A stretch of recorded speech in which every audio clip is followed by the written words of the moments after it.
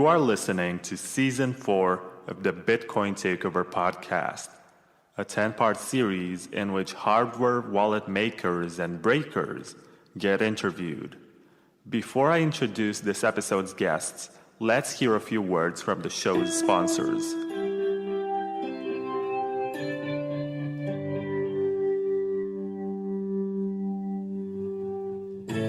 LXMI is a European cryptocurrency exchange whose name is inspired by Lakshmi, the Hindu goddess of wealth, good fortune, and prosperity.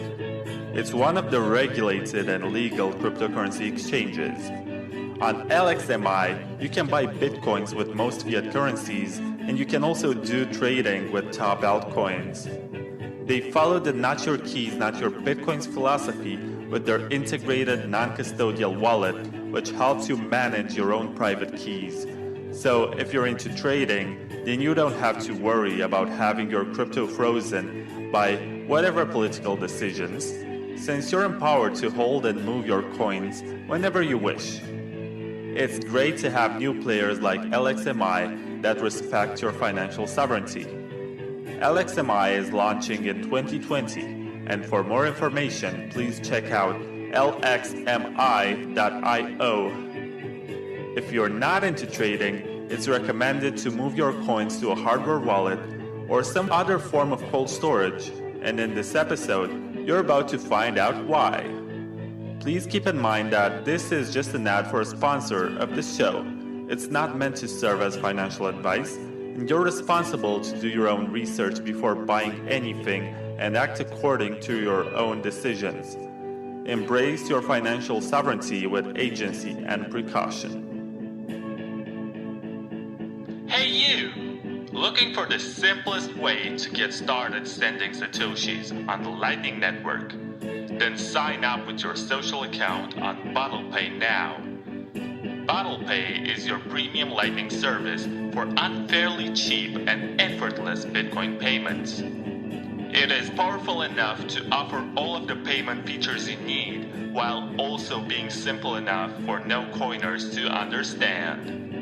No more confusion and headaches. Send Satoshis instantly to anyone on a supported social network in a couple of clicks. Log in today at bottle.li and receive 1,000 free Satoshis to get you started sending and receiving Bitcoins. Follow the steps to become a power user and earn even more. Head over to bottle.li and get started now. Hi there, and welcome to Season 4 of the Bitcoin Takeover podcast. I am Vlad, and this season is specifically about the makers and the breakers of hardware wallets. And this first episode is actually about the oldest hardware wallet, the oldest major hardware wallet that is still on the market, which is the KeepKey. And my guest is John, who is the COO of Shapeshift. So hi, John. Hi there, Vlad. How are you doing today? I'm okay. But before we move on with our conversation, I just want to give a shout out to the two sponsors of this episode, who are LXMI, a European exchange that's going to launch in 2020, and BottlePay, which is a payment system that has become very popular on Twitter. So I gave them a shout out. Now let's talk about hardware wallets. I was waiting for a confirmation. Awkward moment. Oh, okay. Okay. Yes. Let's do it. So my first question for you is, why would anyone need a hardware wallet? Because usually when experts discuss security, they're going to say, oh, it's so much better to use a paper wallet or a brain wallet or to write your seed words on some sort of metal plate. Why use a hardware wallet at all? Yeah. So, well, first off, I'm not sure I agree with that some of advice, especially about brain wallets. I don't think anyone thinks brain wallets are good security in 2019. They've shown to be very, very crackable. But aside from something like that, a hardware wallet is a very good combination of security and convenience for the average user, especially if they're holding any large amount of crypto. It gives you the ability to, obviously generate your keys offline. You can still hold the seed on a metal plate or on paper somewhere. stored away, but it gives you much easier access to that. Versus if you're using just a paper wallet, anytime you want to actually use it, you're going to have to scan it, put it onto something online, or deal with a bunch of offline transaction signing software or something very complicated. For the average user, that's not really tenable. A hardware wallet makes that a lot easier to actually interact with your crypto and do it in such a way that you don't expose your private keys during the process. So I think hardware wallets offer a very, very good degree of security, but still offering the convenience of being able to actually use it. With a paper wallet, you don't really have that choice. It's, a paper wallet's really only best for something that you're going to put in a safe and forget about for the next decade. Other than that, it's not very usable. Okay. Now, in regards to the KeepKey hardware wallet, what is your position in regards to the product? Have you been part of the development team? So as Chief Operations Officer, I've not directly been part of the development team. I've certainly been involved in our development conversations where we're bringing the software that goes along with the KeepKey, as well as the firmware updates we're doing and security, reviews and updates and vulnerabilities that come in. I'm involved with all of that at a high level, but I'm not down in the weeds of actually working on the code of this thing. We have an engineering team that is mostly doing that at this point. Okay, so given this experience that you have and the exposure, why do you think that Bitcoiners should buy the KeepKey right now? What is special about it as compared to the competition? Yeah, the main thing that's I say would be special nowadays is really the software implementation that we've just released. We kind of made a decision that the hardware was, pretty darn good as far as we can tell over time. But what we really didn't like was the original KeepKey client that when we acquired KeepKey was mainly being used. We've supported that since we acquired KeepKey, but we recently, just back in July, launched a new Shapeshift platform that's really become the new interface and software component for KeepKey. And I think in combination with that, it's really the best hardware experience on the market, in my opinion, because I think that's where I haven't been as pleased with some other hardware wallets. I like a lot of other hardware wallets. It's not to say anything about problems with those devices, but I think the software has been lacking over the years, and I think the software that we released, offers a much better user experience for the average user. Okay, so you have mentioned other hardware wallets, and this is the territory where it gets very interesting because I want to ask you about the pros and cons that you can mention of every other major competitor. Like, what do you think about the Trezor?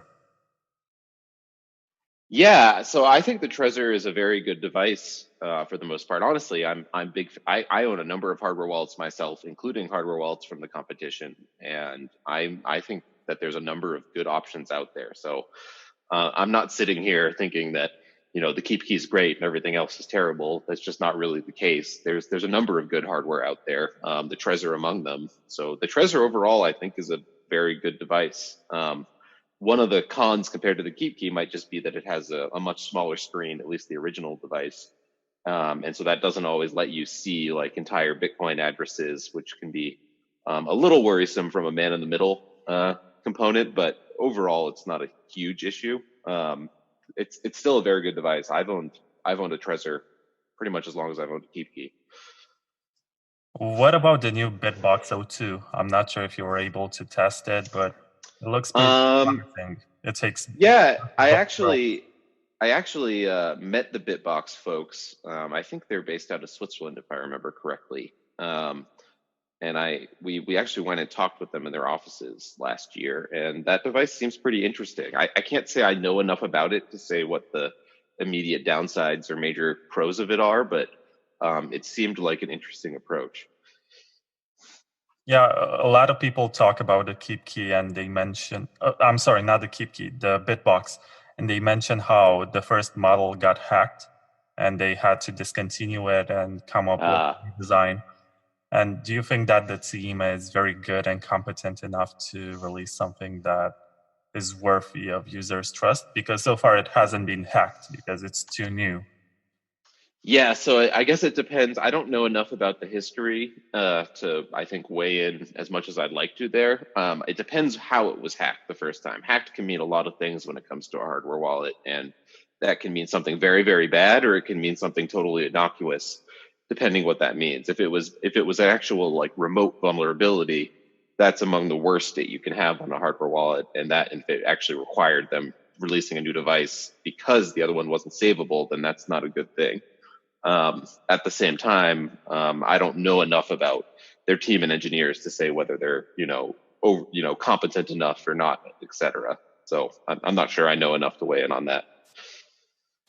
Yeah, I like to think that the fact that they have a Bitcoin core developer among them is just an extra layer of trust that you can put into them, even though it's a bad idea to put trust in anyone in this industry.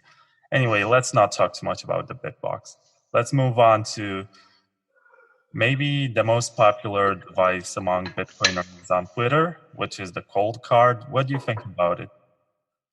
Yeah, the ColdCard's another one that's pretty new on the scene that I don't know enough about to weigh in on exactly what its security features are compared to other wallets. From what I've heard, it seems like an interesting device, but I'm not sure if it gives as much full features, especially on the software side, as like a Trezor or a Ledger or a KeepKey.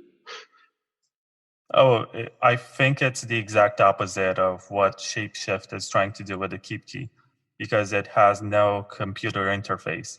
It's made to do most operations on device, and it uses a BIP. I don't recall the number of it, but it's called partially signed Bitcoin transactions.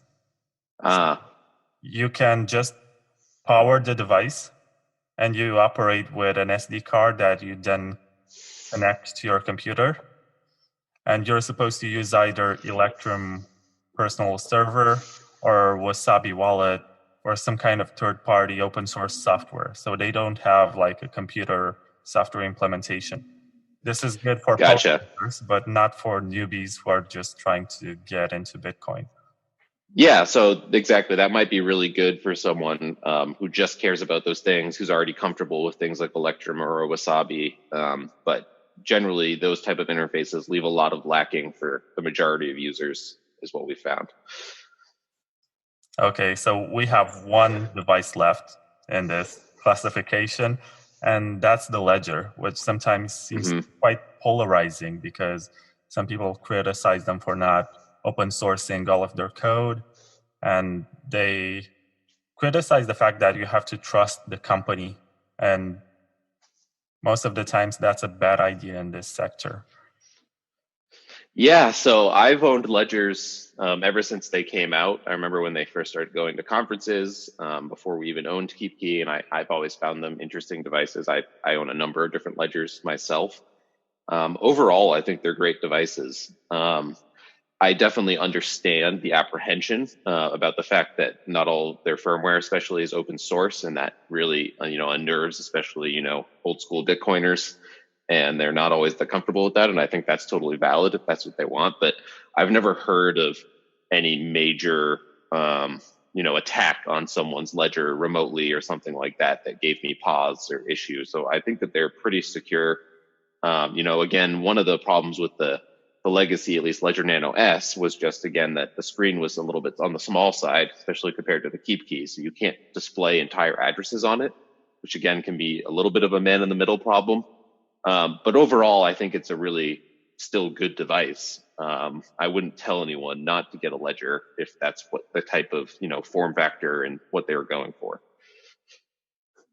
So you spoke about open source code, and I think that's also an interesting discussion to be had, because I want to ask you how much of the code that goes into the KeepKey is open sourced, and why do sometimes competitors call the KeepKey a Trezor clone? Yeah, so I'll answer the second question first, which is when we acquired, the reason they call it a Trezor clone is that before we even acquired KeepKey, when the original developers of the KeepKey company had created the device, they forked the original firmware from the Trezor. So it is it's not exactly a clone because the code has diverged quite a bit over the last 2 or 3 years. But originally, it was a fork of the open source Trezor code. So there is a lot of relation there in terms of the foundation of firmware.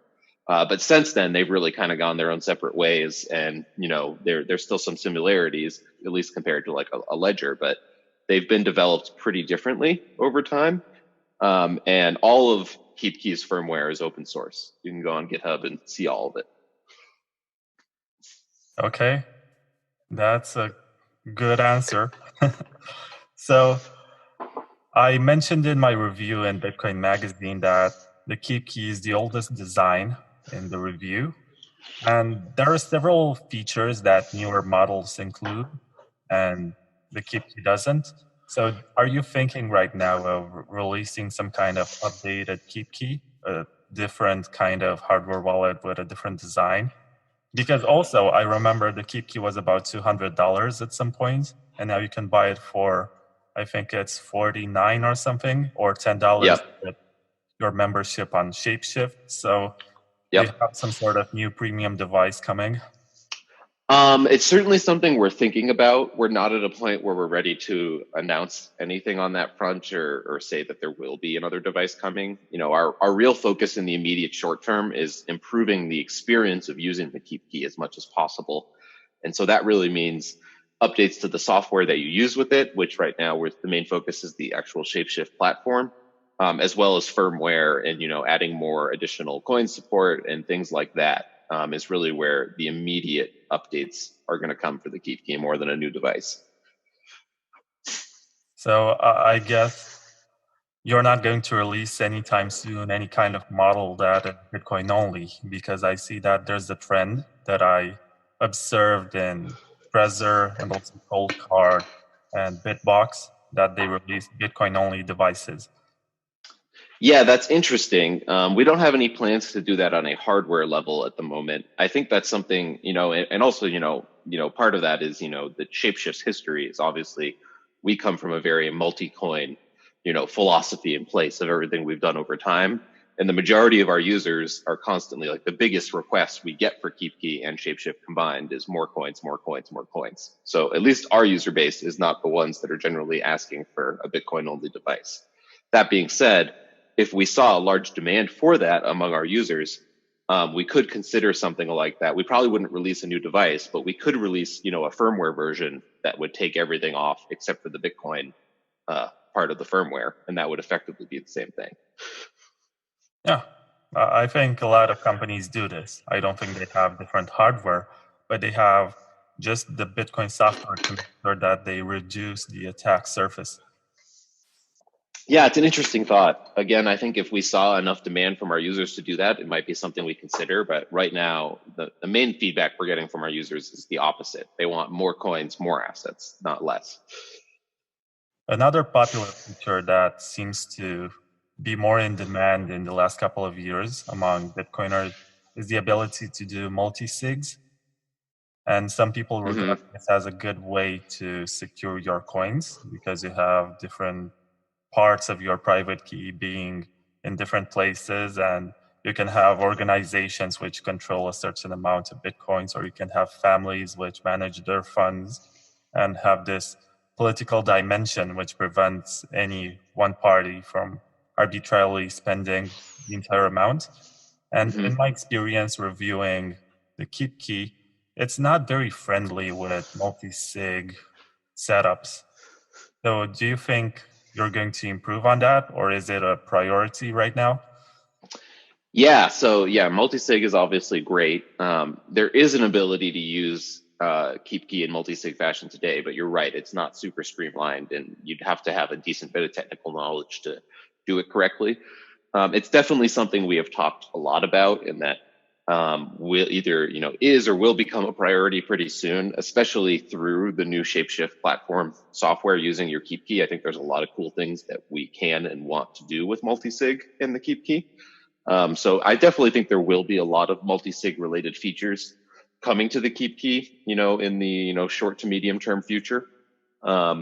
I don't know exactly when those will release yet, or what they'll look like, but I think there's quite a few things we want to do on that front to make multisig just far easier to use with KeepKey, as well as just on the platform overall. I think right now one of the main advantages and selling points of the KeepKey is the price itself. Because of the top 5 biggest hardware wallet manufacturers, you have the cheapest device on the market. And I can think of ways in which maybe somebody who is security minded will just buy KeepKey because it's solid, it's rugged, it has that nice form factor, and it displays the entire Bitcoin address. And they're going to run something like Electrum or Wasabi instead of using the Shapeshift software that you have for the KeepKey. Do you have any kind of advice or recommendations for people who buy the KeepKey for this purpose? Yeah, I mean, that's a totally legit way to use the KeepKey. And if that's, what people prefer and want to use, then, that's totally cool. I don't know that I have any specific advice other than just being careful. I've seen at least a number of people get hit with phishing attacks when using Electrum. I don't know that any particular software is immune from this. But there are still a number of attacks that exist, especially on older versions of Electrum, that you just have to be careful about. So it definitely takes, again, a little more technical know-how to, I think, do that correctly. But if you have that technical know-how, then that's a, perfectly valid way to use the KeepKey, and there's nothing wrong with that. You just won't get some of the more advanced features that we're going to be able to offer through things like the Shapeshift platform now and going forward. Oh, okay. So can you talk about these advanced features that are going to be available on the Shapeshift platform?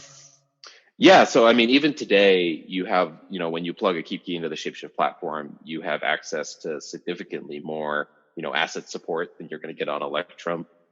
You have access to the, free trading that we just released in the last week via our Fox token that you get for free. And that's kind of just the start of things. You also have the ability to, view your entire portfolio of assets, view that over time, a much nicer visualization. And we're going to be bringing more and more interesting, features and abilities to interact with, the blockchain in various ways, the Bitcoin blockchain, but of course, other blockchains and, dApps and things like that. Things that'll just be more optimized through the platform and just a much nicer UX and UI. Okay. Also, when I visited the Shapeshift platform while doing my review for Bitcoin Magazine, I noticed that you enable a feature to connect your ledger or your Trezor to the platform. Mm-hmm. And it was interesting to me because basically you're supporting the competition, or are you really? Yeah, we definitely are. I think actually using your Trezor, for example, with the Shapeshift platform is the best way to use your Trezor out today. I've used it with my Trezor. I love it. We are definitely supporting other hardware wallets on the Shapeshift platform. The KeepKey is going to be the device that it's most optimized for, and kind of the premium experience. But we want to support, as many, relevant hardware devices like the Trezor and the Ledger as we can. The Ledger support is not fully out yet, but it actually will be in a matter of weeks, not months. So that's coming very soon. And yeah, we're very happy to support other hardware wallets in the platform. Ultimately, our goal is to really promote the use of non-custodial solutions. We think the KeepKey is a great way to do that, and probably the best way to use the Shapeshift platform today.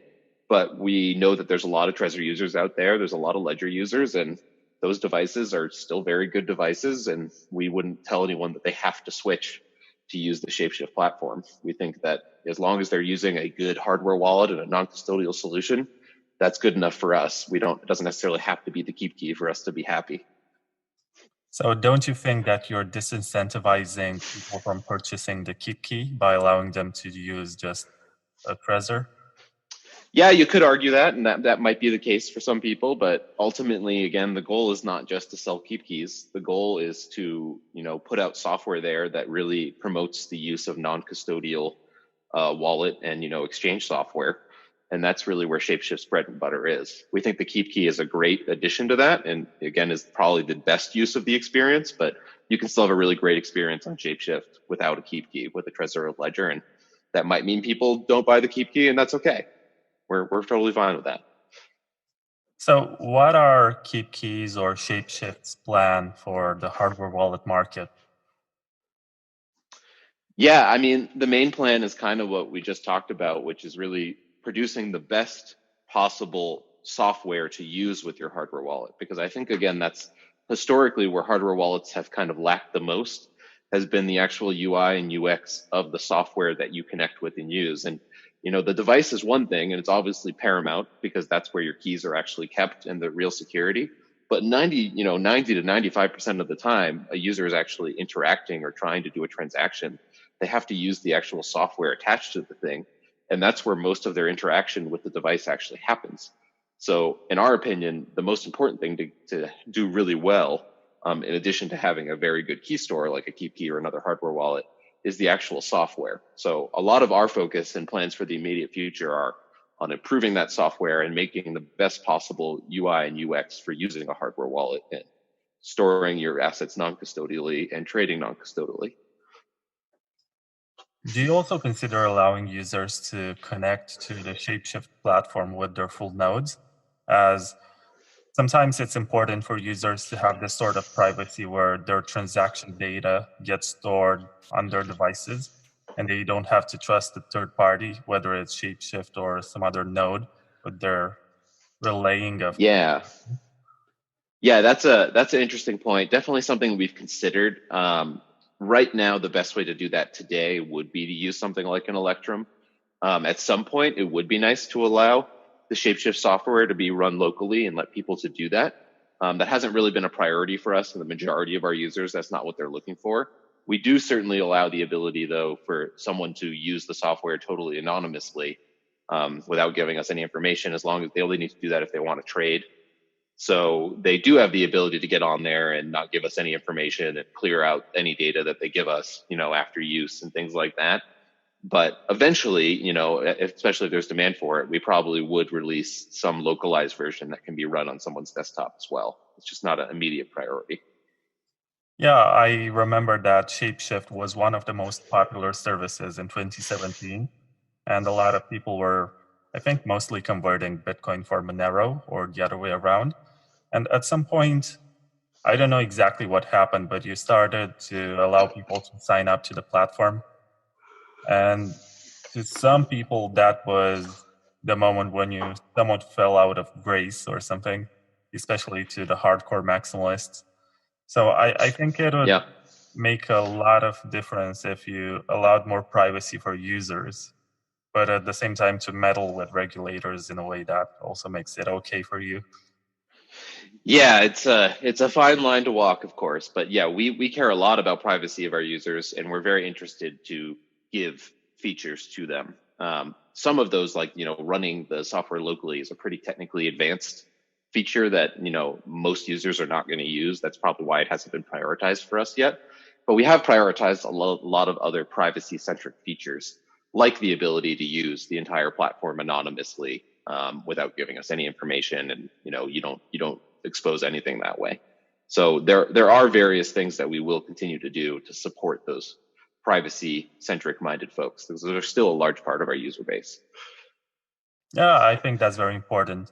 And something else that I think should be considered, I don't think there is demand for it because most users don't really understand how it works, but UTXO control is essential, because sometimes you have 50 Bitcoins or something, and you're sending 0.1 Bitcoin, and you don't want the other person to know how much Bitcoin you have. Mm-hmm. And you should try to have smaller UTXOs, and maybe you have a 0.2 Bitcoin UTXO that you use to send 0.1, and the other person will not know that you actually hold 50 or 100 or 1,000, whatever. Yeah, no, absolutely. Our software will already automatically try to prioritize your smallest UTXOs when creating a transaction. Most good Bitcoin software should do that, but we've definitely talked about releasing more advanced features for power users that would allow them to, specifically choose which UTXOs they want to use in a transaction, which change address, etc. That's another one of those features that the majority of, I think, our users, it's just a little, too technically advanced for what they actually need or want. But it would be a great thing to release eventually, and I would love to have that feature myself. It'd be great. Okay, so let's say that I order a KeepKey today and I get it, what kind of software or which software is it going to run? Is it the local software that was used originally, or do I have to connect to the Shapeshift platform? So you still have a choice if you get the KeepKey today. The recommended experience, the best experience in our opinion, is definitely to connect to the Shapeshift platform. And it's the most flexible because you can access it, from anywhere, from any device. For the most part, even if your KeepKey is not plugged in, you can still check your balance on your phone and things like that. So it's a very flexible software, but you can still use the KeepKey client. You can still use Electrum, as you've mentioned. So there are other options depending on what you want, but we would definitely, if you buy the device today, what you're going to see in the device and what we're going to highly recommend to you is the platform software, because we think it's, far and beyond the best UX for the KeepKey and really for any hardware wallet. Okay. I actually had another question. Let me think. Oh yeah, it's about the difference in price. So you can get a KeepKey today for, I think it's $39, the full price, or you can get it for $10 if you sign up with Shapeshift. Would you say that $29 is the price that you pay for your data? Yeah, no, so not really, because we don't pay for data, we don't sell data. Honestly, the data has no monetary value to us. And we wish, in a perfect world, we wouldn't take the data at all. But, due to various regulatory situations, it's just a reality that we have to, in some cases, at least for trading. So the main reason, and also that $10 price is very much a promotional price that won't last forever and it won't always be available.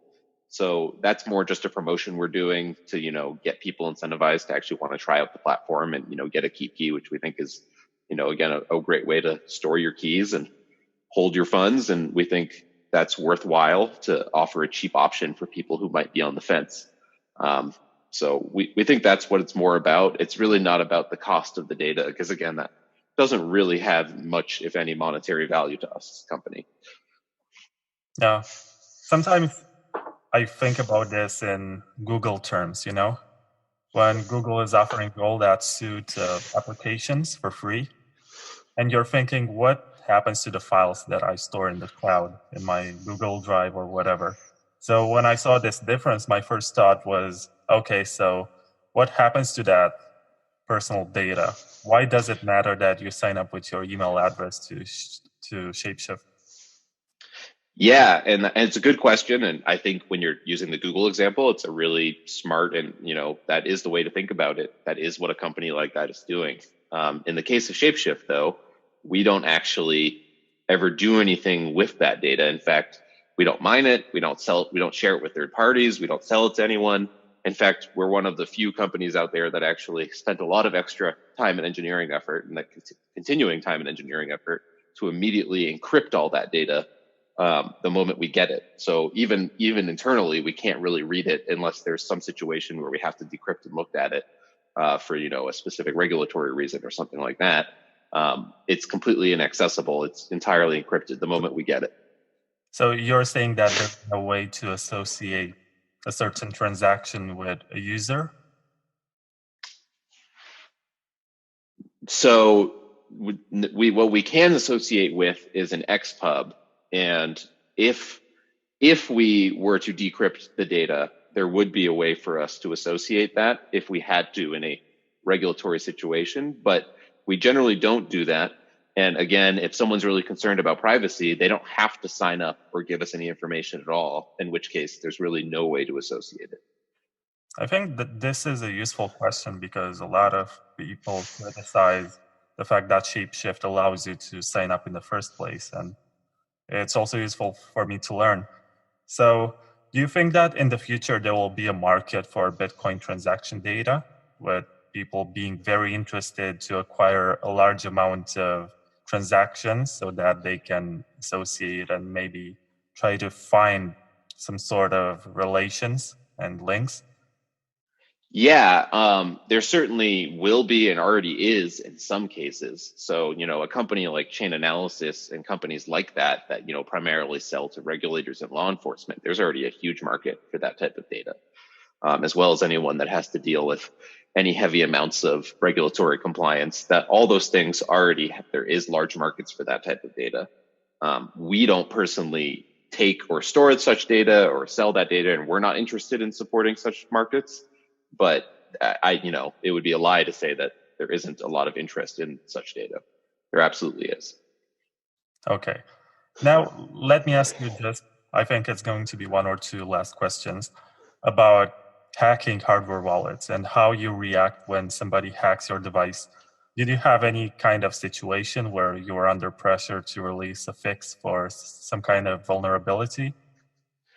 Yes, definitely. So in the time since we've acquired KeepKey, there have been a number of security vulnerabilities in the KeepKey. Usually it's not just the KeepKey. It's usually either the KeepKey and the Trezor, or the KeepKey, Trezor, and Ledger all together. So usually what happens is we will get a vulnerability report from some sort of security researcher, or we'll figure out something internally ourselves and share it with other companies when that happens, or another company figures out something and shares it with us. Generally, this tends to be pretty collaborative, even among these competitive companies, because everybody has an interest in keeping their users' funds safe. And it really depends on the vulnerability. Some vulnerabilities have been very minor over time, and you want to get a fix out there, but the attack surface or the likelihood of the attack is very, very insignificant. And in that case, it's not as much of an emergency. But then, yeah, sometimes there have been vulnerabilities that are more significant or more worrisome, and you try to get those, a firmware update to patch those out as quickly as possible without revealing any information about the attack or how to do it until the update is out there. So that's always something that you deal with when you are an owner of a hardware device like this. It's just inevitable that people are going to keep trying to hack things over time. Nothing will ever be 100% safe. There will always be potential issues that can pop up. And the most important thing is to just know that you have a team behind that hardware wallet that you own that's going to react to those things quickly. The good news is that the vast majority of these attacks, even the serious ones, almost all of them require some sort of physical access to the device to do anything significant. I've seen very few, if any, actual remote type attacks, which would be far more worrisome. But the ones with the device in hand are still serious, and we patch those as quickly as we can. But those tend to be a lower attack surface than someone that's able to do something online and take over your computer and attack the device that way. So that's very, very rare with hardware wallets because of their designs and keeping the keys offline. And that's really what helps prioritize what is an emergency and what isn't. So would you agree that it's essential to keep your hardware wallet away from physical contact and any type of physical tampering, and that's the main attack vector to any device? Yes. So as our chief security officer would say, anytime someone has physical access to something, given enough time and motivation, there's likely a way that they can break into that thing.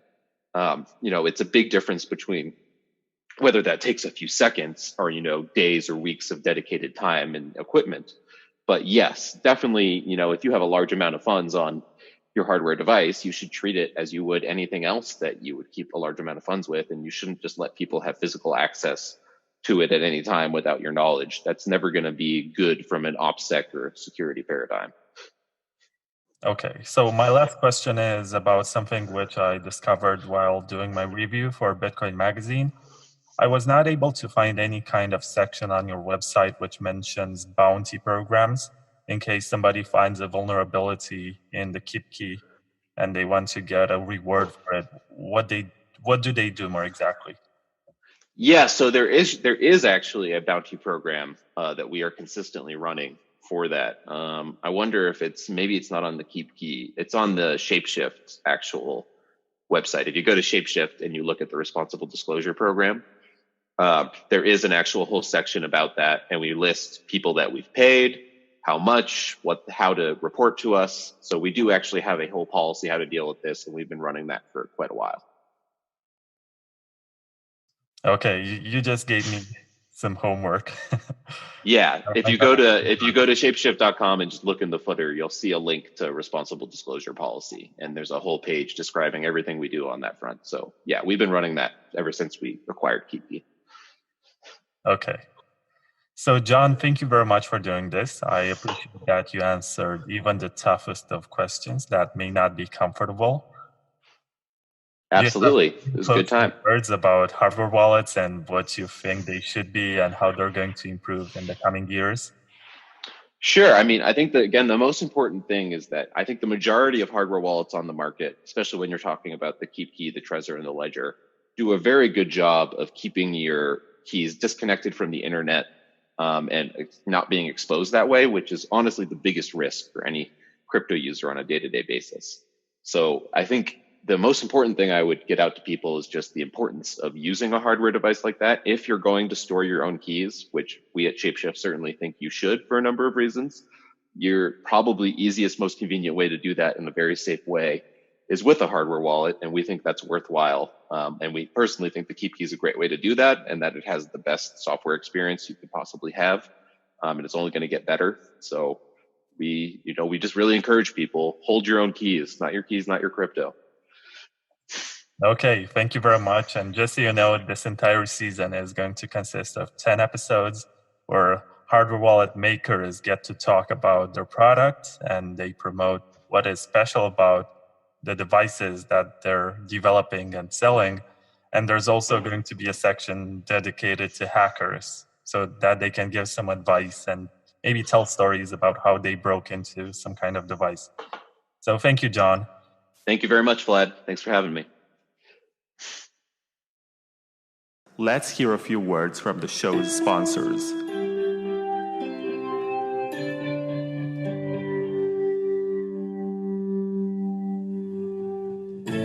LXMI is a European cryptocurrency exchange whose name is inspired by Lakshmi, the Hindu goddess of wealth, good fortune, and prosperity. It's one of the regulated and legal cryptocurrency exchanges. On LXMI, you can buy bitcoins with most fiat currencies, and you can also do trading with top altcoins. They follow the not your keys, not your bitcoins philosophy with their integrated non-custodial wallet, which helps you manage your own private keys. So if you're into trading, then you don't have to worry about having your crypto frozen by whatever political decisions, since you're empowered to hold and move your coins whenever you wish. It's great to have new players like LXMI that respect your financial sovereignty. LXMI is launching in 2020, and for more information, please check out lxmi.io. If you're not into trading, it's recommended to move your coins to a hardware wallet or some other form of cold storage, and in this episode, you're about to find out why. Please keep in mind that this is just an ad for a sponsor of this show. It's not meant to serve as financial advice, and you're responsible to do your own research before buying anything and act according to your own decisions. Embrace your financial sovereignty with agency and precaution. Hey you! Looking for the simplest way to get started sending Satoshis on the Lightning Network? Then sign up with your social account on BottlePay now. BottlePay is your premium Lightning service for unfairly cheap and effortless Bitcoin payments. It is powerful enough to offer all of the payment features you need, while also being simple enough for no-coiners to understand. No more confusion and headaches. Send Satoshis instantly to anyone on a supported social network in a couple of clicks. Log in today at bottle.li and receive 1,000 free Satoshis to get you started sending and receiving Bitcoins. Follow the steps to become a power user and earn even more. Head over to bottle.li and get started now.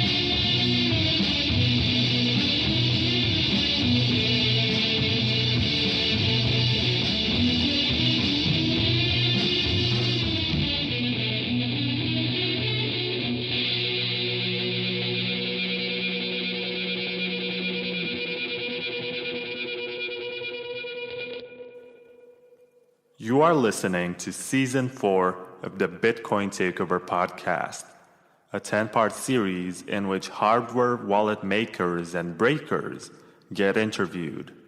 Before I introduce this episode's guests, let's hear a few words from the show's sponsors.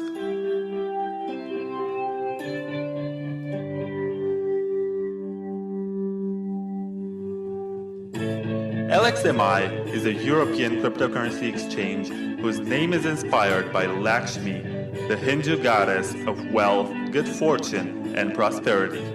It's one of the regulated and legal cryptocurrency exchanges. On LXMI, you can buy bitcoins with most fiat currencies, and you can also do trading with top altcoins. They follow the not your keys, not your bitcoins philosophy with their integrated non-custodial wallet, which helps you manage your own private keys. So if you're into trading, then you don't have to worry about having your crypto frozen by whatever political decisions, since you're empowered to hold and move your coins whenever you wish. It's great to have new players like LXMI that respect your financial sovereignty. LXMI is launching in 2020. And for more information, please check out lxmi.io. If you're not into trading, it's recommended to move your coins to a hardware wallet or some other form of cold storage. And in this episode, you're about to find out why. Please keep in mind that this is just an ad for a sponsor of the show.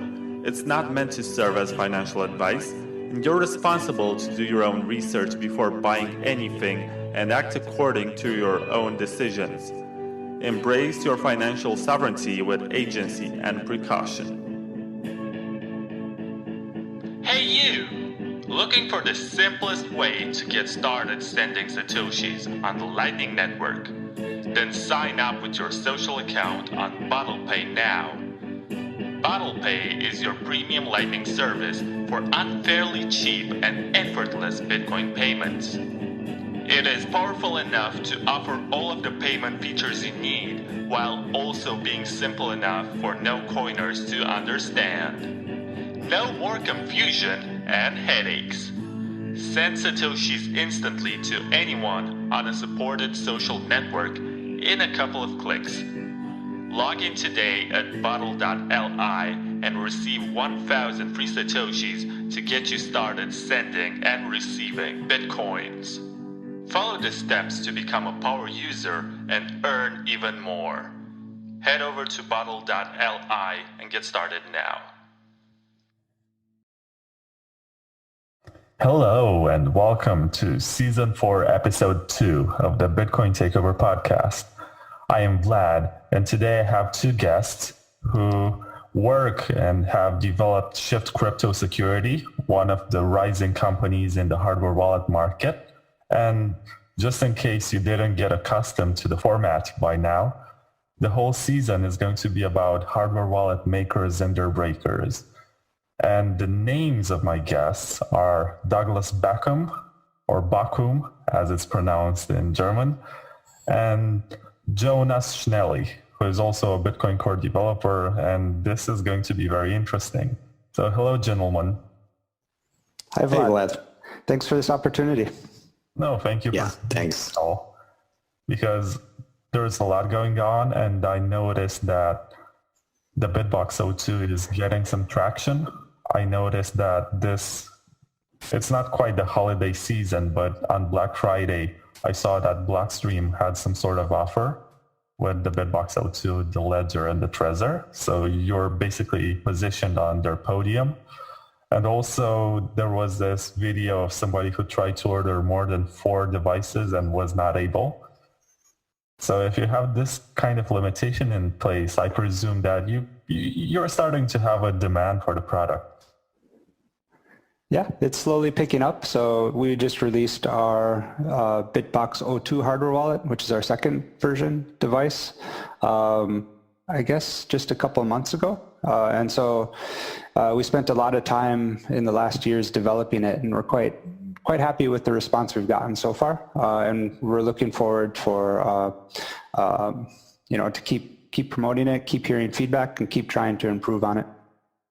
And Douglas, as far as I know, you're the creator and designer of the original BitBox, right? Yes. So again, the BitBox02 is our second version. The first one I created and designed myself a number of years ago, about 4 years ago now.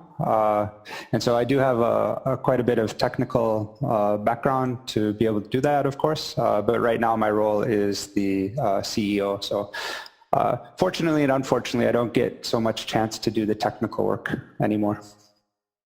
Okay. That's useful to know. So my first question for both of you is, why should Bitcoiners buy a hardware wallet? Because when you ask some security specialists, they're going to say that it's better to just use a paper wallet or some other cold storage method. And some people even say that it's better to get a general purpose item that you cannot distinguish by manufacturer. Yeah, there's different layers or different thoughts about what's most secure. I mean, in general, if you're going to use the paper wallet, so where do you generate your entropy? Do you going to roll dices, which is very complicated, or do you going to use a computer to generate the paper wallet, which during the moment of your generation of that actual seed, you may be compromised at that point. So that's A, the critical moment. And then B, what if you want to spend your coins? Assume you have created a secure paper wallet that at some point you want to sell the coins or send them forward. What are you going to do with the paper wallet? So you need to enter the seed again into your computer or eventually an insecure device. And if that device is compromised, the funds may be redirected to the attacker. And hardware wallets, they come with very limited attack surface. They have almost no IOs, so it's like secure on the hardware end. And it's also having usually a non-Linux dedicated operating system, which is like super small amounts of lines of codes compared to, Android with probably 10 millions of lines of code just for the kernel. And I guess by limiting that, we can make sure, or hardware wallets can make sure it's like the best or the least amount of attack vectors possibly. Okay. I know that generally hardware wallets tend to be very secure unless you have some sort of physical access to them. And maybe that this applies to any security device. It's safe until somebody who is very skilled and knows exactly what to do gets their hands on them, and possibly that's where the compromise can happen. It's always, the more money you're willing to spend to compromise a device, the more likely is it that you're going to access the secrets on it. There is nothing unhackable. That's just not possible. So it's like how secure you make things. So you can take one hardware wallet, but then you can reuse multiple hardware wallets in a kind of a split portfolio situation or in a multisig. But at the end, it's everything is hackable. It's just very complicated, and the BitBox02 also protects from physical theft. So it's like we're trying to make it impossible for physical theft to access the funds. So if a user wants to buy a hardware wallet and they're not quite decided, they don't know what to do, why should they go for the BitBox02? What is special about it as compared to the competition? Yeah, I can try to answer this one. And so there are a number of options and more options coming out to the market. And I think in general, that's a good thing. There's solid competition. I think it's a good thing to have, if you have a lot of funds, it's probably a good idea to have a couple of different hardware wallets just in order to reduce some of the manufacturer risk if a problem happens in one of them. But for our hardware wallet in particular, we do think it has some advantages over the competition, some strong advantages, both in terms of usability, also in terms of security, which I can touch on very quickly. So usability, When we designed the BitBox02, we tried to take a lot of lessons from our BitBox01 and apply them to the BitBox02. In terms of usability, one of the most popular features of our first hardware wallet was the micro SD card. And so we focused a lot on simplicity, and the micro SD card is one of the best ways to do that. What that refers to specifically is when you first create a hardware wallet, you need to handle the backup safely. And the common way to do that is with this mnemonic word list. And so you write down 12 or 24 words onto a piece of paper, then you have to re-enter it into the device in order to check it, and so on. And the feedback we got from new users and our resellers is that this is a quite complicated process. They call it mnemonic anxiety, where users, especially new users, they don't really understand the concept, and so it's really stressful during this whole process that can take 20 to 30 minutes to write down each letter correctly, and so on and so on. And so with the micro SD card, we eliminate the need for that, where the backup is created instantly on the SD card. And so a concept of a backup is really easy to understand and just saves a lot of stress during the whole process. And so you can set it up. You can also recover a wallet very quickly. With the BitBox02, for more expert users or the people I guess more comfortable handling mnemonics, we also do offer the option to display the mnemonic on the screen and to record it down onto paper. So that's one way in terms of usability. I think one of the unique things with our second hardware wallet also is the user input. And so we have touch sliders on the sides of the device, and those things allow different types of gestures, so a tap, slide, hold, things like that. Allows a lot of flexibility there, and we think we can do a lot of really interesting UX with that. And also having the sliders on the side of the device instead of over the screen, your finger's not in the way of the screen, so it's a bit better usability experience that way. We've gotten a lot of good feedback on the uniqueness, and we think also in terms of the different things you need to do on a device, such as password entry or scrolling through data, that we can do this in a much more efficient and even fun way. And so we're quite happy about the response to that from the initial users so far. In terms of security, when we had our small meeting in Berlin, we talked about it a little bit. I'll try to summarize very quickly. I guess, looking at Ledger and Trezor, I think they're the main market leaders at the moment. They do security, or their security architecture is a bit different, I guess kind of extremes, and we try to take the best of both worlds. So Trezor, for example, is open source, which is a really great thing, but they use a general purpose microcontroller, which is not designed for security. That's okay, but it makes it a bit easier for an attacker to access secrets or data on the device if they do physical theft. Ledger, on the other hand, does use a secure element, which is specifically designed to prevent physical access when someone steals a device. That's a very great thing, but the issue there is in order to run code on the secure element, they have to sign an NDA with the manufacturer, and so the code is closed source. Important parts of the code are closed source. The problem with this is that in order for a secure element to be labeled a secure element, you have to, the manufacturer has to go through a certification process where it can take a year or more in time. It can take $1 million to go through this, so it's very costly kind of setup. And in the past, it's been reported that manufacturers do not have the incentive to fix bugs that happen. And it's inevitable that bugs will happen. And so, if these things are used in ATM cards and stuff like that, where it's probably okay, it's probably an acceptable level, but when it comes to cryptocurrencies where one small bug could cause your transaction to fly away into the ether and not be recoverable, we think this is just a no-go.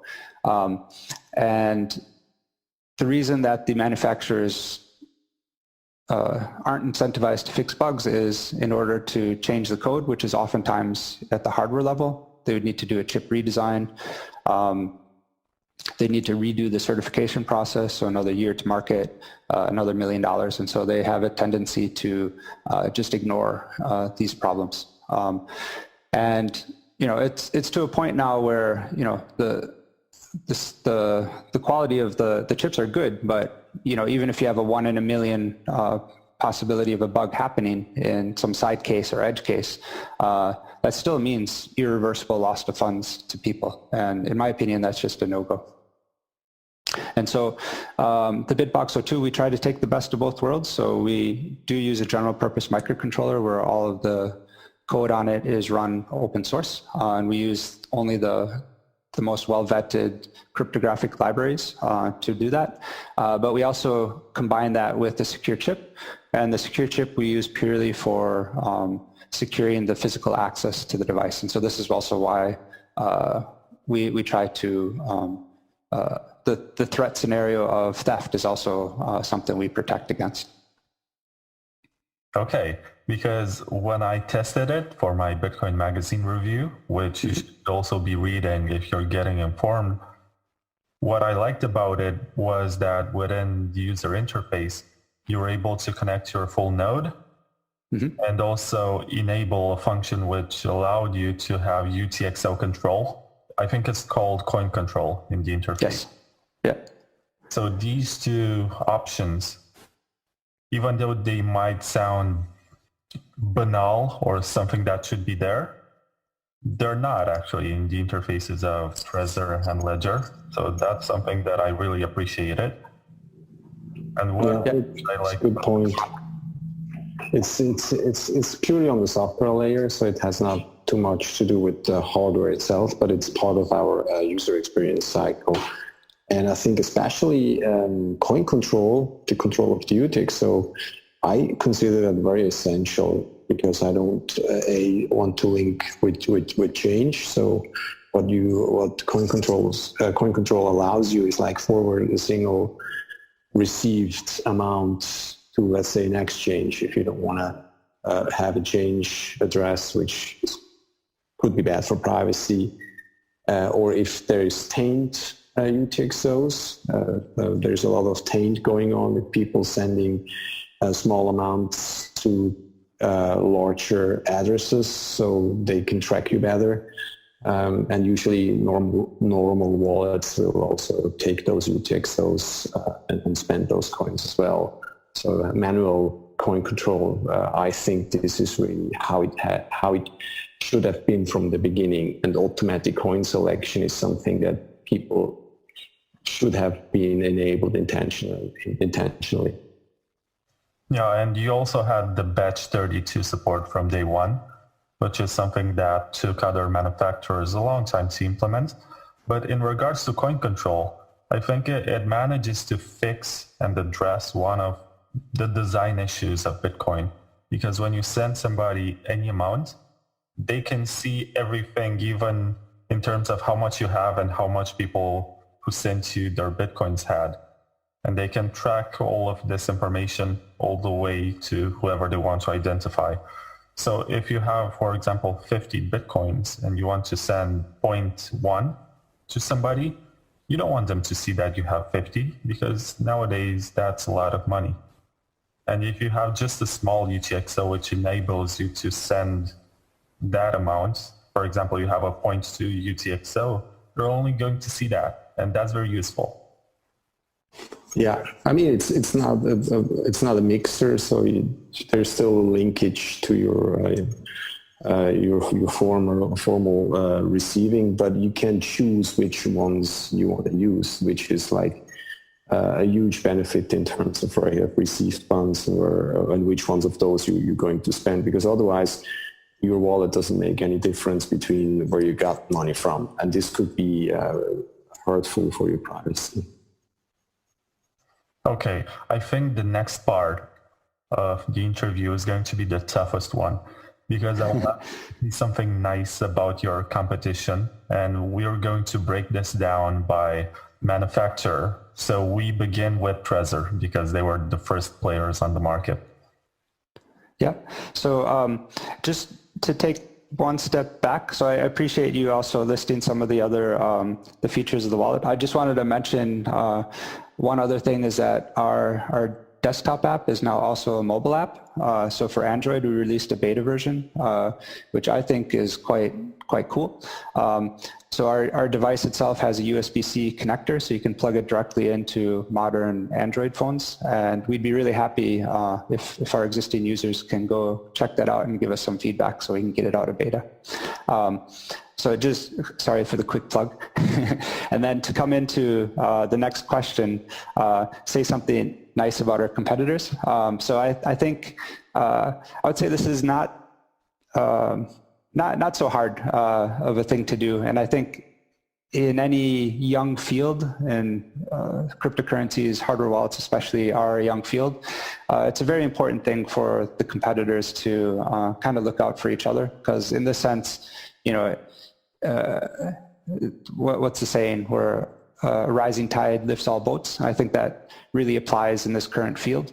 And so we're also quite happy to make good relationships with our competitors and you know, try to improve our offerings in all ways for everyone.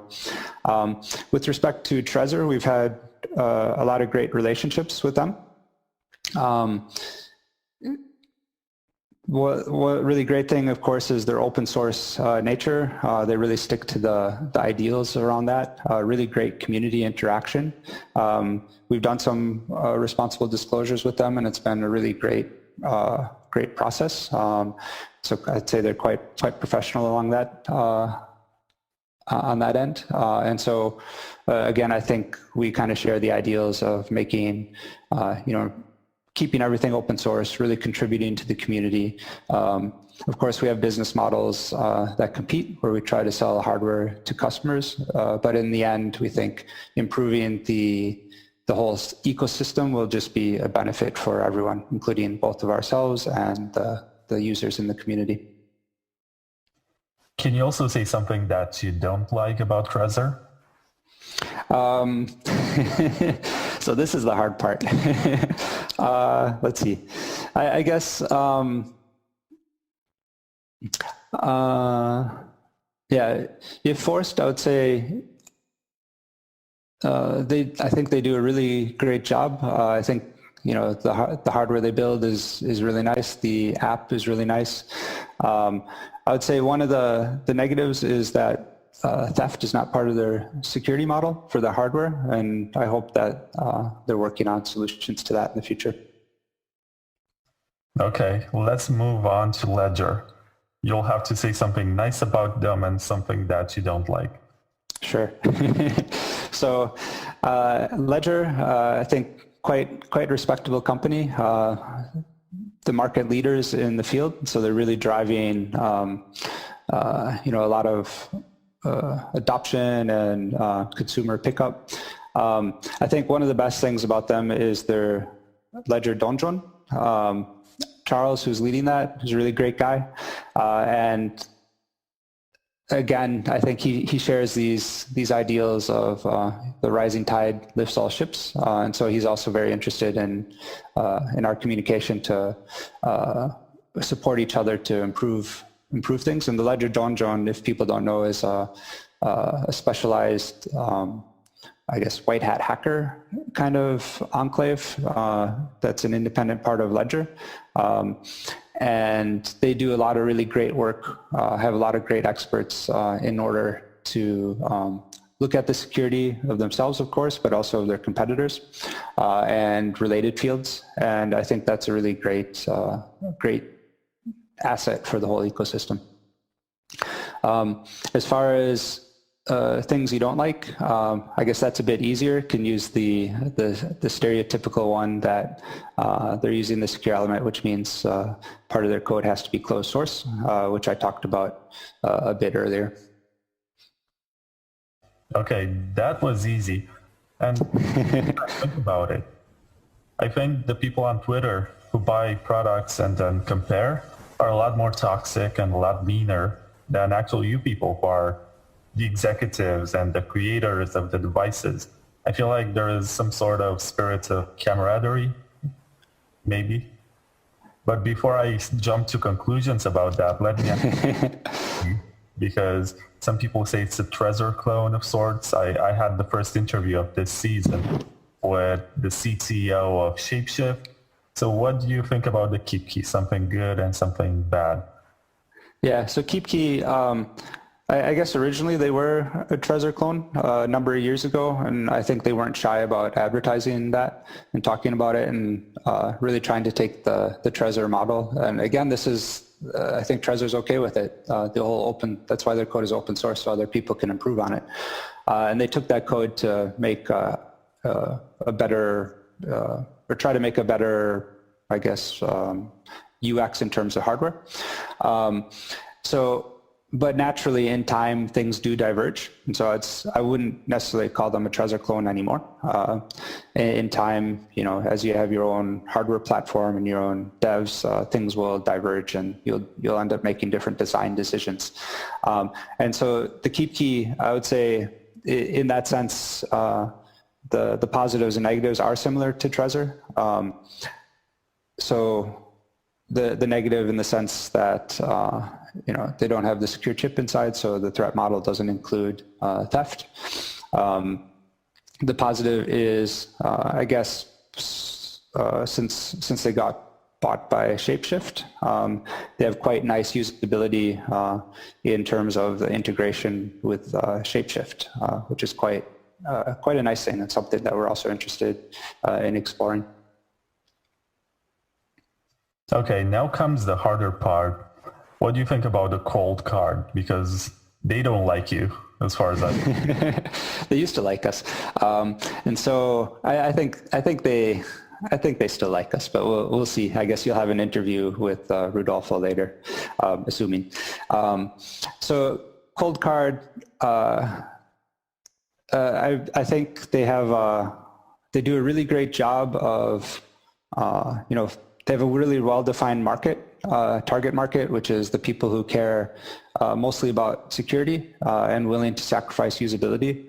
And so that brings up immediately one of the negatives. So usability is a challenge when using their device, just because you need to have a bit of more expert level knowledge.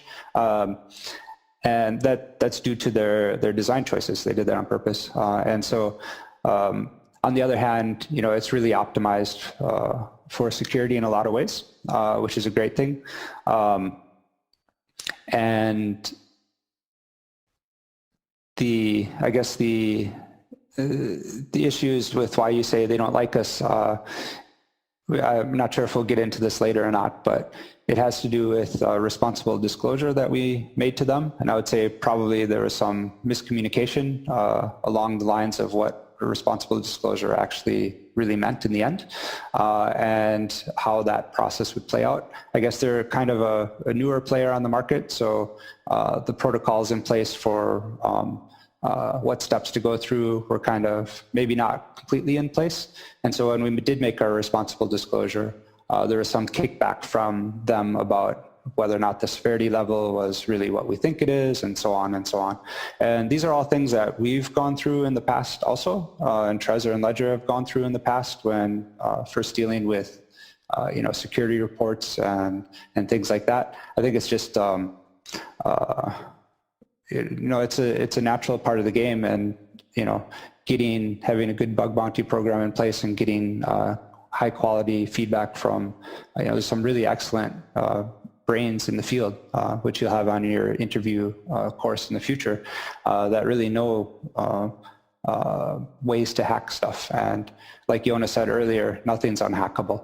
And so the thing that we need to do as hardware wallet manufacturers is be really receptive to that and fast responsive. And they were receptive and responded really fast and put out a fix really fast.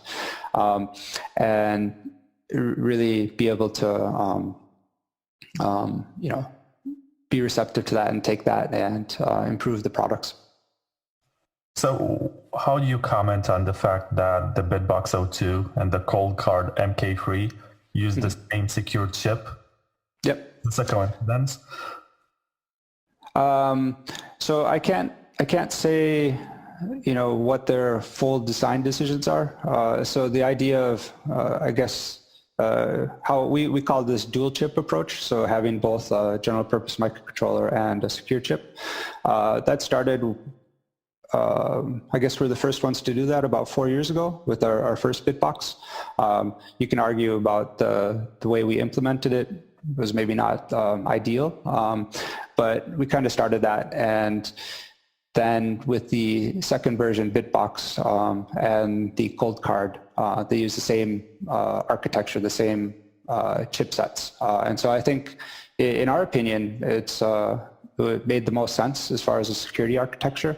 And I think, if you research the different chips that are available and things like that, it's not too hard to come to your own conclusion that this is a good approach. And so I think that both of us using the same approach with the chipset kind of maybe co-validates our design choices. And so I'm quite happy that they're doing that. Okay. Is there any other hardware wallet manufacturer that you think should be mentioned in this section before we move on with another question?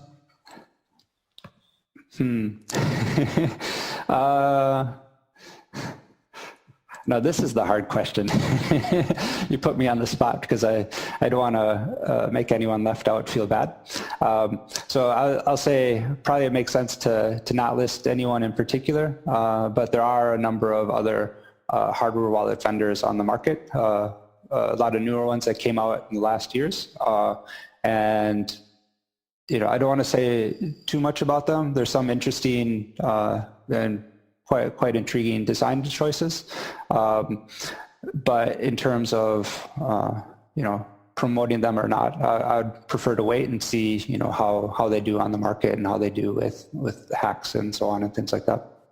Yeah, I think it also needs a lot of time that people analyze the code, people analyze the potential vulnerabilities.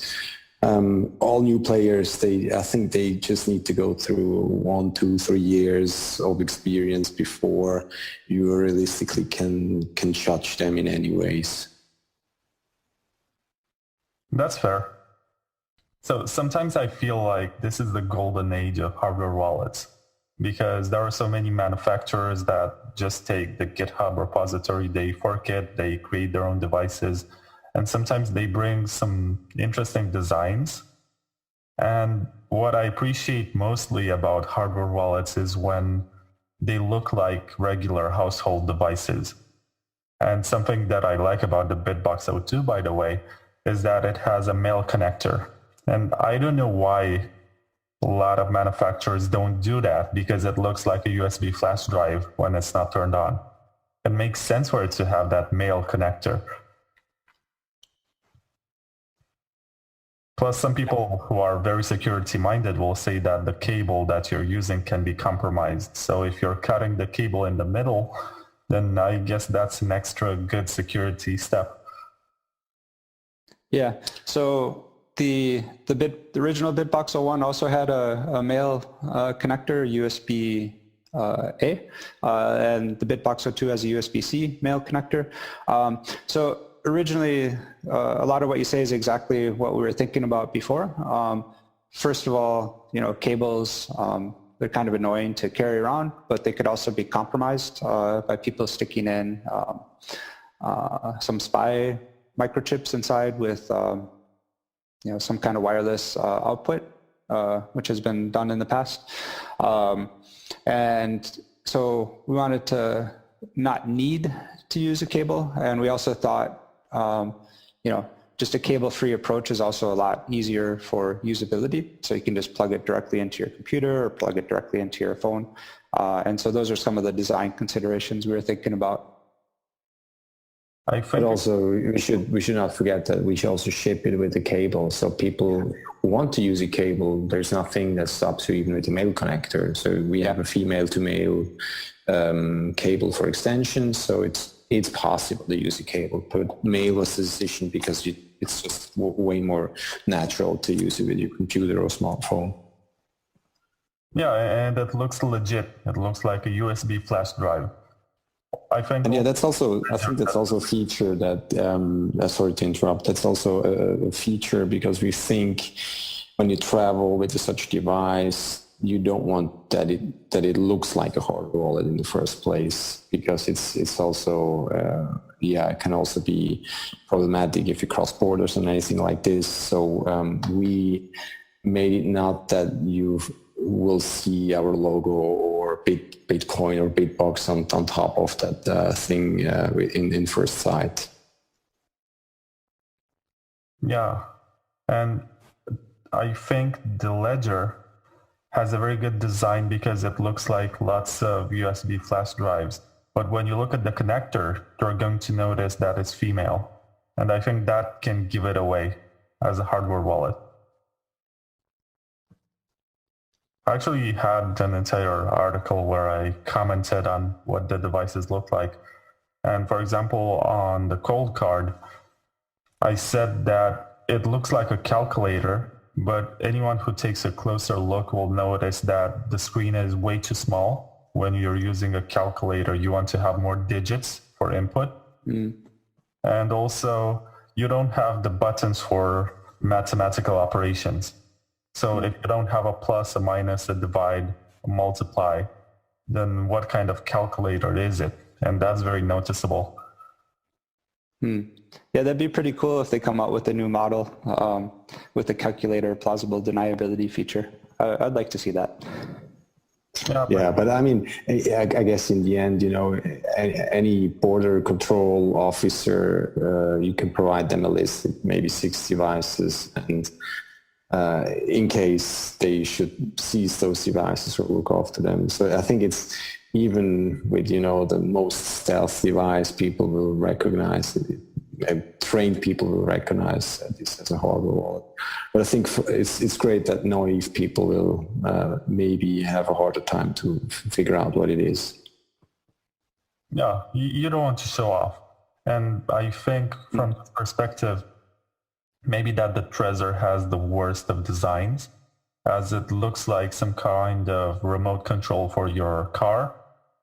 But unless you have a car and you're known to actually use that kind of device, then people will be suspicious. Yeah, that's true. Anyway, let's move on with another question. I feel like this dirty part was so graceful. You said everything that was nice to say. And now let me ask about the original BitBox and why it was discontinued and what kind of issues that you think it had and have been fixed in the O2 model. Yeah, so original BitBox, we talked about it a little bit. It's originally called Digital BitBox when it first came out. That's been on the market for over 3.5 years. And we recently discontinued, we didn't discontinue support, we stopped selling it last month. And we will continue support officially for 1 more year, possibly longer than that. And I'd say one of the misconceptions that we realized after the fact is we use the term end of life. And that's a very technical term in retail hardware products. And it doesn't mean that after 1 year from now, the device is just going to die and go away. It doesn't mean that. It just means that there's no guaranteed updates for it after a year from now. But you'll still be able to use it. And so you can still use it with our older apps, or you can still use it with Electrum. It works with Electrum for a number of years now. So just to clarify that. And so then the question is, why did we choose to discontinue it? So it has been, just like every other hardware wallet, it has been, vulnerabilities have been reported on it, but all the vulnerabilities reported on it have been fixed. And so it's not an issue that there's something that's not fixed on it. I would say the issue is more so we felt that in the long run, it wouldn't be competitive on the market because mainly it doesn't have a screen. In addition, not having a screen makes it a bit harder to do the security maintenance. And so what we did without the screen was we had a secure connection to a mobile app. And so using a mobile app, we phrased it as basically a secure, large remote screen. And that worked, but then this introduces another channel, communication channel, where people can attack. And getting that right takes some effort. And so it's also a maintenance issue, like a dev resources issue on our end in order to continue to maintain it. We think, like right now, all the vulnerabilities are fixed, but there could be more vulnerabilities found in the future somewhere with that channel. And so those are I guess the main reasons for discontinuing it. And again, we don't want to leave our existing users, out in the blue. And so we will continue support. And of course, if you have issues with it, do contact us. Do contact us at our own support channels, and we'll try to take care of you like we would anyone else, any of our other customers. Yeah, so that's the reason it was discontinued. And an additional benefit to that is, time and dev resources are limited. And so if we can put more time into the BitBox02, which we think is a much stronger competitor in the field, and also into our app, trying to make that more usable, try to add features that the users want. We see this as a long-run win in the end for our customers. Maybe that this will be a stupid question, but is there any kind of backwards compatibility when you back up on a BitBox01 with the SD card to insert it into the O2 and have it work? Yeah, so no, it's not a stupid question at all. We definitely wanted to do that, but unfortunately it's not the case. And the reason for that is for the BitBox01, I guess the standards for like backups and mnemonics, like BIP32, BIP44, were just coming out. And so when we decided what kind of format we were going to make for the backups, they weren't following the exact standards. We tried to do something we thought made more sense, was more secure, but in the end, the market, hardware wallets and software wallets adopted these other standards.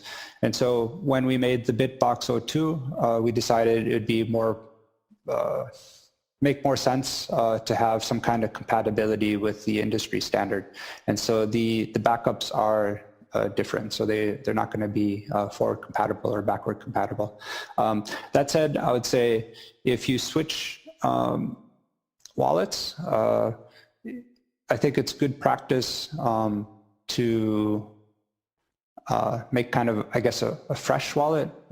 By that I mean sweeping the funds from your old seed, your old hardware wallet, your old software wallet into a new hardware wallet. And then you can be confident that, if you throw away or misplace your old hardware wallet because you're not using it anymore, you forget about it, that someone doesn't come along and just take it and can guess your password or social engineer you to figure out the password and then access the funds without you being aware.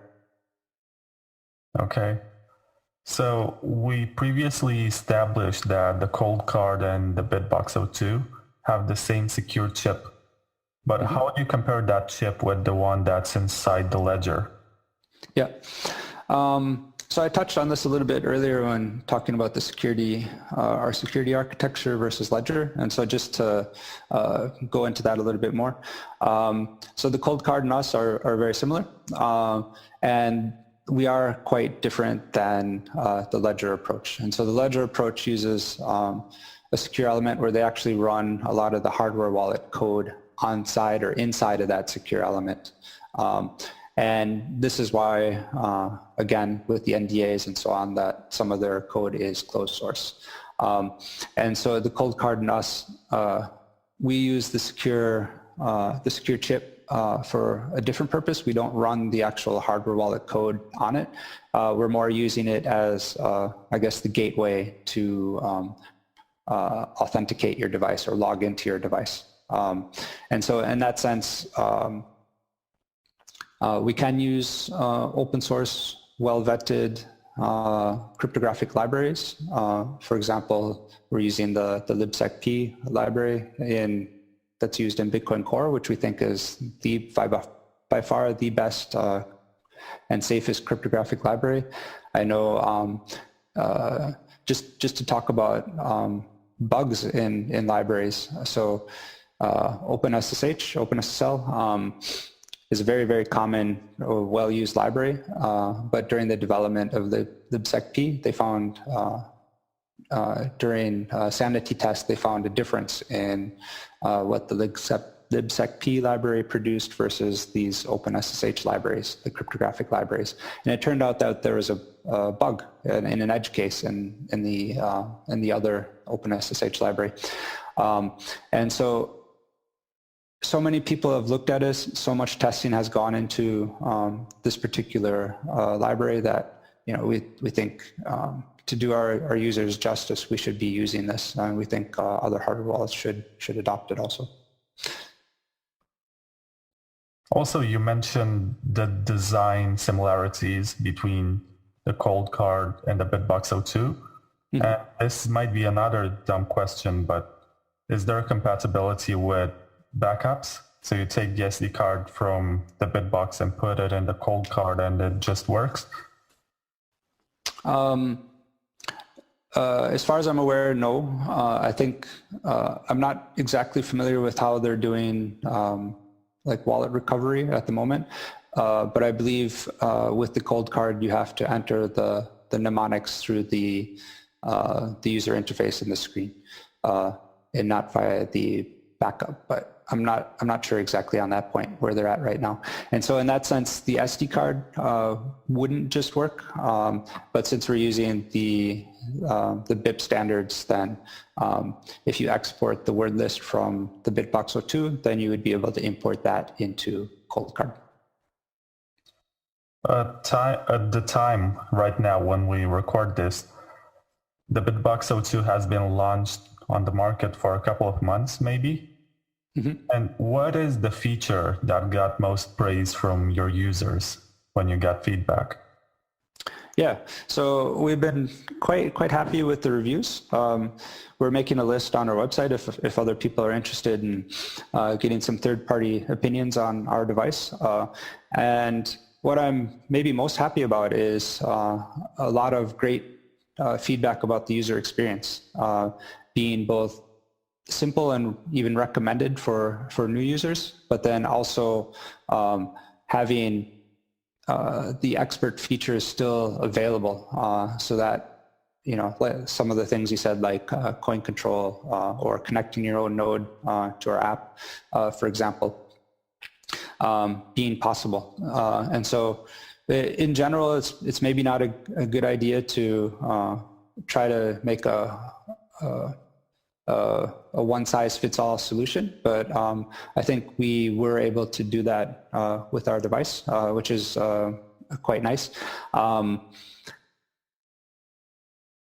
So it's approachable for new users that don't have a deep crypto knowledge, but it still offers some advanced expert features that people appreciate.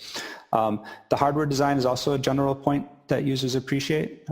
Its aesthetics, and also, as you mentioned before, its discrete appearance, so that you wouldn't recognize it as a hardware wallet per se.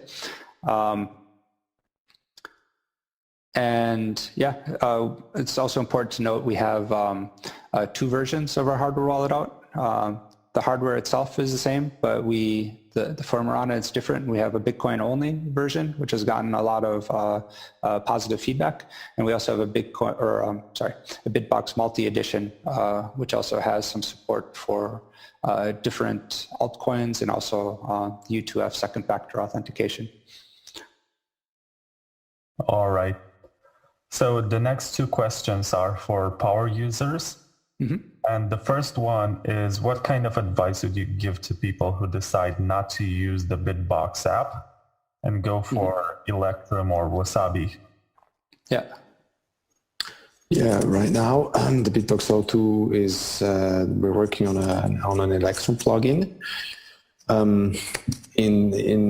the very beginning, we identified the plugin landscape as one of the problems in the hardware wallet space, because there's a lack of a standard how an existing hot or software wallet can interact with the hardware wallet.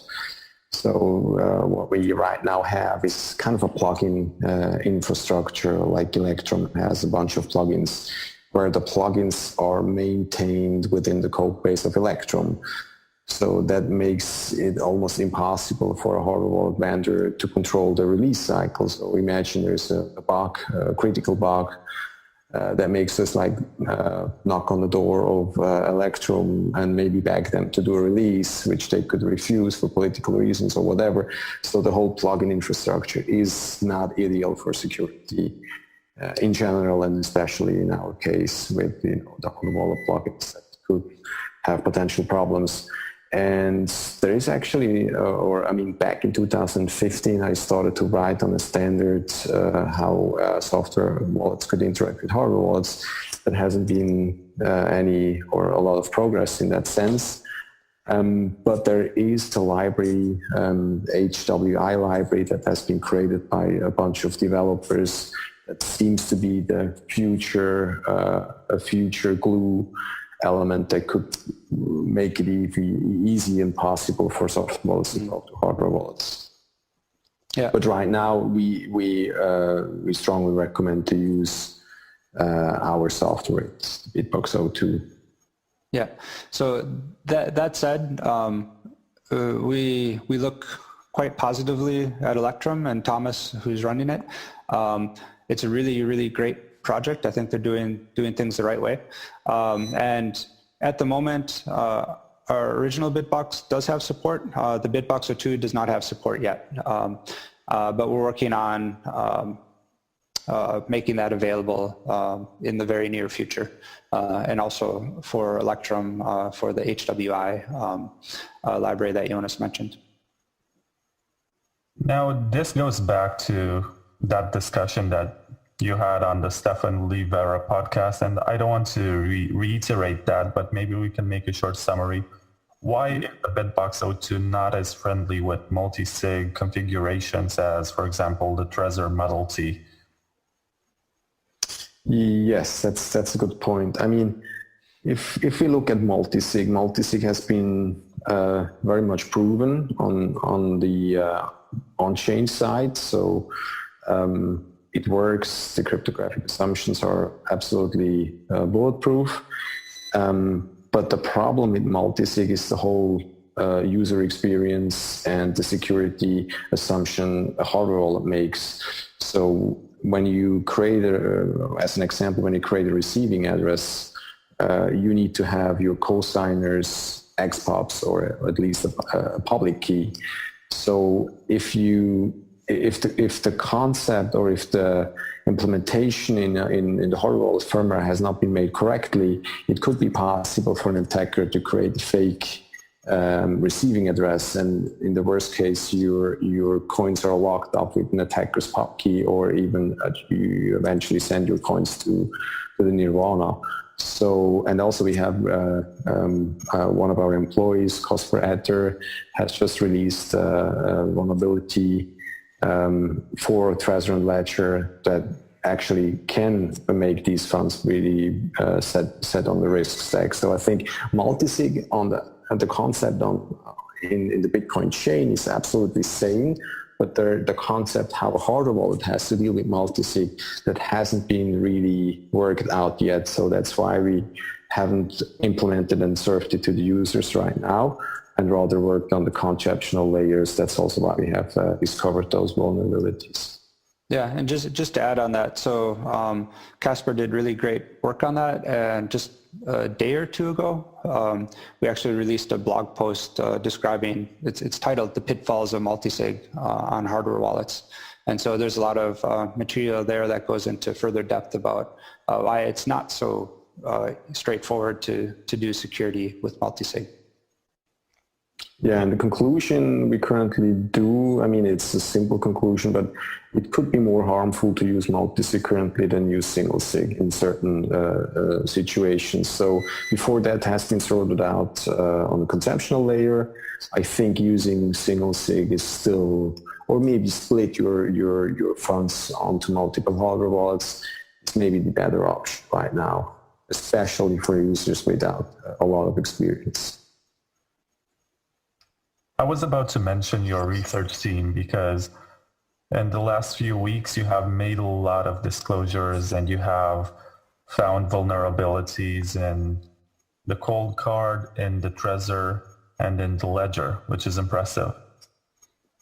Yeah, so this, sorry to interrupt, but just to give some context there. So it's not that we actively sought out to find vulnerabilities in our competitors. It was more so we really want to put multisig into production for our products. And one of the first things we did was look and see how the others did it. And when we did that, we ended up finding a number of vulnerabilities that we responsibly disclosed to each of them. And that's kind of where this came out. And so that's also why all of these responses kind of came out at the same time, is because they were found at the same time. And again, if you check out our blogs, you can find a link in our website, shiftcrypto.ch. It'll give you a lot more details about each of these situations. So would you say that the responses that you got were positive? So the responses from the community, I would say the vast majority were positive. The interaction with Trezor, again, was really, really great, really amazing. Ledger also, in the end, they said that the stuff we disclosed was expected behavior. You can read more about it, but the conversation with them was very good also.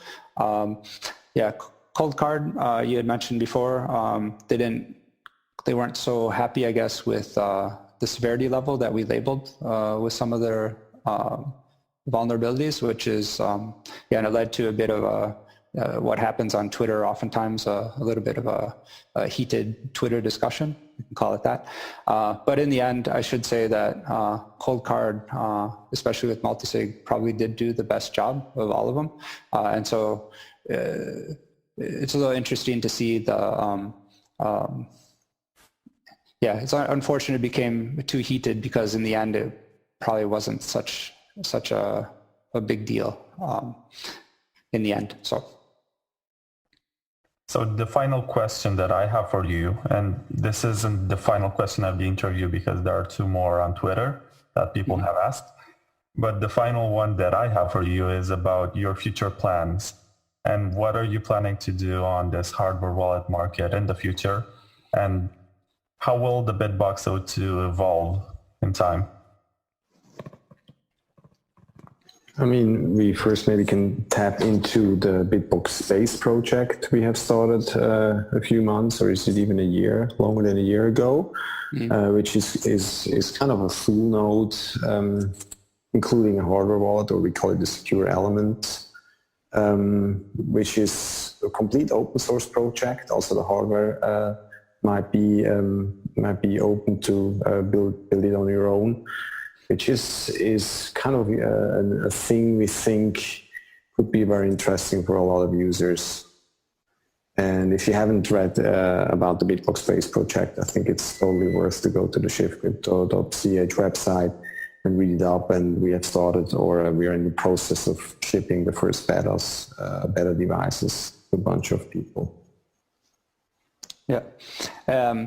And so, yeah, just to expand on that. So we're trying to, I guess, of course, we're interested in developing the BitBox02 further, but we're also interested in expanding our product offerings. And so the base, it's a full Bitcoin node. Eventually, Lightning will be added also. And so we think this addresses a lot of the privacy concerns that are still an issue in Bitcoin especially, whereas hardware wallets solve the security issue.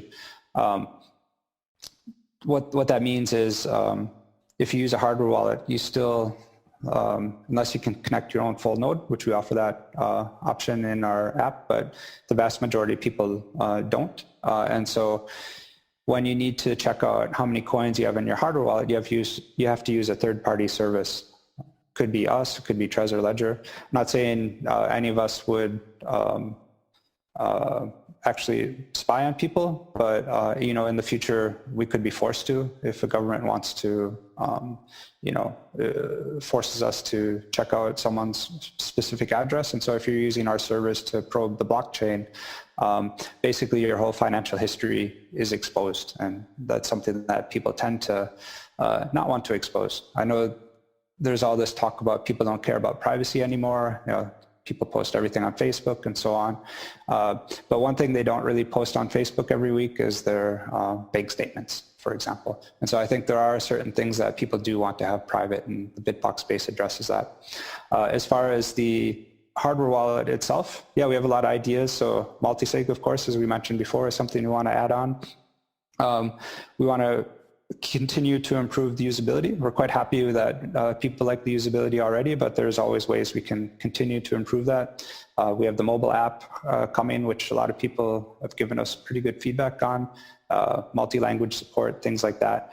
But really continuing to improve on the overall user experience, the usability, also try to give different types of services that people need, such as fiat on-ramps and things like that. All right. So Track Bender from Twitter wants to know where the inspiration came from for your devices, what's behind the BitBox base and tap projects, and what we might expect down the road. So it's similar to my question, but more specific to the product. Okay, we answered some of the base stuff already, but maybe Jonas, you want to jump in? Well, yeah, I think the base project, it's probably worth to read it up further on our website. But there's a lot of possibilities people can build with it. Is it maybe a mixer that automatically mixes coins? It could be like lightning situations, which HSM. There could be push services that you get like information when you have received coins in a secure way.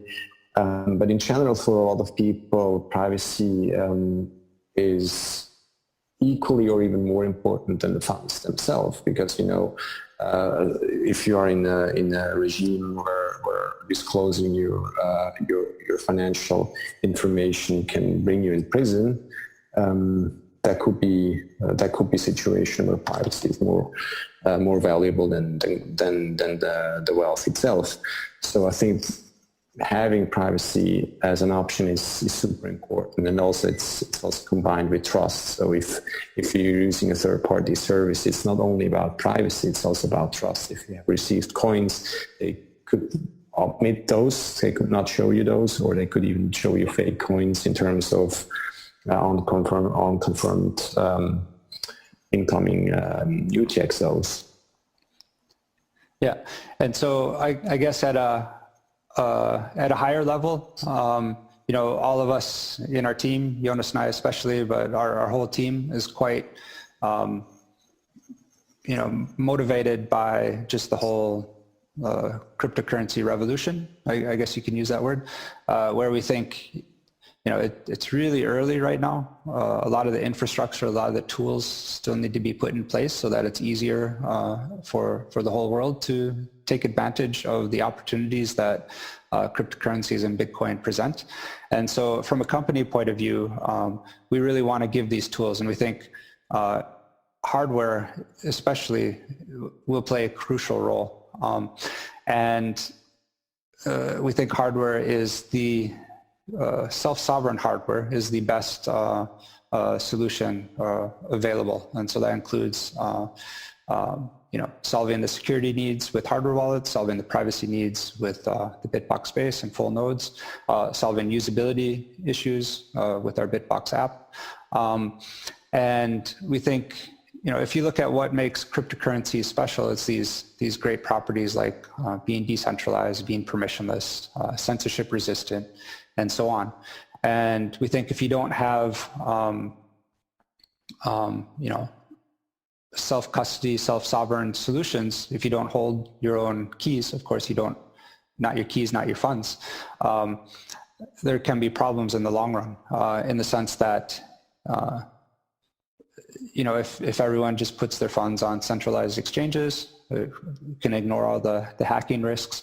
But this is kind of a slippery slope back into the traditional way of doing things in the financial world. And it's also a slippery slope in the traditional way that governments can exert control. So for example, if you're a crypto company trying to open a bank account, there's a whole bunch of hurdles you have to go through in order to do that. And the government's really, really paying attention to everything. And so these properties that make crypto special slowly fade away. And we think that the only way to prevent that from happening is self-sovereign solutions and decentralized hardware also. And so I guess that's kind of a bigger picture motivation. One of the things in the question also was something we call TEP. What TEP stands for is tamper-evident packaging. And so it is a physical object, but it's not electronic circuits. It's a quite simple thing. And one of the biggest issues in hardware wallet field, but also in a number of other fields, is how do you secure the supply chain? And so how do you protect against someone tampering or replacing your device on the way from being shipped to the user? A really great example that came out a year or two ago was with one of Ledger's resellers, where the reseller opened the box, they programmed the device, set up a wallet on it, they changed the instruction manual, and so when the device got to the user, the instruction manual said, "You're all set, your wallet's ready, have fun, go at it." But of course, the reseller then had the private key, so if you put any coins on it, the reseller could just steal it. And so, device attestation, things like that, they help, but they don't solve this particular situation. And so we tried to think of a solution that can solve that, and this is this tamper-evident packaging. Again, we just launched, I guess, alpha, so we're shipping some alpha devices for early testers to people, and on our website you can read more about it. The concept is, I'd say, pretty simple, where we have some kind of, it's hard to explain in words, but it's easy if you watch the video. But to try, the concept is we have a little pouch with some small beads in it. You shake it up, and so you can get a lot of entropy in the random pattern of these small beads inside this pouch. And then you vacuum seal this whole thing together with the enclosure and whatever you want to protect inside. And that locks into place what we call a temporary fingerprint, this pattern. We take a photo of that before it leaves our warehouses, and when the user gets it, there's a QR code. They can go scan that in. They can see what the picture looks like through our website, and they can compare, and they can look at this temporary fingerprint, this pattern of the beads in the pouch, and they can see whether or not the device was opened along the way. Because in order to tamper with the device, you'll have to break the vacuum, and once you break the vacuum, the pattern will disappear. All right, so I don't think the TEP was around the last time I checked your website, but it's definitely interesting, and somebody, Enki Tech, wants to know what your take is on QR codes and if you think this is a future step for hardware developers. I'm not sure what he means, but you possibly know better. Yeah, I think I know what he means. Usually the problem is how you get unsigned transactions into your hardware wallet. Most hardware wallet vendors currently use the USB port, so you connect to your computer through USB, and all the hardware wallets consider that as an insecure port, so whatever comes in there will be verified on the device with the on-screen approach. Or you can use the SD card approach that mainly ColdCard uses with the BSVTs. And the third approach would be using QR codes. So imagine your wallet could display, your wallet on the desktop could display a bunch of QR codes. You read those QR codes with your hardware wallet, and this would kind of bypass the whole need for a cable or even connect it to your computer. This is kind of a nice approach, but also has problems. I mean, there were bugs in QR code libraries where actually reading a QR code could produce a buffer overflow. Maybe, in the worst case, could make you could root your device in the worst case. So I think QR code is not safe from any types of vulnerabilities, but it would be a cool way how you could air gap your device. Yeah, so just to expand on that, I think psychologically air gapping your device by only reading QR codes and displaying QR codes is a nice concept. But I think in the end, it's just a different way to transmit data from your computer to a device. And so you still need to transfer the same types of data, which is what is a transaction, how much do you want to send, and things like that. And so a lot of the attack vectors, having a QR code modality, it doesn't really change these attack vectors. And so it's still the same data. And so it's how the microcontroller on the hardware wallet interprets that data, which is where the attack would come in. And that would be the same if you're using a USB cable or a QR code reader. Of course, a big difference then is the bandwidth. And so a QR code reader has a lot lower bandwidth than a USB. So you don't need too much bandwidth for hardware wallet transactions. Sometimes you do, but usually that's not really an issue. And so one of the advantages there, I guess, would be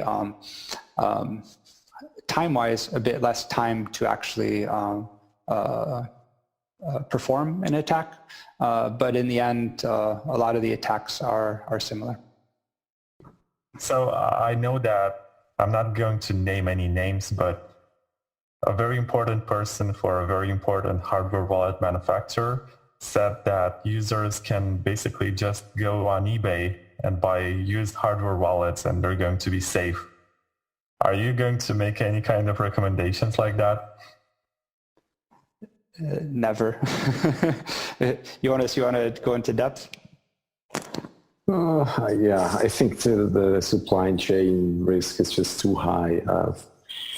Yeah, it's very complicated, but I would definitely not recommend to buy second-hand hardware wallets. Yeah, so it brings up the concept again that given enough time and money, anything can be hacked. Also, things can be forged. So you can make imitations of different hardware wallets. I think that happened to Trezor in the past. And so buying a used hardware wallet on eBay or whatever, all of these different types of attacks are possible. A forged device, some kind of modified device, or a pre-set up wallet with different seeds, reprogrammed device. It's quite. I wouldn't risk it. So I mean, for small amounts of funds, it's probably okay, but I just wouldn't trust that for holding any significant amount of funds. I just love the skepticism in this space. Yeah, it's crazy. Yeah. And it also brings up the question, what means secondhand? I mean, obviously we think it's like somebody has used it before, but it's also the question, what if you buy it from a reseller? So it's like, it's getting into the same direction. Obviously it's not, because the product is still sealed in some ways, but what means sealed? So to like easy to reseal or not. But I think we've did the max we could to make sure the product cannot be spoofed in any ways in terms of loading different firmwares. It's impossible with our hardware wallet, and it should be very easy to visually inspect that it is okay. But again, it's just impossible. We can't say impossible. Just try to make it very, very hard. All right, so we mentioned purchasing the BitBox02. Where can people listening to this get the device? So go to our website, shiftcrypto.ch. You'll see a shop link, and you can buy our device there, along with some interesting little accessories also. Also, that link will bring you to a different list of resellers we have around the world. And so an advantage of a reseller is a bit cheaper shipping costs if you can find one in your own area. But yeah, check out our website, shiftcrypto.ch. Do you also sell devices at conferences that you attend or in places where people can buy without signing up with their address and full name for the delivery? Yes. So at the conferences we attend, we do sell a limited number of devices. Also, if you're in Switzerland, one of our resellers has set up an anonymous way to purchase devices, so you can check that out through our reseller links. All right. I think the last question belongs to Staticus, and I did not. Okay, this is surprising. He posted a GIF on Twitter and asked if this is a tag team or versus podcast mode.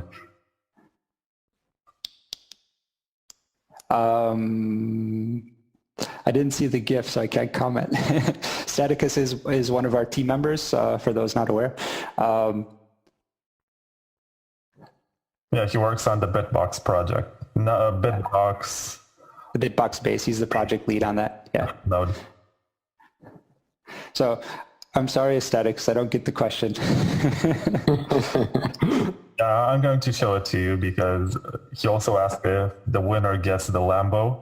And I'm not sure if you saw the title card, but it has a retro 1980s Lambo in the middle. You probably don't spend much time on Twitter, which is possibly for the best. Well, Possibly. Jonas is on there. Jonas is on there. Indeed. All right. I don't have any more questions for you. If you have anything to add before we wrap up this interview. No, it was a pleasure talking to you, Vlad. It was great getting to know you at the last conference. And so thank you very much for this opportunity. Look forward to talking with you a lot in the future also. Yeah, thank you very much, Vlad, for doing this. Appreciate it. We said it at the same time, so it must be mutual. So thank you. Let's hear a few words from the show's sponsors.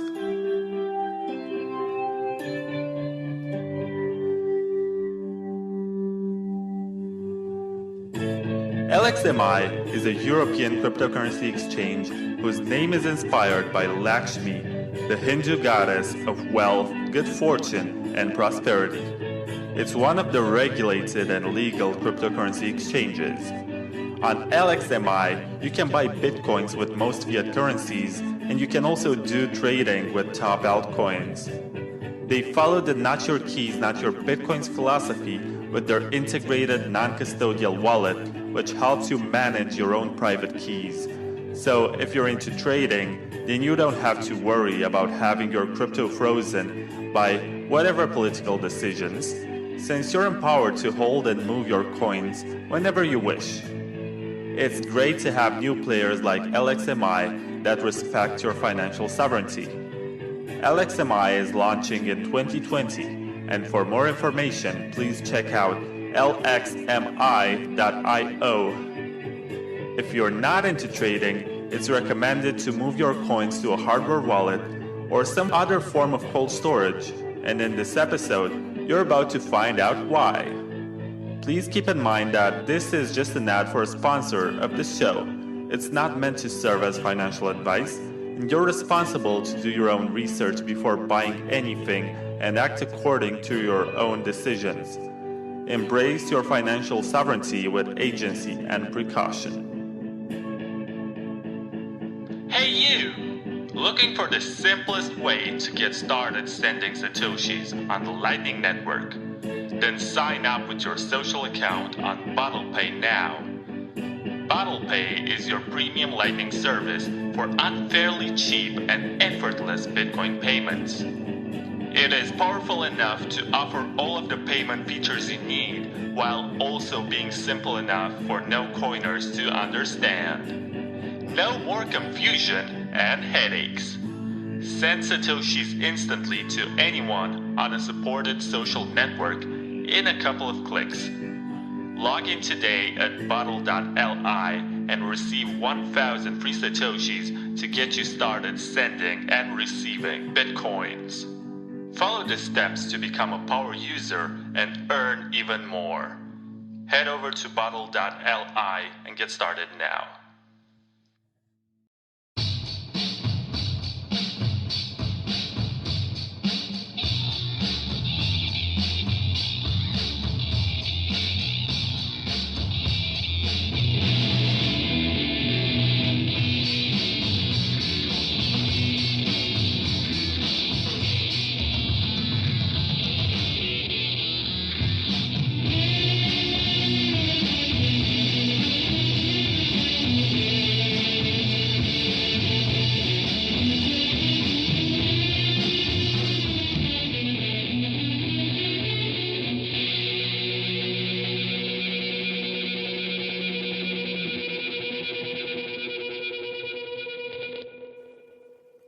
You are listening to Season 4 of the Bitcoin Takeover podcast, a 10-part series in which hardware wallet makers and breakers get interviewed. Before I introduce this episode's guests, let's hear a few words from the show's sponsors.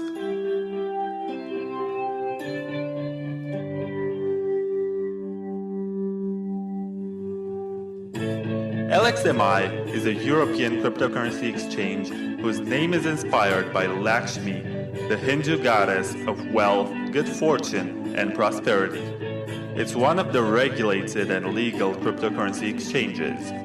On LXMI, you can buy bitcoins with most fiat currencies, and you can also do trading with top altcoins. They follow the not your keys, not your bitcoins philosophy with their integrated non-custodial wallet, which helps you manage your own private keys.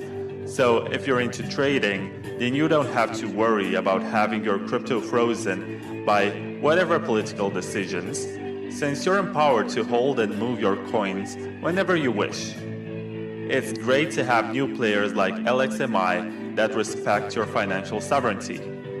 LXMI is launching in 2020, and for more information, please check out lxmi.io.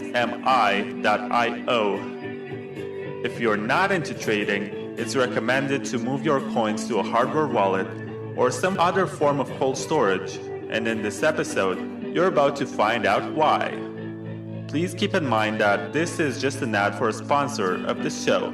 It's not meant to serve as financial advice, and you're responsible to do your own research before buying anything and act according to your own decisions. Embrace your financial sovereignty with agency and precaution.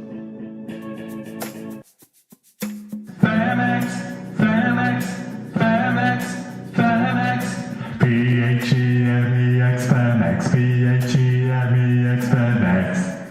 Famex is a Bitcoin exchange with derivative trading options, which focuses on speed, robustness, and maximum uptime. Built by former Morgan Stanley executives, it manages to bring simple and accessible Bitcoin trading. In 2020, Famex will also add S&P 500 stocks, stock indexes, Forex, commodities, and more. Sign up today at famex.com/bonus and receive a bonus of up to $72.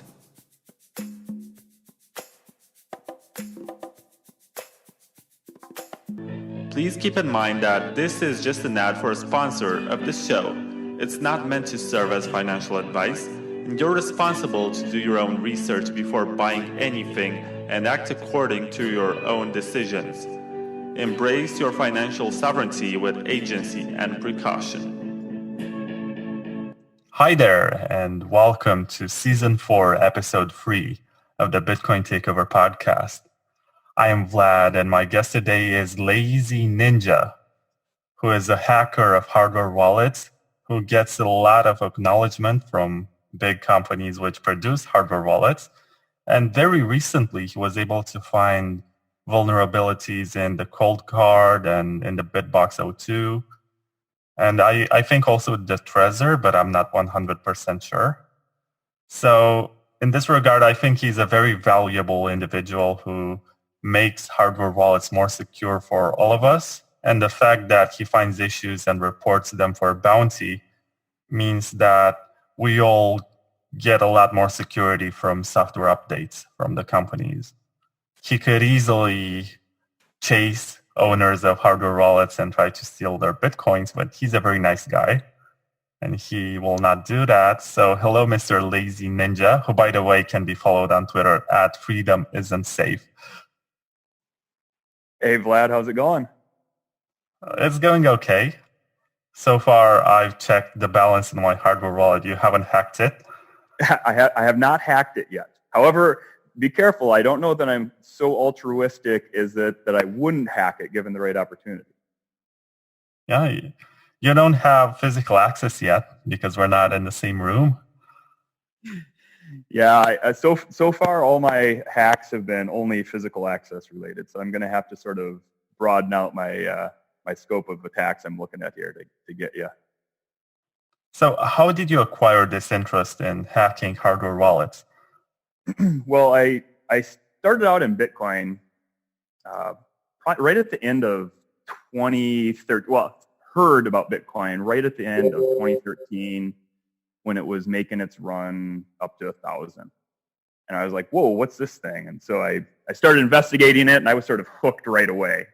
Now, unfortunately, I wasn't a massive buyer then, so I'm not yet, super Bitcoin wealthy. But I did investigate sort of, I had ran my own wallet. I ran an Armory wallet, and I investigated sort of, hey, how do I protect this key? And so I, printing out my key and storing it and thinking about that.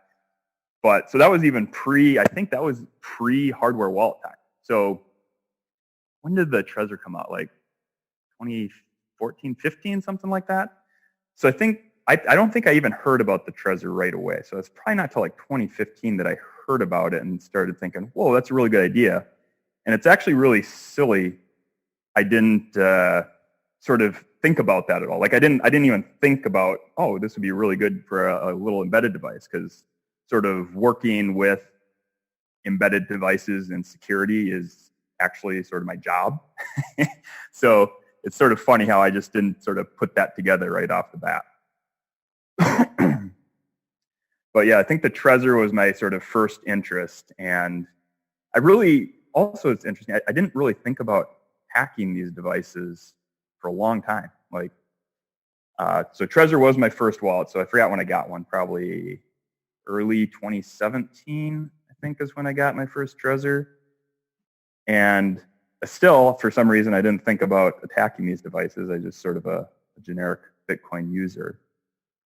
And I think it was probably sometime in 2018 was when I, sort of, when everything's going up, sort of in 2017, I'm just thinking about price and all that excitement, and wasn't really thinking about how I could make money or help the community, shall we say. And then, yeah, sometime in probably 2018, during the low times, shall we say, is when I'm like, I need to do something other than just sit here and stare at Blockfolio on my phone and shake my head. So I think that's when I started sort of looking around at what some of these devices did.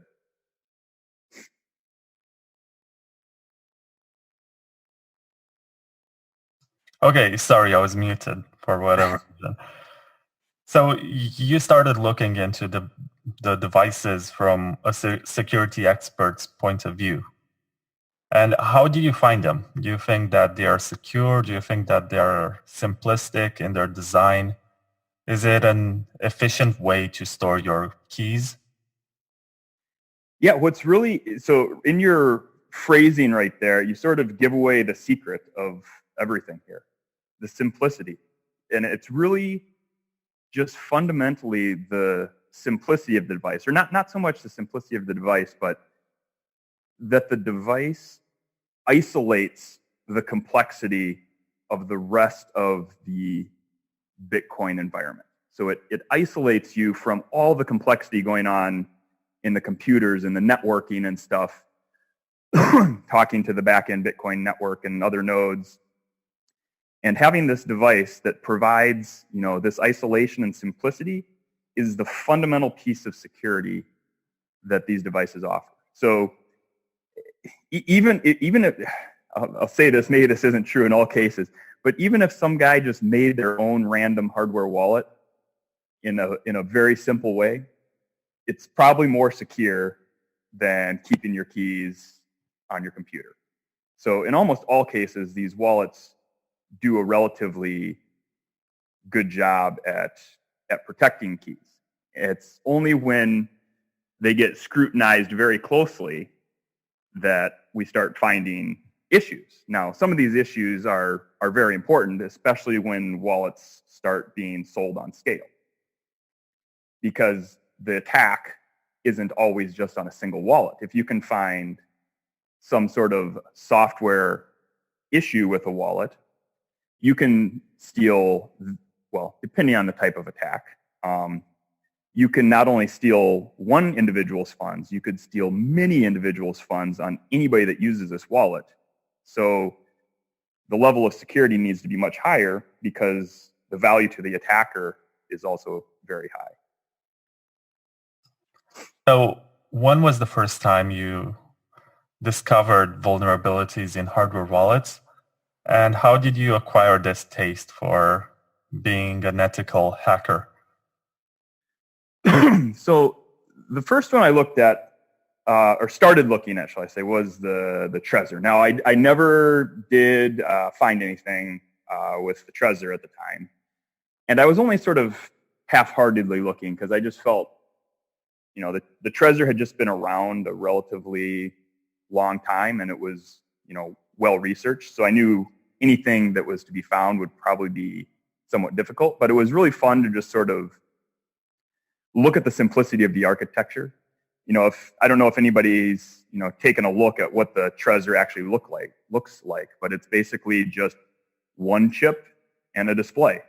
There's other passive components around there, but it is just an incredibly simple device and sort of fun to start researching. But I knew I didn't have a lot of time to spend really digging in super deep. So I just sort of sat by, just sort of keeping my eye on devices coming out. And then the ColdCard came out. And so I decided this was really my opportunity, because one of the things about a wallet that really, or I guess any piece of software or hardware trying to do security, is the age of the device. As devices age, they have more eyes and more people looking at them, and more vulnerabilities are being fixed. And so your best opportunity to find sort of the low-hanging fruit is on brand new devices. And so that was my strategy on the ColdCard. And additionally, the ColdCard also, what really caught my eye too, is it also used a security chip that I had some familiarity with. And I had sort of previously been thinking about how I could use this chip. So they call it, it's a secure element that always people refer to it as. It was at the time ATECC 508.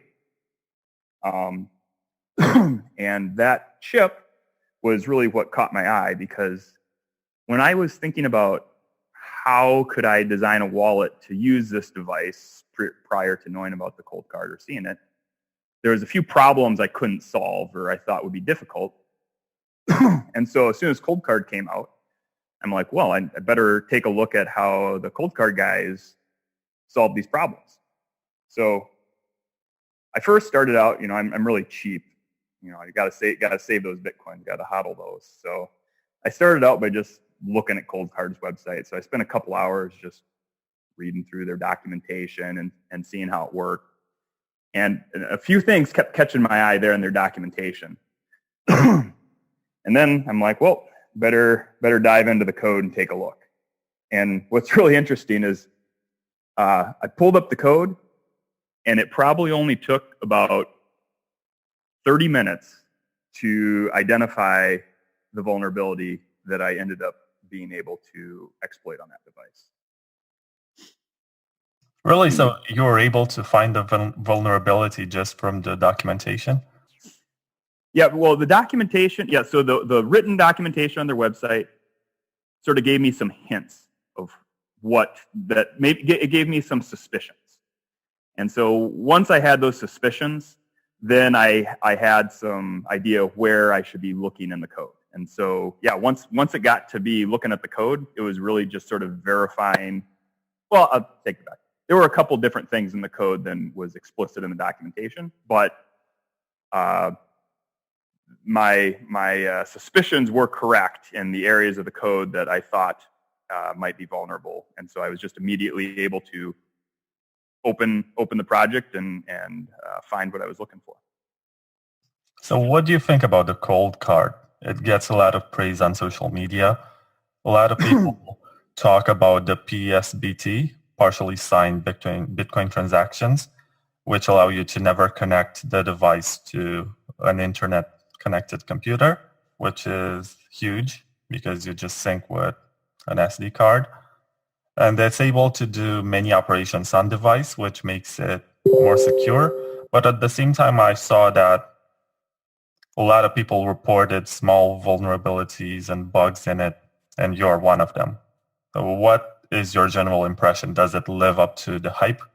So the ColdCard guys did some really good things. So I think they had a good sort of architecture strategy. So it's sort of in how they designed the chip and some of the features they added in, I was really impressed with. So, using the secure chip is a very important feature, which we can get into later, and it protects against a number of attacks that some of the other wallets have succumbed to. And then they also add a couple other subtle, a few things they have in there I don't find as valuable as they're sold.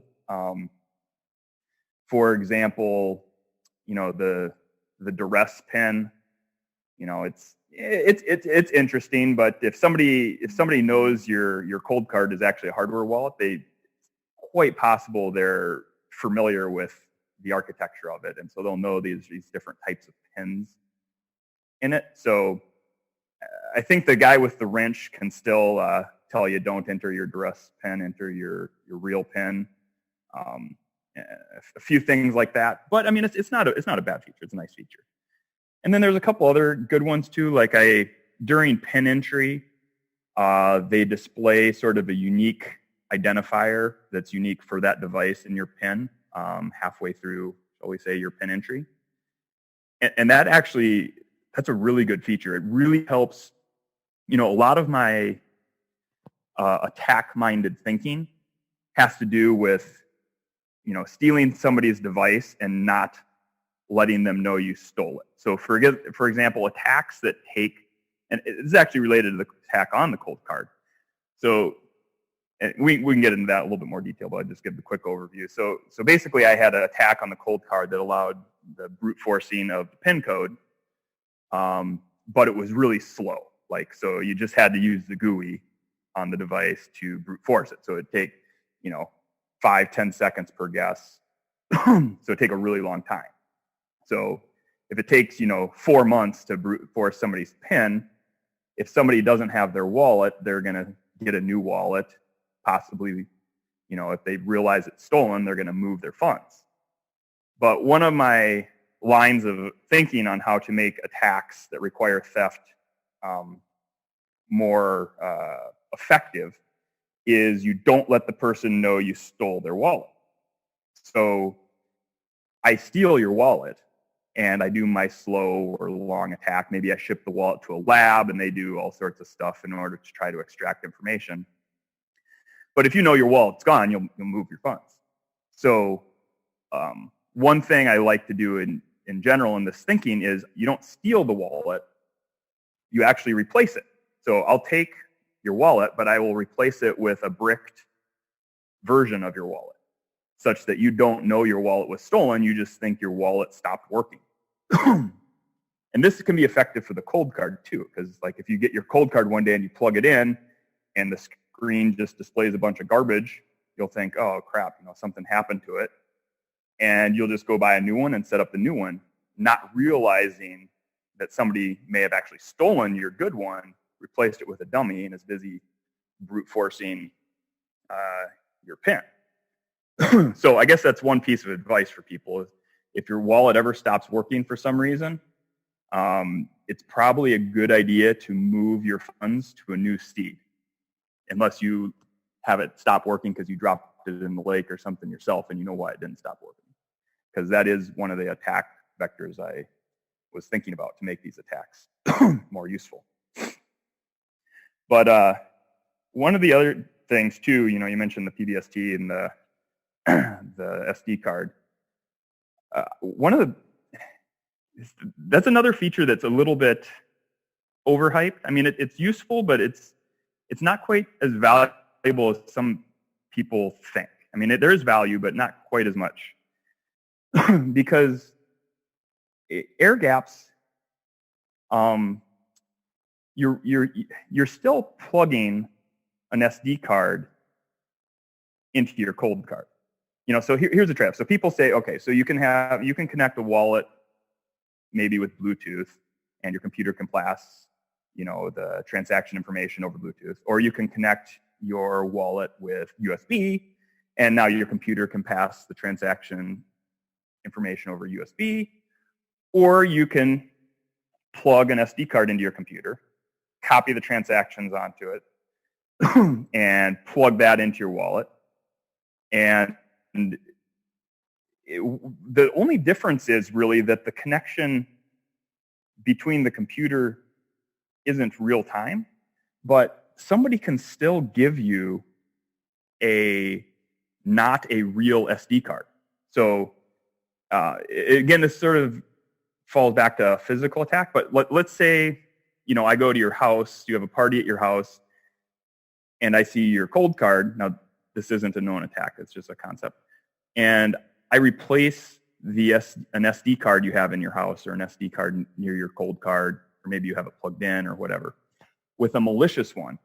And my SD card looks just like a real SD card, but I've actually replaced the firmware on the SD card. So the SD cards actually have little chips in them that run software. It's not just pure hardware. There's chips that run software in those. So I can sometimes they're updatable, sometimes they're not, or I could make my own.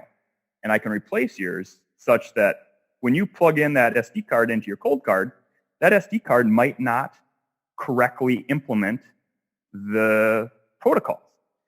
And maybe I have found some sort of buffer overflow type of error if I incorrectly implement the SD protocol, or maybe the FAT file system, or in one of those stack layers on your MCU. I might be able to cause a vulnerability just through a malicious SD card. So anything you plug into your wallets, has the potential of exploiting that interface you're connecting with. Now, the one thing that is useful still is the SD interface is much simpler than USB or Bluetooth. So it's easier to not have made a mistake implementing that in software.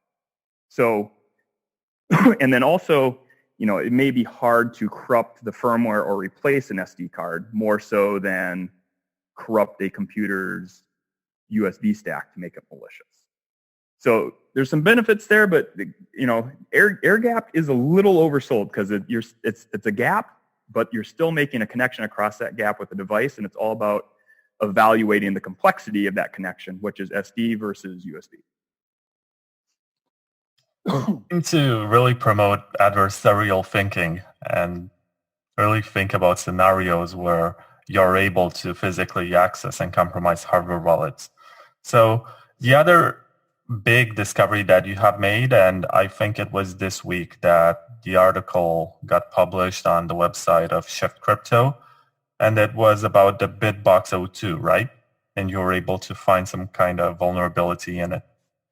Yeah, that's right. And what's funny is I actually found basically, a different method, but I found the exact same attack that I found on the ColdCard. So apparently my adversarial thinking is very focused around just sort of one thing, apparently. But yeah, so with the BitBox02, again, my strategy for choosing it was exactly the same as my strategy for choosing the ColdCard, which is it's a new wallet. And so there's most likely going to be some low hanging fruit on it that I should be able to find something quickly. And so what I was able to do with the BitBox02, and maybe I should tell exactly what I did with the ColdCard too. I'll talk about the BitBox and I'll say exactly what happened with the ColdCard. But the ColdCard, actually, there's a good write-up. CoinKite did actually a good write-up of it, so people can read that as well too. And I also have a write-up. But the BitBox, there wasn't a significant write-up on it, so I think I'll go into some detail on that. Sorry for the cold here, Vlad. So when I first got the BitBox, well, let's see. How should I start with this? So again, my strategy was the same. So I saw, hey, look, there's this new wallet just appeared on the market. I better go start poking around and see what's going on with it. So also, the BitBox uses a secure element, very similar to what the ColdCard did. So it now uses an AT ECC 608 versus the ColdCard originally used a 5. They did upgrade to the 6 also. But so I thought I would try to find the same type of vulnerability that I found in the ColdCard, which in the ColdCard, what I found is some of the information that was being exchanged between the ColdCard and the secure element wasn't being authenticated.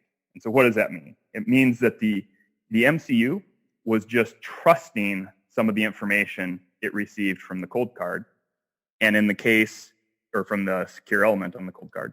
And in the case of the ColdCard, that was a pin attempt counter. So the ColdCard writes an update. It says, hey, secure element, increment the pin attempt counter. And then it says, okay, that was a failed attempt. And so what I was able to do on the ColdCard was they didn't actually confirm the write. So I was able to actually block the write command, and it just wouldn't increment the counter. And and the thing is too is you can also read back the counter, but if you don't read it back in this complex way, that command can be spoofed as well. So you try to increment the counter, and then I can just return when you read it back, I can return the original value of the counter, and then they wouldn't know a pin attempt had happened because they weren't able to increment it. And so they ultimately were able to fix that by just authenticating that the write happened in a strong way using some cryptography. And so I was looking for something very similar in the BitBox, because some of the commands to the chip are just plain text commands, uncryptographically verified commands. And so I thought I would be, and it's really, with that chip, it's really easy to forget and do something like that. So I was looking for the same thing.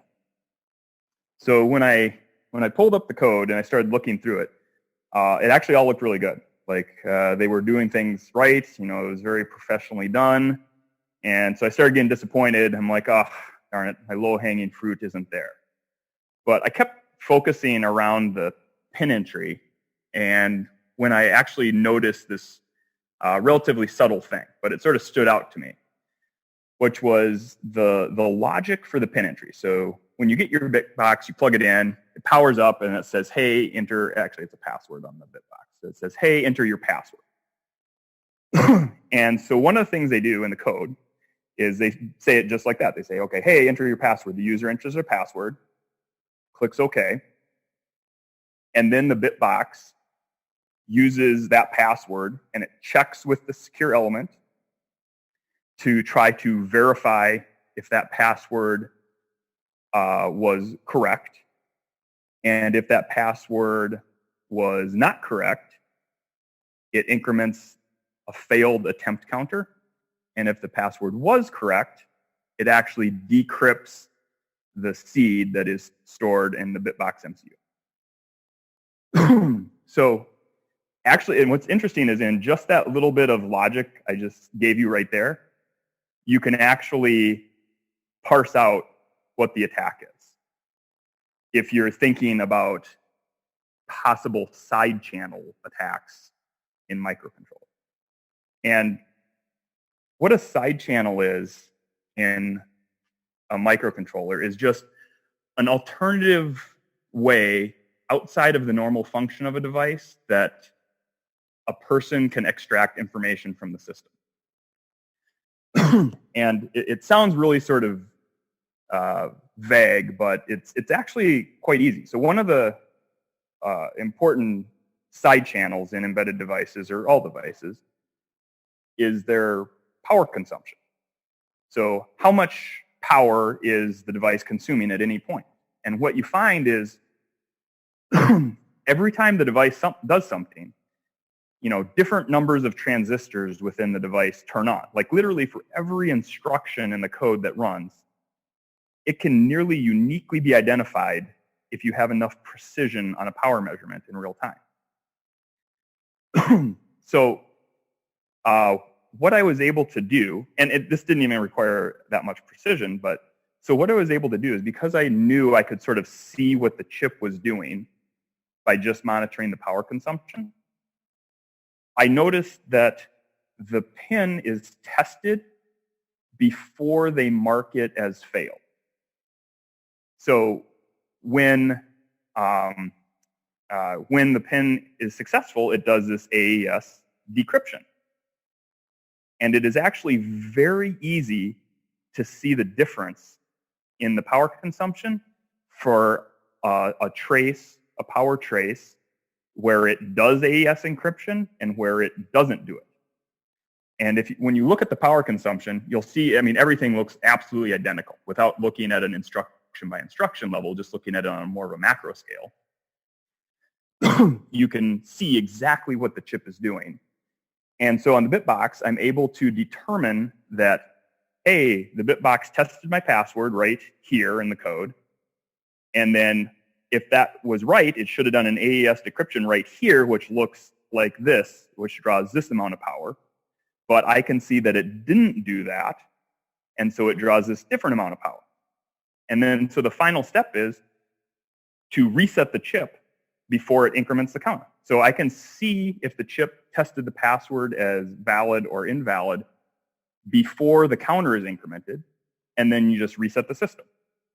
And this allows you to, just like the ColdCard, test an unlimited number of pins because the device doesn't actually track, or you prevent it from tracking each attempt.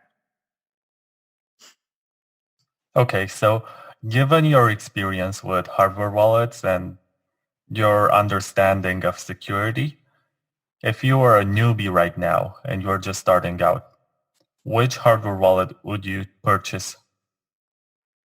Oh, that's a good one right off the bat. So I think it's best to evaluate hardware wallets on a couple things. So the wallet being popular is actually a very good indicator to somebody that's not a security person that the wallet has a better level of security. Also, a wallet that has been around for a long time also is a good indication that the security level is higher. And also wallets that have good bug bounty programs that are well advertised and good payouts as well, meaning they attract a lot of security researchers to investigate because they're paying a lot of money. So it's worth everybody's time to try to find something. So that's sort of, I would say, a general criteria.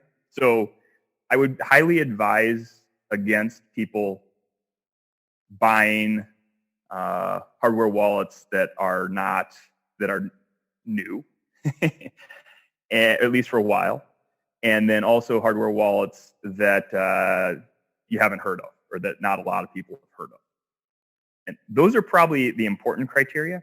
And then once you have it sort of narrowed down to, the top, so you right here in your article, Vlad, you listed, and in this podcast series, you mentioned, basically the 5 top wallets that I'm aware of and that I'm interested in. And I think that's definitely a good place for anyone to start. Personally, I actually use a Trezor Model T. I actually just upgraded from my Trezor 1 to that. And now it's sort of funny, people will be like, well, that doesn't have the secure element that you like so much and stuff like that. And it is actually a security negative to that device to not have a secure element. And there are a number of attacks that are possible because of that. But in my case, I'm valuing the screen size and ease of use from that perspective as being more important than the secure element, because in general, I don't actually take my hardware wallet out of my house, and I don't actually store my funds on the hardware wallet most of the time. Usually everything's in cold storage, and the hardware wallet is just sort of storing intermediate levels of funds. So in my case, yeah, the Trezor Model T was the best one for me. I think my next episode is going to be with Slush of Trezor and Slush Pool. So yeah. I'm going to let him know that I had an interview with a hardware wallet hacker, and he said, maybe that it doesn't have a secure element, but if I were to choose just one hardware wallet, it would be the Trezor Model T. That doesn't give them an excuse not to add the secure element. I think that should be a design path for them. But yeah, no, that was sort of my logic for valuing my choice there. I think sometimes the argument against the secure element is that not all the code in it is open sourced, which means that there needs to be some kind of trust that you put into the manufacturer, right? Yeah, and this is another good line of conversation, because there's different types of secure elements. So the one used in the BitBox and the ColdCard, like I said, is that AT-ECC 508 or 608 from Microchip. And that device is a fixed function device. So meaning ultimately there is a processor in there running code, but that code is programmed by the manufacturer and the wallet manufacturer, the chip manufacturer that is, and the wallet manufacturer has no ability to modify that code. They can just sort of put values in and perform sort of general operations. However, the ledger has a slightly different approach where, their secure element is a secure MCU. So it's actually a Cortex M0 processor, if anybody knows what that is, that has been hardened against lots of types of physical attacks. And so what that means is Ledger has the ability to write code to do arbitrary things on that device. So there's sort of this confusion between the different types of devices and then also what it means in all situations. So at any time, a chip manufacturer can insert backdoors into any device. So some people say, oh, well, the secure element, it could have a backdoor in there. I don't know what it's doing. Well, the chip manufacturer could put a backdoor in the general purpose MCU you're using as well. Anything can be done in that silicon because it's just not something that's visible to you. So it's not so, it's sort of not the right argument when you argue it that the chip manufacturer could have put a backdoor in, because they can put a backdoor in anything if they want to. So the argument is more, in the case of Ledger, there's sort of two trusted parties because the chip manufacturer has stuff they're doing in that chip that is more secret. And also Ledger has code running on that secure element that is based on the rules by the chip manufacturer is required to be non-disclosed, their code that they're putting on there. So this creates a vulnerability where Ledger could have done something. Now, Ledger is actually a very good company and they do a ton of research, and they're not doing that, but it's very easy for them to potentially have missed something because less people are able to review what's going on inside that secure element. But was that clear, Vlad? I guess I'm gonna make sure I'm making this clear. Is there's sort of two different styles, and yeah, it's not. Yeah, is that clear? I think that was pretty concise, and you made the point why sometimes using secure elements relies on a third party, and sometimes it's the manufacturer of the chip, and other times it's just the company which tries to arbitrarily inject some kind of code that may be benevolent and may strengthen the security, but at the same time you can never be sure because there is no easy way to check. Yeah, that's really it. Yeah, you can't check. But and then one more point about the Ledger approach is having a secure MCU also gives you some more flexibility. So here's sort of another angle on this whole thing. So secure chips, like I said, they're running, the secure chips in the BitBox and the ColdCard are ultimately running, shall we say, hard-coded manufacturer code. And then on the Ledger, there's some hard-coded manufacturer code, but then there's also code by Ledger. So if there's some error in the manufacturer code on the Ledger's secure element, Ledger can actually release a software update and fix the issue. Where if there's some sort of manufacturer error on like the secure element in the ColdCard or BitBox, there's no ability for ColdCard or BitBox to band-aid the problem. They're solely reliant on them. Well, not in all cases, but in a lot of cases, they're solely reliant on the manufacturer to provide the fix. So there's pluses and minuses, and it really, if Ledger could somehow open up their code at some point through some mechanism, that actually can be a superior solution as far as security goes. Interesting. And as far as I know, right now Ledger are the market leaders and they sell the most units because they also seem to have the best records in terms of hacking, meaning that they didn't have many and they did not seem to be as severe, even though I think the people from wallet.hack, I think that's the name of their website and organization. Is it Wallet Fail? Wallet Fail. Oh yeah, that one.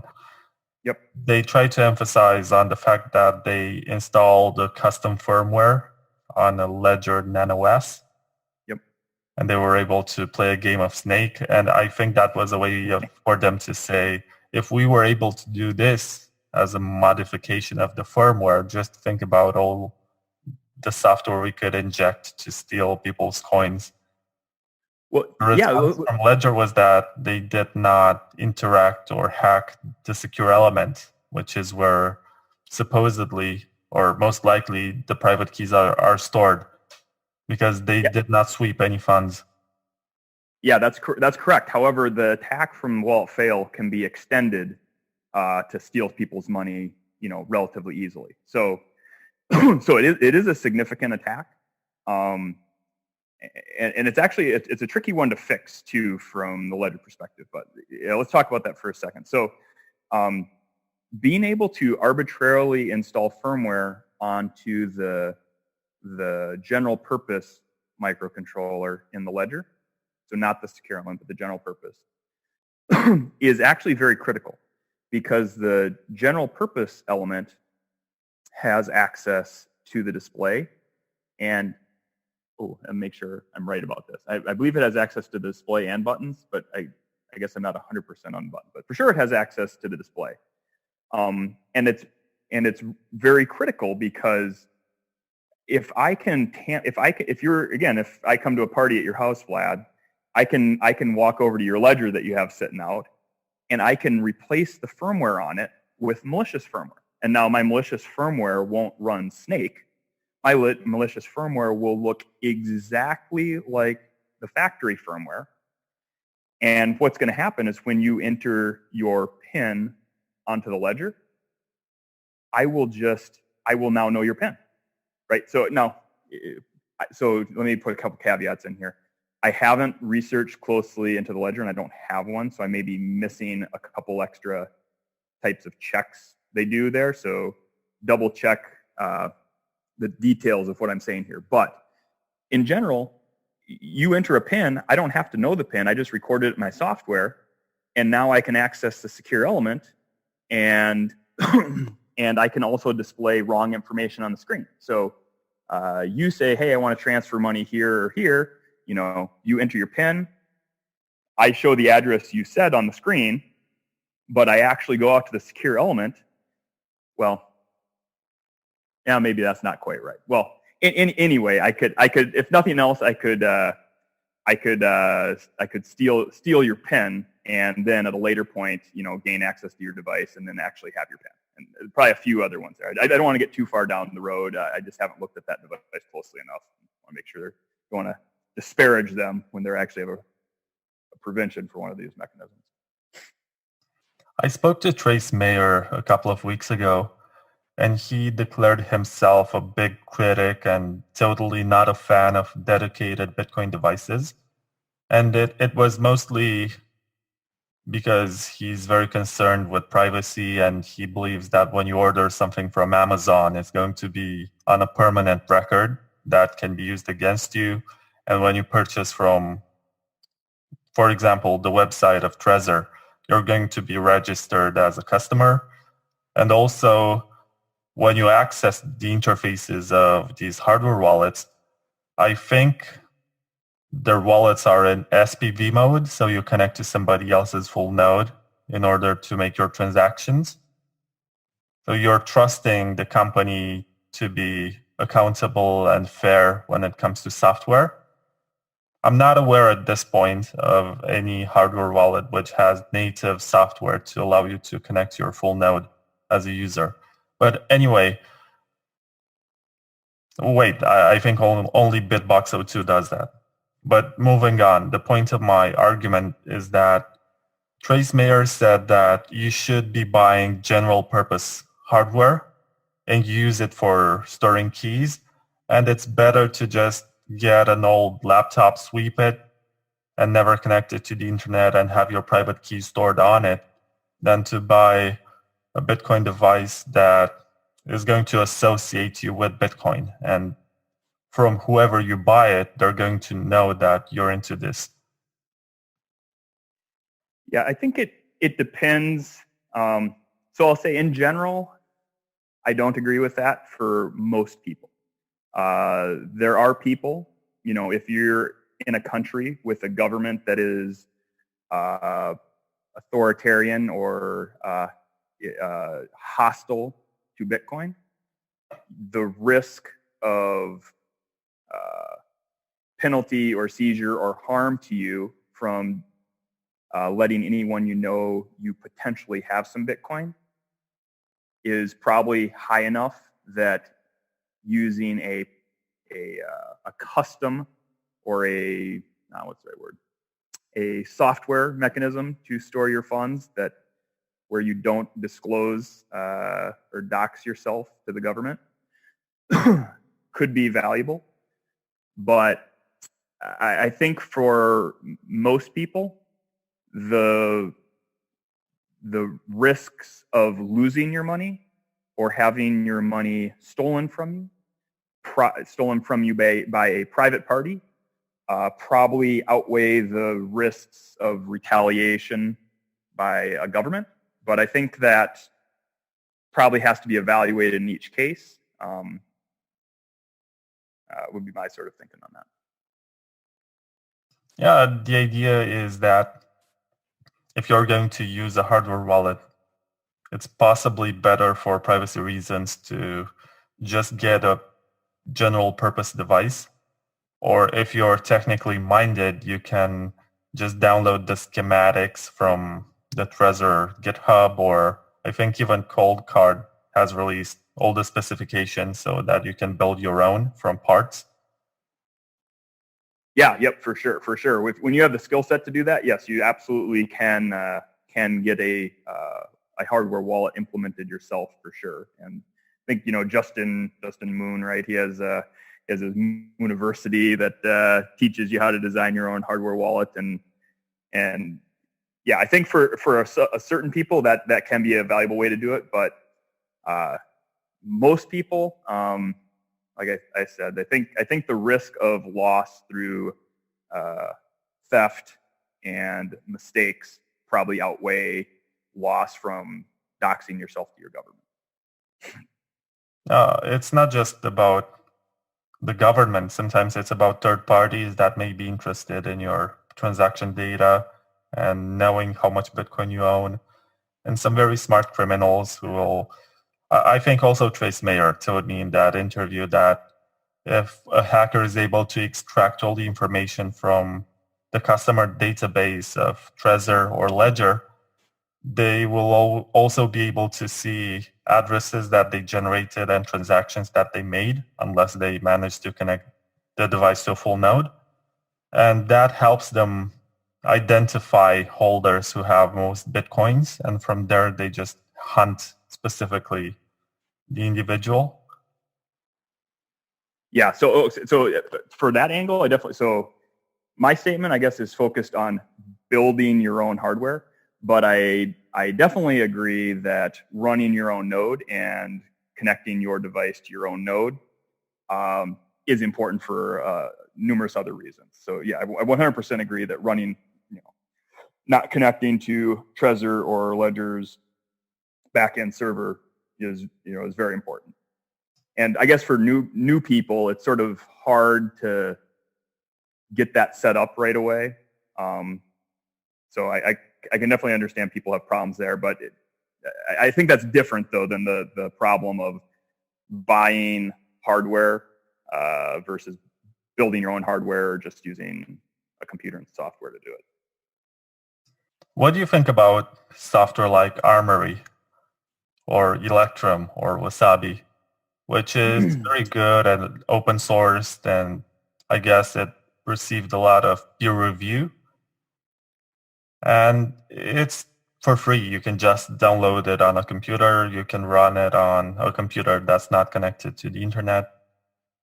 And some people may regard even Bitcoin Core as a good replacement that is much more secure than other configurations. Possibly not as secure as a hardware wallet, but it's still some kind of security, right? Yeah, for sure. I actually, so it's sort of tricky. You, in general, things on your PC are going to be less secure than things on your phone. So having a wallet, and I'm not a complete expert in this area, but having a wallet on your phone, I would say, is probably generally safer than your PC in most cases. However, I definitely, so I originally had, when I first got in Bitcoin, I did have an Armory wallet, but since then I've been using all Electrum and Wasabi, and I generally I don't just store, like when I'm using Wasabi on my PC, I don't just store money there. It's just sort of for transactional use to mix coins and then move them somewhere else. whether that be cold storage or warm storage in a hardware wallet. But yeah, I think I think in general I would prefer something like Samurai on your phone for larger amounts of money than I would store on my PC, my general purpose PC. Now, if you have a PC that's sort of not connected to the internet and is just your Bitcoin PC, that probably could be better perhaps than a phone if it's something you're very careful with. But probably for most normal users, the phone is probably the most secure environment if you can get a trusted wallet. I guess it depends on the phone, because I think Androids have a lot of malware that you can get just by downloading some kind of obscure application, or even by installing third-party software while connecting your phone to the computer with a USB cable. Or whereas I think Apple has better security in this regard. They might limit some features, like I don't think there is any wallet. Wait, there is one, just Green Address or Blockstream Green. Blockstream Green Wallet. Yep. It's the only one which has Tor on iOS. They figured out some way to do it. But on iOS, it's very hard to implement something like Tor. It's very hard to do lots of stuff that on Android is just open and easy. Yeah, I don't want to get too far out of my expertise, but I think a lot of the issues on Android are when you install applications that are not in the Google Play Store, or when you go outside of that ecosystem, and it's a little bit easier to do that than on an Apple device. I think that's where you get in trouble. I think as long as you stay within sort of the Google Play Store ecosystem, I think most of the things those applications can do to your phone don't ultimately allow them to steal your funds, because generally those even if they get access to storage, as long as you've used a decent passphrase for your wallet encryption, that should be encrypted. So the only time when they would really have access is there's somehow some ability for them to attack your wallet while it's running and get into its sort of execution sandbox. But yeah, I don't want to get too far out of what I know. I'm probably people will probably make fun of me because I don't know what I'm talking about here on the phone side. One of the questions that I've asked every guest that I've had in this season was about why should anyone use a hardware wallet? Why not just resort to a paper wallet or a brain wallet, or try some other way of storing your keys? And believe me, I've heard about people just holding their seed phrase in an Evernote document, on their email, on their notes application. And that's just insane. You should not do that. Or even sometimes they take a picture and keep it in their phone, or some kind of screenshot when they create the wallet. On a mobile wallet, they just take a screenshot of the words and say, oh, this is great. I can just copy this image and that's it. I don't have to grab a piece of paper and write down. And this isn't just about the security of your Bitcoins. This is about data security in general. Because when I look at my nephews, for example, they're about 10 years old and they have no understanding of security, and they tend to just keep all their data on their tablets and laptops and think that is just their data. And they even upload to the cloud. They synchronize their devices without thinking about privacy and consequences. And that can be easily abused, and we have no idea what's going to happen with this data at any point of our lives or after our lives. Yeah, I think it's a really hard lesson to just tell somebody, because people don't realize how vulnerable and they are with different pieces of data that they share, whether it's Bitcoin keys or things you upload online. And it really takes sort of being burned on the stove, as people say, before you learn you shouldn't touch the stove. So it's hard to just say you shouldn't do this enough to somebody until it's happened. But as far as why should somebody use a hardware wallet for Bitcoin, it's actually, for me, I would say it's sort of a split use case. So, I hold in cold storage. So everything I hold is cold storage, stamped on a piece of metal, and protected that way. So completely non-electronic, but and then I have all my UTXOs divided up, so it's not all sitting in one UTXO. And then occasionally, if I need to pull money from there for some reason or another, I will sort of use a hardware wallet at that point to interact with those funds on a temporary basis. So I just interact with them transactionally just to get them from that address, and then perhaps put them into, a phone wallet or another hardware wallet that's my quote unquote warm wallet address set. But if you plan on using your Bitcoin, it can't be in cold storage. It can't be on a piece of paper. You ultimately at some point have to use it. Well, depending on how long, what your timescales are, at some point everybody has to use it. But so the purpose of the hardware wallet is for in cases where you're going to use your Bitcoin to do something, because putting that money on your phone or on your PC once it gets above a certain threshold becomes not safe. So for me, hardware wallets are for intermediate amounts of money. So not your bulk savings, but not your cash, but sort of intermediate amounts. So if you are doing, if you're trading on an exchange perhaps, and you need to move money in and out of that exchange relatively frequently, it's a good chunk of change, but not everything. It's probably really good to have that on a hardware wallet. But I definitely recommend, cold storage. However, you do got to be careful with cold storage too, that you do that properly and don't lose it. Probably similarly to a hardware wallet, I guess, or any backup. I actually, when I converted to cold storage, I had a really hard time doing that factory reset on my Trezor to erase it. I was just never sure, and then I had to try to re-enter the seed again just to double check I didn't mess anything up when I was transferring it to the cold storage. But yeah.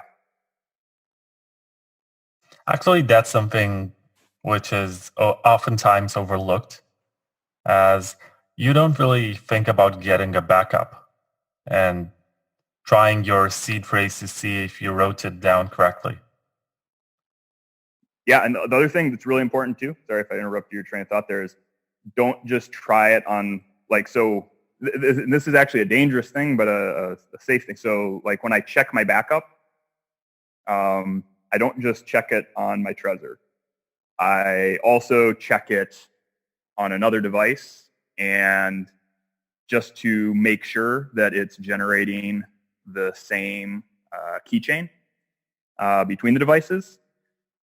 So you can get in situations where if you just always check on one device, then you end up with some derivation pass that's not standard, or some sort of issue like that, and all of a sudden you potentially could find your money again, but your money can become lost for a little while, and it's really scary. Oh, it is scary all the time. I don't think, even after years, I don't think you can make Bitcoin transactions without being a bit paranoid and double checking and feeling how your heart beats faster, and you're not sure if your setup is secure, if somebody can see what you're doing, and you're basically in your head, you're reviewing the whole process. And yeah. I think that's a part of giving up hard money. I imagine that our ancestors, when they were trading amounts of gold, they were in the middle of a similar process. Yeah. You brought up something. When I'm doing sort of cash operations, like small, I'm sending $50 here or $100 here, off my phone to buy something or whatever.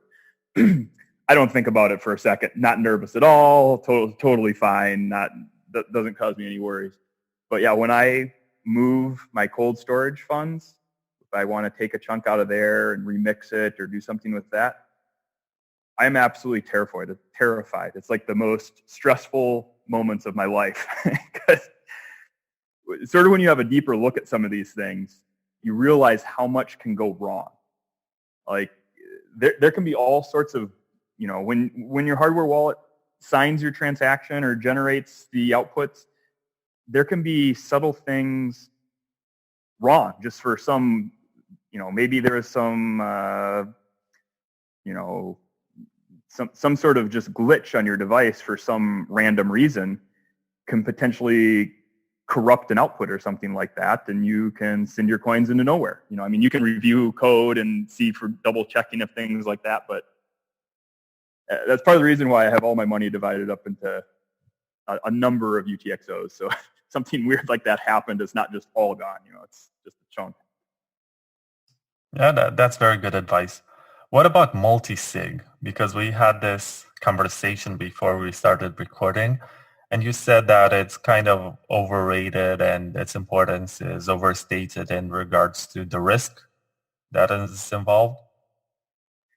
Yeah, I think multisig for most users adds more complexity than it mitigates risk of other failures. So if you look at how do people lose coins, how do people lose money? So, let's say, so an argument for multisig in a hardware wallet would be, and this is actually potentially a good one, right? Let's say the Trezor, so they use a microcontroller from ST, an STM32. Let's say it's discovered that ST did an incorrect implementation of the random number generator on the device, such that based on factory information, the way it's being seeded, people can determine those random numbers. So maybe that's a little too much engineering babble, but what that would mean would be that it could be there could be a potential for some internal, maybe ST employee with knowledge of some configurations on the random number generator and the way it's seeded, that they could just determine deterministically random numbers that have been generated by all their devices, which would result in a remote person being able to just steal your Bitcoin right off the blockchain without ever having talked to without installing malware on your computer, without touching your device or anything. They can just steal your money because that random number generator is generating private keys. Now, there's mitigations in there, right? So devices have other internal information they combine with the random number generator. And there's a whole bunch of other things happening that make that not super likely, but it's sort of an angle. So to mitigate some catastrophic implementation thing at the hardware level like that, you can use two devices. So let's say the BitBox. So the BitBox uses a chip from a different manufacturer, and it would be highly unlikely that both those would have the same issue. So if you use them in a multisig, you get rid of that issue where something like that could be wrong. So, okay, so we've got rid of some rare potential issue, but now we've introduced something that is, it's not new, but it's sort of uncommon, which is multisig. So multisig is sort of a more infrequent use case. And so what does that mean based on what I've said before? Well, it's just not tested as well. And additionally, depending on the multisig you do, now you have to keep track of more keys. So ultimately, you don't just want these in hardware wallets, you want backups. And people talk about, well, we keep one key here and one key there. Having each of those locations, you now have to protect each of those locations. Now, there can be different multisigs, like 2 of 2 or 2 of 3, do things there, but it starts getting really complex. And the fact also that it's new is the format of the script that's generating the multisig hasn't really been standardized. So if you don't keep track of how that was generated, you could be unable to claim your coins just because you can't identify how to claim them anymore. So there's lots of complexities introduced by multisig, and for the problem, at least at this time, for the problem it fixes, I don't think they're justified in most cases. Right. So let's think about some of the new hardware wallet devices. Is there any particular one that caught your attention and made you think that it might get huge in the future? Or are you still conservative and think it's still a good idea to just go for the most tested one, the one which follows the so-called Lindy effect?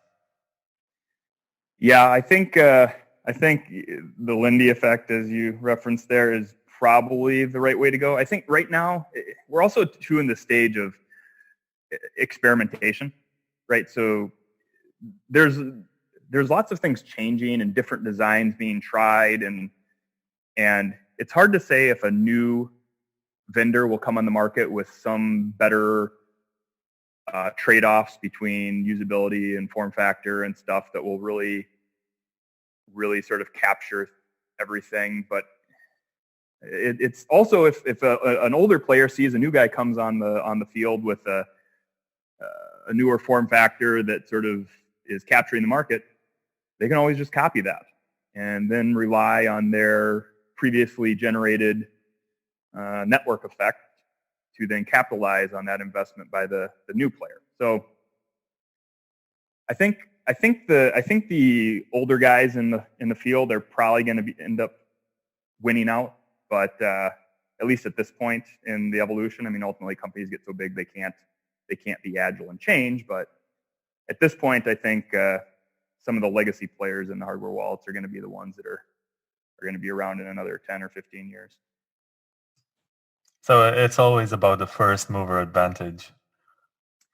Yeah, especially and being a little bit agile as a first mover, right? Some first movers run out of money or get hit with something at the wrong time and get stomped out. But if they can make it through a few downturns and still have money to continue to invest in their product, they're probably going to be around a long time.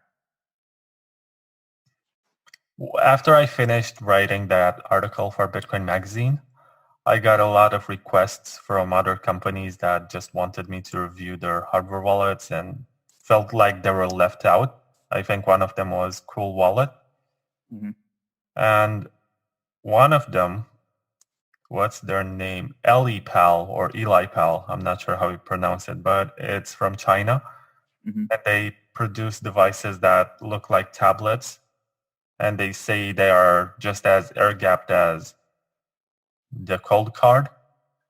And they wanted to send me one to review it. And I told them, okay, you're going to send me a device, but just take into account the fact that I might not like it.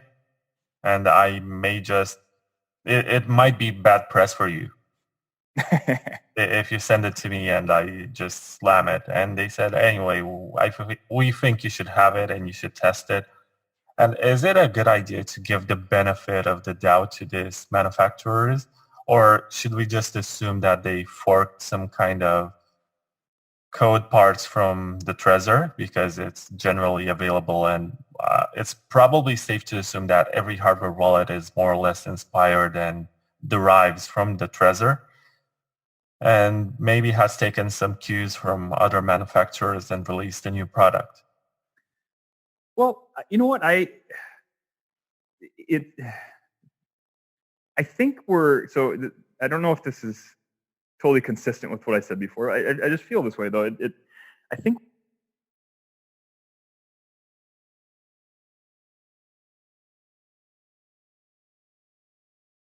you muted yourself. You said I think, and then you stopped.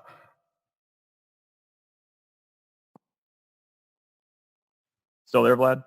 Yeah, you're back. Oh, Sorry, my phone cut out there.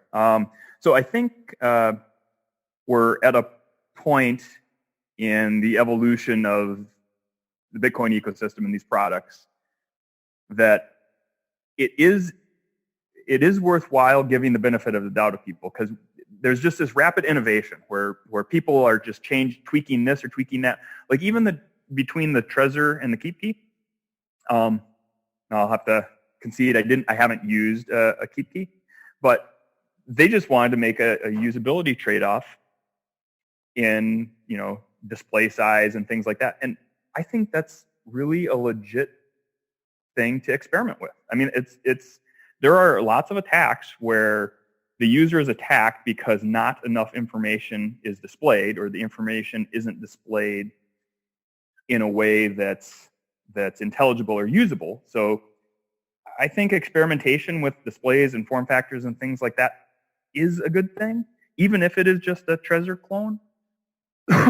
But I still fall back on what I said before, though.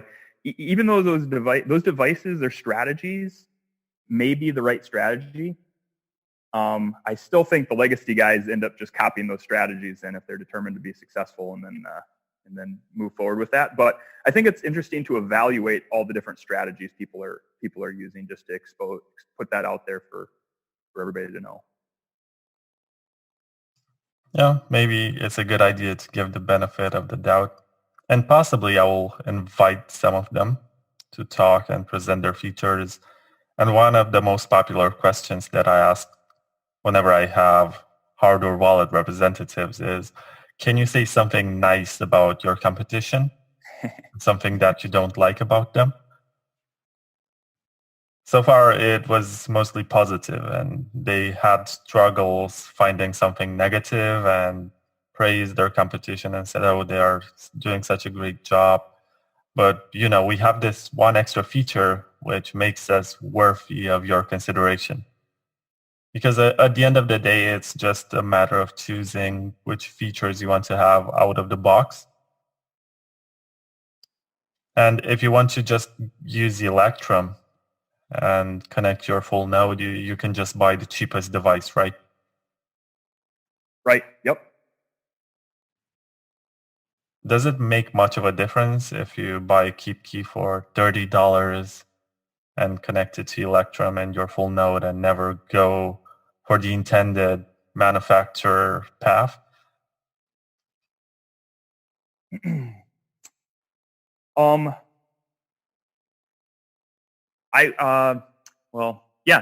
think that's the right, in my opinion, that would be the right way to use a KeepKey.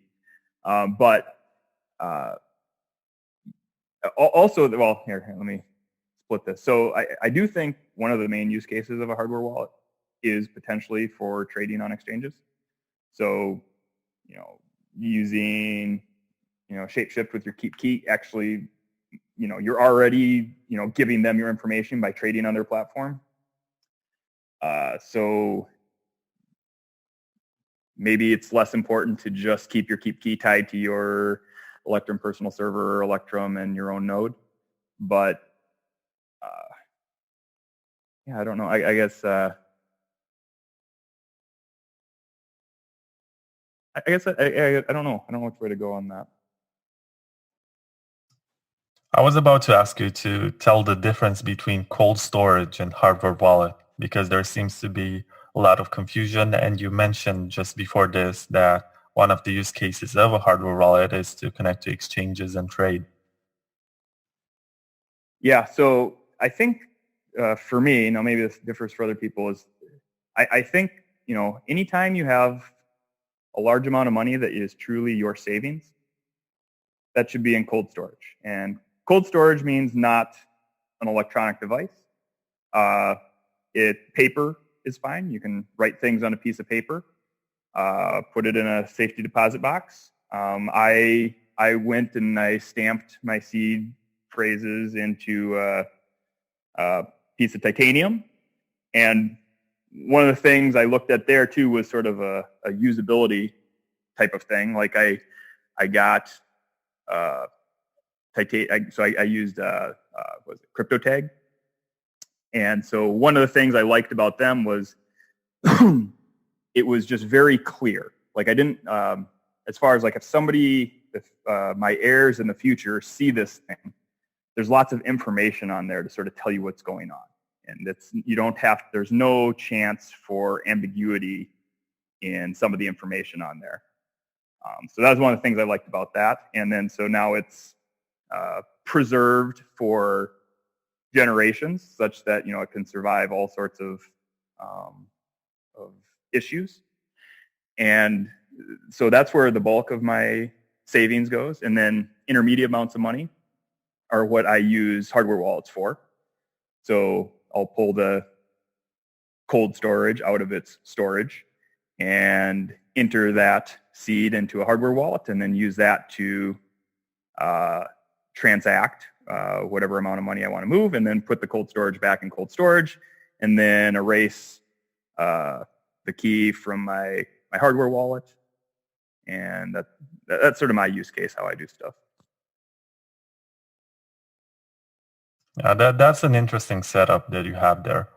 But how would you advise somebody to begin securing their own Bitcoins and embracing financial sovereignty?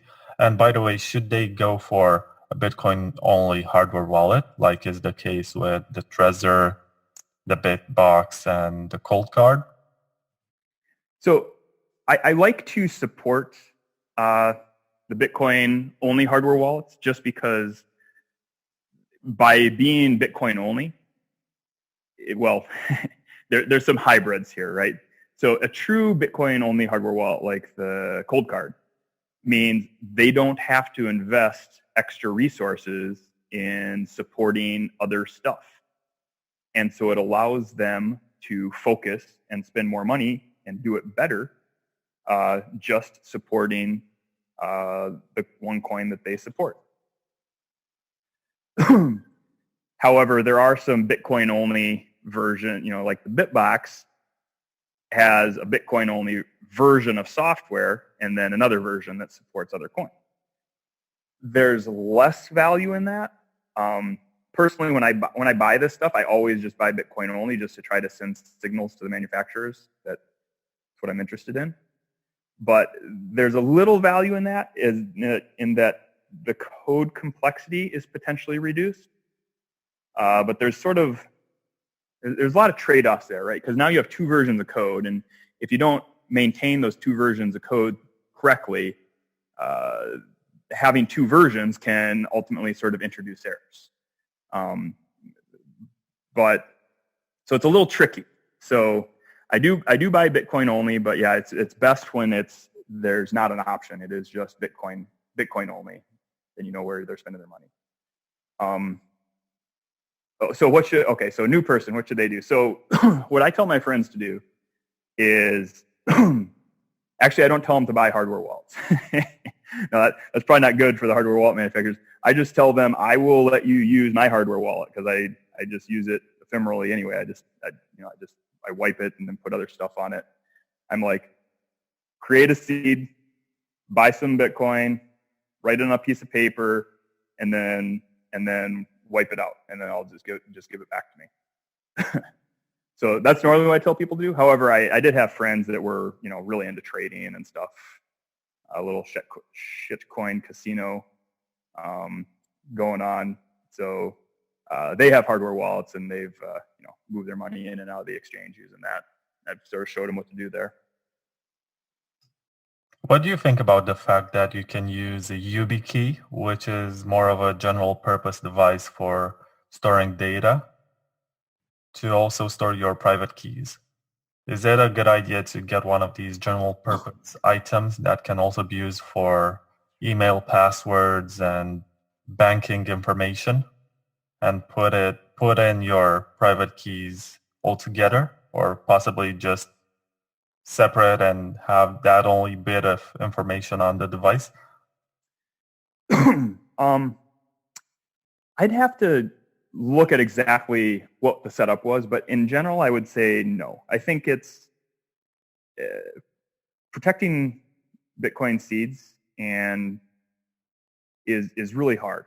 And I think you need a company that is just focused on doing that, at least at this point. So I'd have to see exactly how they're protecting things and what their interface is like. But like I said, in general, I think you just need an incredible amount of focus in order to secure Bitcoin correctly.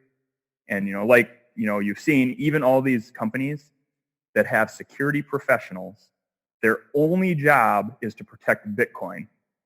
All of these devices still ultimately have vulnerabilities.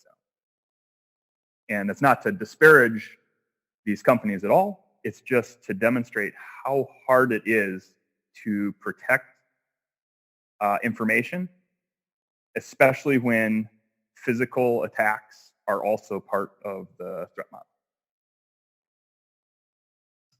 Yeah, it's always sensitive whenever it comes to data security. Mm-hmm.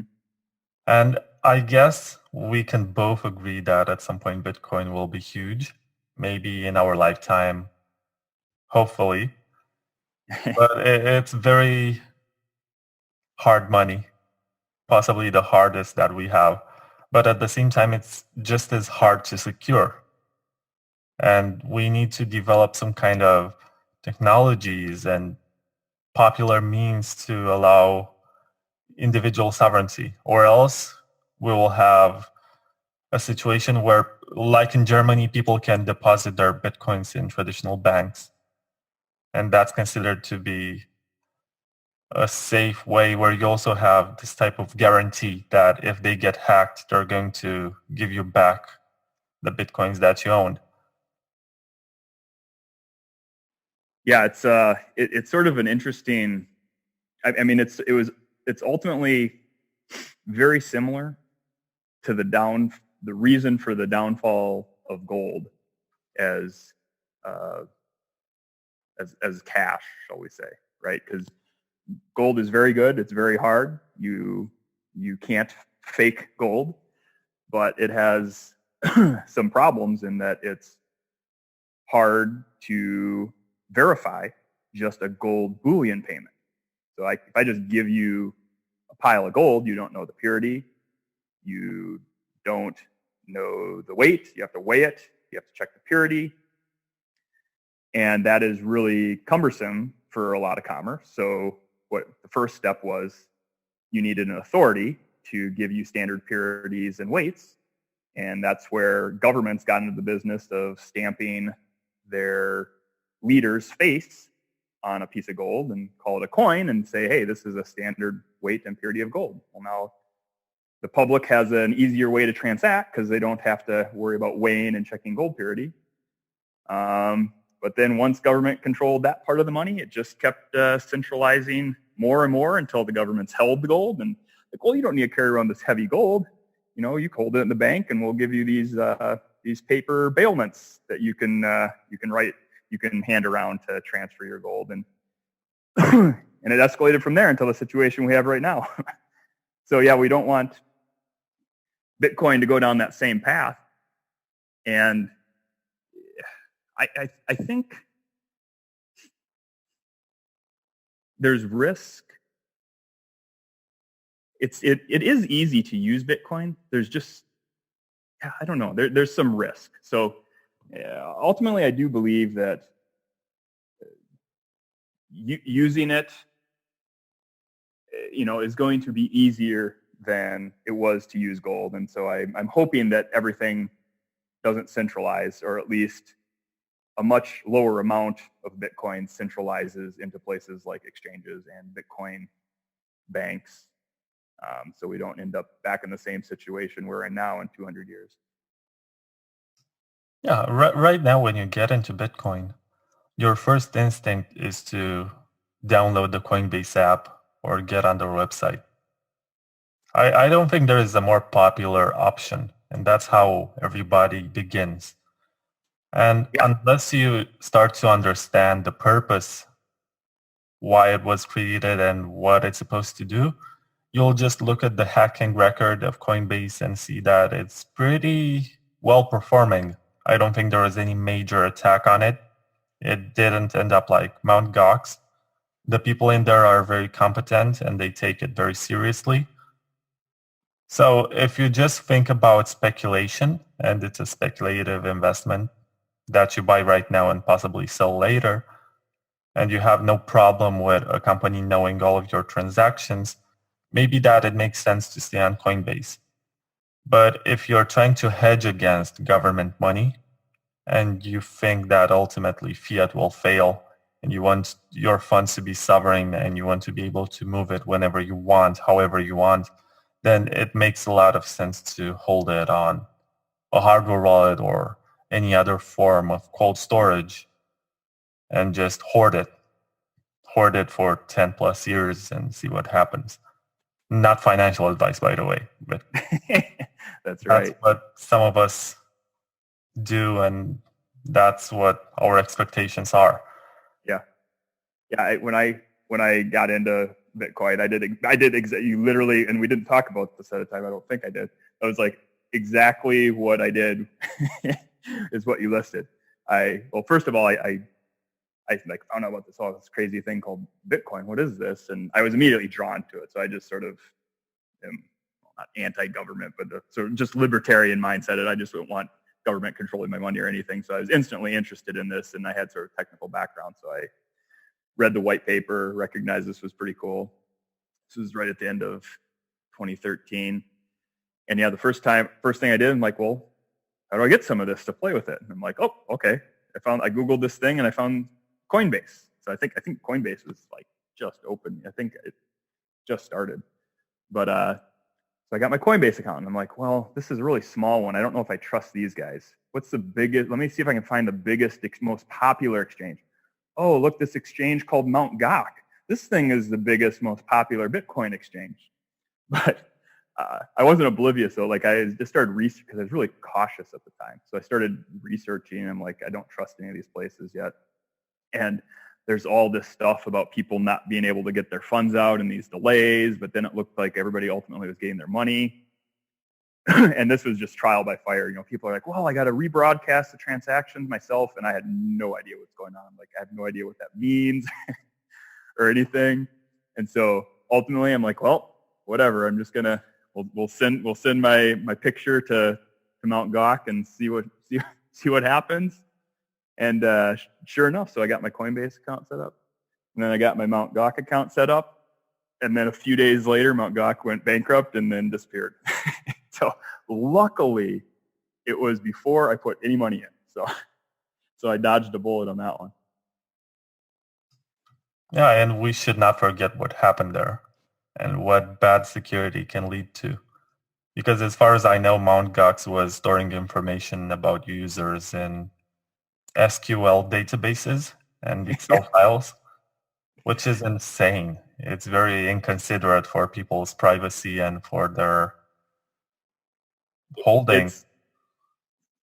Yeah, I mean, it's the whole reason. Yeah, it's terrible. Like, and I sort of, when I did it, I sort of felt that too. I'm like, I don't want this weird company having access to my bank account and my ID. I was just so hesitant about it. I just like, just felt really uncomfortable. But I'm like, oh, they're the biggest one though, so we'll just do it. Turned out probably shouldn't have. So I wonder what it's like nowadays to KYC to Binance when you first start. I didn't do it. I never signed up to Binance. I think the only exchange on which I did sign up in KYC is Bitstamp, possibly. Mm-hmm. But just think about it. There is this company from China, and they want you to give them all the information. And I know it's complicated with Binance that they're from China, but they have offices in Malta, and they have all sorts of operations in various tax havens around the world. And possibly that's how they were able to operate and do the kind of stuff that they did, whatever it took them to become one of the top exchanges. Mm-hmm. And list all sorts of shitcoins and never be legally liable for all the pumps and dumps that happened. Yeah. And I think they reject by default US customers.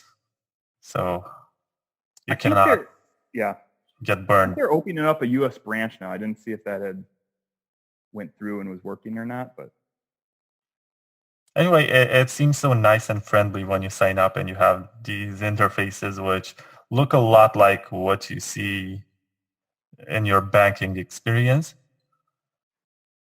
but it's a lot more frightening.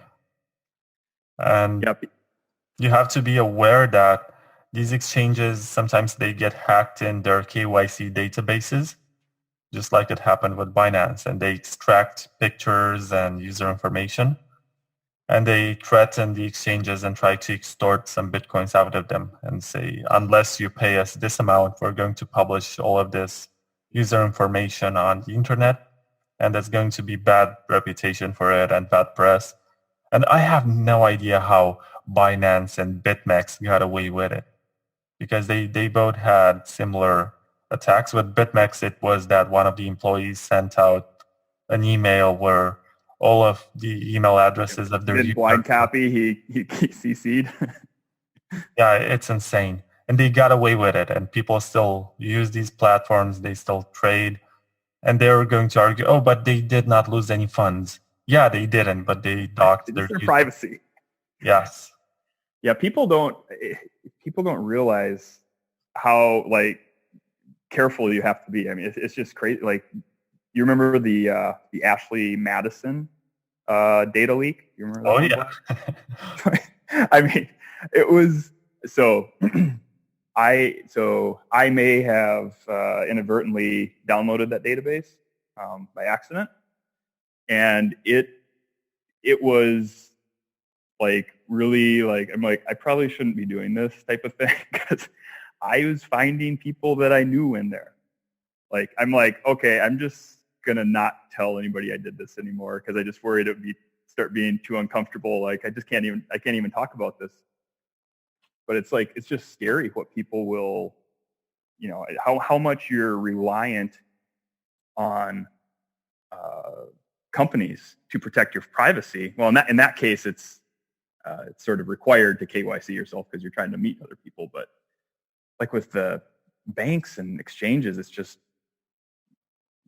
ridiculous. The government's in trying to protect us and requiring all those rules ultimately cause us to lose all our privacy by forcing companies to protect all this sensitive data it's really just impossible to protect. I mean, even the NSA, right? Their hacking tools got leaked. It's what the heck? How does that happen? It's supposed to be one of the most secure places ever. Or is that the CIA? No, NSA hacking tools. Yeah, and it has become so intricate. I spoke to Bruce Fenton for Bitcoin Magazine, and he told me that he was selling stocks in the 90s, and he was able to call up customers and say, would you like to buy 100 IBM stocks? And they would say yes. And all they had to provide was a name and an address. And they would send by mail some sort of invoice, and if the payment was made within 1 week, then the purchase was validated and they could go on with the transaction. But they did not have to ask for any kind of social security number, driver's license, ID, whatever. They did not have to ask for this. They just asked for a name and an address. And with this information, they were able to sell stocks and do financial operations. Yeah, governments would never allow anything like that nowadays. They need to protect you. They track everything you do. Oh, I feel so protected every day. That's right. That's right. My benevolent government protecting me from myself. When you're fearful, it just means that you're being protected. Well, what's funny is maybe this isn't even true, but these protections can start out as benevolent. Like somebody that literally says, hey, we need to monitor this to protect these people. They actually might be thinking we need to monitor this to protect these people, but ultimately having that information and the ability to collect that information gives a future government the path to an authoritarian rule type of thing. I mean, it's, even though the intent, in the U.S. here, it's people really fight for our gun rights. And a lot of the argument is, well, people against liberal gun rights, if the government, because some of the argument is you need the guns to protect yourself from the government. And the counter is, well, you can't fight tanks and helicopters with with a regular civilian rifle, but it's more the government having the ability to take those things. It indicates that it has the power to do many other things, and by protecting our rights such that we prevent the government from taking away some of these rights and abilities, it helps prevent sort of slippery slope type of things in the future from the government taking more rights and other things in order to protect us. It's difficult. And when you have Bitcoins in the mix, it's even more delicate. Any form of digital money, which is individual, you own the keys, and whatever transaction you are making is both irreversible and written on a public ledger permanently. And if you think about it, it's all very risky. And it's very delicate with Bitcoin because you can see some features as design bugs or flaws that maybe will never get fixed. And it's frightening that if used by governments to make us, to push us to declare our public keys and addresses that we're using, is going to be a very effective surveillance system. With Chainalysis right now, they already can track transactions. And in recent days, I even saw that they were able to see through coin joins in the case of massive amounts that were being mixed and sent to one address. And I think that the mistake that they made at some point was to reuse some addresses. And that's how they were able to track the funds. But anyway, it's frightening. Yeah, absolutely. I think the biggest vulnerability, as we discussed sort of earlier, I think the technology ultimately will get such that through CoinJoin and mechanisms along those lines, we will end up with transactional privacy to a relatively good level.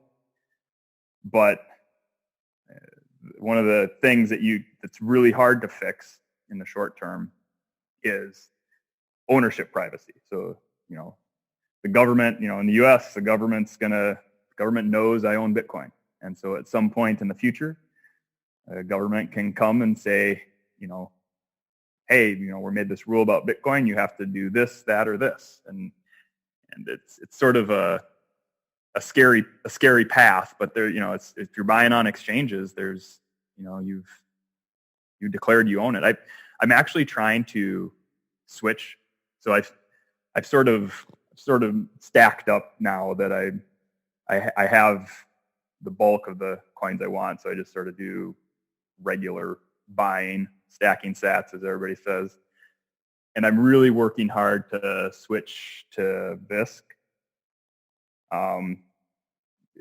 So that's sort of my goal, to at least protect some of my future earnings in Bitcoin. So at least the government can't precisely track how much I own. And I was actually, I known about this for a while. I was actually really surprised at how easy it was. Like, it was just sort of install and it just worked. Did you know about BISC, or?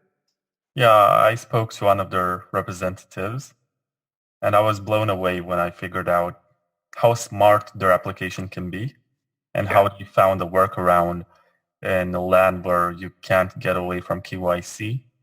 So you open source software that you download, run on your PC, and make peer-to-peer transactions in the real sense.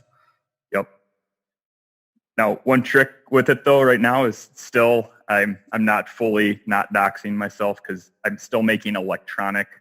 The popular method is sort of this electronic bank transfer. And ultimately, the counterparty's name. They know your name, the counterparty's name. And then there's a record in your bank account, this money came from this person. So there's all sorts of various risks from that.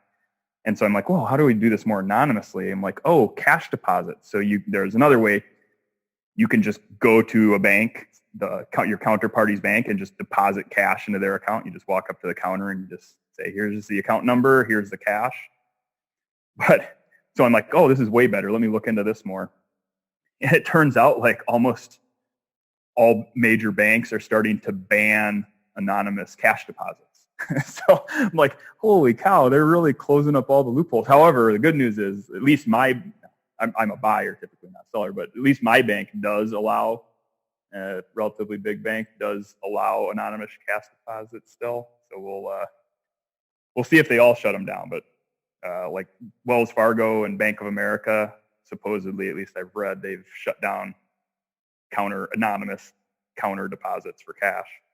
So it's getting harder and harder. You just have to revert to peer-to-peer meetups at some point. But having a broker in between is sort of nice because it just sort of alleviates a little bit of risk. I don't recall ever sending anonymous cash deposits. I know that you can do it here in Romania, but they ask you for a name. And I suppose you can go pseudonymous and just give out a fake name. But it depends on your luck because sometimes they ask for an ID. Other times they just look at you and say, okay, let me send this money. Just fill in this form and you're good to go.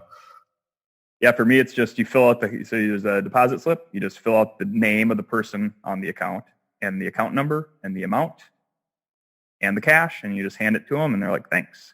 So still have a tiny bit of privacy. So I feel like we have been talking for over 2 hours, and I'm not sure how many people will get to this point. But now we can say anything, Vlad, because nobody's listening anymore. Yeah, exactly.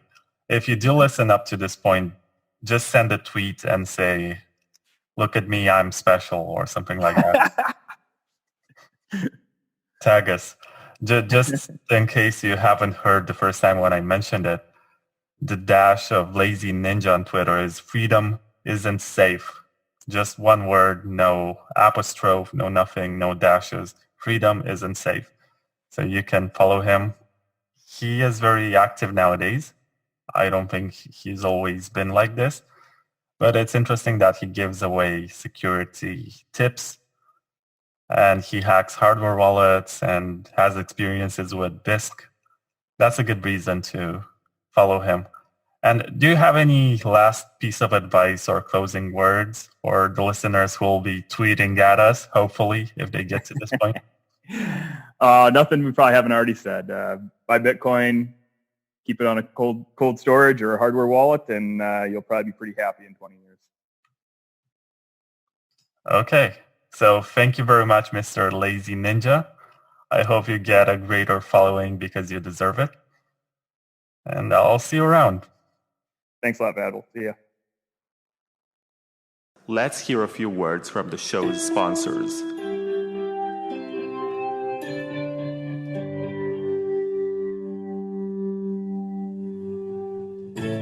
LXMI is a European cryptocurrency exchange whose name is inspired by Lakshmi, the Hindu goddess of wealth, good fortune, and prosperity. It's one of the regulated and legal cryptocurrency exchanges.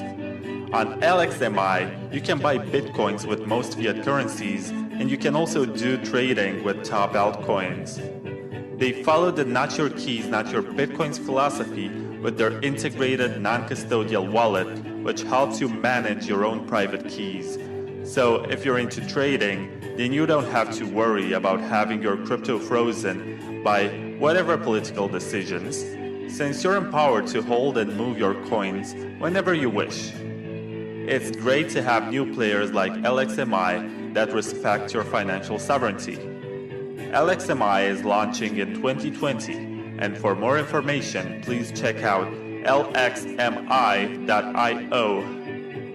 If you're not into trading, it's recommended to move your coins to a hardware wallet or some other form of cold storage, and in this episode, you're about to find out why. Please keep in mind that this is just an ad for a sponsor of this show. It's not meant to serve as financial advice, and you're responsible to do your own research before buying anything and act according to your own decisions. Embrace your financial sovereignty with agency and precaution.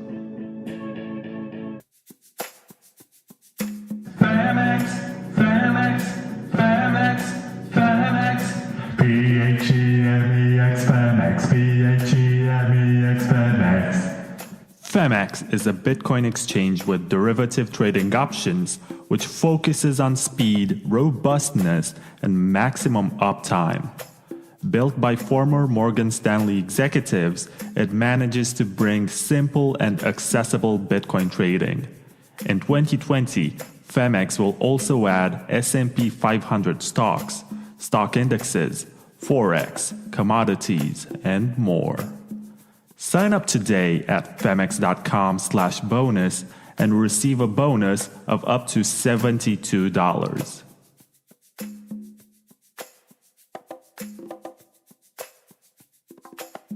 Please keep in mind that this is just an ad for a sponsor of the show. It's not meant to serve as financial advice, and you're responsible to do your own research before buying anything and act according to your own decisions. Embrace your financial sovereignty with agency and precaution.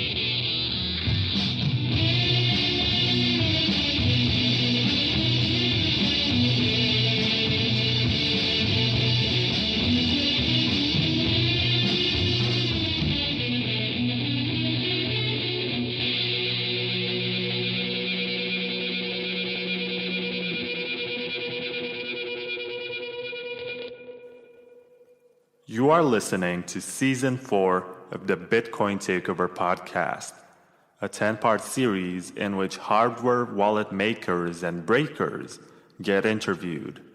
Before I introduce this episode's guests, let's hear a few words from the show's sponsors.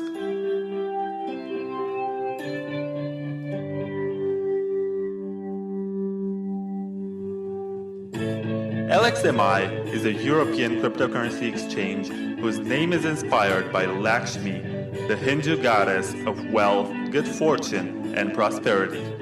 It's one of the regulated and legal cryptocurrency exchanges. On LXMI, you can buy bitcoins with most fiat currencies, and you can also do trading with top altcoins.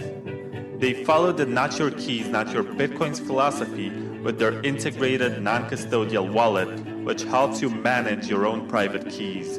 So if you're into trading, then you don't have to worry about having your crypto frozen by whatever political decisions, since you're empowered to hold and move your coins whenever you wish. It's great to have new players like LXMI that respect your financial sovereignty. LXMI is launching in 2020, and for more information, please check out lxmi.io. If you're not into trading, it's recommended to move your coins to a hardware wallet or some other form of cold storage, and in this episode, you're about to find out why. Please keep in mind that this is just an ad for a sponsor of the show. It's not meant to serve as financial advice, and you're responsible to do your own research before buying anything and act according to your own decisions. Embrace your financial sovereignty with agency and precaution. Femex, Femex, Femex, Femex, BHEMEX Femex, BHEMEX Femex. Femex is a Bitcoin exchange with derivative trading options, which focuses on speed, robustness, and maximum uptime. Built by former Morgan Stanley executives, it manages to bring simple and accessible Bitcoin trading. In 2020, Femex will also add S&P 500 stocks, stock indexes, Forex, commodities, and more. Sign up today at femex.com/bonus and receive a bonus of up to $72.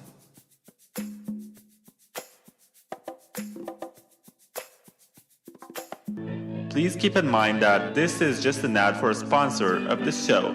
It's not meant to serve as financial advice, and you're responsible to do your own research before buying anything and act according to your own decisions. Embrace your financial sovereignty with agency and precaution. Hello, and welcome to Season 4, Episode 4 of the Bitcoin Takeover podcast. I am Vlad, and I'm honored today to have as a guest one of the makers of the Ledger hardware wallet.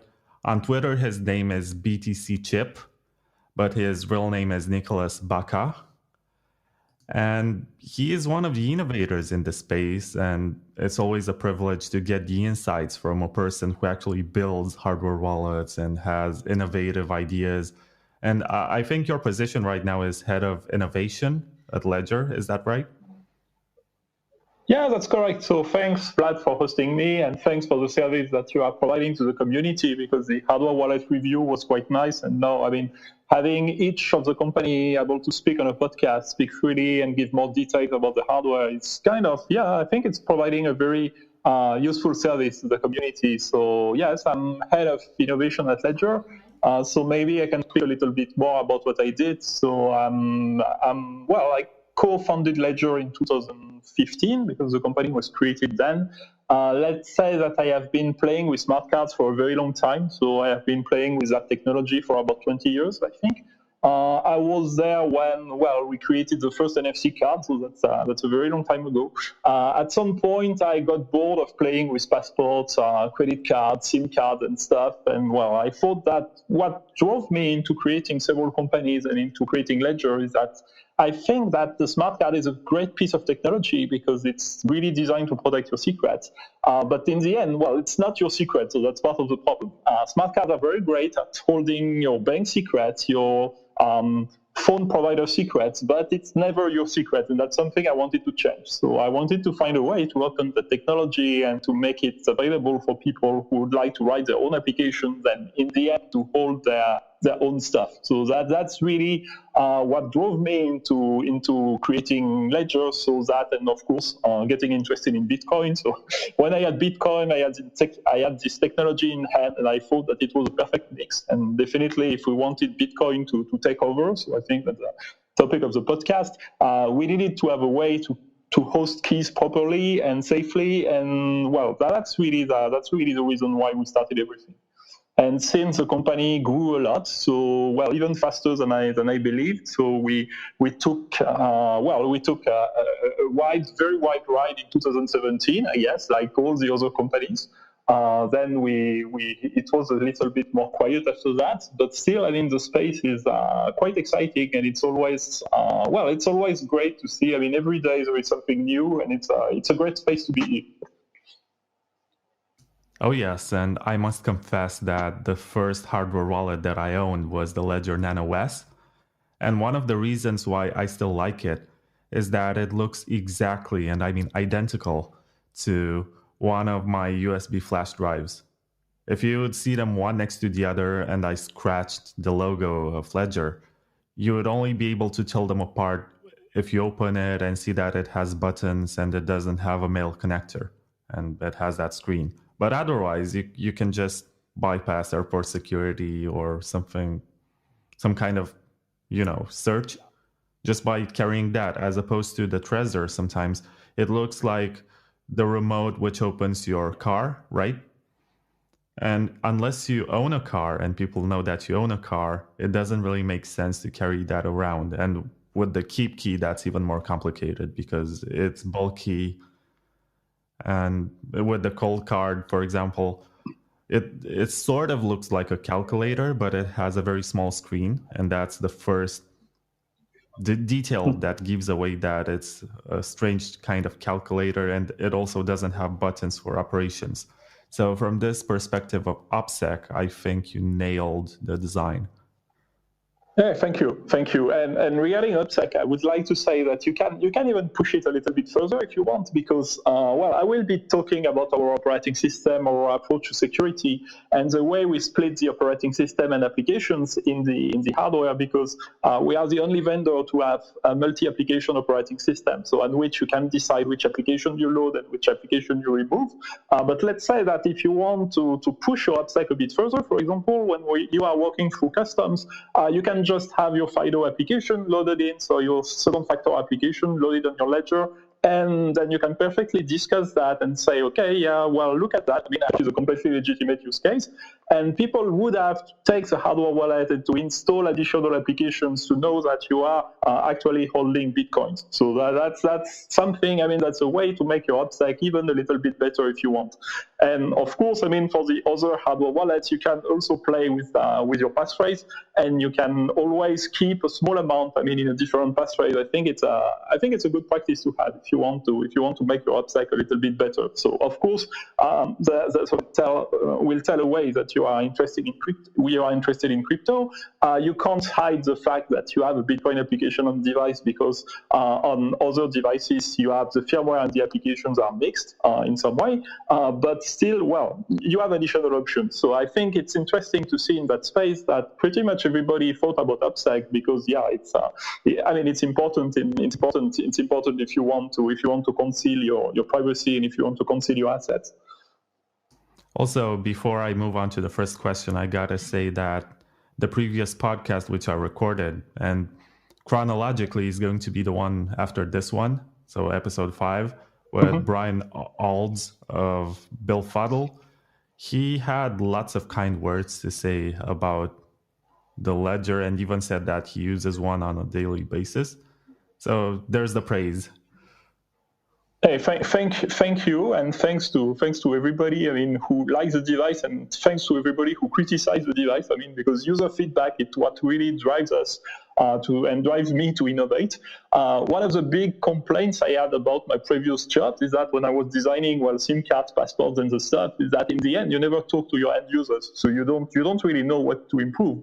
And I would say that we made much more improvement in the field of smart cards in general in 5 years. I mean, now that Ledger has been created, thanks to all the user feedback and critics that we got, than what I did in the past 15 years. So the field is also great for that. And consumer electronics, secure consumer electronics is kind of a new field of business. I mean, that's how I would generalize hardware wallets, but it's a great place to be. Oh yeah. And speaking of, I wrote that 3-part series in Bitcoin Magazine about hardware wallets, and I really appreciated the way you reacted as a company to what I wrote there. I mean, you could slam me on social media and say that I'm wrong and possibly point out alternatives to the solutions that I found, but you just improved and sent me an email. And we're like, okay, so we have added to this Don John. I think that's how you pronounce it. It's Donjon, but yeah, I know it's pretty hard to pronounce if you are not a French guy. So yeah.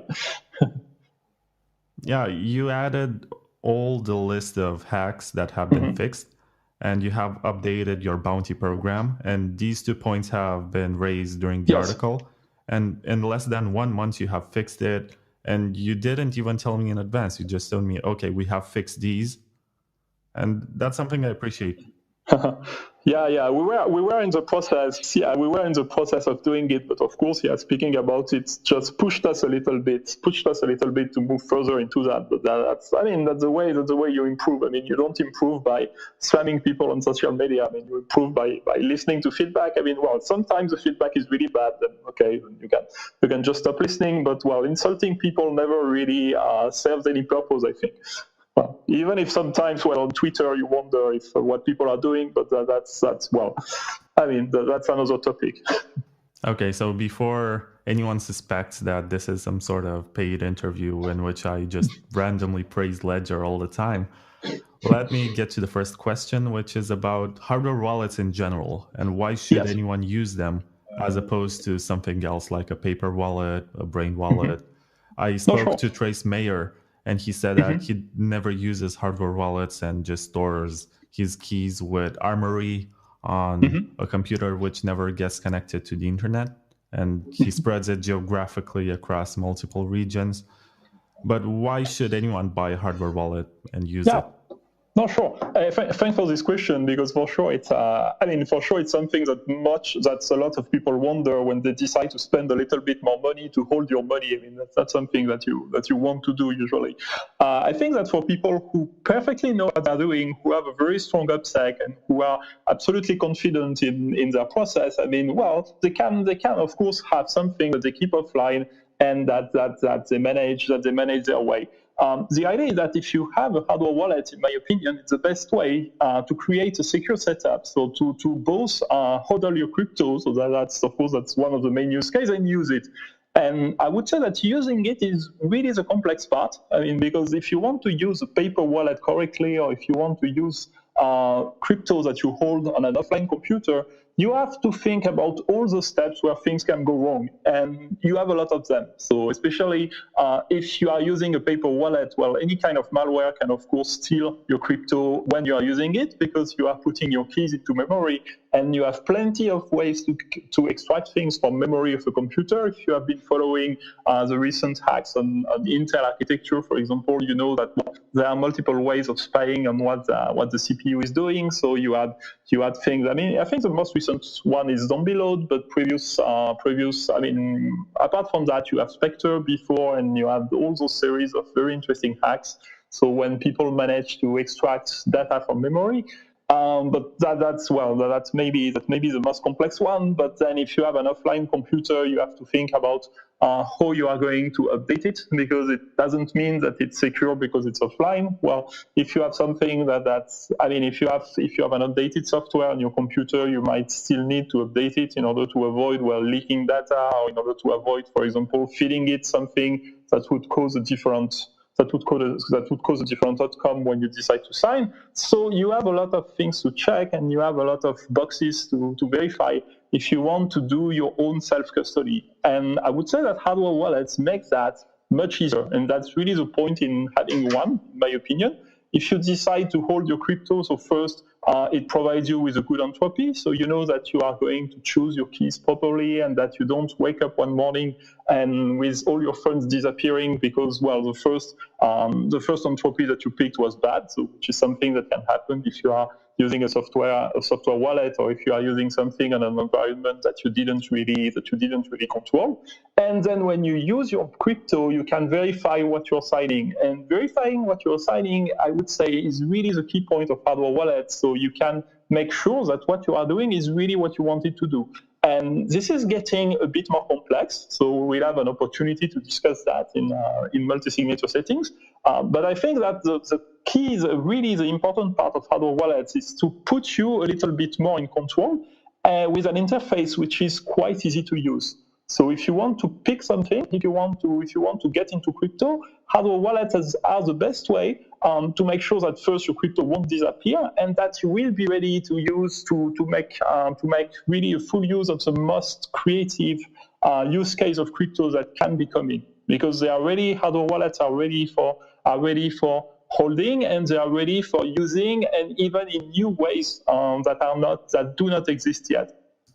Right. So why should a newbie who just got into Bitcoin and decided to spend $100 on hardware wallet choose a ledger? And when going for a ledger, which model is best suited for the needs of a beginner?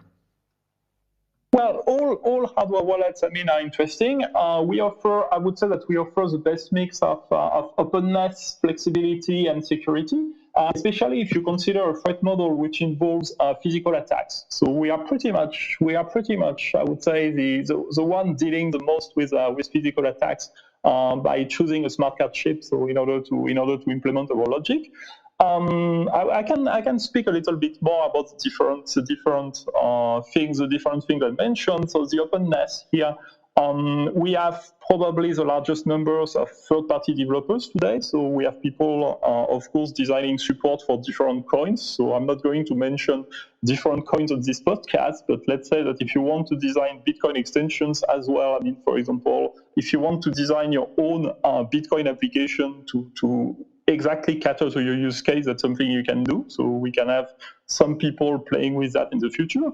Regarding the flexibility, so we have an operating system today which allows you to isolate applications. So you can basically load any kind of application on your device, and you know that applications are not going to interact with each other. So each application is really independent. And regarding security, so the threat model that we have in mind is that we are building everything on the shoulders of technology that has been the gold standard for, I would say, 40 years in banking, pay TV, identity, and other industries which are absolutely critical. So by doing that, we know that we offer the best possible physical security. I mean, not because we designed it from scratch, but because we rely on something that a lot of other people have been using in the past. So for really know how you are going to use your crypto, so are you going to hodl your crypto? Are you going to use them? Are you going to work all the time with your hardware wallet in your pocket, for example, which can be a very viable use case? You know that by choosing Ledger, you have a solution that protects you against those kind of possible physical threats, that is still easy to use, and that is still very flexible. So regarding future use cases that you might have. Regarding the different models that you want to pick, I would say it's really personal taste. So the Nano S is our oldest hardware wallet with a screen. So before that, we had a model without a screen, and we had a model with an FC, but I won't really speak about that. So the Nano S, I would say, is the cheapest. Security-wise, it's pretty much equivalent to the Nano X.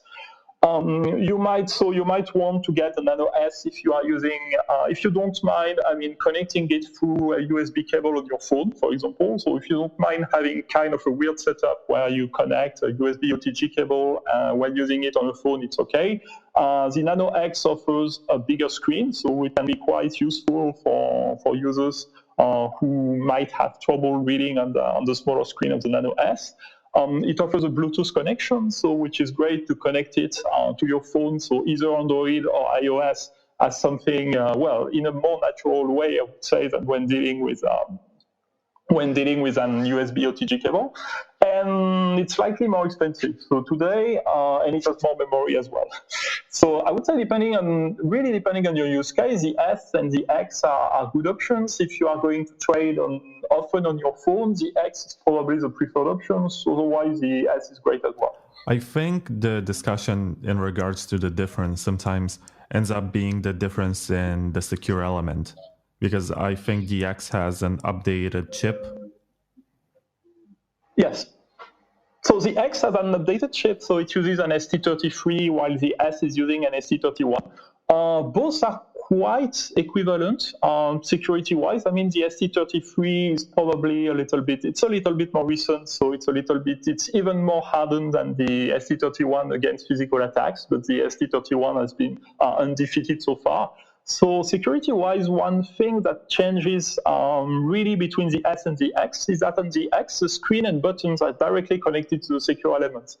So that's one attack surface that has been removed. I mean, you don't have an MCU connecting in the middle the screen and buttons. But I would say that even on the S, and regarding the next, I can maybe talk a little bit, so quite quickly about the architecture, the security architecture that we have on the S. So on the S, the secure element is executing the applications, and when the secure element wants to display something or to get inputs from the user, it's talking to an MCU, so which is a non-secure chip, which is connected to the screen and button and reporting the events to the S. So you would think that it's an easy way to attack, because if you can run code on the S, so which some people did in the past, you have a way to basically fake what's displayed on the screen, and you have a way to fake user inputs. But when the device boots, the secure element authenticates the MCU. So by basically, the MCU is going to send its firmware to the secure element, and the secure element is going to hash the firmware and to verify that it's talking to the right chip. So, well, there are ways to try to hack that, but I would say it's not really easy to do with the new security that you put in place. Basically, the secure element is verifying that the timing is correct. I mean, that the MCU is answering at the right time. The firmware is asked to the MCU in a random way, so it's hard to reproduce. So today, with the new strategy that we put in place in the recent firmwares, I think it was right after 1.3.1. I haven't seen a hack that would exploit that successfully. So I have seen people running code on the MCU, but I haven't seen people running code on the MCU while still talking to the secure element. So so security-wise, I would say both are pretty much pretty good today. Right. So I think that the next question that I have for you is the most difficult of this entire interview, because I will make you discuss the competition, and I'll make you say something nice and something bad about them.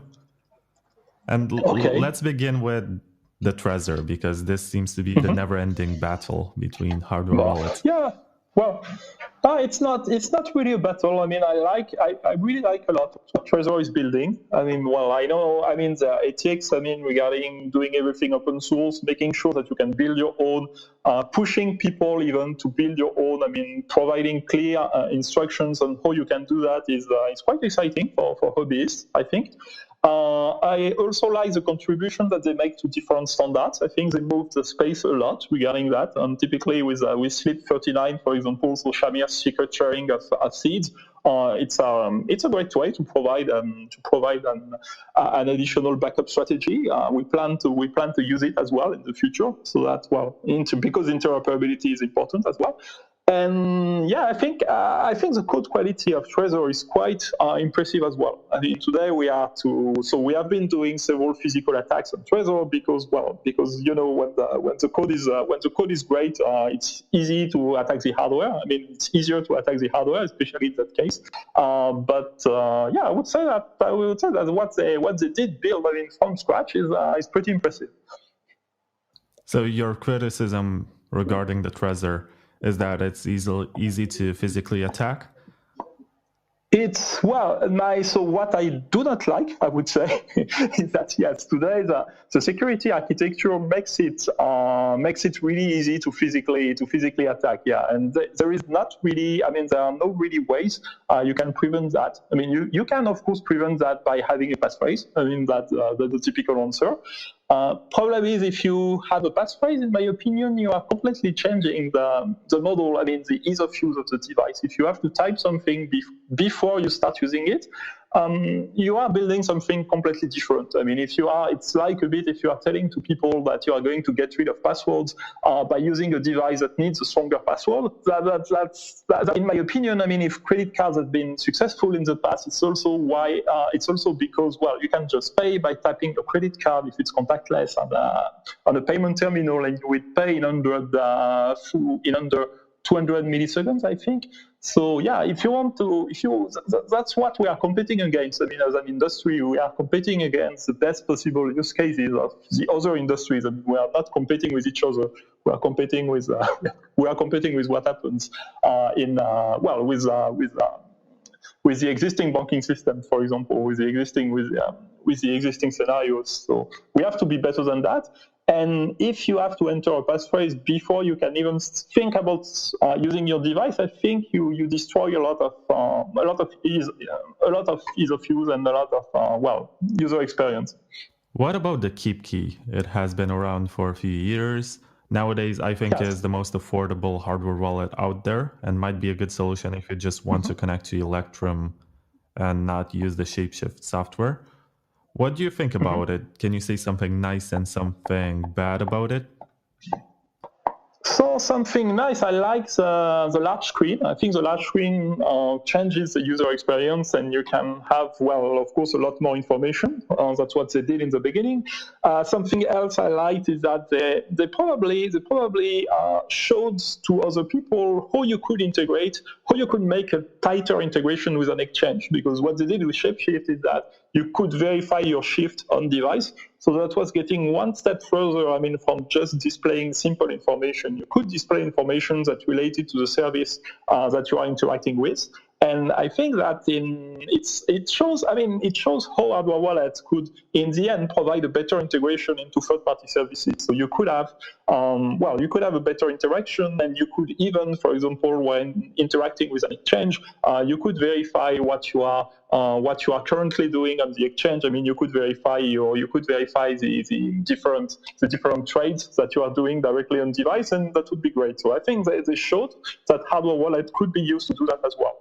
So that's on the parts I like. On the parts I don't like, I mean, I will probably say the same thing as Trezor, because they are using the same architecture. So security-wise, I don't think it's security-wise, I think there are problems that you can't really overcome with software. So that's my bigger concern. Right. So what about the newest big player in the market, the ColdCard? It brings a lot of interesting features. It even uses partially signed Bitcoin transactions, which is interesting. Yes. That you never connect the device to the internet. But to somebody who is new in the space, it can be very intimidating and difficult to use and unfriendly. I think I criticized it. I mean, I feel like I did your job, but can you say something nice about it and something you don't like? No, sure. So I think ColdCard is basically catering to the cypherpunks. I mean, you can see that with their communication on social media to use them. I mean, if you are thinking about using your device for anything else than Bitcoin, basically they don't want to be talking to you. I mean, which is, well, I mean, it's a marketing position. That's fine. I mean, if they make money that way, I mean, I'm very happy for them. So that's fine. What I like with ColdCard is, as you said, support of PSBT, because it was definitely built for PSBT, and having a hardware wallet pushing PSBT is something great for how it can be integrated. And I think pretty much all of us will be integrating PSBT at some level. So today you can already use PSBT with I would say an external integration, so using the HWY interface. So everybody can interact with PSBT, but ColdCard show how you can deeply design your hardware into exactly supporting PSBT and displaying different PSBT elements. And I think I kind of like the looks, I mean, of the ColdCard as well, because if you are targeting cypherpunks, it's good to have a device that looks like something very intimidating. So it definitely looks intimidating, and I think it's a nice feature. What about the BitBox02, which was launched a few months ago? And I think it uses the same secure element as the ColdCard, but is a lot friendlier. And from the user interface, as far as I could see when I tested it, it offered the user the option to connect to a full node and also manage UTXOs, which is impressive. And it has batch 32 addresses by default. I mean, I feel they got a lot of stuff right, and they improved on the previous design, but we have yet to see how secure it really is on the long term. Yes, so I definitely like the form factor of the new BitBox. I think what they did with the touch sliders is interesting, because it's put on different. Well, you have some sliders up, you have some sliders down, so you can think about doing some different interactions. For example, when you try to enter your mnemonic inside the device, it really makes it easier. I mean, by the way, they decided to design it. Well, what else? I mean, and yeah, the set of features of the support is quite great. What I didn't like, I mean, about BitBox is, well, I would say the security. I will speak a little bit more later about the security architecture, but of course, yeah, sorry about always saying that what I don't like in competition is the security architecture, but that's a bit our that's kind of the thing that we are pushing for. And regarding ColdCard, yeah, just remembering, I didn't say what I didn't like about ColdCard before, so I would say I like the looks and I dislike the looks as well, because, well, if you are a new user, I don't think it looks very friendly to you, so I understand, I mean, that even if it's not the main part. And technically speaking, one thing I don't really like about ColdCard is the usage of MicroPython as well, because I noticed that it's a new trend in this industry where a lot of people start using MicroPython. I think that it adds a lot of complexity. And to review the code, you don't exactly know, I mean, what the VM is doing in the background. And as a VM it doesn't really serve the right purpose of a VM, in my opinion, a virtual machine, which is to isolate your applications. You can't really isolate applications in Python. So MicroPython makes applications easier to write, I would say. But in the end, it makes them also quite harder to understand exactly how the application is running inside. And that's not a good thing for security, in my opinion. Interesting. I think this is the first time when I hear anything related to, I think you're referring to the operating system of the device? Yeah. Even if they don't really have an operating system, because what I would call an operating system, it's something where you have a clean split between the main device functionalities and the application. I mean, in all of those devices, it's kind of mixed together. So the firmware is kind of doing everything. And you can't put a clear split where the device functionality starts and where the application starts. So it's kind of all mixed together. And MicroPython, using a virtual machine can be a way to do that. But typically MicroPython doesn't let you do that just because the way Python is defined. You can't have separated scopes in Python. So if, for example, you have a malicious application that tries to modify the way your device is going to handle the pin, let's say, it will be able to do that just because MicroPython and Python will not offer any kind of software protection against that. This is definitely interesting. And this is why I'm happy that I get to talk to an engineer as opposed to a marketing person. Well, yeah, you can find a marketing person interested in MicroPython as well, but yeah. Okay, so you spoke about the firmware, and this is the point where I have to ask that question, which gets asked all the time.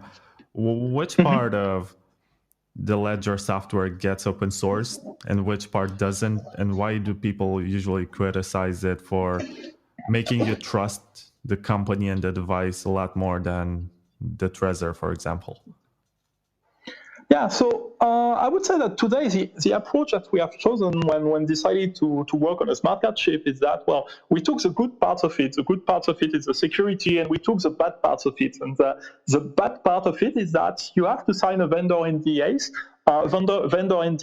where basically the chip datasheet is under the NDA. So in what you are writing, in the code that you are sharing, you can't share anything that would either reveal how the chip is working, or you don't want to share code that will help people get this information. So it's a bit tricky because you don't want to show this information yourself, and you don't want to provide third parties with a way to extract this information. So you have to think about that when you are designing an application for a secure element. So today, what we did and that's one of the reasons why we have this operating system architecture where we split the OS from the applications, is that the OS today is closed source and the applications are open source, because the applications are using the operating system as a service. So they are basically running. At some point, they need to run a specific operation. So they are making a system call. The system call will go back to the operating system. The operating system will do its stuff and will return the result to the applications. And unfortunately today, the cryptographic library is part of the operating system because for performance reasons. In the end, the secure element is working at a pretty low speed, compared to a general microcontroller. So secure element will be working at, I would say, something like 20 to 40 megahertz, while the Trezor is and other general microcontrollers are more operating in the 100 megahertz range. And so in order to perform fast computations when doing for example, an ECDSA signatures, they will use a coprocessor. And here you see the problem is that since the chip datasheet is under NDA, the design of the cryptographic accelerator on the secure elements is also under NDA. So that's a big part of what you can't reveal. And the way we plan to work around that is that we are rewriting constantly the operating system in order to split better the parts. So it's very hard to do it in one go. That's why it's taking us a lot of time to do that. But we want to end in an architecture where we can share most of the code of the operating system, and we will just have a black box, which will be a binary blob that you load, which will basically map the chip datasheet. But everything else will be open source in the I don't like to say in the long run, because that's something that we are really trying to improve, but it's very hard to know exactly when we will be able to release that. So I'm pretty confident we will be able to do more, to release more things related to the crypto library this year, because we have found some ways to split it already. But yeah, well. So today the operating system is closed, so that's the way things are, and the applications are open. So you can say that, well, that's a design that makes it hard to test things. But in the end, I mean, testing the applications is pretty, and even testing the operating system is pretty possible. I mean, we had researchers reporting bugs on the operating system already, because if you want to test, I mean, you can still test it as a black box. So you can basically run some code. You can try to interact with the operating system as an application would do. You can try to override the securities of the operating system, and basically you can verify that, well, either you can't override them and that's good, I mean, from a security point of view, or you can override them, you can make a nice bug report to us, and then we're going to fix it. But, well, we are in a state with the last certification that we passed where the code has been reviewed, I mean, by three different third parties right now. So the code which is not open, I mean, of the operating system, and yeah, I haven't found any escalation process where applications could compromise the operating system in the recent versions of the firmware. So, well, and even, I mean, considering what people are doing in other industries, a lot of people are testing things like that. I mean, using black box testing, because if you consider hardware in general, I mean, hardware can always be seen as a black box at some point. I mean, even if your code is fully open source, your code will rely on the chip, and sometimes on part of the chip which are not documented. So taking into example, I mean, all the other hardware wallets working on open source, having an open source code but working on general purpose chips, they are using security features of those chips for their own protection. Because one of the key features of a hardware wallet is that you can't flash your own code. So you can maybe do it after getting the authorization of the bootloader, or after getting the authorization of some other parts. But in the end, I mean, you don't have access to the G tag. You can't flash directly your code into the microcontroller. So you are still relying on the microcontroller for security, and unfortunately those parts are usually not documented, because, well, even on general purpose microcontrollers, some parts are still kept secret by the manufacturer. So they give you the datasheet, but they are not going to tell you exactly how the datasheet is implemented. And that's when things start to get tricky, because if you think that you are protected by just writing open source code, first, you don't exactly know how that code is going to run on your specific device.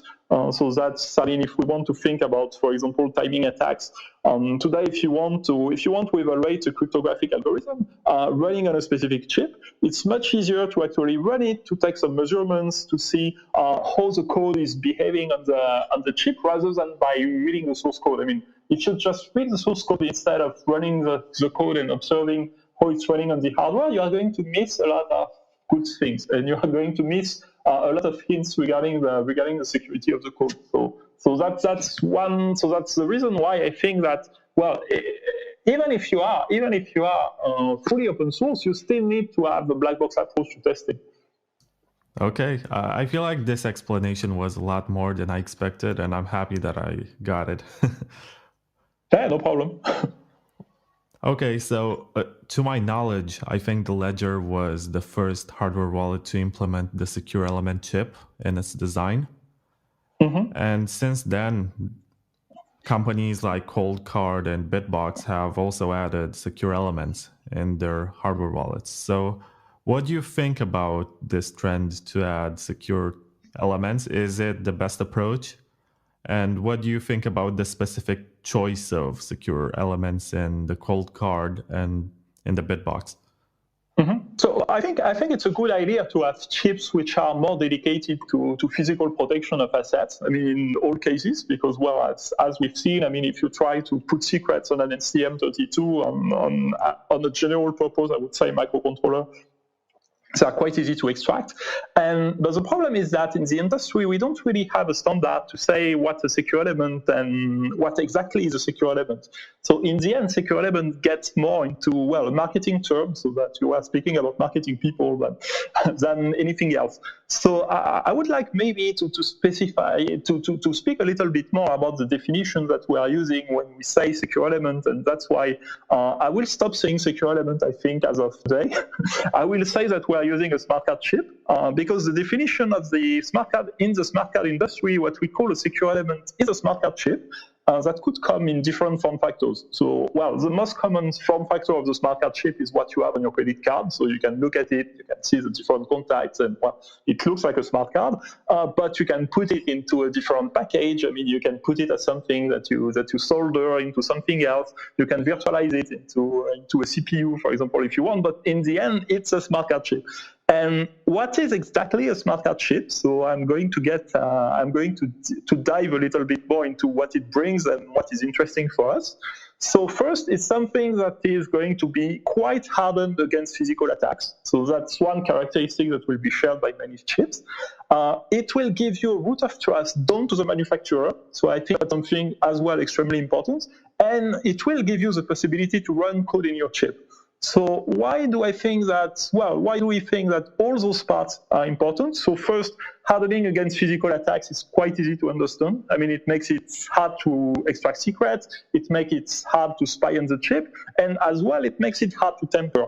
Because let's say you want to tamper a chip. You had some very interesting talks about that at the latest Chaos Congress, so regarding chip, how you could compromise a chip. So one of the talk was from Bunny, called, I don't exactly remember the name of the talk, but it was like open source is not enough if you want to properly protect your hardware. So I would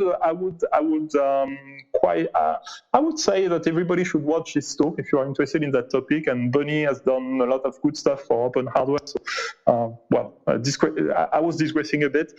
So the second part of what the smart card chip is going to bring is a root of trust. So the root of trust will be a manufacturer secret that is built in and that clearly identifies the origin of the chip.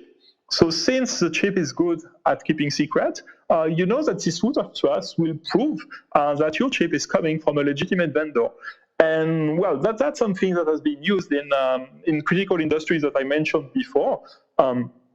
So the life cycle of the chip is clearly controlled and audited. And that's a very big difference compared to a general purpose chip, because here you know that you have a secret that you can trace back to the origin. And you know that the OPSEC of the manufacturer is quite strong as well, because if this secret is leaking, basically the entire reputation goes down the drain. And I mean, not only for crypto, but for passports, for states, for other things. So, well, that's a good thing in using chips that are used by governments is that in the end, I mean, you know what kind of security they want to do because they want to protect themselves. So they're not going to hack themselves. I mean, if you see the point. And then it's possible to run code in the chip. And I think that's also critically important, because if you combine that with a root of trust, it means that you can give strong guarantees to an observer that what is running exactly in the chip. I mean, if you don't have that, it's pretty hard to say, okay, this is the code that I built, this is the code that I put in the chip, and this thing could tamper the code in the middle. I was talking about the bootloader architecture, for example, on a generic microcontroller. Your code, when you load your code on a generic microcontroller, you are going through a bootloader. Regarding hardware wallets, you are going through a bootloader which is designed by the manufacturer of the hardware wallet. So if this bootloader is lying to you, in the end, even if you build the code yourself, you don't really know what's going to be loaded on the hardware wallet. And unfortunately, since the chip is not made to protect you against that, you have an issue. So coming back to smart card chips, if you have all those properties, so if you are hardened against physical attacks, if you have a root of trust, and if you can run code in the chip, you can provide very high guarantees regarding what you are doing, and you can use these features to save time, I would say, as well when implementing some security measures. Because what we do, I mean, when you load a new firmware into your Ledger device, you are connecting back to Ledger servers. Ledger servers will verify that the secret that's inside your chip is actually, something that your chip is legitimate. So that's how we verify that, you are talking to a legitimate Ledger device. And you have a health check that you can perform at different stages of the life of the device. And it's a good way to increase the security. And I will say that a little bit down the road. I mean, we want to explore new ways to work with multi-signatures, and especially threshold signatures and MPC, and I mean that kind of key, different ways to split keys that we can imagine. And being able to verify the code that you're running into the chip and running in a trusted environment is a way to save time, because those operations are usually very, very costly performance-wise. And if you can make some assumptions about trusting the code that is run by different parties, you end up just having code which can actually run in a time which is interesting for the user. So going back now to what ColdCard and BitBox are using, so they are using an AT-ACC, which is sold by the manufacturer as a secure element.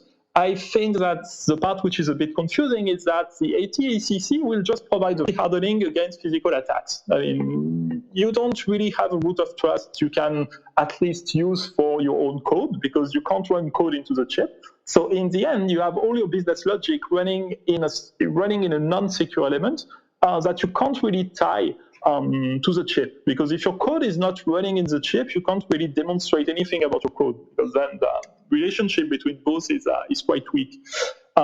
So another thing that is quite weird about the AT-ACC is that it's protecting keys, but you don't really know how, because it has never been certified. So I'm not saying that certification is a silver bullet, providing you confidence about what happens, but certification is giving you a list of what the manufacturer tried to do when protecting the device. So for example, you know that the manufacturer tried to protect against different kind of glitching, because when you can read the certification, all certifications are public, so certification will refer to a list of things that are actually certified. If we are talking about common criteria certifications, you have a protection profile which is linked to the certification. So this is the information that the certification is giving you. So the certification is not telling you that the chip is good. Certification is telling you, okay, the manufacturer tested against those attacks. And for the AT-ACC, since it didn't really go into a certification, you know that the chip is hardened, but you don't really know how.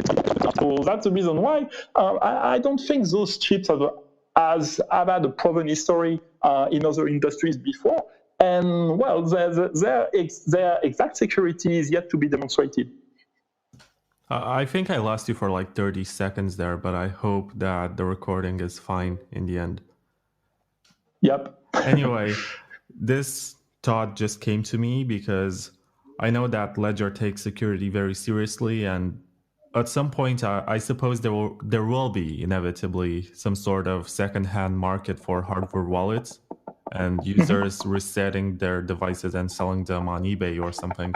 But at this point, do you think it's safe to buy a Ledger on eBay and securely use it if it has been reset? If it's an S, you might want to verify that people didn't put you some extra hardware inside. So I don't think that's going to be the most common attack. But sorry, are you still hearing me? Just checking.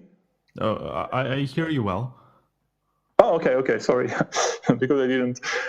So I think if you verify the chip is exactly, how the device is wired. So if you do that on eBay, I would probably say that you should do that. If you order it and you think the device looks to have been tampered with, you might want to verify that everything is correct before storing money on it.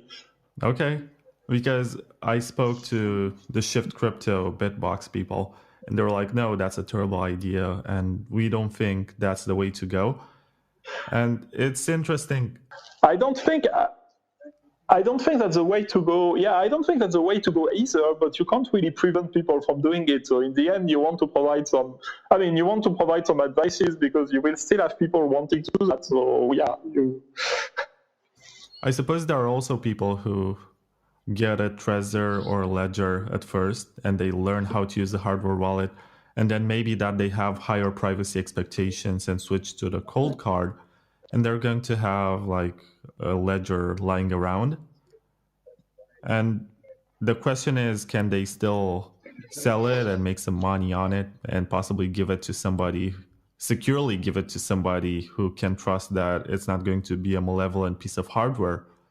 Or should they just keep it because hardware wallets are single-use items just like toothbrushes? So yeah, that's a good comparison. So I don't think they are single use, but I think that you can always find new use cases for a hardware wallet. I mean, typically, if you are moving to a ColdCard because at some point you decided you are a hardcore Bitcoiner and you don't want anything else than Bitcoin to touch your device, that's a decision you have the right to take. I would say regarding privacy, it's more related to the software that you are using to connect to the hardware wallet. So the hardware wallet doesn't really play the hardware wallet doesn't do a lot of things regarding privacy, so it's more the software that you connect to it. But you have a lot of uses for a hardware wallet. I mean, if you decide to keep it, I mean, typically using FIDO, you can use your hardware wallet as a password manager. You can use your hardware wallet to connect to your SSH server. So you have plenty of reasons to keep your hardware wallet, I would say. If you decide to sell it, we are probably the manufacturers that took the most. We took care, I mean, by having the architecture that we have, of making sure that it's hard to tamper with the device. So I'm not saying that it's impossible to tamper with the device, because if you want to solder new stuff into we have no protection against that. But it's significantly harder than to tamper any other device, because if I want to just taking an example, if I want to tamper another device just based on a general microcontroller, even if you are using a secret chip, another secret chip in the middle, I just need to tamper with the bootloader. If I can somehow rewrite the bootloader and reship the device with a different bootloader, I can make you believe that the device is completely genuine. You wouldn't be able to do boot of trust. And then you can make fake devices that look exactly like the original one, I mean, without even opening the device. So for other manufacturers, I would say the second-hand issue is more harder to tackle than with us, because to mess with the device, you really need to open it and you really need to solder new things inside the device. Another question that I have for you, and I'm not sure if it's fitting given how the operating system and the applications are handled on the Ledger, which is very different from other hardware wallets. I have seen that with the Trezor and the ColdCard and the BitBox, there is a Bitcoin-only model that they released, and they say that through this minimalistic software approach, they reduce the attack surface. But in the case of the Ledger, you can choose which application you want to install. So if you want to have a Bitcoin-only device, you only install the Bitcoin application. That's pretty much the case. And the other thing is that, if you look at the source code of the Bitcoin application, you'll see that to save space, you have some branches in the applications that relate to other Bitcoin forks. I mean, typically, some points that are maybe not well known, I mean, by Bitcoiners only, but you have plenty of Bitcoin forks. I mean, even typically Zcash is initially a Bitcoin fork, so you might not be aware of it, I mean, if you never dig into the question. So if you look at the Bitcoin code, you would say that it is quote contaminated quote by some other coins. So if, that's your case, you might want to think that you want even something, better than that for your Bitcoin. So you might change the Bitcoin application to only contain code that's related to Bitcoin, then load it, and with better guarantees, I would say, than other manufacturers. Right. One of the downsides that I found in the Ledger devices during my testing was that it's a lot more difficult to set up a multisig with Electrum. Mm-hmm. And are there any efforts that you are doing in this direction, and will there be a multi-sig option that you will be implementing in Ledger Live, which is your desktop application? So yeah, I mean, we are definitely starting efforts to rewrite the way the Bitcoin application is working regarding multisig. So the current application, maybe for a little bit of history, it was written for first generation hardware, which had 2 kilobytes of RAM. So in 2 kilobytes of RAM, you can't do much. And the way I decided to implement multisig on that is that, well, I would just display the information. I will not try to be smart and understand, what the transaction is doing, and I will just sign. In the end, I thought that signing was the right thing to do for a hardware wallet. So I understand that, well, this is definitely not satisfactory enough if you want to build a complex multisig setup. And the vision I have for the next rewrite of the Bitcoin application that I am currently working on is that we will have more complex Bitcoin application in the future. So I think that, well, the multisig is one thing, then we will have taproots, then we will have mass, then we will have other features, which make me consider maybe a little bit Bitcoin, like, with a Unix model in mind. So if you look at the Unix model, you have a lot of small processes, that do one thing, that do it well, and that can be piped to another process. And I would like to have the same design for the next Bitcoin application. So the Bitcoin application, you will have one Bitcoin application which is responsible for just doing a Bitcoin transaction signing. You would have a sub application which is responsible for displaying the address in the multisig. You would have an application which is responsible for deciding what a multisig template is. So, for example, using miniscript or descriptors, you could say, okay, I'm going to sign using this model. Then I'm going to bind this model inside the device. So either by generating a specific application specifically for that, or by writing the profile committing the profile to Flash, for example. And then you would say, okay, I'm going to sign using something that always look like this. At least for this instance. And then the device can display additional information. The problem is that today it's difficult to display additional information regarding a multisig setup without assuming a lot of things. So you can assume that your keys are sorted. You can assume that your change is always going to look like, well, a given format, which happens to be followed by Electron, but other people might not follow this format. And I think that by lacking the flexibility of exactly describing what you are going to sign, you can break some use cases. So let's say that I have the choice to make between signing and maybe displaying a little bit more information, but taking assumptions. I chose not to make assumptions in the first version of the application before I had enough power, in the device and the new application model in order to describe what you're signing without making those assumptions.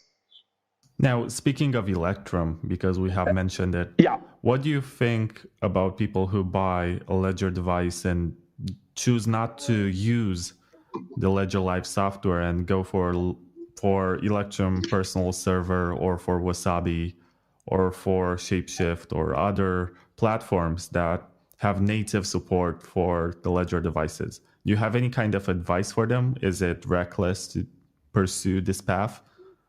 Oh, it's absolutely not reckless. So the point, the way we are creating security devices, and we definitely support people using them in any possible setup. The device itself is made to be safe. So today, I would say to those people using third-party wallets to connect their Ledger device, well, please do. Ledger Live is designed to provide the most user-friendly experience, but of course we can't cater to all users. You mentioned multisig previously. The way I want to handle multisig in Ledger Live in the future will very much likely be done in an MPC kind of way. So in order to support multi-signature between different coins. So typically, if you want a multi-signature which is on-chain, Bitcoin, and so on, don't use Ledger Live because that's not something that we will plan to offer. And if you think a little bit, if you go back in history, the way we designed the hardware wallet initially, we had absolutely no support we didn't have our own wallet. So I started the integration by pushing implementations. Well, the first wallet was Green Address. I think the second one, technically, the first one was CryptoKit, so it was a Chrome extension, so now it disappeared. But the second one was GreenAdWise, the third one was Electrum. So I definitely support, third-party wallets using Ledger features. I think if we want to speak about specifically some wallets, I think, Electrum will provide you more fine-grained coin control. Also Multisig, as you said, Lightning, because Electrum is going to support Lightning in the next version. And today, if you want to open a Lightning channel with your hardware wallet, you can definitely do it from Electrum. So it's also a great way to use the wallet. Wasabi is going to provide more privacy. We don't support CoinJoin today, but that's something we are definitely interested to support. And as an extension to the device, as an extension to the Bitcoin application, I mentioned before that I want to consider Bitcoin as a set of processes that I connect together. CoinJoin could be one of those processes. And we are definitely quite interested to provide features. Even if those features are not supported in live, we support the software wallet ecosystem, and we definitely support the wallets connecting to us. So let's do a short recap, because during the interview, you have mentioned lots of features that may get added to Ledger devices in the future. And I think you mentioned PSBT, you mentioned Shamir's secret backup. And sharing backups, yeah. And also, you just mentioned CoinJoins as something in which you're looking, and also better multisigs. What else is next for Ledger? We have, I would say we have different ways of looking at that. So depending if you are a user or a developer, I might have different answers for that. So for users, I would say our goal is to make really using crypto easier and more widespread. So for that, we want to, the goal is to compete with the standards that we have in other industries. So we want to make crypto super easy to use. So we want to have typically paying with crypto should be as easy as doing a contactless payment, and that's the reason why we're using secure elements. So regarding Bitcoin specifically, we want to make Bitcoin more customizable. So by being more customizable, the multisig profiles. We want also, it's not directly Bitcoin related, but slightly, we will be announcing a liquid integration as well, because liquid integration is already working. So that's a good thing for traders.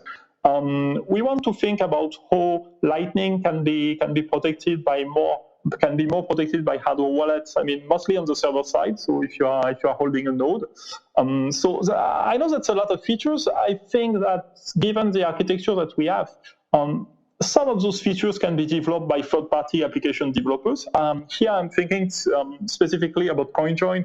I think CoinJoin is something that can be easily done by a third party.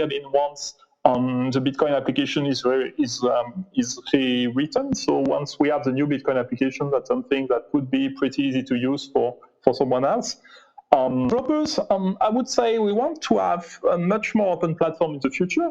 So that's we already started doing that with the operating system and with the crypto library.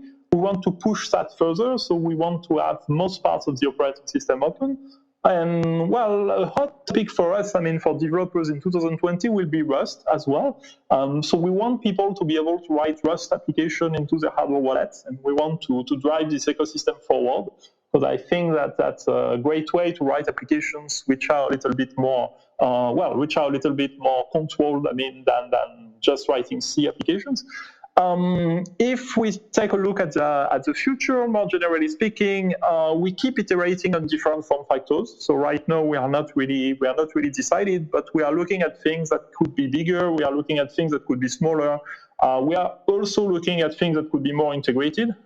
Especially in my team, I'm always looking at phones and wondering how we could make phones more secure. And typically, if we manage to run our operating system into a secure element inside a phone, and an integrated secure element, so a non-physical secure element in the CPU, I would say that would be the best possible integration if we manage to have a proper, of course, I/O with that. So in order to have right display to the user. So we are really thinking. We are thinking as Ledger as a platform. So Ledger is a platform providing a secure operating system on which you can build different kind of applications. Now that, we have 3 business units for Ledger, so we are not only considering hardware wallets, we are also running the Vault, which is, a solution that enables people to build their own custodianship solutions, so which is basically bigger hardware wallets in a completely different form factor. But that's something that I have been developing a lot in the past year.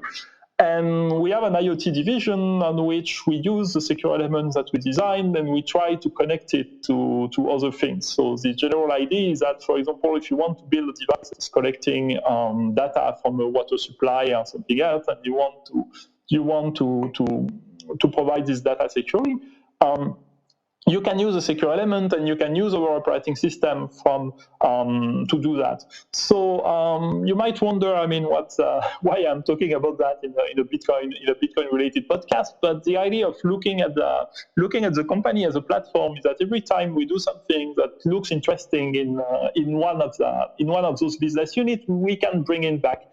And typically, we learned about how to do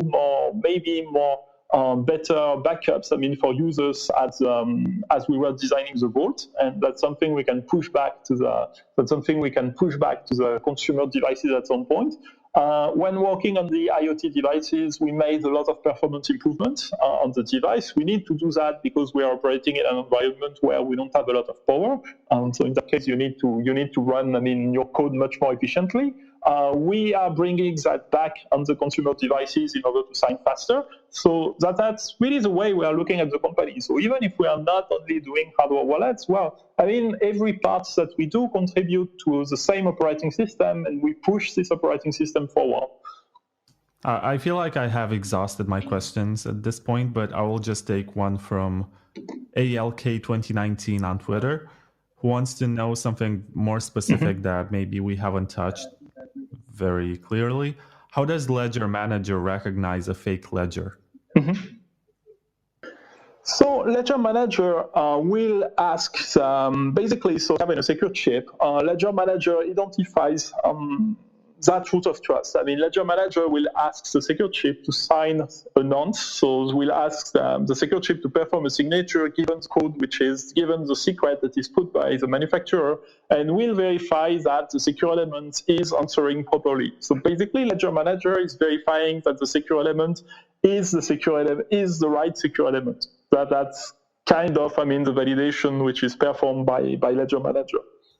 Okay, so Mr. BTChip on Twitter. By the way, everyone should follow you just for these insights and to better understand Bitcoin security. I feel like during the last hour, and maybe it was 70 minutes or something, but I've learned a lot, and this is definitely useful. And this series that I'm doing is meant to provide more information for users who get into this whole hardware wallet business, and they want to understand what they should buy and what is right for them. And I'm very grateful that you provided all of this information, and I'm pretty sure that at some point somebody will find it and will say, oh, this is exactly what I needed, and it offers all the explanations that I was expecting. And during this interview, I took notes regarding timestamps. So if somebody wants to just skip to that part about, I don't know, Multisig and Ledger, they can just do it and listen to the part where you talk about it, or about microcontrollers and secure elements. Yeah. So thank you very much. Okay, so thanks. Yeah, and thanks a lot, and thanks for hosting me. And as you said, I think you are providing a very useful service to the community. So please keep doing that. Keep digging into other parts of Bitcoin. If you want to host a new podcast on, I don't know, typically the different multi-signature solutions that can be provided, that's great. So please keep doing what you're doing. Oh yeah. Well, actually, I was thinking that each season from now on is going to have a theme, like an album, like The Dark Side of the Moon. You listen to it, and from start to finish, it may have different songs, but they just tie together in a greater theme. And that's something that I want to pursue. And this season, I've had KeepKey, I've had BitBox, I've had Lazy Ninja, who was able to find vulnerabilities in the ColdCard and in the BitBox02. I've had you from Ledger, and next month I will be having Slush from Slush Pool and also Trezor. So far it's very accomplished in this regard because I was able to get the best people to talk about the product. And possibly NVK will give in the end because he was kind of skeptical. He was like, oh, why should I join this podcast? You have already written, and he was kind of unhappy about the coverage that he got in Bitcoin Magazine, specifically when I wrote that it's easier to break the ColdCard than to break the ledger. And he was like, no, but it's made from I don't know which components he tried to describe. And I said, yeah, but the screen is easier to smash with a hammer because it's larger, it has a greater attack surface. If you want to destroy it, it's easier to destroy the ColdCard. And he was unhappy. He was like, oh, but I tested it with guns and stuff like that. Okay, but well, I would say so. Maybe if he needs to be encouraged, I would say it's always great to have a way to push for. I mean, to give your message and to give especially more explanations to the users, because in the end, users need to understand what they are buying. So, well, providing a platform where you can discuss about that a bit, which is not doing some blind promotion of the product, is great. So yeah, please come, and everybody should join. Yeah, and also I like to think that this is like the golden age of hardware wallets, because you have all of these new products which take open source code and then they experiment with some kind of design, and you have hackers. Oh yeah, and we didn't talk too much about that, but there are some people doing some pretty wild experiments on that. I mean, especially the Trezor code is being run on platforms that I don't think people would think running that on secure enclaves, so on TEEs. So secure enclaves are another set of security devices that we didn't talk about, but they are basically some semi-software, semi-hardware security solution that you can use on more complex CPUs. So typically SGX is a security enclave on Intel. Trezor is a security enclave on ARM. So that's a way to protect, I would say, your secrets from malware, so not from physical attacks. So. Oh yeah, I agree. And all of these efforts that companies make help the end user get better security. So it might be kind of a harsh competition, especially in the marketing departments where they try to emphasize on the qualities and they possibly maximize the impact of hacks that happen. And they say, oh, that device, you shouldn't buy it because it was hacked. But at the end of the day, all of this feedback that we get helps design better products, and it's the Bitcoiners who get better security. Oh yeah, for sure. I mean, that's the way open source is working, and as I mean, the people from Chief Crypto say, the rising tide is lifting all boats. I mean, that's definitely the case. In a new industry. I mean, we get more reviews, we get more comments. The code is reused by other people. We can comment on different stuff, and that's the way we improve as an industry. Yeah, I very much agree with that. I'm very grateful that you gave me this time to talk. So yeah, no problem. Pleasure is mine. BTCchip on Twitter, follow him. I absolutely have no reason to ignore his insights. And if you want to look more of his work, you can just look up Nicholas Bakka, Bacca, on whichever search engine you prefer. It's better to not use Google anymore for reasons that might regard the establishment of the new Skynet. But yeah, thank you very much. I'm not sure if I have anything else to add. And thanks for hosting me again. And yeah, I'm not tweeting much, so I won't spam you if you follow me. And I'm not even tweeting in French, so no problem. And again, thank you. And well, that's it. Let's hear a few words from the show's sponsors.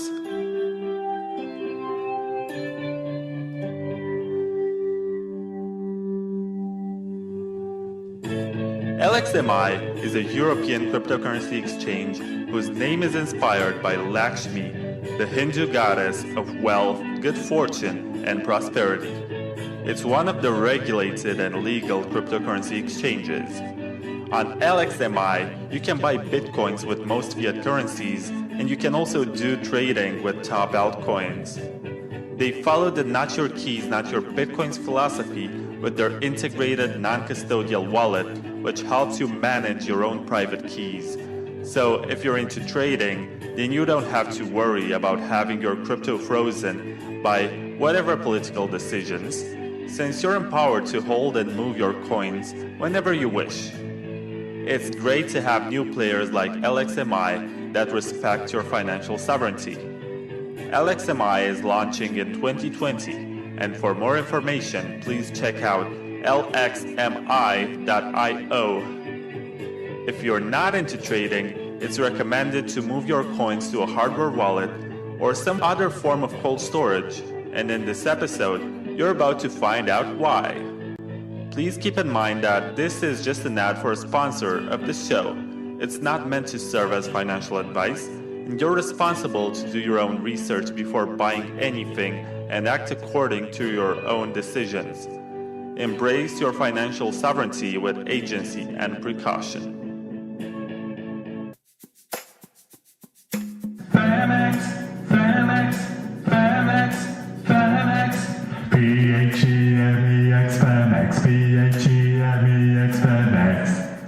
FEMEX is a Bitcoin exchange with derivative trading options, which focuses on speed, robustness, and maximum uptime.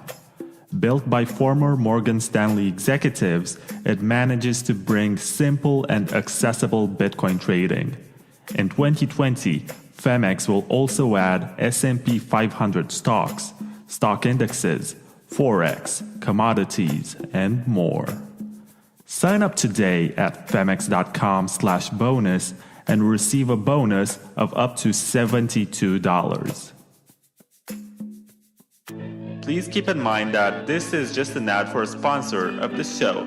It's not meant to serve as financial advice, and you're responsible to do your own research before buying anything and act according to your own decisions. Embrace your financial sovereignty with agency and precaution.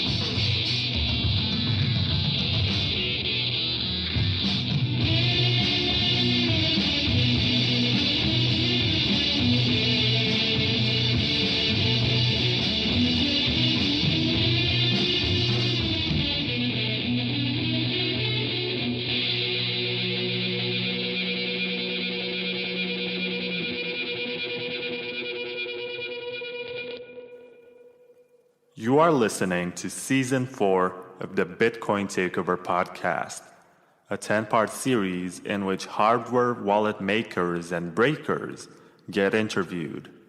Before I introduce this episode's guests, let's hear a few words from the show's sponsors.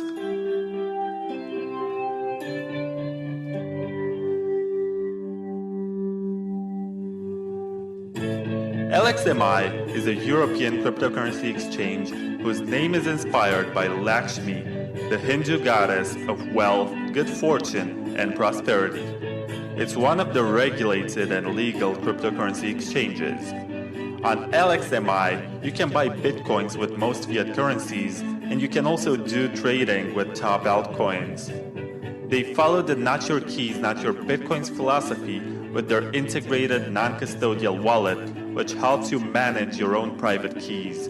So if you're into trading, then you don't have to worry about having your crypto frozen by whatever political decisions, since you're empowered to hold and move your coins whenever you wish.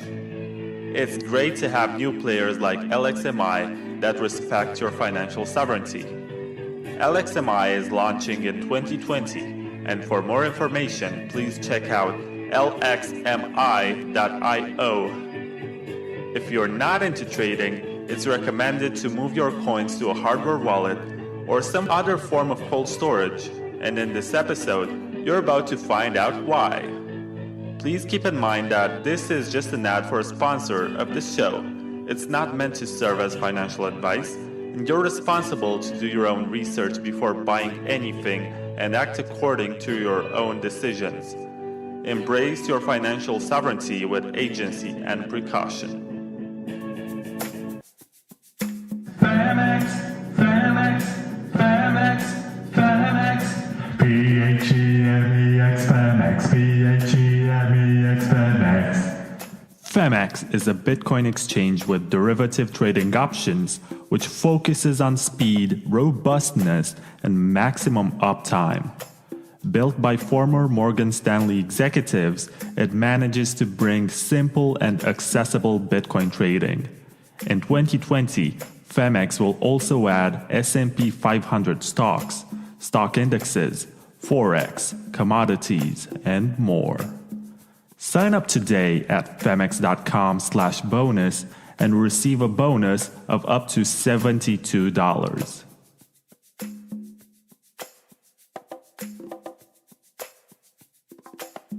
Please keep in mind that this is just an ad for a sponsor of the show. It's not meant to serve as financial advice, and you're responsible to do your own research before buying anything and act according to your own decisions. Embrace your financial sovereignty with agency and precaution. Hi there. If you're listening to this, then I have to thank you for not skipping the ads, I guess. Anyway, before I let you hear the recording that I have done with JW, I just have to let you know that JW and I have done the recording on the worst possible day ever, January 14th, which, if you check the Zencaster Twitter page, was a terrible day for their servers, and there are moments when we were disconnecting and we were not able to hear each other, but in spite of these moments, I did my best to edit the recording and make the most out of it and offer you the kind of experience which is worthwhile and helps you learn something new. Because J.W. Weatherman, despite being controversial in the community and having his own critics, has some interesting opinions about cold storage and how instead of purchasing hardware wallets, sometimes it's just better to get a $60 computer, wipe it, install Ubuntu, and run Bitcoin Core on it. That's definitely an interesting take. And yeah, you will not be able to hear everything that we discussed because I had to cut the parts where we were just asking each other, "Hi, can you hear me? Did you get that?" It's not the best of dialogues, but it's definitely an interesting conversation that we're having. Also, before I let you start listening to the show, I have to let you know that Famex, which is one of the show sponsors, has a contest that you can find on Twitter, and if you're good enough, you can win 2.1 BTC. There is no sign-up required. There is just one picture with the portrait of Dorian Nakamoto, who sometimes is the bona fide image of Satoshi. And if you manage to crack the code that's hidden in this picture, then you will get all the characters to a private key. And after that, you can get the 2.1 BTC with Electrum or some other wallet where you import your private key. So if you're the smart type and you like challenges and you like this type of Bitcoin art contests, then you're going to enjoy this, and let me know if you succeed.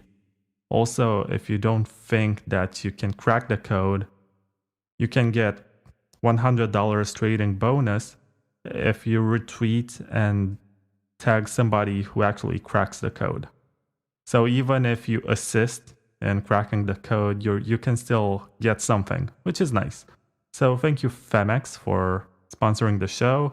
And if you want to join their contest and try to crack the code, the account name on Twitter is PHEMEX_official. Thank you very much, and I hope you enjoy this show.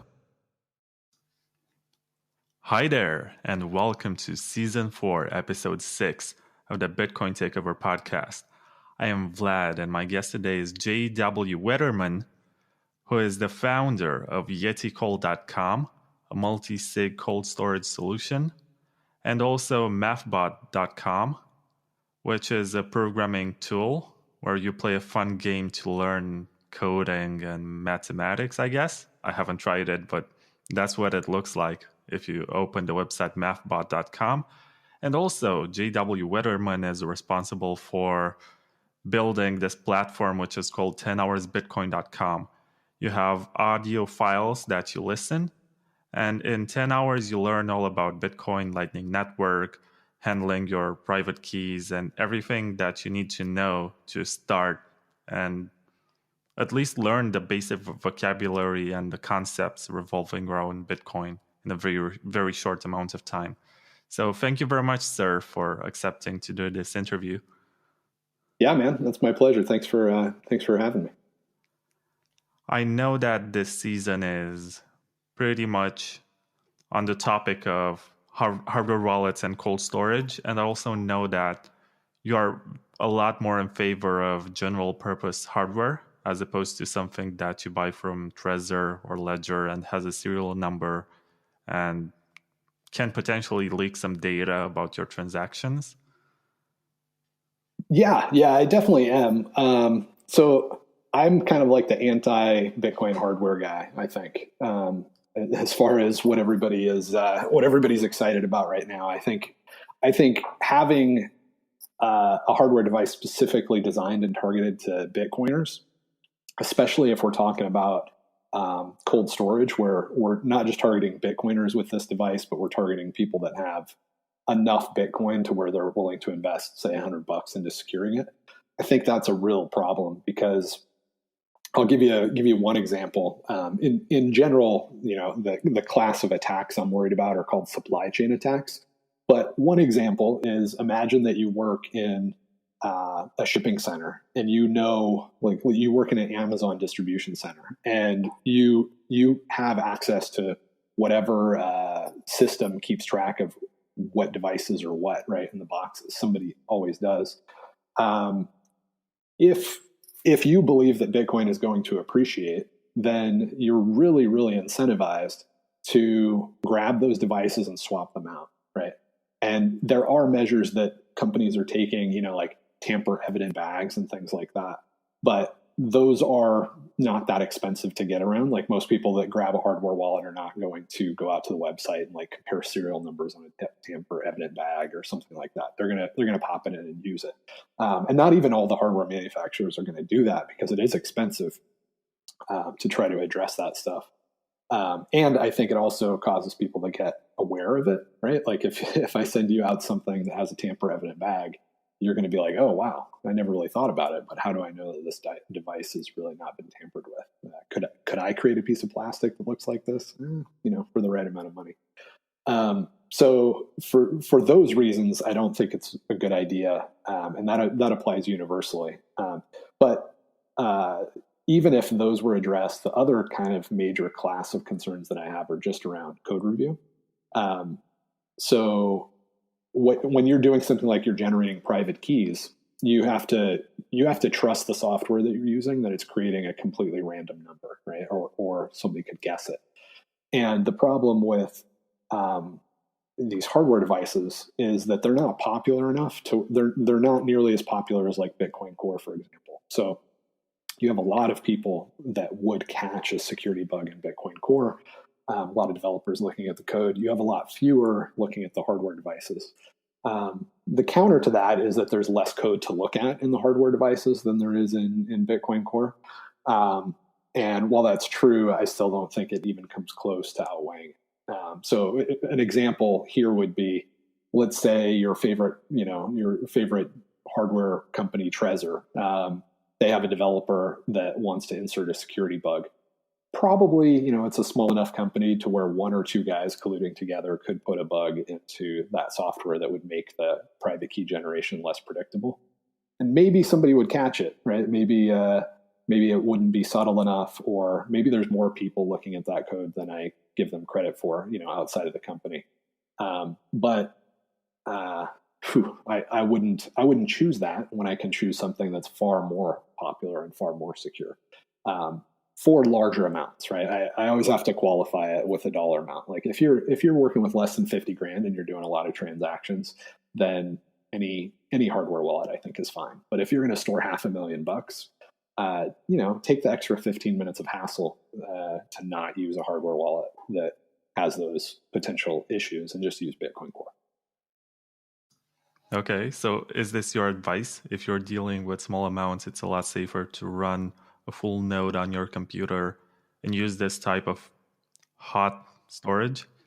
Yeah, I mean, I guess I wouldn't. So like if like nobody in my family uses a hardware wallet, so it's not really like I'm recommending that you do it. I'm just saying it's okay. It's fine. Like if you want to use a Trezor and you got a couple $1,000, or a Ledger or a ColdCard or even a KeepKey, that's fine for a couple $1,000. Like I wouldn't bust your chops over it, but I would still, like if you were asking for my advice and you said I want to store a couple $1,000, I would say go out to yeticold.com and just follow the little wizard. And what that's going to do is it's going to help you take a generic laptop that you can get for $100. You could actually get them used for like $50. One of the guys that's going to be in this workshop that I'm going to do in a couple hours, it picked up a couple of Chromebooks for like $60 each and put Ubuntu on them. So what I would recommend if it was my grandma and she wanted to do that is I'd probably have to install Ubuntu for her, right? Because that's a little bit of a hassle. But I'd just get her a cheap laptop. I'd throw Ubuntu on it, and I'd use the wizard on yeticold.com to download and install Bitcoin Core and have me write down her seed words. And for $60, you have a full node that's doing everything security related that you really want, and it's using the most trustworthy software that humanity has access to. So that's what I would do. But if she was excited about some gadget, I'd be like, that's cool. It's only $2,000. You grab a ColdCard or whatever, and it'll probably be fine. I think compared to the others, something that ColdCard does is to use PSBT, partially signed Bitcoin transactions, in order for you to never connect the device to your computer, so it never goes on the internet. No, that's something interesting. It would be if it actually did that. And there are interesting things happening. Like I like Rodolfo. He's a good guy. And I think he's like, if I was going to buy a hardware wallet, it would probably be a ColdCard, because they're always doing interesting, cool stuff. I like him. I personally think he's just a good dude. But there's a limit to how much money that I would put on it. Probably no more than 50 grand, which is a lot, right? So like almost everybody listening is like, yeah, it's fine. So when you see me on Twitter just talking trash about hardware wallets, I always have to try to qualify that, but it's just hard to get nuance across in Twitter. When it comes to hardware wallets, there's a lot of confusion about exactly what they do and what they need to do. So if you take a step back and you think about all the things that you want done, like when somebody sends you money, when somebody sends you Bitcoin, you want to know that that's real Bitcoin, right? You want to make sure that they're not sending you Bcash or some goofy thing. You want to make sure it's not double spent, so that you actually have it. So that relates to basically showing you your balance. And then you want it to hold your private keys and make sure your private keys don't get off. You want it to, when you go to send a transaction, you want to make sure you're sending it to the right address, right? So if you owe me $200 and I send you an address and then you use your software to send that $200 to that address, you want to know that that address is really my address and not some attacker's address. I lost you there for a second. I'll just keep rolling though. Hopefully that doesn't come out too bad on the audio. And then the other thing you want to do is you want it to deal with your change addresses, if it does support change addresses. So can you hear me? Yeah, I can hear you.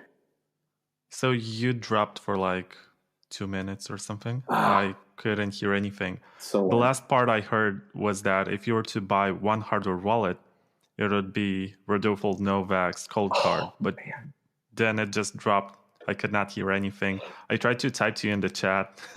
I guess you're much too into the argument.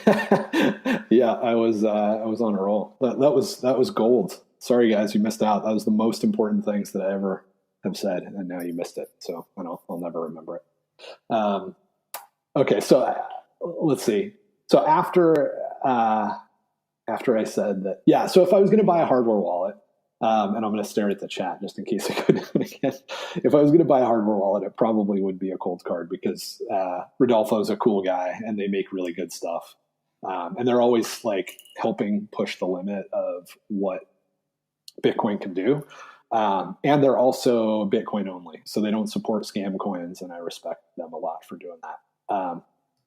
But I still wouldn't put more than 50 grand on one or use it to generate keys where I store more than $50,000 because that's such a large amount of money that it's worth whatever additional hassle might be involved with getting a full node set up.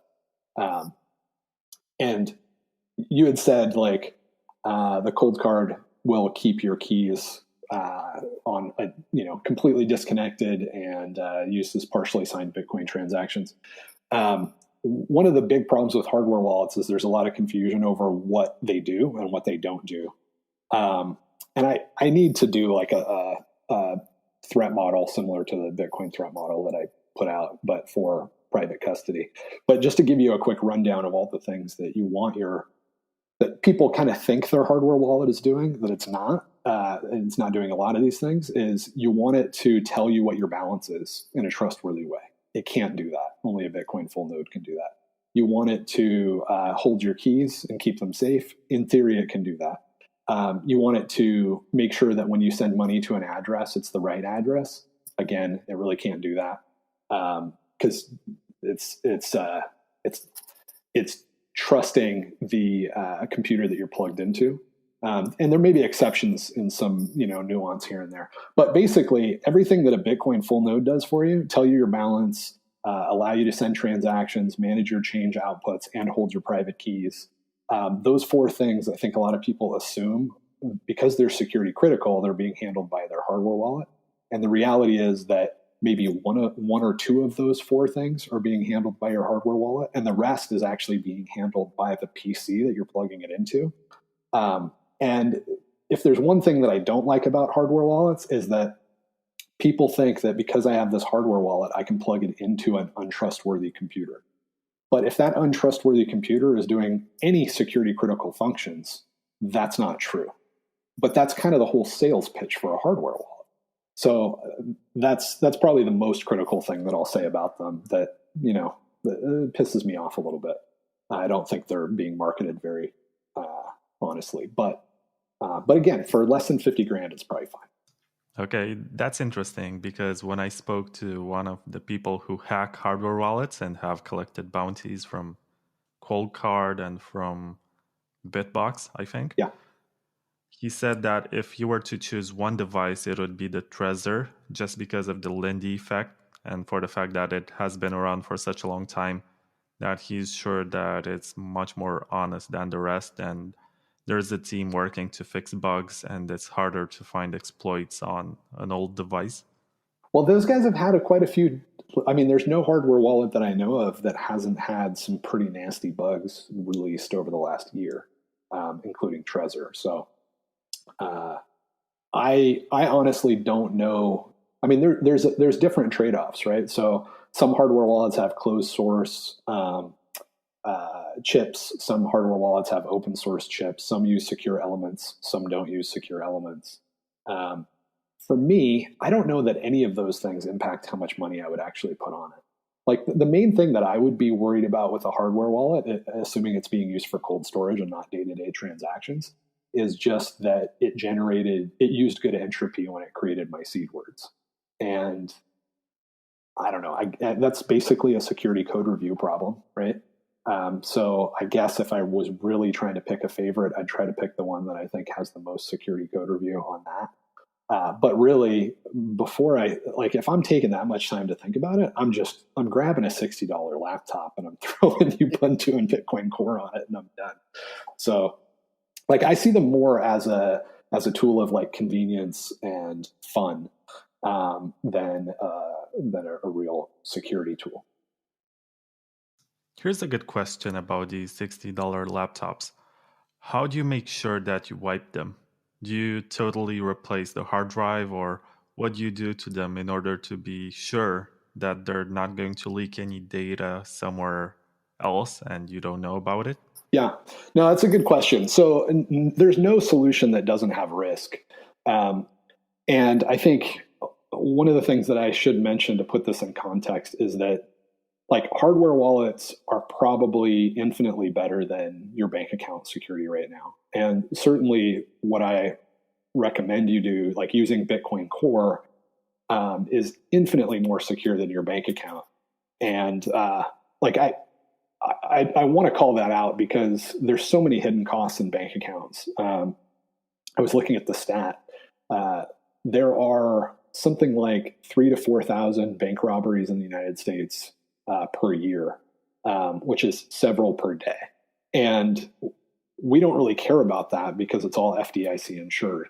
But that just means that all of that cost is hidden, right? So with Bitcoin, part of the reason that it goes up in value, you know, if our economic theories turn out to be right, is that it has a limited supply and scarce. It's not being printed.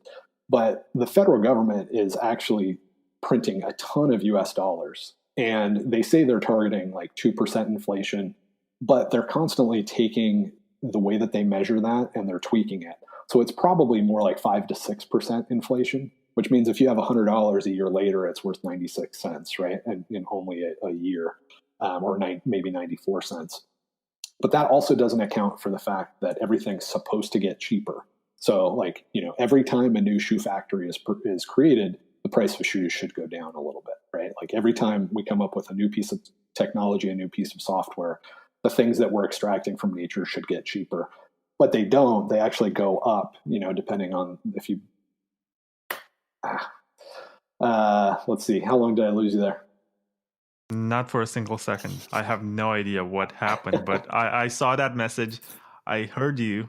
It was recorded because I can see the waveform. Okay. All right. So I'll keep going. So what I was saying about inflation is that you think you're only being stolen from, or you know, your savings, let's say, to be more generic, are being redistributed or, you know, taken by the federal government and used how they see fit, a few percentage points a year. But because things should be getting cheaper, it's actually more than that. We don't know exactly what it should be, but my guess is that it's probably closer to 10% per year is what is actually being siphoned off. And it could be quite a bit more than that. Or it could be, a little bit less than that. Maybe it's closer to the 3 or 4%. But either way, that turns out to be a lot of money. And that money is used to just pay people off when they have their stuff stolen out of their bank account. It funds all the FBI investigations. It funds all the counterfeiting investigations. And so you are paying for a lot of stuff. And so when people compare like the user experience of cold storage to the user experience of having money in the bank, they're like, this user experience is so much more superior. I have a problem. I have somebody I can call, blah, blah, blah, right? But you don't realize that there's a ton of hidden costs in there. And if you actually had to pay for those hidden costs, you wouldn't like it very much. And you would say that even with the hassle of having to learn how to install Ubuntu, for a non-technical person, the user experience is far superior than what you're actually getting. But all of those costs, and mostly their financial costs, are hidden, those subsidies. So I want to just call that out there because I think people get frustrated with how hard this stuff is, but they just don't have the proper context for it. This is the best. Like Bitcoin cold storage right now is by far the most incredible user experience for storing your wealth. And it's only going to get better, but it is the gold standard. It's better when you count and when you include all of the real costs and all of the aspects of the user experience than anything that we've ever had. So now, sorry, I thought it would be a good idea to point out the differences between hardware wallets and cold storage, because there's always this confusion, mostly due to the marketing that hardware wallets have, that you store your keys offline, but you do connect them to a computer. Yeah. And they're not like a paper wallet or something that you scratch on a metal plate. Right. So that's a good point. I think cold storage in general is kind of this generic term, but for me, in order to really feel like it's cold storage, the keys have to be on a device that's never again connected to the internet. And this is really important, the only data channel, because there has to be some data exchange, right? So in a way, you're saying it's like offline, but it's useless if it never exchanges data with the internet or with the device that connects to the internet. So for me, I don't consider it really cold storage unless the only way to transfer data is via QR code. And the reason for that is that if I plug in my hardware wallet to my computer, there's a big fat data pipe. And it basically, for all intents and purposes, it's one device now. And there's an attempt to make sure that that the data that's exchanged is like validated and correct, and that device is protected. But when you have such a huge amount of data that can be transferred, your attack surface is just much bigger, right? And it also means that you're not able to validate that data. So if, for example, you have a computer that's compromised, let's say you have $100,000 in a hardware wallet, and you plug in that $100,000 hardware wallet to your computer, and you want to move it to Yeti Cold or something else, you're going to see an address pop up, and then you're going to send it. If everything that the hardware wallet does is correct, but your computer actually switches out the QR code on you because it's compromised, you just lost all your money. So you want to make sure that any data that goes into your hardware wallet or out of your hardware wallet is human validated if it's really cold storage. And QR codes make that easy because it's a very small amount of data that you have to validate. And you can just, you can scan the QR code with with your phone and read what the QR code data is before you scan it with your hardware wallet. So unless it's QR code only, I really don't consider it offline cold storage. I feel like before we move on and talk about the details which surround your cold storage solution, Yeti Cold, we should move on and talk about Multisig, what it does, why it's important. And I remember I had the privilege to listen to a conversation between two very famous and prominent Bitcoiners from North America. And one of them said at some point, I think he was a bit drunk, and said, why do people waste so much time building multi-sig solutions? Because nobody uses them. They're kind of pointless and they're hard to understand, they're hard to implement. And the other one just contradicted him and said, no, it's very useful, it's good for security and stuff like that. So why should anyone ever use a multi-sig? Yeah, no, that's a good question. Actually, the guys at Trezor were just telling me on Twitter yesterday or the day before that they don't think multi-sig is a good idea. I think that's I'll try to explain what it is, and then I think it'll be pretty obvious why it's important. So ultimately what happens when you're controlling Bitcoin is you have access to a secret. You have some secret words.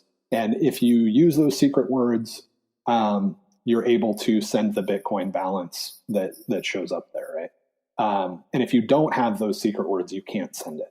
But anybody that gets a hold of those secret words, is basically the owner, right? So you have your Bitcoin seed words or your private key. The distinction doesn't really matter for this. And if you're the only one in the world that has that, then you own that Bitcoin. But the moment three other people own that as well, right? They have access to that data. It's no longer your Bitcoin, right? It's, as far as Bitcoin's concerned, that Bitcoin belongs to whoever decides to use those magic words first to transfer it. And so what multisig does is it allows you to have multiple sets of those magic words, and you have to have a certain number, a certain threshold. So you could say, okay, I'll just use the word password to be really generic here. So you can set it up to where you need 3 of 5 passwords in order to send the Bitcoin. And that's really nice because ultimately you need to write these passwords down. They're way too long to memorize. So you're going to write these passwords down. And if you just write one password down and put it in your home safe, then you have a fire and you're screwed. Like even if it's a fireproof safe, a lot of times paper will burn. Or there's a flood, right? There's not a whole lot of flood-proof safes out there. And so you don't want to just have it in one spot. But if you break up that password into little chunks, then it gets weaker because it's smaller. So you don't really want to do that. What's better is having 5 different passwords and having a threshold requirement. Like you have to use 3 of those 5 passwords. It doesn't matter what 3 in order to send the Bitcoin. And that allows you to distribute these passwords physically, right? So you can have one at a safety deposit box, one with a lawyer, one with an accountant, one at your house, and one at your mom's house on the other side of the country, something like that. And that's much better because even if your mom decides that, you know, she's going to be a hacker and gets a hold of one of your magic words, she still needs 2 others in order to spend that Bitcoin. And ideally, when you store them in other places or with other people, you do it in a way where those people don't even know what they're storing. So if you were to, use your lawyer to store one of these passwords, you wouldn't tell your lawyer, hey, this is my Bitcoin password. And if you get, 2 more of them, you can spend all my Bitcoin. What you would do is probably just put it in a nondescript envelope. It'd look really boring, and it would just say something like estate plan or something generic. And you would just ask your attorney, hey, can you keep a copy of this, as a backup? And it wouldn't even be interesting to them, right? They've been doing this for hundreds of years, so they're just going to throw it in a file cabinet. So Multisig allows you to do that. It allows you basically to keep your passwords in multiple locations. Yeah, that's interesting. But what about these companies that do multisig, or how you call it, multisig, and they claim that they help you pass on your Bitcoins when you die, and there's this type of inheritance program. I think Casa does this, and they have a free of 5. Yeah. But that's the premium one. I think the basic one is 2 of free, and they hold one of the keys, but I'm not sure who holds the second one. Yeah, or you hold 2 of them. I think, if I remember right, Casa holds one of the keys in that 2 of 3, and you hold 2 others. There's a couple of reasons that I really don't like those services. The first is that they have no way to authenticate you. So the reason that we use passwords, and again, it could be your private key or your seed phrase, just using password to be generic so that everybody kind of gets the idea. The reason that we use passwords is that that's the only way that humanity has figured out you can actually authenticate somebody at all. So, like, if I come to your bank and I want to get access to my money, this is another place where you think that it's a great user experience because you just pop out your driver's license. Somebody that doesn't even know you looks at your driver's license and says, yeah, that's you. And then they just give you access to whatever's in that account, right? Or maybe you have a debit card and that's used, but usually people can lose their debit card and they can just come in with a photo ID, right? That's why it's so great. I can always get access to my money. But what that means is that anybody that kind of looks like you, or anybody that wants to spend $70 on a fake ID, is going to be able to impersonate you in the bank and take out your money.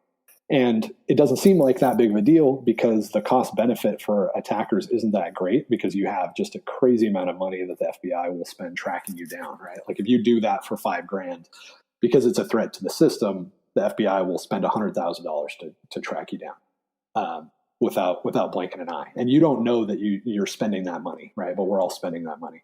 So the only way that actually works is to give you some secret information, or for you to have some secret information, essentially a password. And then anybody that provides that password has access to the resource. There's things that we've experimented with, fingerprint scanners and retinal scanners and all this sort of stuff. None of it works. The only thing that works is cryptography, and that requires that it be a password. So when we're talking about somebody like Casa or Unchained Capital offers a service like this that's getting some traction, the reason that that's a bad idea is that you give them a password and you tell them to hold on to this password and don't use that password unless it's me. But how are they supposed to know that it's you, right? Are they in love with you if they spent like 20 years married to you? No, there's going to be some dude that's making $20 an hour, and his job is to verify that you are you and then give access to this private key that gets access to your Bitcoin. The way to fix that, if they wanted to provide this service, would be for them to hold your password and then give you a password so that you can authenticate yourself to them to get access to your password. But obviously that's very stupid, right? Like passwords to get access to passwords. We're just in an endless loop here. So that's why that's one of the reasons I don't like the service, because it just logically makes no sense. But the other is that I don't want some guy having access to enough data, maybe to figure out what my balance is, maybe not, that knows that I own Bitcoin, right? I mean, whether they can fully authenticate me and not give my keys to an attacker is a pretty logical problem that I think most people can follow. But the other problem is, actually, I think it was it BitFi? There was a company recently that does loans, and somebody found out that they were reporting to the government because there were forms that they had to fill out about exactly who owns what that's in their custody, and they were sending them off to some agency. Well, you shouldn't be shocked, right? Like that's how these things work usually. So if you're trusting Jameson Lopp because he's such a cool guy to never share your balance with anybody that's doing an investigation or a fishing expedition or whatever, I don't know why you would want to take on that risk, especially since you can just hire an attorney. And they probably won't charge you anything to hold the document. And they've been doing this for a long time, and they're going to do a better job at it. And if it's multi-sig, that's going to be fine, right? You don't want to do that for everybody because of that sort of logical authentication problem. But it's a lot easier for an attorney to figure out who you are when they don't have tons and tons of people and they're not really a target. Because a lot of this comes down to targeting, right? If I'm an attacker and I want to steal somebody's Bitcoin, I definitely think about Casa. But I don't think about, Joe Schmo attorney and trying to figure out whether any of his clients have given him a key, right? It's the cost benefit isn't really there for the attacker. And it's cheaper. So do that instead. Yeah, that's an interesting take, because some people would just argue that it's convenient, but I'm always happy when I talk to security people and they present all the arguments why it's a bad idea. And I remember when I was a university student in my second year, and I wanted to do a bachelor thesis on the subject of online voting. And at the time, I thought it was the best idea ever. Right. It would, increase participation and make it all very cool and increase youth participation, because usually young people don't vote too much these days.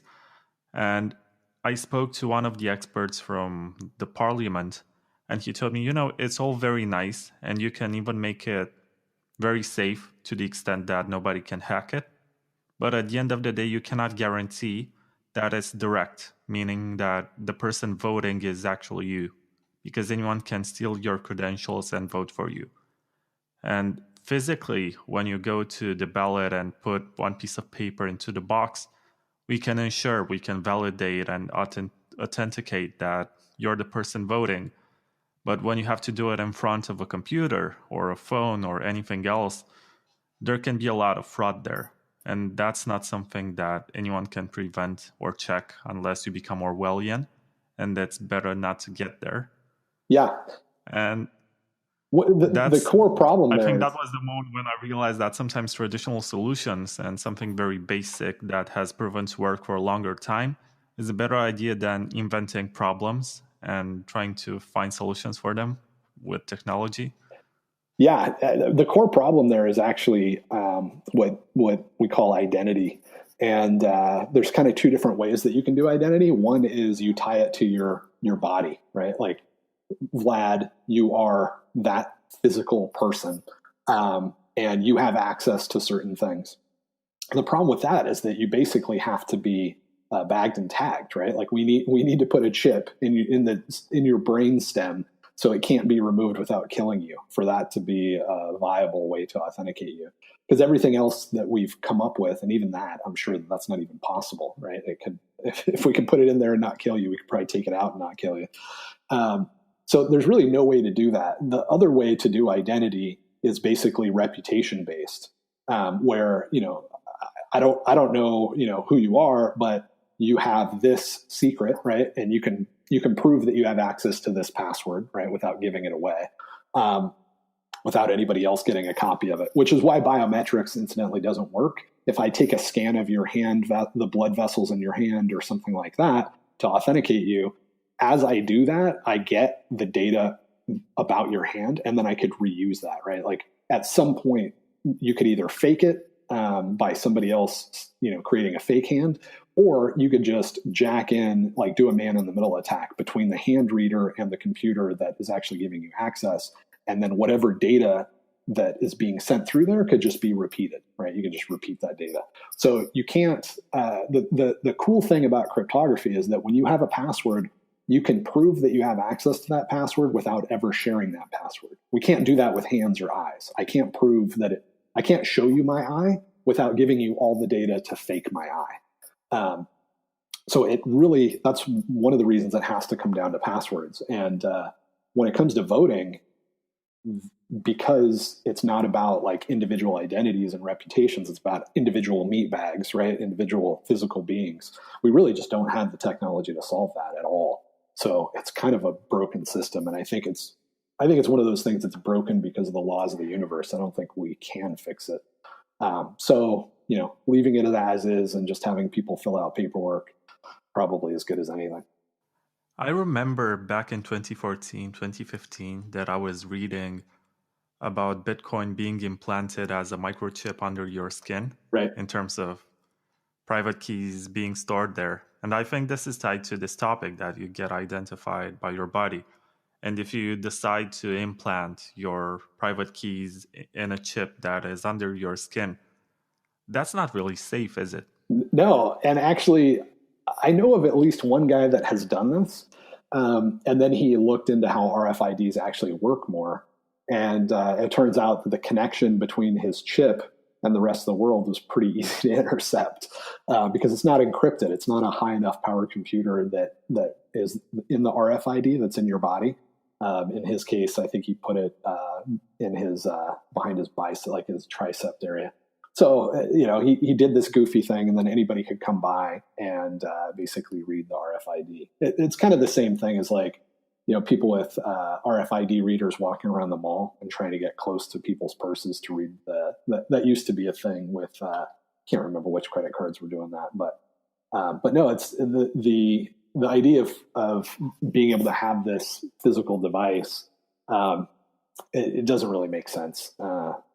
Ultimately, you have to have those secret words, because those secret words, the only thing that we can do math on and then transmit the results to the person that's trying to verify your identity or verify, to authenticate you and then authorize you. In the case of the Bitcoin network, the Bitcoin network verifies that you have access to those magic words.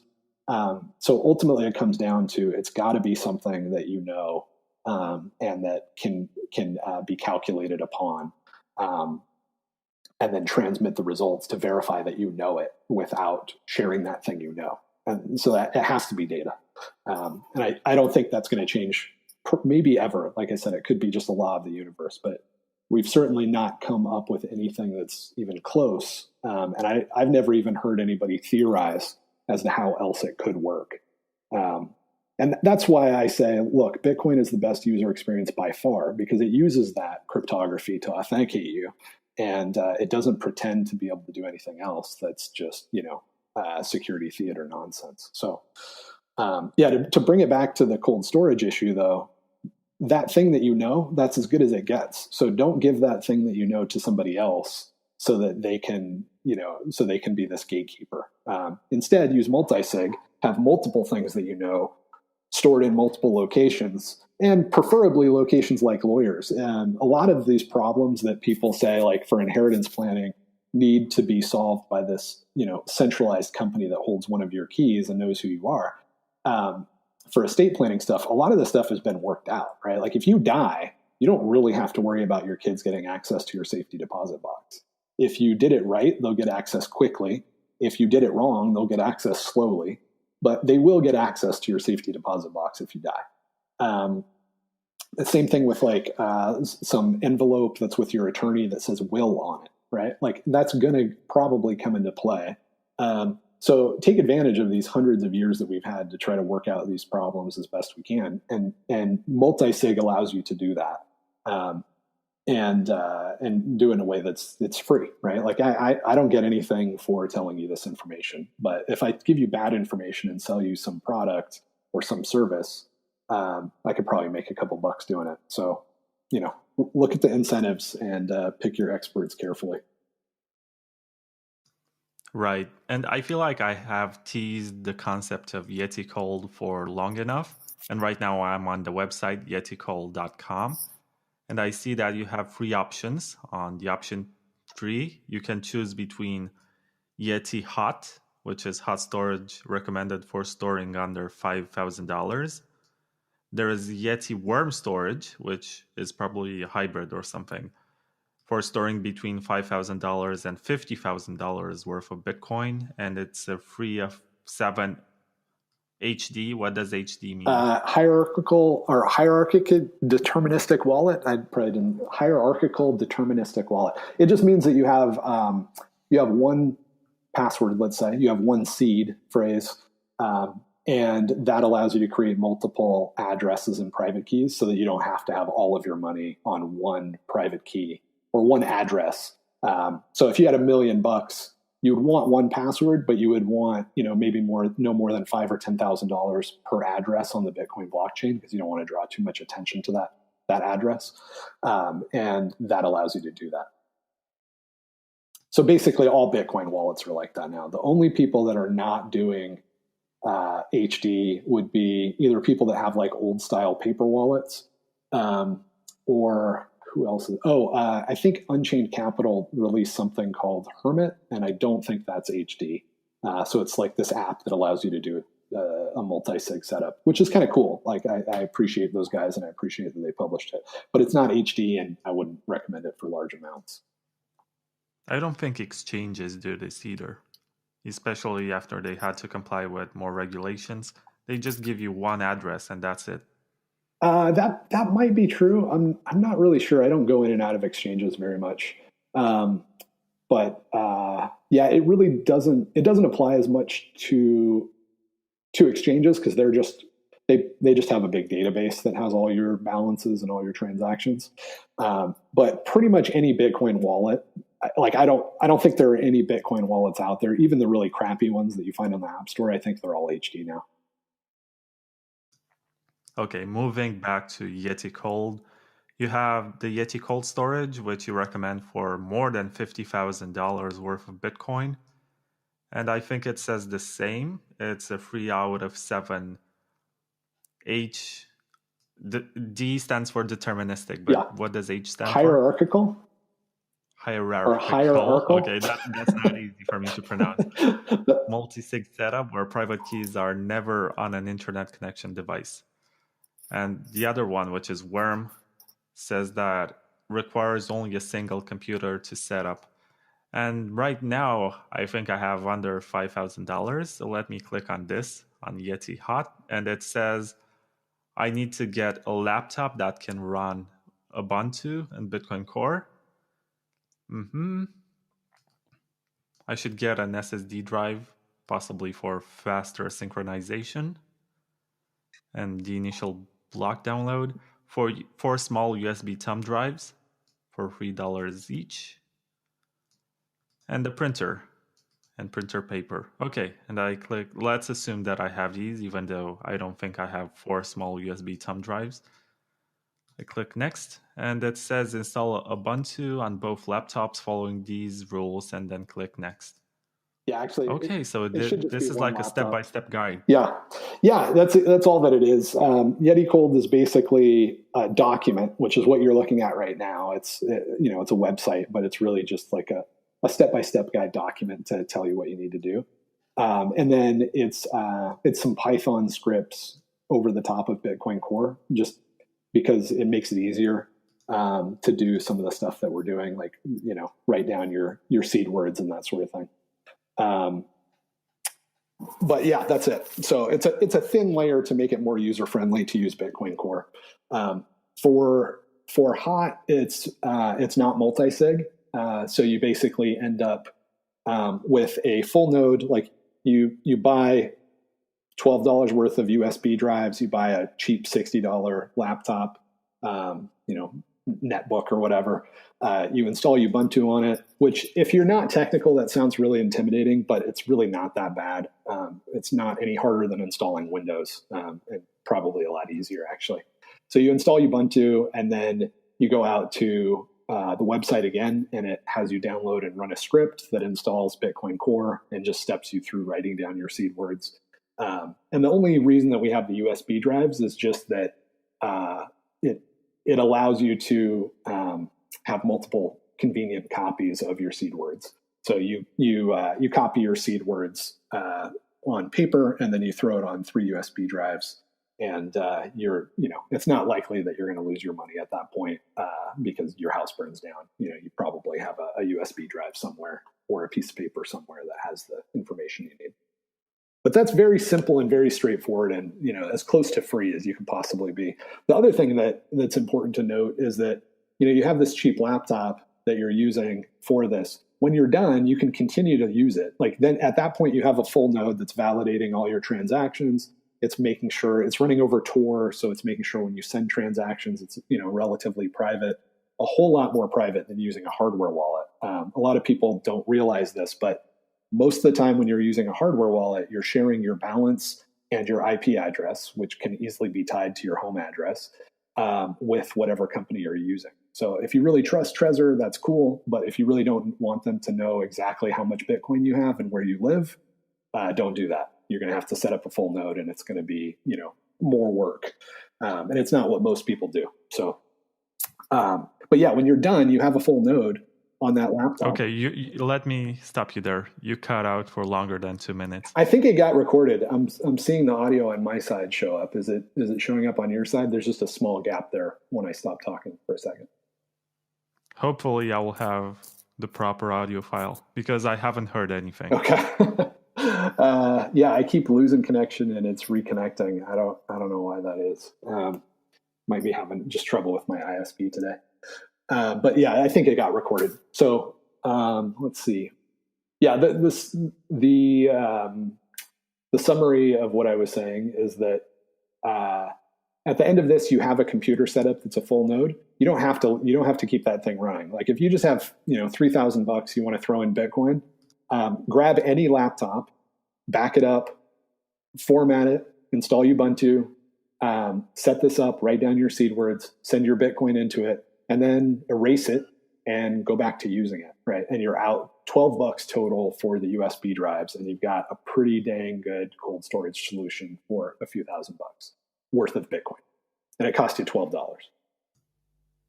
Okay, so it's back and it's working and it's letting me record once again, and I hear you, which is quite an achievement. We were talking about the cold storage that you developed, and why is it 3 out of 7 signatures? Yeah, the main reason that I did that is that I think the biggest risk to people isn't, especially if they're using multisig, it really isn't theft. It's possible that people are going to figure out that your will is actually a private key and then track down 2 more of your private keys. It's not zero chance that could happen, but the chance of that happening versus just a natural disaster, California wildfire taking out your house and your mom's house, and you've got 3 keys between the 2 of you, seems more likely. So it's really a judgment call, but it's a well-informed judgment call of trying to keep digital stuff alive for a couple decades. And it was a tough call between like a 3 of 6. I wouldn't do a 3 of 5 for larger amounts. I think that's kind of easy to see why that's a bad idea. You lose 3 keys, you lose all your information. That wildfire scenario could easily hit 3 locations. Your safety deposit box down the street, your house, and maybe your friend's house, your lawyer in the neighborhood, whatever. So earthquakes, natural disasters, floods, things like that could take out 3. Fairly, within the realm of possibility. So the thought was, I wanted it to be where you would have to lose 4 keys, or you could lose 4 keys and you would still be fine. So you could have done maybe a 3 of 6. I would say that's fine, but a 3 of 7 just gives you 1 more key to lose before you lose your Bitcoin. And this is a weird world. People don't really have an intuitive sense of what it means to lose a piece of paper or lose a few pieces of paper and literally lose your life savings or a significant amount of your investment, because there's always safety nets and everything else. But this is it, man. You lose 4 pieces of paper, even with the Eddie Cold, you lose 5 pieces of paper, it's gone, right? It's just completely gone. There's not enough computing power in the universe to ever get that back for you. So being a little bit cautious, I think, for those sort of funds, I think is worth the trouble. And it's not too hard to find 7 locations, I think, where you could store stuff. So that was really the trade-off, I think, between an accountant, a lawyer, trusted family member, a couple safety deposit boxes, home safe. You can get 7 places that are pretty hard to steal from. And be pretty confident that even if your lawyer and accountant are flakes and they lose it, you're still not going to lose your Bitcoin. What about the people who buy steel plates and they engrave their private keys on the steel plate and they say they don't have to trust somebody else with a part of their private key? They just write it down on something which resists to floods and to fires and whatever natural disasters. Yeah, I think so. I don't really care. Like I've been in this kind of debate with Dan Held. He's the head of business development. So lots of security background. No, I'm just throwing cheap shots. So he's the head sales guy, head business development guy at Kraken, and we were going back and forth just over the last few days because I don't recommend people use steel. And he thinks that, that it's really important but I don't really care, right? Like if you write your seed words down on steel in some form, or you write them on paper, it doesn't really, I don't think, matter very much as long as they're geographically distributed. The reason that I don't recommend people use steel is that user error and stress. And if you've ever done something like this, just knowing that, if there's a significant amount of money in play and you screw it up, you're going to lose it, is enough to make people really nervous. So as somebody that's been in security for a long time, I've seen a lot more things go wrong from data loss, from user error. And user error is exacerbated by stress and time and just the amount. It's not that it's stressful to write things down on metal. The amount of time that you spend engaged in this activity is stressful because you're dealing with stuff that's stressful. And so you don't want to have that user fatigue if you can avoid it. So there's some serious downsides to using steel. Like it's the user fatigue, it's the hassle. Some of the products are really psychotic. Like there's one that's really popular that's going around right now that is like a steel cylinder, and you slide your words down on the steel cylinder, and there's like when you pull it out, you pull out all of these things. Well, if you don't flip the right metal tab over it and you pull this thing out, all of your seed words pour out onto your desk and they're randomized. So I'm not going to recommend that product, and I'm not going to recommend people just grab some random product off the shelf. Partly because of the risk of some stupid thing like that causing major problems, and you don't get much for it, right? Like you think that steel is real durable. Well, if you have a flood and it gets washed away, it doesn't matter that it exists if it's under 3.5 feet of silt, which is very, very possible. So we've learned in the software security world over decades of doing this that offsite backups are the solution. It's not so much about the medium. You want it to be, relatively resilient, but it's way more important that you just have them spread out in multiple locations. So, and when you use something like these different steel products, let's say that you get that cylinder and you throw that in an envelope and you give it to your lawyer and you say, hey, this is my will. That's more suspicious and interesting than if it's just a bunch of paper. So I don't think it's, oh crap. I don't know if this is going to get recorded, but I'll finish the thought. I don't think that there's a significant benefit as far as durability goes if it's in multiple locations. There's stress that goes along with it. And then, depending on where you put it, it could be more enticing for an attacker, more, it could spark curiosity. And so that's why I wouldn't recommend it. But at the end of the day, I don't really care. If you have it on steel or whatever, you have it in 7 places, you're probably going to be fine. And it's not something that I think is worth really fighting about. I think it's the other things that are worth fighting about are things like multisig, like that I'll fight over, because that's really. It's okay now. I hear you. It's recording. Let's take advantage of this. And one question, I'm not sure what you said there, but I can possibly anticipate that something revolves around to your background in security. And you had this debate with Dan Held, who is just into business stuff. So would you say that you're cypherpunk, and what is the definition of the term? Because it gets thrown around quite a lot, and people say, oh, that's cypherpunk, or you're being very cypherpunk.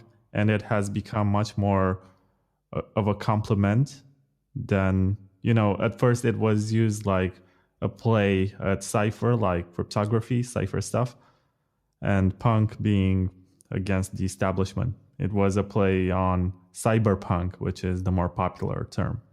And the OGs include Tim May and David Chaum and Nick Szabo and Hal Finney and everybody who was there in the 1980s and 1990s, possibly working on DigiCash or some other privacy protocols. I guess we can say that people working on Tor are cypherpunk because they developed something which expands on the stuff that David Chaum wrote in the 1980s. Right. And this has been, I think the cypherpunk movement is basically an abolitionist movement, right? The way that I define slavery is the systematic expropriation of somebody else's stuff. So, we had racial slavery in the South, but we actually had cases where the slaves, even in that situation, had like a certain amount of autonomy, right? Like the slave owner didn't really want to be living with the slaves. They would go off into the fields that was far from the plantation. But the thing that mattered is that they produced and that they got fleeced on a regular basis. And my human threat model that's on 10hoursofbitcoin.com goes into this. But I think that right now we're living at a time where we have central bank slavery, where it's way more cost effective to take your stuff through the money printing system than it is to smack you on the back and make you do work. Ever since the Industrial Revolution, just beatings were not enough to make slavery profitable. Unfortunately, central bank slavery has been really, really effective. But that's okay. It's like, what else are you going to do with your life? I don't mind being a minority of people that are trying to, end human slavery or at least greatly reduce it. And at the end of the day, like we don't really care if we're popular because we don't think that that's the way to bring about change. We think that, and we don't think it's through like a violent uprising either, right? So I don't need to get like a bunch of people with pitchforks together in order to do anything good. I can just sit back and write some code. I can hang out, drink some tea, work with Will, my son, build YetiCold.com, help people secure their own Bitcoins and take those out of supply so that the price will go up and, have a much bigger impact anyway. So it's pretty hard to be able to, or it's pretty hard to complain about the disproportionate impact that we can have, and we can still have, a pretty good life in the process. I was about to ask you just one last question because I know you have to go. And it's about Yeti Cold, because that has been like the centerpiece of this interview. And I feel like we should end with this. Why should anyone trust the code? Because you have some sort of Python script that you have to type in after you download Ubuntu and then you download Bitcoin Core. Yeah, that's a really good question. And when I set out to build this, I thought it was just going to be a document that was going to step you through it because I didn't want there to have to be any code that we were writing. But it was just too hard. The user experience was really, really difficult. There was a lot of copying and pasting that would have caused a lot of problems. So, it's a question that everybody should ask. The answer is that two things. One is that it's as little code as possible, and I think the goal for any project trying to help people do cold storage on Bitcoin Core should be to minimize their own code as much as possible. And the other is make it as easy to read as possible. So use something like Python where everybody can go through it. So it's really the best that anybody can do, I think. If anybody has any ideas of how to make it even better, it's an open source project. You could fork it and do that, or you could just tell us, because we'd be probably up for implementing those changes. One idea is to try to display the commands that we're about to run before we run them. So we're working on that. That'll make it a little bit more transparent. But really, if you're using a large amount of money, it's probably not a bad idea to pay somebody, and it wouldn't cost that much. Like, you could have a Python developer probably look at it for half an hour, because there's not that much code there. It's mostly just buttons and stuff, which they can just skip over. See that we are really generating that are everything security important is actually happening inside Bitcoin Core. If I was going to secure $500,000, I'd probably pay a developer $60 just to look over this code. Okay, that's a fair point. And is this making you any money, or else why would you spend money and time developing it? Yeah, no, there's no money involved. This was the first project that my son did where he was the sole developer on it. So he's 15. This was a huge, fun family project, basically. I don't know if anything, it'll help enhance his reputation a little bit. Like, maybe he'll get some freelance work out of it in the future. But mostly that was the purpose. I wanted to build something to kind of contribute to the Bitcoin project that I think is really important. I don't think there's anything that I could spend my time on that's more likely to have a positive impact on the world than Bitcoin. I'm a cypherpunk. I obviously think this is a good strategy.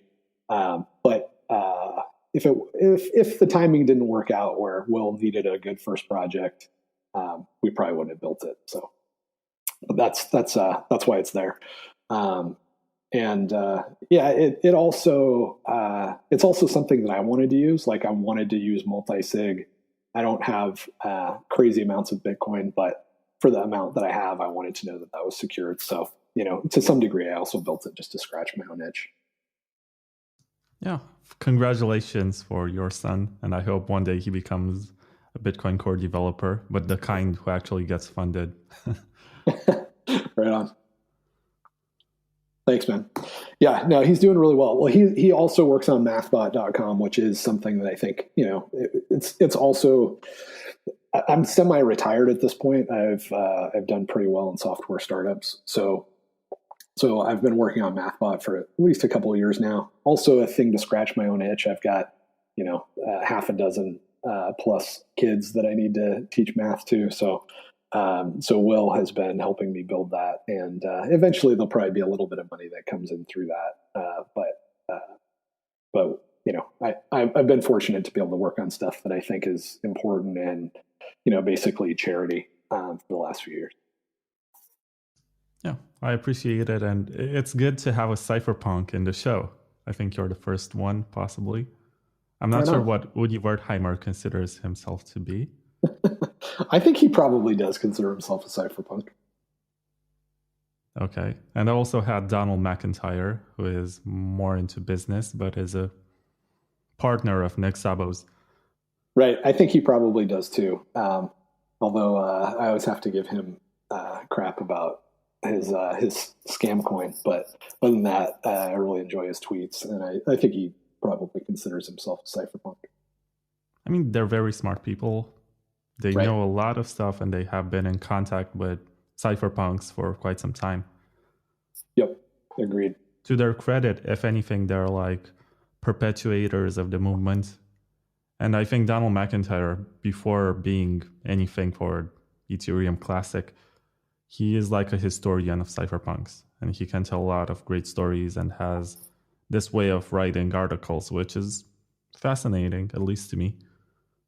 Yeah, I agree. I really enjoy him. I think he's blocked me a couple times over the years and then unblocked me because I do call out the Ethereum Classic nonsense. But I don't know. It's kind of the same thing with David Chaum. Like, I don't know what's going on over there, but it pains me that there has to be a scam coin involved. But at the same time, you can't say these guys aren't brilliant. I think David Chum is a genius. And I did an interview with him and he seemed so bored. Like he was trying to make an effort to pay attention to me because he knew he could use his time in a better way. Yeah. He's definitely a brilliant guy. And there's no question that he's probably accomplished more in his lifetime than I'll accomplish in my lifetime. So you can't, I don't know. It's kind of hard. It's a hard situation where you can see that there's a scam, right? That the project that he's working on right now is just utter nonsense. But at the same time, he's probably smarter than me. So it's a tough situation to be too critical. Yeah. He finds himself in a kind of delicate position because he wrote all that great stuff. He had a prolific career up to one point when he ran DigiCash into bankruptcy. And after that, he disappeared, at least from the public eye. I guess he still went to conferences and did some work. And right. he realized how people have capitalized on the ideas that he had. And he brags about building the first ever blockchain when he was... Which university was he in? I'm not sure. He was in California, I think. Yeah, it wouldn't surprise me. There's no question that like a lot of the guys that matter right now and that have had a big impact on Bitcoin did work at DigiCash or had associations back then, and that he was a pioneer. Like he was the first person that I know of that was making real progress on electronic cash. So, solving hard cryptography problems. So. And part of me wishes that he had success with DigiCash because now we would pay in a much more secure way on the internet. And private also. Well, and DigiCash had to exist and it had to fail, I think, because it showed the flaws in that system that brought about the ideas that make Bitcoin work. So it's in a way you could say that he worked on Bitcoin, right? I mean, it's what is Bitcoin if not a mission to create a secure money? And he certainly worked on that mission. I think he was more about privacy than he was about security, but whatever. I feel like Monero is closer to what Chom wanted to do than Bitcoin. I have an interview with Fluffy Pony on my YouTube channel when I was getting ramped up, and I can say with some pretty good confidence that it is a scam, that it doesn't have a chance of actually solving any problems, and that its promoters lie about its capabilities and its importance. So I don't think that it was a scam back then when these guys were building it. They knew they basically had to have the approval of governments. They just thought they could get that approval. And when it was clear that DigiCash proved that wasn't going to happen, that they weren't going to get that approval. I think at that point they started working on solving that problem, which they did with proof of work and the other innovations in Bitcoin. Yeah, makes sense. That's fair. Don't you have to go in like 10 minutes? Yeah, actually, I should go now, man. I should wrap it. Yeah. So thank you very much, JW Weatherman. This was really good, and I'm upset right now. I'm pissed that it worked so well in the end when we basically talked about stuff that's not really related to the core topic. But it's still good that we had this recorded and we did this interview, and I'll see how I can make the best out of it. Yeah, and maybe we'll if you want to re-record in a few days, I'm sure I'll have another gap in my schedule, and we can maybe use this and then have another one that's really a little bit more focused. Yeah, always, because I enjoy critical minds. I feel like I'm learning. I feel like I'm having my opinions challenged, and totally. It goes back and forth, as opposed to talking to marketing people who are like, oh yeah, we have this product and it's the best and it does this and that. And if you ask them questions, they're going to babble and say they're nonsense. Yep. Totally agree. I think I was never on social media until a couple of years ago.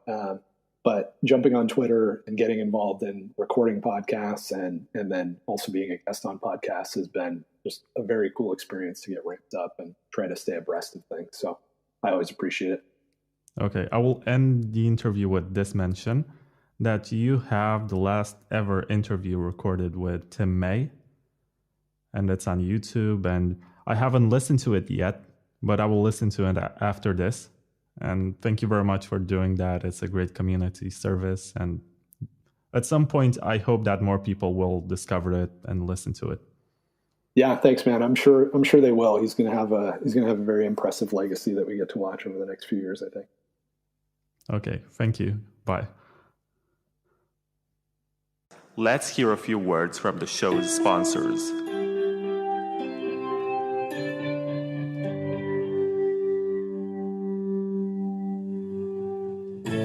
LXMI is a European cryptocurrency exchange whose name is inspired by Lakshmi, the Hindu goddess of wealth, good fortune, and prosperity. It's one of the regulated and legal cryptocurrency exchanges. On LXMI, you can buy bitcoins with most fiat currencies, and you can also do trading with top altcoins. They follow the not your keys, not your bitcoins philosophy with their integrated non-custodial wallet, which helps you manage your own private keys. So if you're into trading, then you don't have to worry about having your crypto frozen by whatever political decisions, since you're empowered to hold and move your coins whenever you wish. It's great to have new players like LXMI that respect your financial sovereignty. LXMI is launching in 2020, and for more information, please check out lxmi.io. If you're not into trading, it's recommended to move your coins to a hardware wallet or some other form of cold storage, and in this episode, you're about to find out why. Please keep in mind that this is just an ad for a sponsor of the show. It's not meant to serve as financial advice, and you're responsible to do your own research before buying anything and act according to your own decisions. Embrace your financial sovereignty with agency and precaution. Famex, Famex, Famex, Famex, P-H-E-M-E-X, Famex, P-H-E-M-E-X, Famex.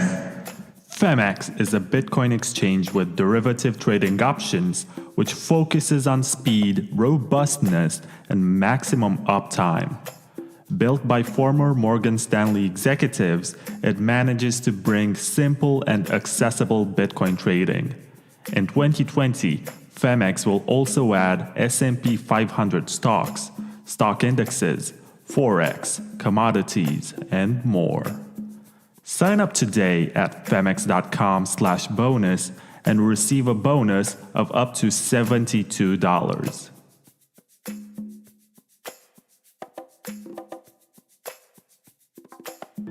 Please keep in mind that this is just an ad for a sponsor of the show. It's not meant to serve as financial advice, and you're responsible to do your own research before buying anything and act according to your own decisions. Embrace your financial sovereignty with agency and precaution.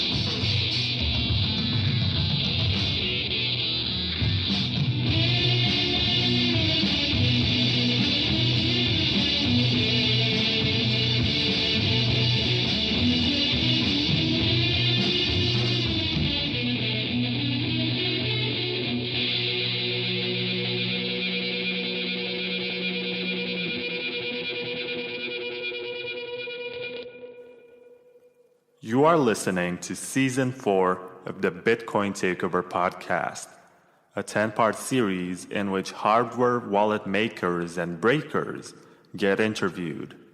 Before I introduce this episode's guests, let's hear a few words from the show's sponsors.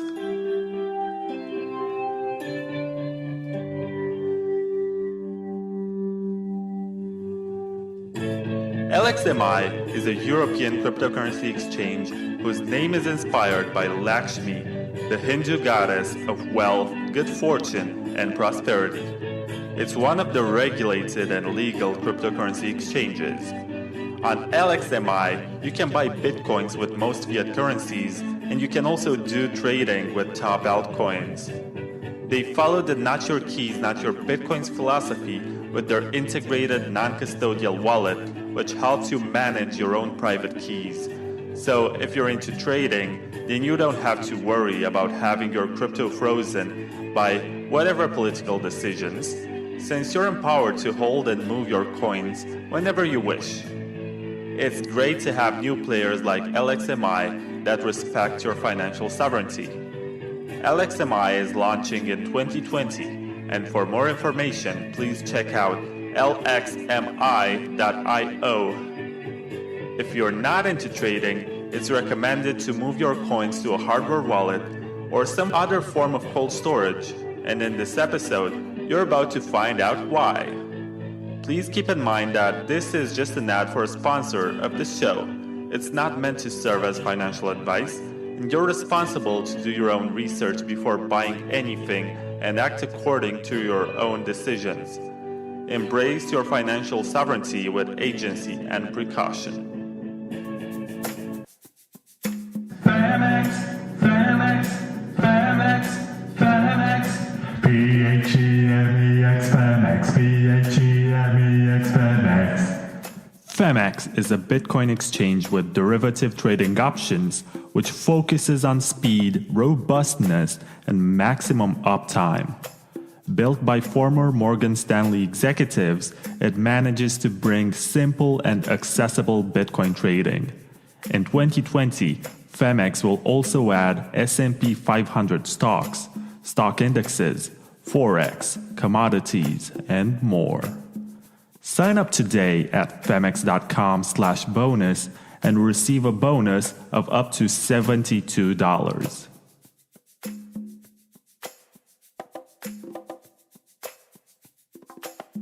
Please keep in mind that this is just an ad for a sponsor of the show. It's not meant to serve as financial advice, and you're responsible to do your own research before buying anything and act according to your own decisions. Embrace your financial sovereignty with agency and precaution. Hi there, and welcome to Season 4, Episode 7 of the Bitcoin Takeover podcast. I am Vlad, and today my guest, and it's very hard for me to compute that I'm having this kind of high-profile guest, but it's Peter Todd, who is a cryptography consultant nowadays. He used to be a Bitcoin Core developer, and if you look at the list of commits on GitHub, he is still one of the highest ranked in terms of activity.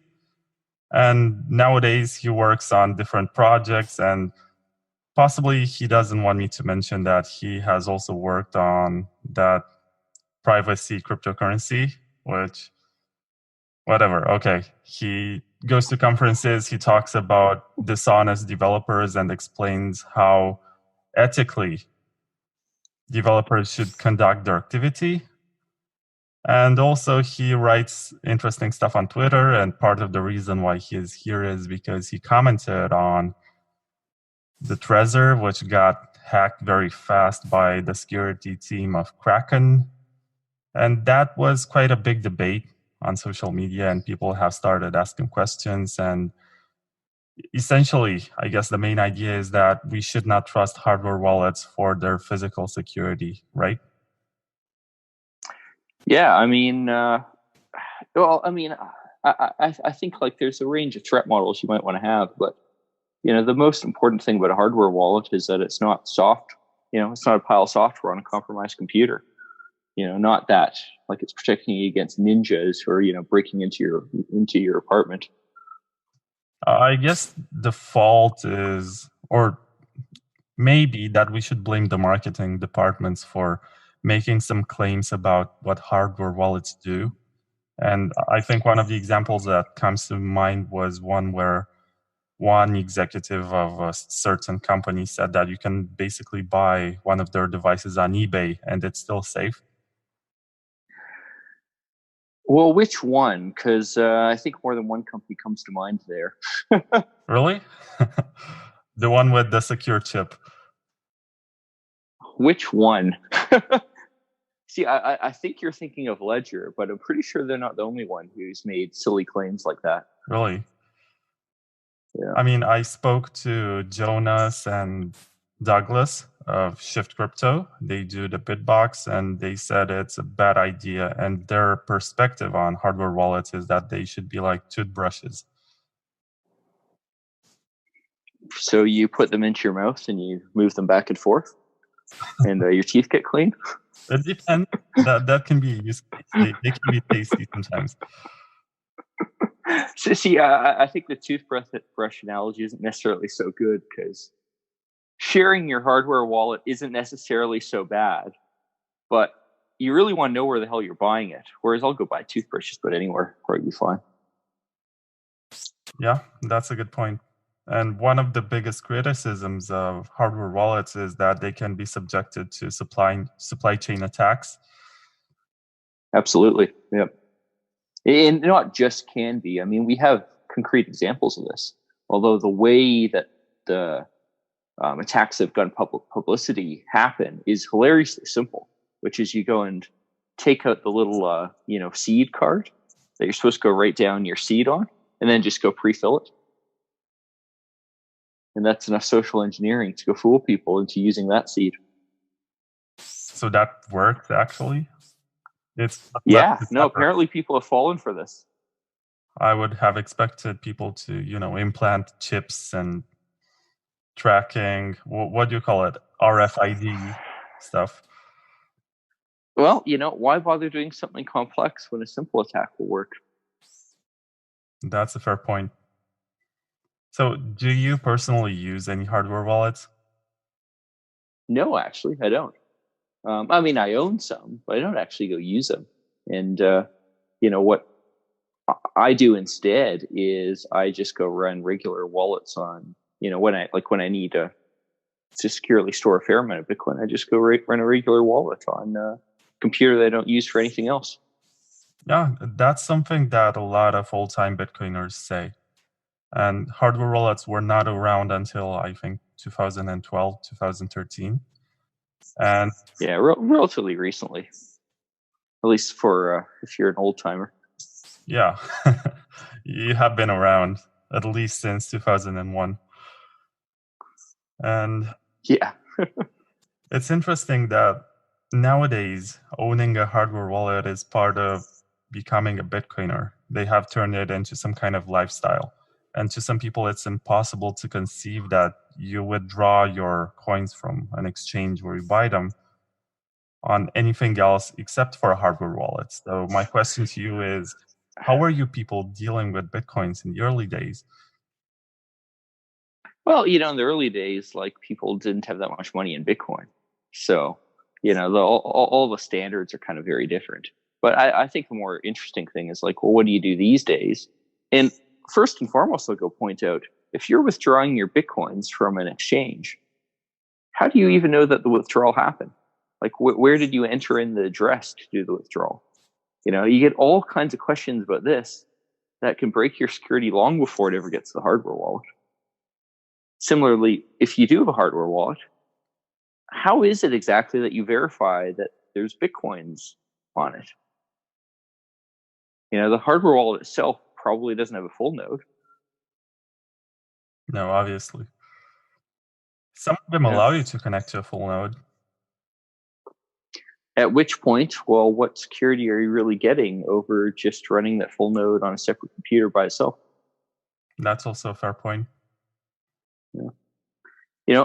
I personally on essentially all my day-to-day use computers, I run cubes. So I have, multiple independent virtual machines I can just go and spin up, and they're all separated from each other and so on.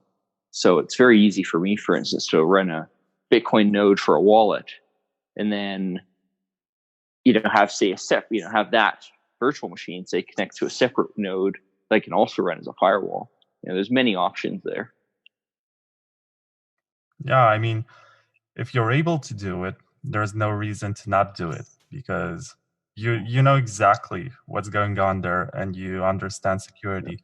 But what about somebody who has no idea what he's doing or she's doing and maybe just gets a hardware wallet? Do you have any kind of recommendations in regards to what they should be learning?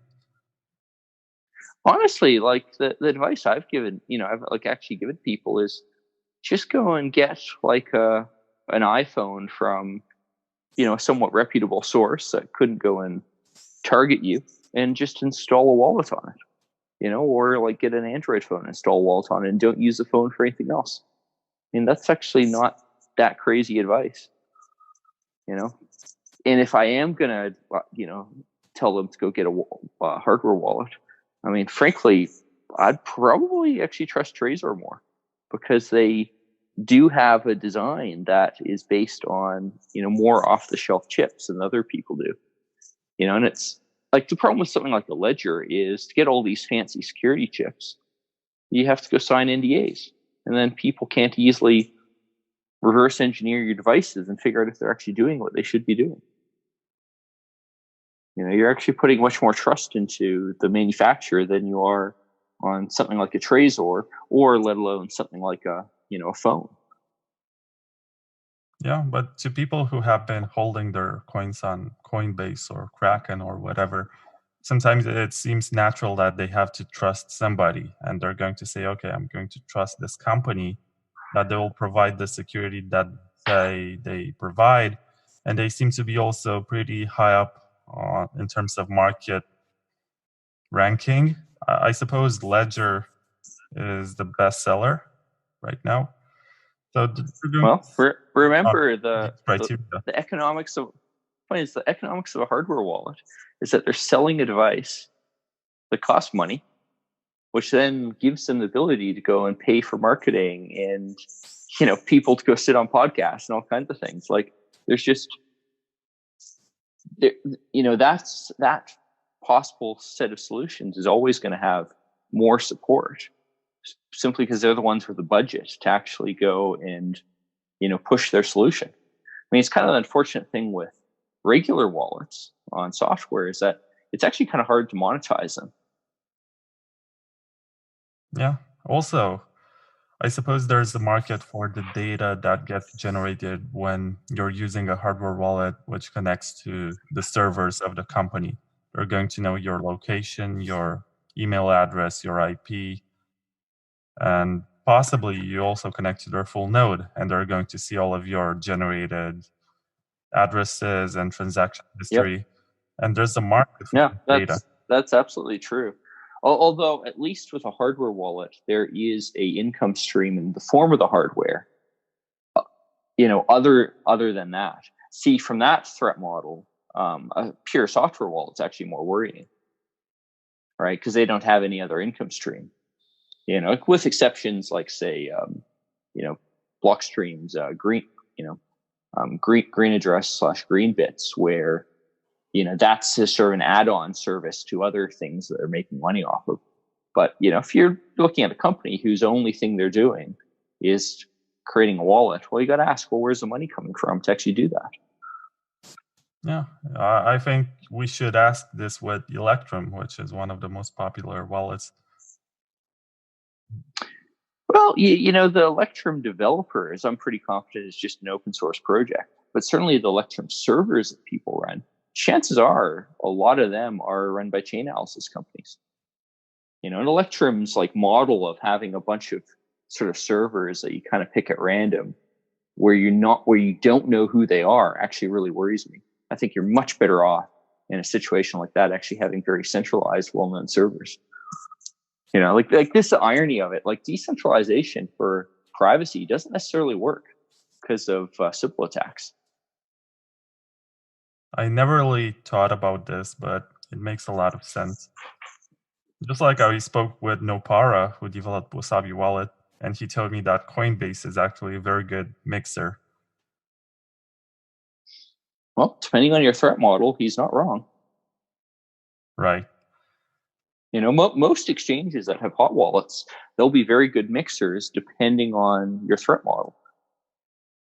If your threat model is, I don't want some guy off in Syria to go and be able to go figure out what my Bitcoins are.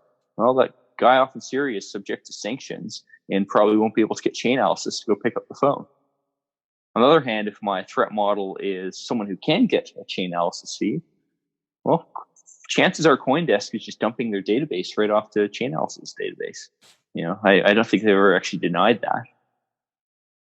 I think one of the obvious examples, and I'm sorry I cut you off.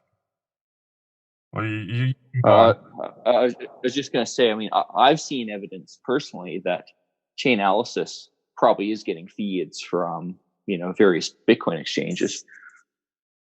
Whether or not that's true now, it's really hard to know, but it seems pretty damn likely to me based on the stuff I've seen. So about hardware wallets, I've seen that Shapeshift is selling the KeepKey right now for about $20, and they even give it to you for $5 if you sign up to their exchange and you KYC, which is interesting because this only proves that there's a market for your data and they can make enough money to sustain the operation.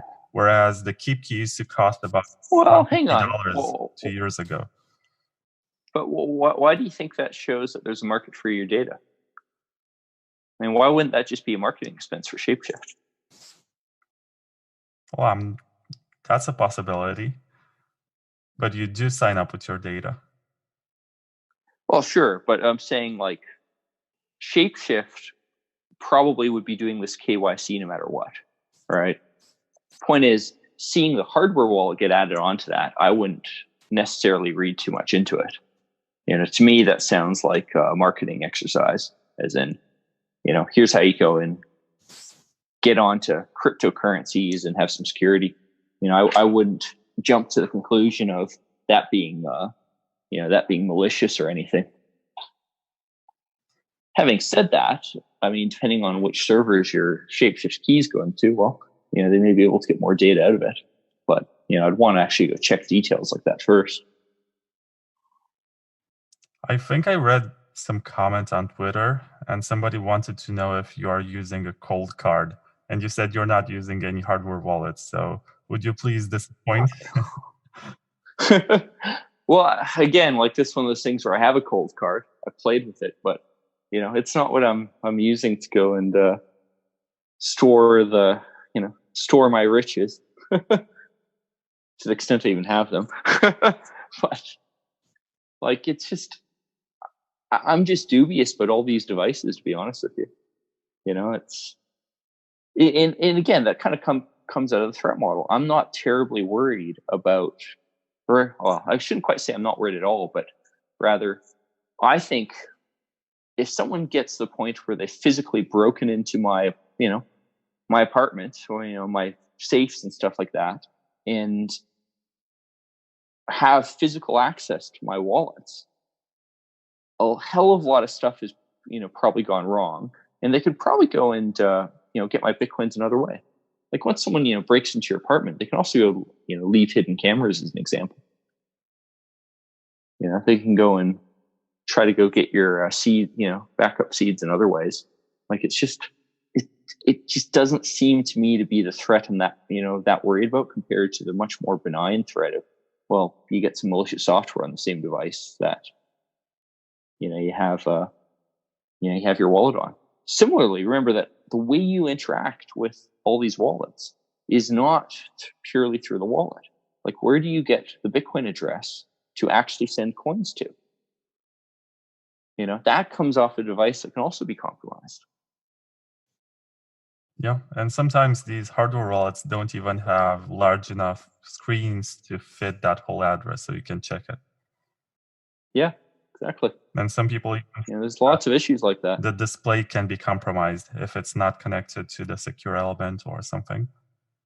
Yep. Well, Ledger, as an example, has this issue, and it's sort of doubly glaring with Ledger because, of course, they have marketed before saying, well, it's okay that they go ship their devices without any tamper-resistant packaging. No tamper evidence at all. And that's just crazy because anyone can go take a Ledger, take it out of its box, pop the case off, and do whatever they want with it. It doesn't matter that the key is are in little secure elements. All your way of interacting with the device is insecure. I mean, ironically, with that regard, Trezor is better because at least it's like a sealed case. That's I think ultrasonic welded, if I remember correctly. Same thing with ColdCard. They ultrasonic weld their cases, so it'd be quite a lot of work to take a ColdCard and tamper with it, then go put it back together. You'd have to invest in a bunch of tooling and stuff. On the other hand, by the time you're intercepting packages, to screw with ColdCards, well, maybe making a new ultrasonic welded case isn't actually that expensive. Yeah, also ColdCard does something interesting with marking a number on the packaging. So when you open it up, you see that number, and when you boot up the device for the first time, it asks you to verify if the number on the screen corresponds with the one on the packaging. But you realize how silly that is. Like you're verifying it against the device that could have been compromised by the attacker. That doesn't actually work. Yeah, possibly. The way you do that would actually work is to verify a number against a signature checked by, say, your computer after hooking up to the cold card. But if you're going to have a system that actually works, that needs to be the default users do. Just having people check a number on the packaging to a number on the chip is totally meaningless. I've also played with the latest ColdCard, the Mark III, and what's different about it is that it uses PSBT. Oh yeah. I forget what the acronym stands for again. Partially signed Bitcoin transactions, I think. Yeah, so that's a multisig situation, which does change things. Yeah, I mean, it's different in the sense that you can just connect the ColdCard to a power supply and you never connect it to your computer, but you do have to back up your data on an SD card and then put your SD card inside the computer. Well, let's be clear. You are connecting it to your computer. You're just doing it through a higher latency way. Yeah. The thing is, the physical wires connecting it to your computer, they're not the thing I'm worried about. The thing I'm more worried about is the fact it's communicating to your computer at all. Right? Because the most likely exploit you would get there would be, say, a bug in their transaction parsing code, where you can go and, say, do a buffer overflow on the ColdCard. And saying it's not connected to your computer doesn't help that situation at all. I'd be perfectly happy to have a ColdCard with a USB interface. I think the added security of the SD card isn't that much. Now, one thing you can do with an SD card, which is kind of nice, is you can go and for really high security stuff, you can go audit it, right? Because the way you do that is you write actually, say, 2 SD cards, right? And then you put one aside, use the other one to then do the communication. And now you have a record of what actually went into the device and can go and have some attempt at auditing it. But you'd really need on the ColdCard side, and I don't think their firmware does it, to have the option of writing the transaction to 2 separate SD cards as well, right? Interesting. And just for the record, PSBT is BIP174, because I know somebody will try to correct me, and I said 157. Yeah. I had to look it up. Well, like when I was involved in the Zcash trusted setup, there was that same kind of auditing consideration where we wanted to, the trusted setup scheme was designed to leave an audit trail of all the communication that actually happens with the compute nodes. And that audit trail was done in the form of burnt burnt DVDs. Although again, you kind of had the same kind of problem where people think DVDs are write once, and they're actually not. Because even if you close out the session, you can still you'd still modify the data on them at a low level. So in theory, it didn't actually go meet that requirement. But again, that's the idea. Leave that audit trail. Yeah. I was about to ask you, you said you recommend to people to just get a new phone that actually an old one that they can wipe and install some sort of wallet. But if you were to recommend just one hardware wallet, which one would it be? The Trezor? Probably, yeah, because they're the ones whose overall design and marketing seems like the least voodoo silliness. There's nothing about Trezor that makes me want to correct them. Like look at Ledger, where the marketing of you can just go and get this without resistant packaging is just wrong. Or ColdCard, where this like setup, initial number setup thing just doesn't make sense. Whereas Ledger, like there's nothing like that. I can go point and say, all right, that doesn't make sense. Ledger is a fairly straightforward design, and it has its limitations, but I think from what I've seen, it's reasonably well understood, and I would trust it in the scenario where I wasn't expecting it to be physically secure, which I think is fine. If you really want the physical security part of it, use a passphrase with it. Yeah, that's a fair criticism, and I'm happy I got you, because you are a big critic of the whole concept of hardware wallets, which is awesome. I got so much positive input in regards to how they work. And possibly, I think when I first started doing this whole season, which is going to be 10 episodes just about hardware wallets and cold storage, I thought I would make it easier for people to decide what they want to buy when they get a hardware wallet. But now I think I just made it a lot more difficult. But that's for the better. Well, and I think like what would make it even more difficult is having more hardware wallets support PBSD, and like also more software on the computer side as well. Because multisig does change things with this, and it changes what you're actually using it for. Like when all the keys is in one place, it's effectively like that's the security model you're kind of using. Whereas when things are multisig, you get much more nuanced control over what exactly your security model is.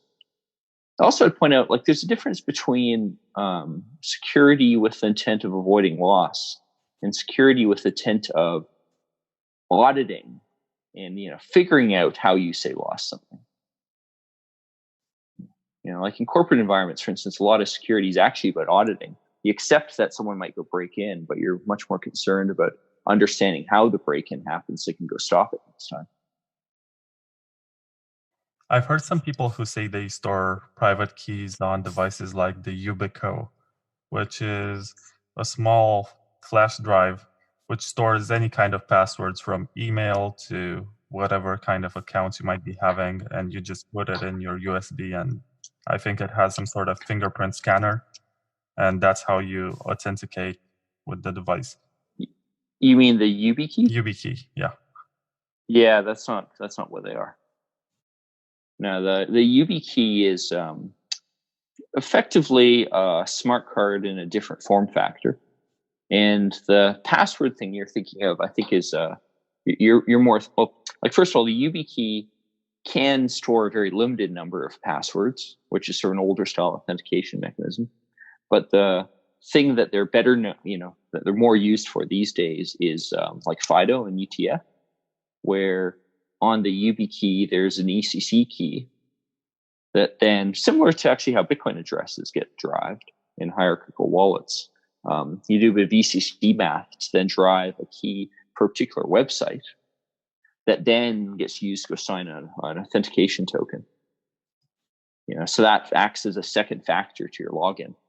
And, they're quite useful. I mean, I have one. It's sitting on my keychain right now. I actually have probably about 5 of them for various reasons, but I use one like day to day for login, and I think they work great. But in the context of Bitcoin, like, they don't understand a Bitcoin transaction, so all they're useful for there is auditing. Okay, so they're not friendly with people who are newbies and have no idea what they're doing. No, I wouldn't say that. I'd say they're very friendly. It's just they offer very little security in the context of Bitcoin, right? Like they're great for, say, securing your Kraken account, and I do use YubiKey, YubiKey to store the 2FA for my Kraken account, but they won't actually, because they don't have a user interface, they can't really help that much in protecting your actual Bitcoin. Putting a private key on a YubiKey for your Bitcoins doesn't really make that much sense.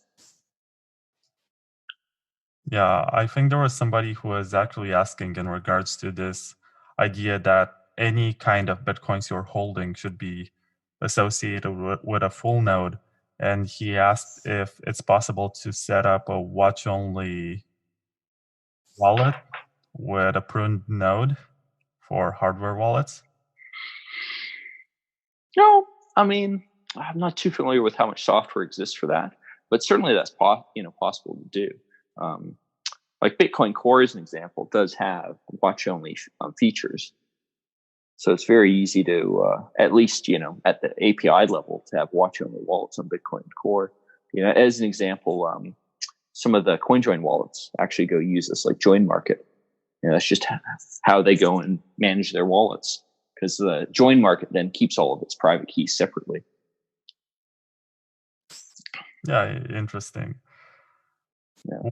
I've also seen exchanges do this too, where like in their internal wallet implementation, they'll use this watch-only wallet by Bitcoin Core, but then do private key management in some totally other way, like maybe an HSM or something.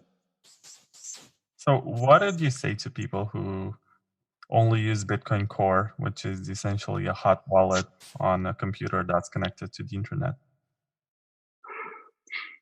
Well, I mean, I'm not necessarily that worried about it. Like, it's, the thing with Bitcoin Core is there's a ton of people looking at that code base and auditing it, which is one of the big worries I have actually about a lot of hardware wallets, especially, non-multisig ones, where you got to ask, like, how many people are actually looking at that code base?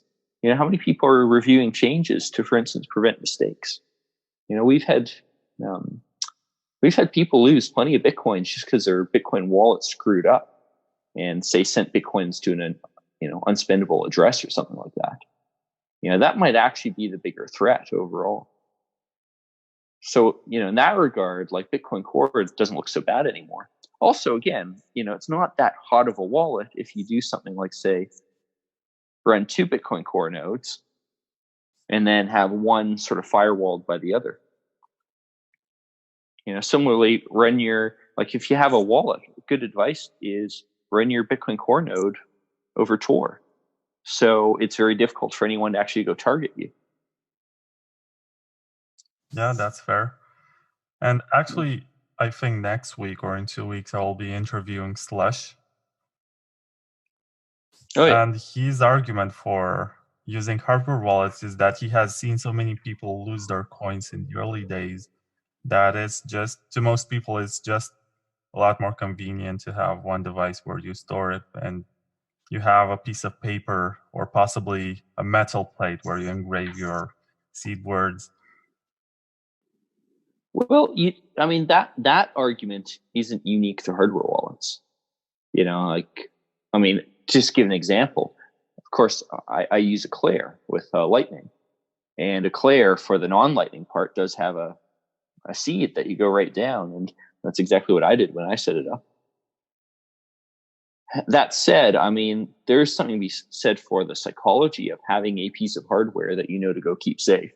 That may be something that helps some people. Okay. You actually remind me about something I've heard from Douglas Bakkum from BitBox when he said that a lot of the stuff going on with security in the hardware wallet space is just like theatrics. They're doing it just to make you feel safe, but in reality, it doesn't make much of a difference. Well, like I say, the entire hardware wallet industry, it's kind of a weird one because it's a unique way to go make money by creating a wallet. So right there, you're going to have more focus on hardware wallets than is probably actually strictly necessary, just because it's a way to go make money. I mean, it's like the ICO market where everyone wanted to go and create protocols that have tokens.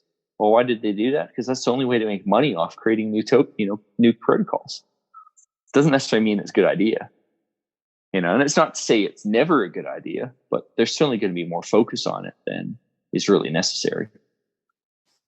Yeah, that's a fair point. But for example, there are some terrible cold storage solutions. Like, I'm not sure if you heard about the Belay. Belay. It's created by Bobby Lee, and it's like it has the shape of a credit card, and it's basically just a card with a pre-printed private key. And just because it's printed, half of it is in China, the other half is printed in the United States.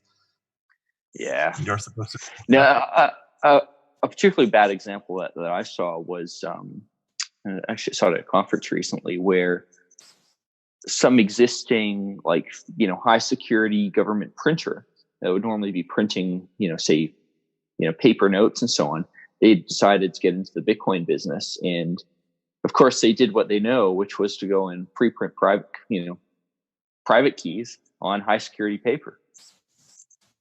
Like you're basically better off just doing this by hand on your printer at home. But again, this is driven by what they're able to do, regardless of how much sense it makes security wise. Similarly, if you want your really bad version of that, you go to the bitaddress.org, which I don't know if they're still around, but it was just a simple website with some JavaScript allegedly running where you'd go to it and then print up private keys. Of course, if anyone goes and hacks into the server, they can do whatever they want with it.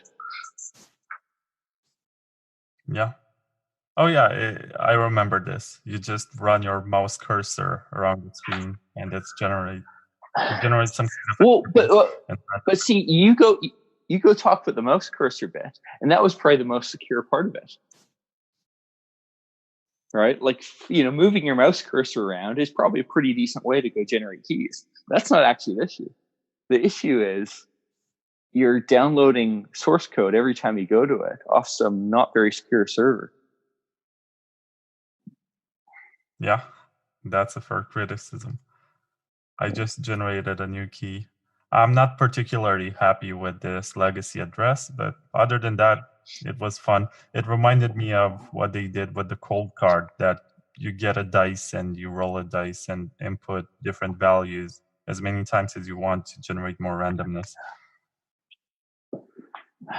Yeah, I don't know. Randomness generation is another one of those things where there's so much gimmicky stuff out there. Like in certain cases, for instance, generating them with dice and stuff like that can make sense, but only where people are actually auditing how these systems go work, right? And so this came up again in the Zcash trusted setup, where what you'd like to do is have a system where you can audit the full chain of entropy input to public key output, right? So in that environment, entering in some dice as an example can make sense, because in theory, someone can go and generate a set of die numbers, enter them in, and then double check that the calculation was done correctly. Yeah. But that only makes sense if all that's documented and easy for someone to go replicate. I mean, security is such a complex topic. And I think there are various stages in somebody's life when they discover something that's out there. I mean, in terms of threats and how to overcome them. And it's just like, I suppose, owning a house. At first, you don't worry much about what's going on, and you say you're in a nice neighborhood. And then as time goes by, you see someone scratching your door, and you're going to have to find ways to prevent something more severe from happening, right? And eventually start yelling at kids to get off my lawn. Yeah, sure. I think that's the most advanced stage of security, when you don't trust anyone. Yeah, the get off my lawn stage. And the NIMBY, not in my backyard. But, the get off my lawn thing, that security theater. Those neighborhood kids being on your front lawn doesn't matter. It's much more important to go worry about other threats. That's fair, but sometimes when you're inviting some non-threats, you're basically giving away some information about yourself, and you might seem more open to actual threats of which you may not be aware. Nah, being the crotchety old neighbor who yells at all the kids to get off your lawn just makes you look like a target. Really? Besides, the kids on your lawn, they might go and notice a real threat. That's a good point. That's why I like you, Peter, because you have this adversarial type of thinking. Maybe you're doing this just for the sake of playing devil's advocate, but it's never void of substance. Or maybe I actually have a secret consulting contract by someone who wants to figure out how to go and protect their lawn from neighborhood kids most effectively. Do you? I mean, I wouldn't judge you if you did, but I suppose you could do something more productive. Hey, if someone wants to go and pay me, my usual fee for that, I'm all for it. I mean, that's not quite cryptography consultancy, but sounds promising. Well, the funny thing about all this is, I don't do cryptography consultancy per se. I do applied cryptography. What I do is figure out how to apply cryptography to your problem. And that's actually not that related to cryptography itself. Cryptography is like the math of creating all these fancy schemes, particularly once you get into academic cryptography where the schemes don't even have to go work. I feel like I've learned something new just here right now. I mean, I wouldn't have thought about the difference between applied cryptography and cryptography. In my mind, it was just, you take cryptography and you put it into practice. But of course, yeah, that's surprisingly hard. I've actually, for clients, I've done quite a few interviews. I've helped them do quite a few interviews with candidates, and it's quite sobering when you realize how many people with cryptography degrees do not understand how to go apply their cryptography to any real problem. And one of the sort of interview questions I kind of come up with, where you keep seeing people fail at, is basically, well, all right, how would you go and design a simple, PGP? How does the PGP web of trust work, right? These should be very simple questions, but they're actually kind of hard for people to grasp because they're not really mathematical. They're much more about, well, what does crypto actually mean in the real world? And that's surprisingly hard for people to figure out. Yeah. Also, I forgot to ask the objectively best question that I received on Twitter. So, which steps would you take if you're the top dog of DevOps for Trezor or Ledger and wanted to steal Bitcoins from people's hardware wallets? I hate to say this, but this would be a very easy thing. All I would be worried about is getting caught. Right? Because if my goal is purely to go steal the Bitcoins, you just go push a software update that backdoors a random number generator, for instance, or backdoors the signing algorithm so it creates broken signatures. Now, the real question is, well, can I do this and not get caught? And that really comes down to how exactly is source code managed at these companies. And I've never actually looked at that into too much detail. I've looked at it in detail for clients, but not as in how those companies actually do it. And, if you wanted to defend against that, you basically have to have individual programmers signing code commits and so on.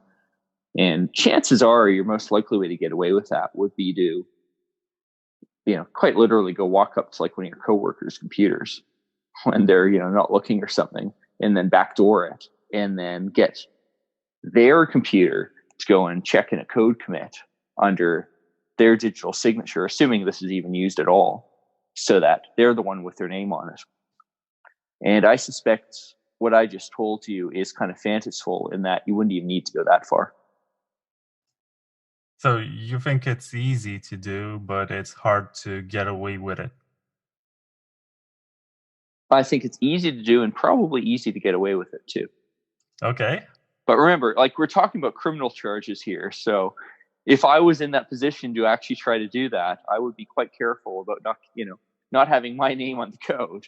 But, frankly, like, even if my name was on the code that resulted in a big Bitcoin loss, these days you wouldn't necessarily get much liability. Like, your issue there would be figuring out how to essentially launder the earnings that you got, which probably wouldn't be that hard, make sure the Bitcoins eventually get back to you over time. And I think what this really says is, like, source control tends to be really terrible at companies. And I've seen this in my consulting where, to give a somewhat anonymized example, I did some consulting for a company that held a very large amount of Bitcoins for other people. And I realized quite quickly that their Git repos weren't signed and they were hosted on the same infrastructure where the rest of the, system was, which all happened to go defeat their multisig scheme. Like, this is the sort of thing that happens. And unfortunately, modern software development just isn't up to the task of this. And it's the same issue. Like, why are we running source code? Like, why are we running the code compiled from our source code in the same security environment as we're editing the code? Because the moment you do that, if you run like git pull, right, and review a code change and then run that code, if you don't catch a security flaw, someone can go back to your development environment and then commit whatever the hell they want. Like, most software developers just don't protect against these attacks. I mean, I'll be honest, I don't protect against them that well myself because none of the tooling set up for this. Well, at least I have different virtual machines for different projects. But, most people do a really bad job of this.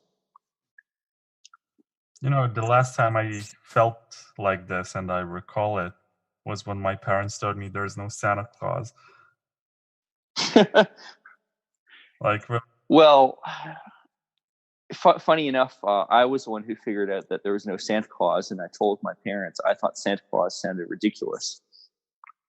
Apparently, it was like 6 or 7. Obviously, I was destined to be a security engineer. I mean, I had these moments myself, but they would always find some kind of arguments and say, yeah, but there's something magical about this, and you're and I would give it the benefit of the doubt. It's presents. Why would you bother to think too much about it? You get them. I was a very skeptical kid. That's good. I didn't believe in magic. I'm happy that you ended up doing this because your insights are actually useful. And one idea that I got while you're explaining how you can basically steal people's Bitcoins if you're Trezor or Ledger was that if you have 1 million users, you can roll out an update and just take the equivalent of $1 from each user. And it's very unlikely that they will notice. And it's even more unlikely that they will proceed with some sort of legal charges. No, that's a terrible idea, I think. You're much better off taking everything for one user. Right? Because if every user loses a little bit of money, that's incredibly suspicious, right? The common factor is the software. Whereas if one user loses a ton of money, the common factor, well, there isn't one. I mean, maybe the user just screwed up. Yeah, that's also fair. But when you said they can steal the funds of their users, I was thinking they can liquidate all the accounts of all their users. Like if they have 1 million users and the average user holds about, say, $200 of Bitcoin, they can just take everything and just run away. But again, like from a point of view of getting away with it, you're much better off if the number of victims is small and they lose everything. They may be very pissed off, but it'll be harder for them, depending on how you go pull off the attack, to actually notice anything's wrong. Your ideal situation is to luck out and get one user with a ton of money on their device who isn't very technically savvy. Yeah, that's kind of scary now that I think about it. Yep. And there is a lot of trust that we put into these developers. Well, first of all, who's checking that the source code actually matches the binaries that wind up on these devices? Indeed, and some of them, how can you even check that? Because these devices are on secured hardware, there's no easy way to even dump the firmware on a lot of them, right? Secure chips are not designed to let you just hook up a programmer and dump the firmware. That's not the goal usually, which unfortunately is exactly the opposite of what you actually want for real security. So what do you think about using Bluetooth on certain hardware wallets? They claim it. I mean, Bluetooth isn't inherently bad. The real issue there is that chances are you'll have a Bluetooth implementation that's very complex and running on the same environment, same CPU, same microcontroller as an example, as your wallet code. And if your Bluetooth implementation came from the microprocessor vendor, which it probably did, it's not going to be very secure. On the other hand, if you say have a separate microcontroller that then communicates to the real one over a simple serial interface, that's not so bad. Yeah, that's fair. But overall, if I really wanted the most secure hardware wallet, I would probably put a RS-232 interface on it, right? Because RS-232 is so simple that anyone can go dump a full log of what's happening over that device. And this is actually easy to do because USB to RS-232 adapters are easy to get. So I had to look up RS-232. I know what this is, so I've seen it before. I haven't used it much. Isn't it kind of late? It's fast enough. It's a very, very, very old interface, but it's simple. It works. I mean, I used to use it all the time when I was doing microprocessor development. I used to do electronics, and RS-232 is just kind of the standard. So is it faster than USB, or why would anyone use it? It can be faster than USB 1, but basically any modern USB is far slower. On the other hand, hardware wallets don't need much speed, right? The amount of data that they're passing from the wallet itself to the computer is minuscule, so it doesn't matter. As for why you'd use it, because it's dead simple and very easy to go audit. You can literally buy RS-232 adapters that have 3 ports on them, input, output, and then tap. And then the tap electrically is totally isolated from everything else, that it can't communicate, but gets you a full dump of everything that goes on. That's great. That's exactly what you want for auditing. Yeah, I feel like we should be having a larger discussion about this type of security, as there are some people who recommend you, even when you're running, for example, Bitcoin Core on a computer that never gets connected to the internet, and they keep their private keys there. And they also use Faraday cages. Because they also what? They also use Faraday cages. Away all of the connection ports, anything that can be compromised. If they're running Bitcoin Core and it's not ever connected to the internet, what the heck are they actually doing? You need somehow to get blocks into your Bitcoin Core, to actually do something useful. So, you'd want to look at the details of a setup like that, see if it actually made any sense. I think I put it the wrong way. So the whole idea is to just store your keys on cold storage on a device that is connected to the internet. Yeah, but remember, keys themselves are not enough to actually verify a Bitcoin transaction. You know, you need to go and use those keys to verify transactions and sign transactions. Yep. Like, it's you will need to communicate to the internet somehow. You know, you can go do it in better and worse ways, such as, say, you know, very auditable communication, like we did in the Zcash trusted setup, or potential like RS232. But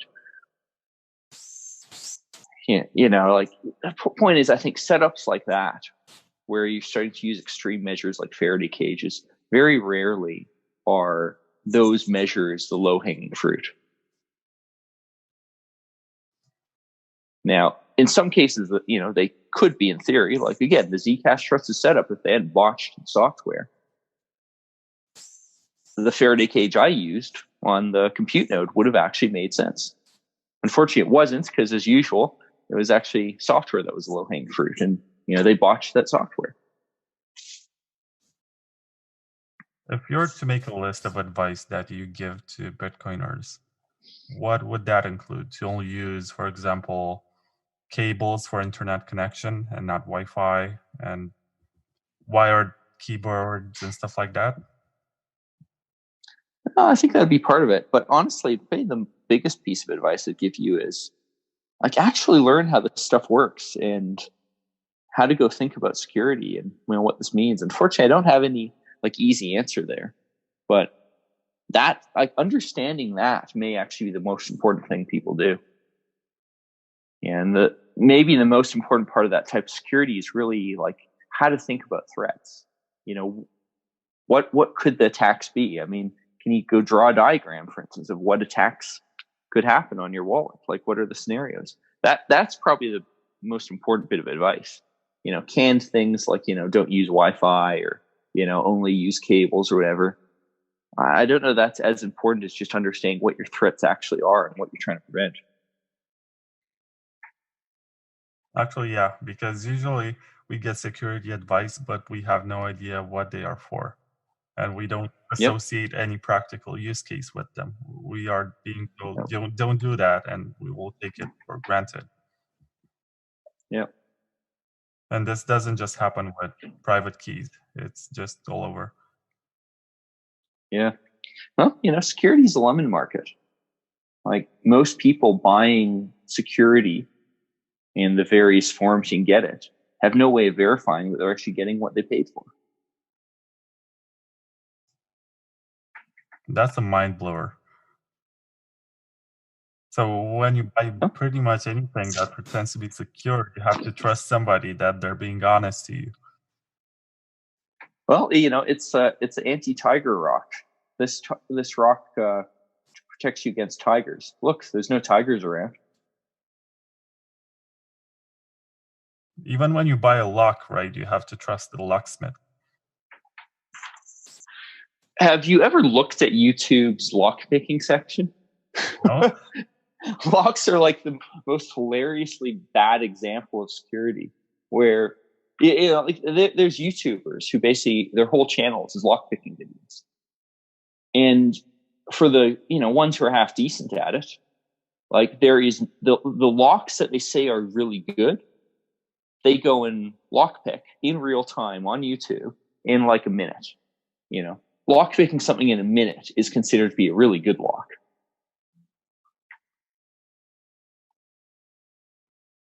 Oh man. You know, fortunately, like, we can do better with computer security, fortunately, but yeah, no, locks have a particularly bad example of this. So how should one store their keys? Is multisig a good idea? If you actually use it. But, you know, again, like, my sort of canned advice to people is, yeah, just set up another computing device of some kind, stick a wallet on, don't use it for anything else. And, you know, think about where you're getting your payments info from, right? Because if you log into Kraken, right, on a compromised computer, that computer has full control over everything you're going to do there. And for instance, it can go and rewrite the addresses that you see on screen. So when you send your, $10,000 worth of Bitcoin to, maybe go buy a new jacuzzi or something, like that address may not be the one you think it is. So is not good asks you, how should he secure his private key apart from writing it down or memorizing it? And is memorizing your private key a good idea at all? People are terrible at memorization. If you actually try memorizing it, there's a decent chance you'll find out that you're actually not good enough to do it. People can memorize like 128-bit keys, but only if they actually practice it. And most people aren't going to do that. I'd suggest writing it down and keeping that piece of paper somewhere safe. I suppose one side of security is to protect yourself from your own mistakes, right? Well, you got to look at security holistically, right? It's not just about attackers. It's also about mistakes. So you can compromise your whole setup yourself if you're not able to replicate the security model. Well, yeah. I mean, quite simply, if you do such a good job at protecting your private keys that you lose them, what was the point? I also like to think that in the situation where, God forbid, you get tortured and you have the private key memorized, I mean, it's kind of easy to extract, even though I'm not sure you should be risking your life or money. Well, again, that gets to threat modeling. If that's the type of threat you have, chances are your Bitcoins aren't actually the thing you should be worried about. Of course, the flip side of that is if that's the kind of threat you have in your area, there may be no way to protect yourself, right? Because if you go give up your keys, how do they know that you gave up the full set? I mean, this is why key disclosure laws in general are just so insane. Because the way crypto works is that you can't prove that you gave up, keys to things. Yeah. I mean, when you give away a key to your car, I guess you can prove that there is no other, one way or the other. But in terms of cryptography... Well, but point is, you can only do that because a car is a physical thing that is limited number. All right. When you're talking about giving up decryption keys for data, because encrypted data is random stuff, there's no good way to go prove it. And the second part that really makes it ugly with key disclosure laws is it's so easy for cops to go and just plant, encrypted hard drives in your, say in your apartment. I mean, it's effectively the equivalent of planting drugs. And, you just get an encrypted hard drive full of random data, stick it off in your apartment and say, well, why don't you decrypt that? We found it in your apartment. Or, what's the key for it? Of course, you don't know. And then you wind up in jail for it. It's just one of these very, very obvious threats.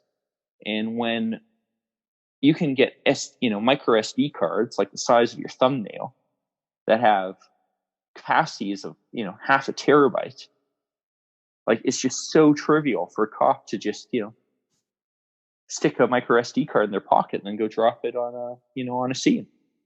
It's just something that you cannot have in a free society because it's too easy to abuse it. And we can't trust the police. We know that they go plant drugs on people. They've been caught on their, on their own police cams.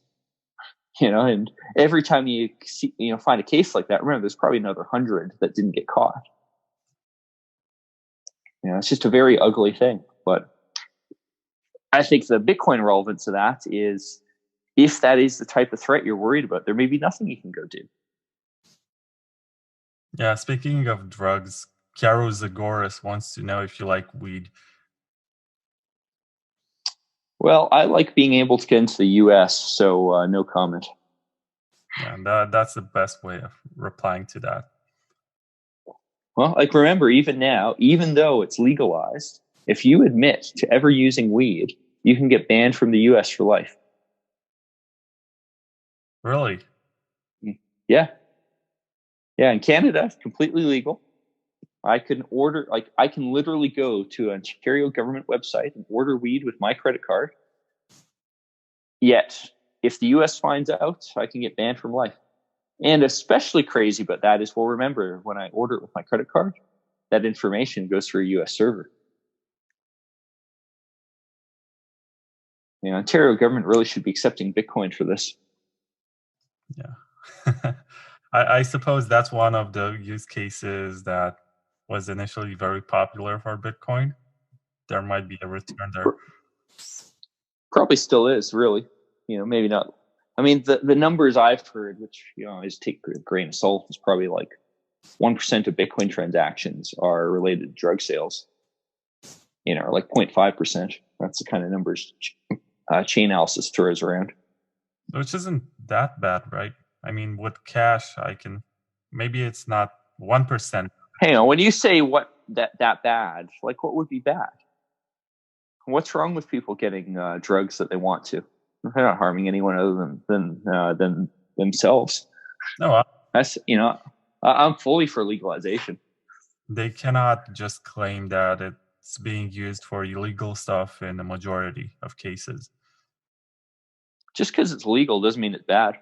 No, obviously, but when you're trying to frame Bitcoin as something for criminals, you're going to point out to drugs and to prostitution and whatever else is illegal and possibly immoral in the views of some. Well, whole bunch of people who want to keep the money flowing to law enforcement jobs for victimless crimes, but that's a whole nother issue. Yeah, I feel like we should go back to Bitcoin for a moment, because American Hodl, and I'm not sure if you know his meme, but he recommends people to hold or hodl 6.15 BTC, and he has that's a very specific number. Yeah, and it's tied to the size of his dick, apparently. I can assure you it isn't, because the units don't match up. Bitcoin's a unitless number, and the size of his dick would involve, either length or volume, maybe weight. I did enough physics to know, this just doesn't make sense. I mean, I'm pretty sure he uses the imperial system, possibly. If it's the metric system, then that's bad, man. That's like 2 inches. But anyway, he says that Blue Matt has upped his Bitcoin success prediction from 5% to 50%. And do you have any prediction in terms of percentage for success? What's his definition of success in the first place? Exactly. Somebody like Rodolfo said he'd probably say it depends on how we're defining success. Yep, that'd be a good prediction. So let's say that organization, which means adoption on a very large scale, maybe even governmental, is considered. What does large mean? I mean, gold is adopted on a very large scale, but on the other hand, is also barely used at all. That's a fair point. But even if it got to the point of gold, in my book, given its humble beginnings, it would be a success. Well, a point I always like to make is Bitcoin can be an incredible success just by forcing, the rest of the world to do better things. Like if Bitcoin forces PayPal to have more reasonable policies, Bitcoin's a success, even if it doesn't actually get used that much. That's also a good point. That's really more my definition of success. And at the same time, I also like to point out how in the long run, everything goes back to zero. One day Bitcoin will go to zero. It will eventually fail like everything else. Yeah. In the really long run, one day the last copy of the Bitcoin blockchain will get deleted. That's a grim thought, and that's a very, very, very unpopular opinion. It's just reality. Like all these things are temporary. Now, I think where I would say Bitcoin is a success is I couldn't tell you whether it's a US dollar that will fail first or Bitcoin. I don't have a sense for what the probabilities of those two are. And I think either one could happen. Whereas if you'd asked me that maybe at the very beginning, I'd be more dubious. But certainly at this point, it's totally plausible Bitcoin could outlast the US dollar. So I would say you're pretty optimistic. Because the US dollar has such, it's quite a catchphrase nowadays to call it a network effect. And US dollar. Have you seen the history of fiat currencies? They often do just fine until they fail. Yeah. All it would take is the US to go and elect some crazy president who does something particularly stupid. So far, Trump isn't sufficiently crazy and stupid enough to get the US into that situation. But that's the kind of thing that can go happen.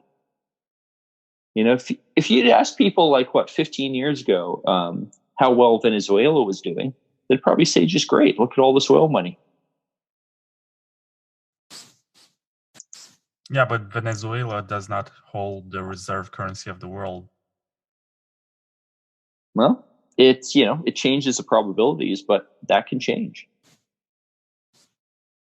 Lots of people predicting China's currency will become the reserve currency. Equally, people who would have said, "Oh yeah, China's going to do well." I mean, that may also be false. It's not that predictable. But I think what we can say is it's certainly plausible for Bitcoin to outlast these. But even if it does, I mean, eventually it's still going to fail. Just take enough time. I feel like this is still optimistic. I would say 50% if you think it will outlast the US dollar. Yeah, that's the sort of number I could imagine. See, where I'd compare me is someone like David Gerard, who has been saying Bitcoin will go fail since forever, and the only thing failing is really his predictions. I mean, he has his audience, and I suppose he makes a decent living expressing that view. Well, that might tell you something about why he has that view. I don't think that view is really based on any proper factual analysis. I think it's based on he has an audience that likes that view. I think the same thing's true with a lot of anti-Tesla analysis, where, well, certainly some parts of it are factual. That's, it's because of an audience. And sure enough, the audience for anti-Bitcoin and anti-Tesla actually seems to overlap a lot. And both of them, both those audiences seem very annoyed that neither dies. Yeah, I mean, this also tells us a lot about the media landscape in general, and how you have some sort of opinion which gets propagated all the time just because it has an audience, but has no scientific or factual grounds. Yeah, no, absolutely. And I think it's just as true of hardware wallets as it is of media. Why things become popular has got very little to do with how good they are sometimes. I feel like you have blown my mind quite a few times in this interview, and there's a lot to digest there. I mean, you get into this space, and I'm not the most technical person. I don't claim to be, but I'm not going to go debating people and having very strong opinions like McCormack while claiming not to be technical. But there's a lot to be learned, and really, people like you don't really go out giving advice randomly and selling courses and stuff like that, because you have much more interesting stuff to do with your life. I suppose you're actually successful in doing consultancy for applied cryptography. And then somewhat successful. Okay, relatively, but you're going to have people who, apply this old saying about those who cannot do that they teach. They're going to sell you bad classes about security and teach you bad advice, essentially. Although keep in mind, their business model is not that different from my business model consulting. Yeah, obviously. Mm-hmm. You're teaching people what they should be doing. Exactly. That's a hard thing about this, sort of saying about, those who can't teach. There's certainly value in teaching, and teaching, especially in the form of consulting, can be a nice, stable line of work with less risks that lets you go do more things and have more influence. If I can go and help 10 companies go do something, I may have a much bigger lever to go make changes to the world than if I'd gotten focused on my own project. Whoa. So what are you up to? Well, not sure if I have funding for it, but I have been working on my proof marshal stuff on and off lately. And of course, there's my open timestamps thing. And, both of them, like the projects really boil down to making truthful statements about data. Open timestamps makes a very simple statement of proving, something existed in the past. And then proof marshal extends that by saying, well, rather than just existence, we'll go say it's the only thing that existed in some category. And those two classes of statements turn out to be quite powerful. So what are the practical applications of these? Well, like a really simple one is with digital signatures. Let's suppose you have a digital signature on a document and the private key gets leaked. How do you verify the signature now that the attacker could have made it?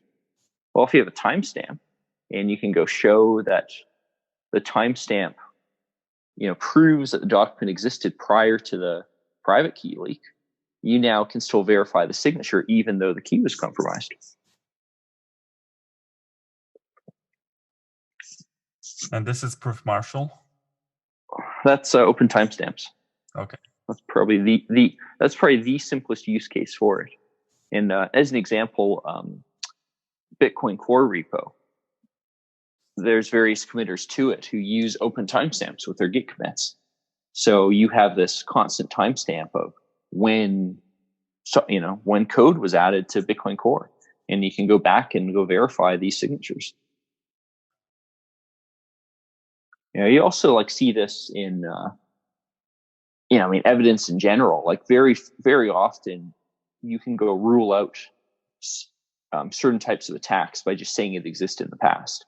Maybe as an example, like you have a contract with a company, and when the contract was signed, there was no reason to do anything malicious about it. But after the fact, someone finds out, hang on a second, we would have been in a much better position had, say, this clause been changed.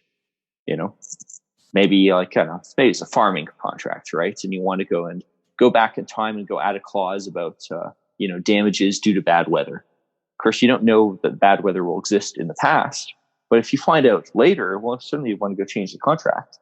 And having that timestamp on that contract, amongst with other verification of it, can be quite valuable to say, hang on a second, no, this is what it actually existed.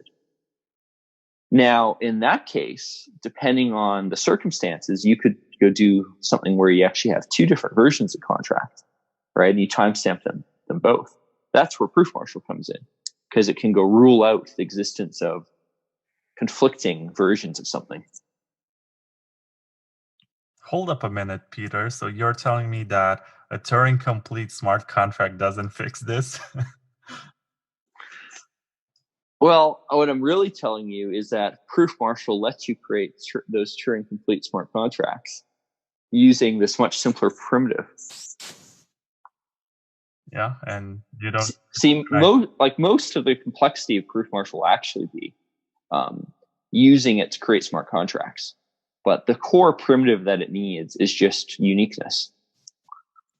Because once you have a unique set of actions, and you can say, all right, that's what happened, you can always run a program on those actions and then come to a conclusion about what your current state is. For all this nonsense but Turing completeness, that's what Ethereum is. A big shared set of actions, set of data that you run a program over, and it comes to the same conclusion as everyone else's. It's just in Ethereum, actually running that program is really hard because Ethereum has hardly any full nodes. And they've blown up their blockchain. And proof marshal, can be much more scalable than that because you only need the data for your particular application. You don't care about anyone else's contracts. So I suppose this will not require to use anything related to blockchains and stuff, right? Well, yes and no. I mean, one way to go put it would be to say it lets you create your own blockchains bootstrapped over other blockchains. Like blockchain itself, like a chain of blocks is a very useful data structure. People have overloaded that term to go mean a whole bunch of other nonsense. But the idea of having a chain of blocks is really valuable. And, my goal with Proof Marshal is in part to make it really easy to make chains of blocks when they make sense. Maybe you need an audit log for something. A chain of blocks would be very useful. And if you can make that chain of blocks be unique by tying it back to, say, something like Bitcoin, using something I call a single-use seal, then that's very valuable. But to get there, you need a whole bunch of infrastructure. You need a whole bunch of software to write and so on. So it's a much harder thing to implement than, say, open timestamps, where timestamp proof is very simple by comparison. I can see that you have been working on this for at least 4 months, and you longer than I can admit without being a little embarrassed. I mean, I think I came up with the name Proof Marshal 3 years ago. So, yeah, it's taken a while. Are you looking for anyone to help you code this or for any kind of review? Sure. I mean, hell, it's up on GitHub. GitHub.com/PeterTodd/ProofMarshal. I'm not sure if I have the right kind of audience to find people who would be interested in helping you, but it's worth giving it a shot. Yeah. Let them know what the URL is anyway. Anyway, it's really interesting that you're working on this and you're not really stuck into the mainstream conversation about Bitcoin nowadays. You're thinking outside of that box, and that's useful in itself. Well, I think particularly like this sort of reflexive, Bitcoin not blockchain thing that a lot of people have. Well, I think it's understandable given the craziness of the ICO space. It does sort of throw out the baby with the bathwater.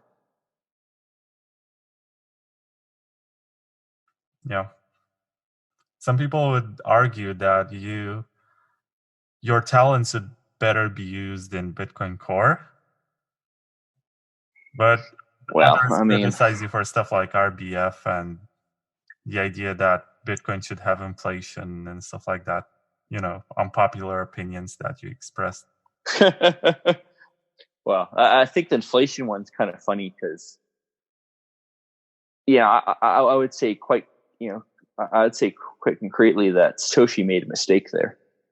On the other hand, the difference between zero inflation and like a fixed 0.5% or something isn't very big. It's after all the current Bitcoin inflation rate, after the halving, it'll be 2% or something.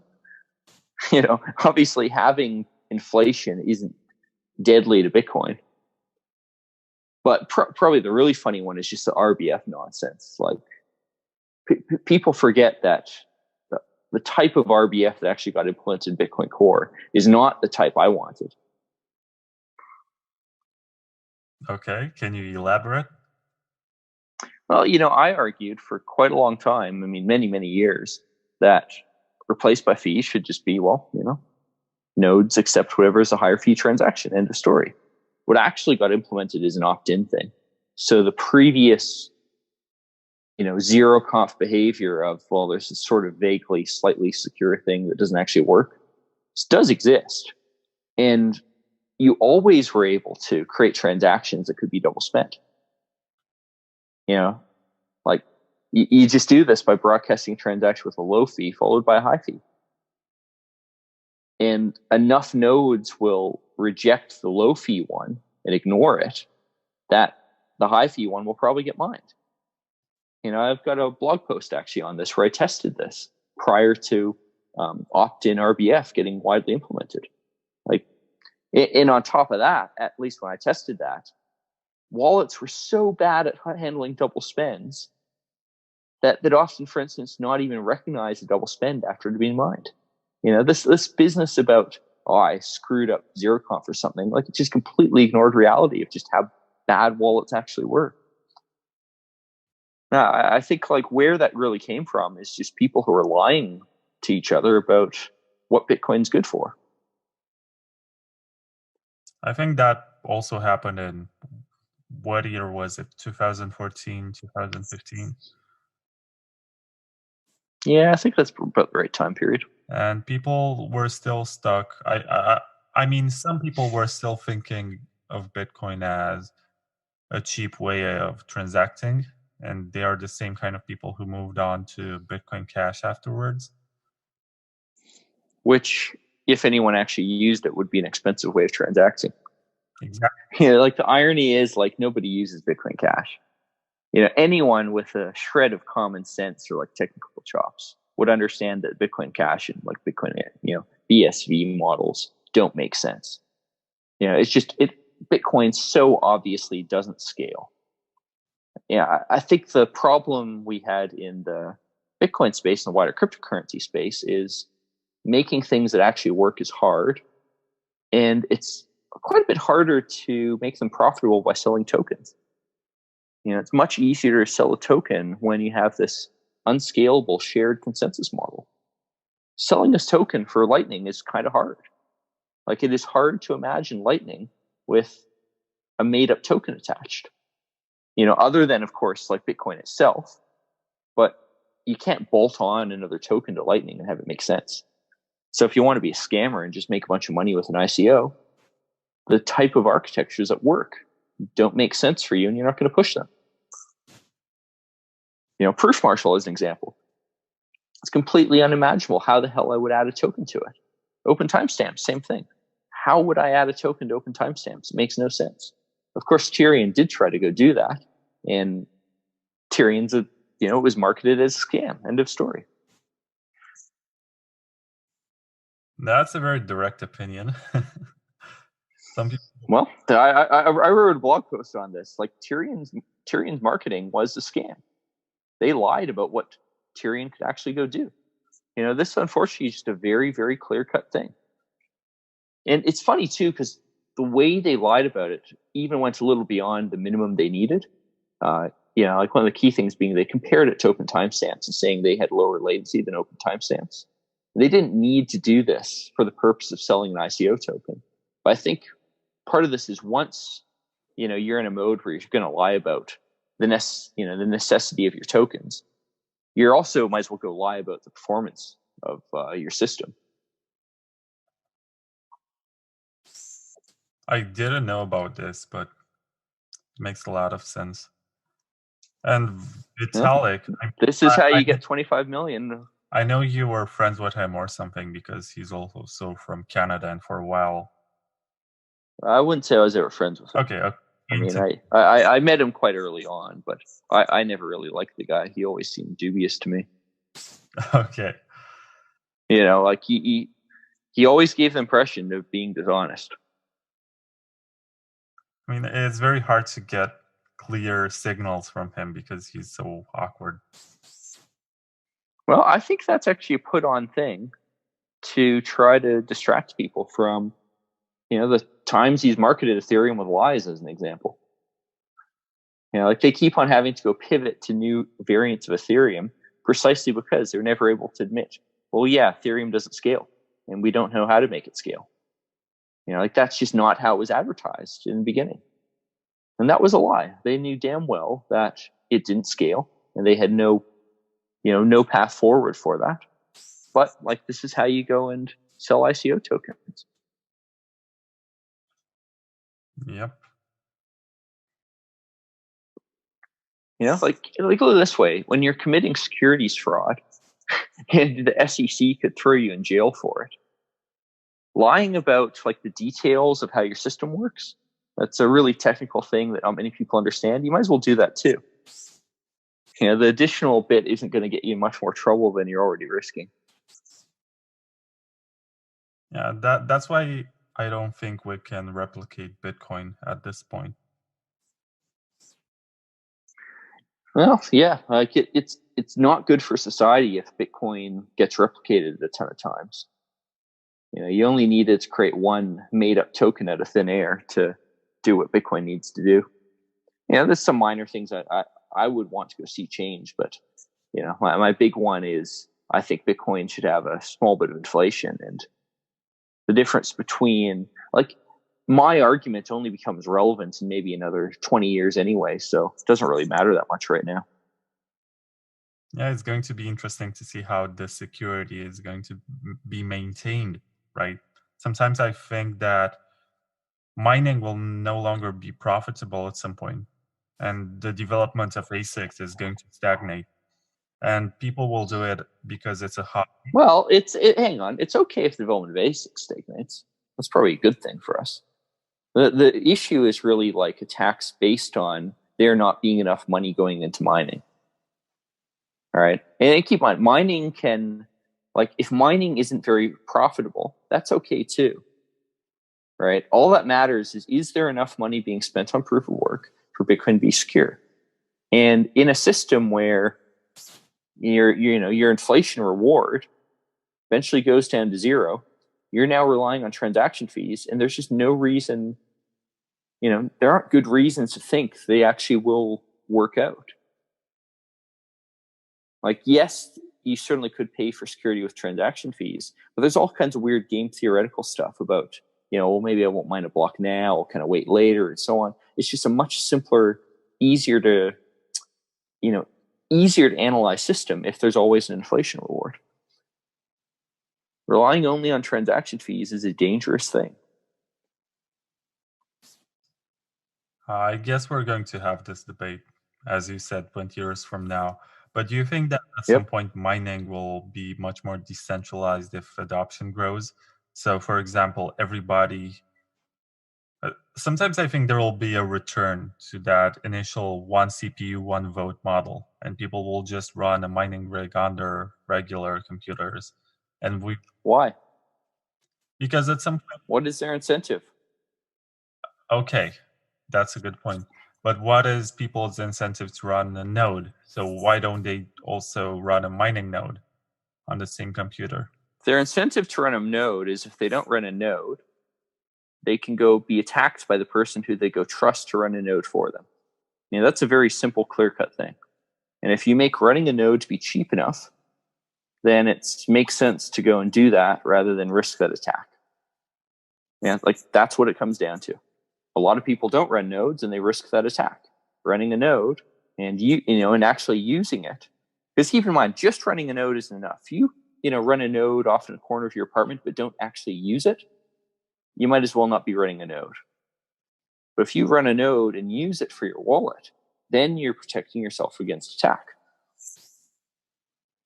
Whereas mining doesn't really protect yourself against attack. It just uses up energy to maybe create a block once in a while. There's no direct benefit to you other than the profitability of it.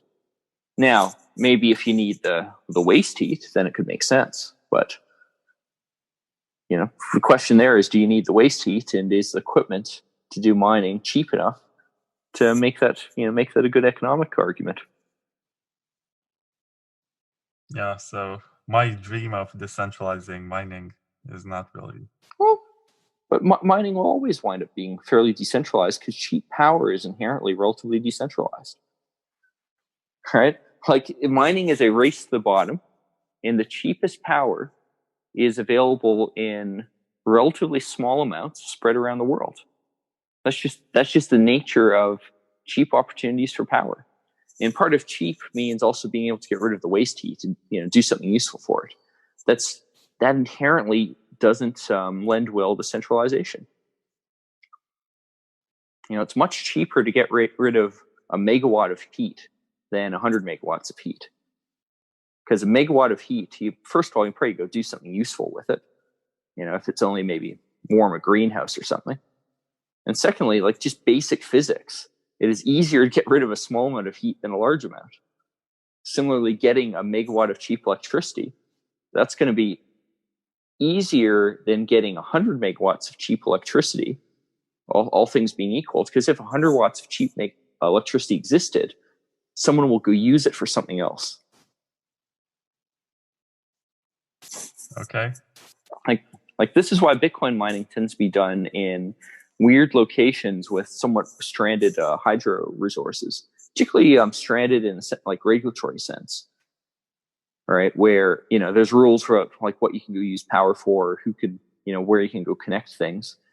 And, there's a few megawatts there for some hydro plant that really should have never been built in the first place. Well, how do you use it? You go stick a mining rig next to it.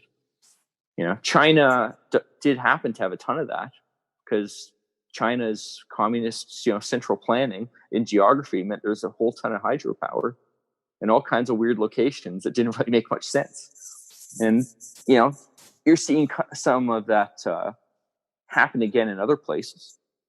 You're also seeing things like doing Bitcoin mining with flared, gas from oil rigs and so on. So where do you see Bitcoin in more than 20 years? Let's say, do you believe it will still be around in 30, 40 years? I'd give it a high chance. Probably like your 50-50 type of thing. But, all this stuff's hard to predict. Like, human civilization might not be around that long if we fuck it up enough. That's also fair. And there are a lot of people denying our, effect on the environment and ourselves. Well, we're not likely to screw up the environment that quickly, but you certainly could imagine like nuclear war, breaking out. And it would not take much nuclear war to really screw up most of humanity. And this is not to say that like we would actually be extinct, but if in 40 years like civilization doesn't exist as we know it, I could certainly imagine that it'd take like one nuclear war to do that. Like the problem we have is industrial supply chains are just so diverse, and they span the planet, and they're really hard to replace. It wouldn't take that many countries like going to war with each other to screw all that up. Who knows? Well, maybe we'll see a bit of this in miniature as this coronavirus stuff progresses. Yeah, that's going to be interesting to see how it plays out. Yep.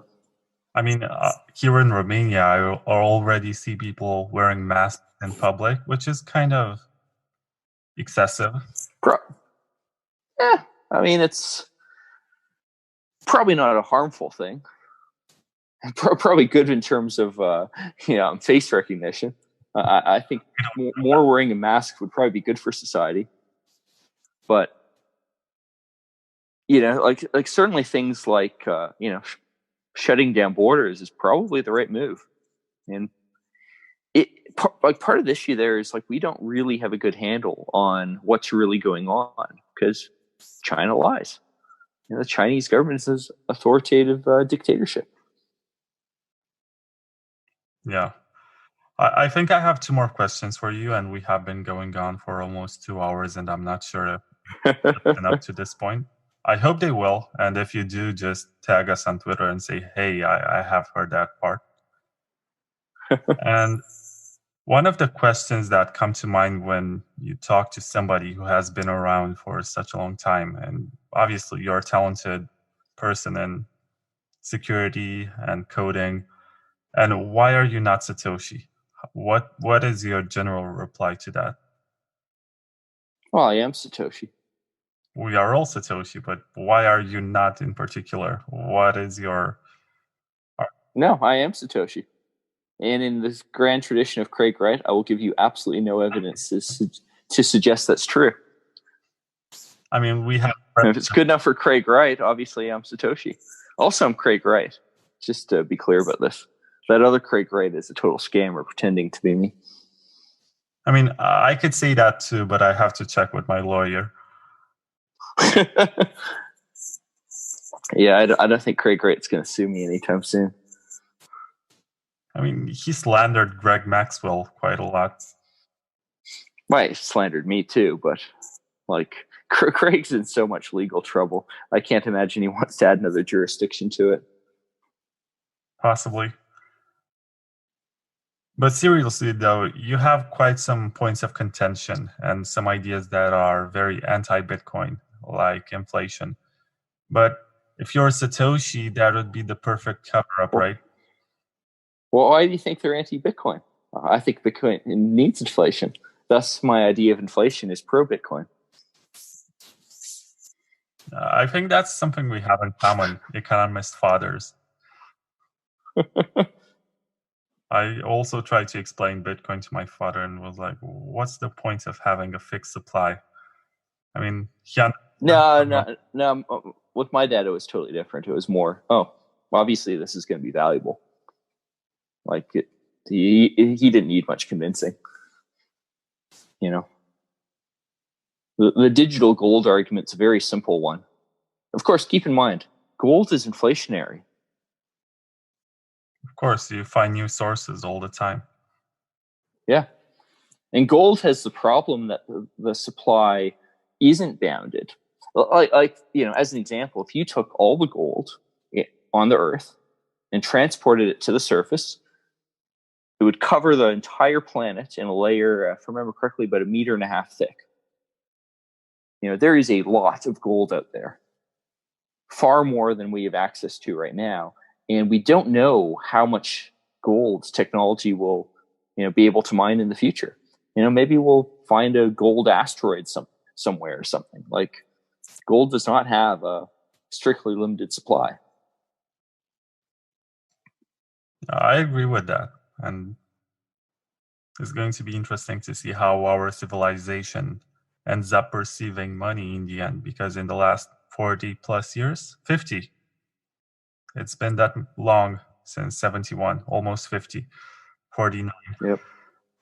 We have had a different model, which is based on consumption and excess, and a lot of development around the world has happened because of this, just because they had the power to print more money and give it to develop. Well, though I wouldn't like talk about that in terms of consumption and excess. The way I'd go talk about it is very simple. You are taxed on savings, and you are forced to invest. It's not the same thing as consumption. Yeah, that's a fair point. Even though, actually you don't know, but in my country, more than 50% of the GDP is generated by internal consumption. So if people start saving at some point and they say, I don't need to buy the latest iPhone, I don't need to buy that, why don't I just save the money? The whole system is going to collapse under its own weight. No, I would say no. And the reason why I'd say no is it's quite possible to go put that money into investing. It's not so simple to say that we have to have consumption. Like the standard, economic arguments about this are actually about investment. You want to go tax unproductive savings, and then stick them off into investing where they go do something productive and push society forward. I think the bigger issue is just we've pushed interest rates so incredibly low that they might as well be zero, and all this stuff kind of gets out of whack. And the other aspect of that is, inflation is incredibly regressive in that it doesn't affect the rich, because the rich can go park their money in investments that aren't affected by inflation at all. Inflation is much more about the poor. I never really thought about it in these terms, like inflation is about the poor. But that does make sense. I mean, it's kind of a system which preserves the class system and the establishment. Well, again, I wouldn't talk about in terms of preserving the class establishment or any of that. Like, a lot of that's just, it's kind of inherent. I mean, the moment you have a complex economy, you're going to wind up with classes, because achievement's hereditary to some extent, and the curves on like your return on investment of achievement are just so extreme. It's it's effectively unthinkable to get rid of that. Okay. Yeah, I think like the more interesting thing is just really, I'd say, issues of fairness. The simple reality is, if you have a system where there is no way to invest your money other than investment in the standard way, you're really narrowing your choices for people. Like, you can't go and save money in a piggy bank the way you used to be able to. I feel like for the last question, I should get back to the initial topic. And I remember in Berlin, you saw the new HTC phone, which runs Oh yeah, that one. Exodus 1S. And I wrote a review about it. I wasn't happy about what I discovered. I feel like the full node is kind of gimmicky and there's nothing you can do with it outside of their native wallet. So what is your opinion on the phone? You tested it, right? You bought one.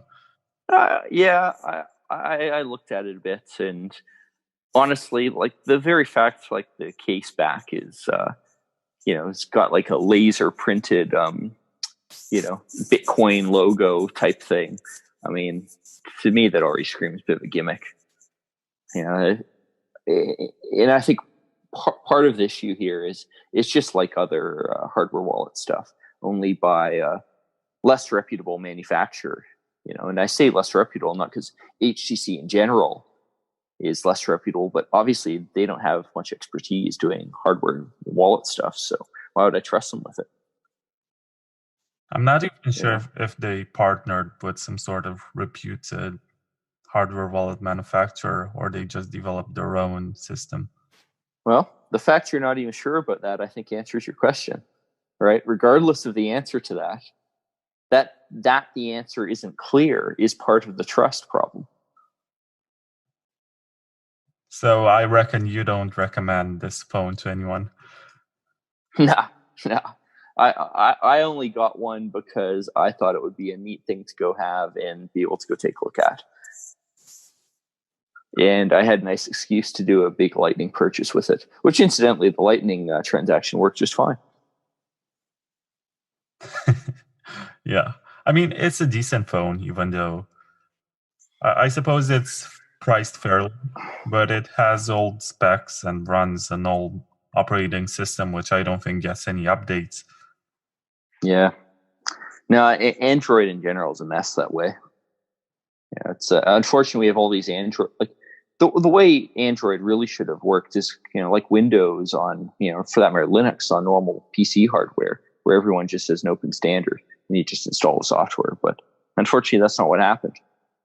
There's no easy way to just load a standard phone distribution, if you will, the way you would on a PC. Is that why the first example that you gave for recommendation that you give to people to install wallets, you said they should buy an iPhone because it has more security? Exactly. Yeah. And it's unfortunate because there's a lot of reasons to not trust Apple. But overall, you'd probably have a little more, good luck with Apple than Android. Like the other possibility there is just go buy, a Google Pixel. But, like that recommendation is kind of out of practicality, really. The one I would kind of recommend maybe even before that is get a ThinkPad and go install a Linux distribution on it, then go put a wallet on, or, use Tails. But the audience for that is, a bit more narrow than just a very generic recommendation that anyone can do. But is Tails really safe? Because as far as I know, it connects to the internet all the time. Well, I mean, I don't think that threat is what I'm worried about as much. To use Bitcoin in general, you have to go use the internet. Like, for a variety of reasons, I just don't think that's the biggest threat I'm worried about for your sort of basic advice. The more important thing is just don't use the computer for very much. Don't go off using it to run games and stuff like that. Yeah, and this makes a lot of sense to have dedicated devices. We seem to have forgotten in this era where you get one device that can do anything. Sometimes. No, again, but like the fact you have to give that advice is a massive failure of computer security. We shouldn't have to give that advice. It's a bit ridiculous, really. But because we've done such a terrible job at computer security, if I had a more sophisticated audience, I would say install cubes. But for that very generic advice, Apple phone is probably a decent option. It's the advice I've given to some friends and family who were very non-technical, but there aren't good options here. And again, remember, the issue with all this is, how do you actually go use your Bitcoin? The moment you log into Kraken, you have this compromised device issue anyway. There's not much development going on in Ubuntu for mobile, right? Not that I know of. I remember it was supposed to be huge, but it didn't do much. Well, mobile is a very tough thing to develop for, because so much effort needs to be put onto good UI design. It is tough to write, to make good, good touchscreen interfaces.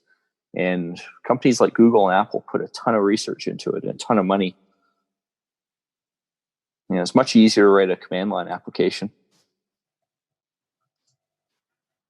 It's also interesting that in this space where the buzzword for such a long time has been let's decentralize, even though it doesn't make sense most of the times. But we recommend companies that have a good record for security, like Apple, and also have a more ethical collection of private data. But don't think that's saying that centralization is good. That's just saying that overall the choices we have are so terrible that still winds up being the best for some class of users.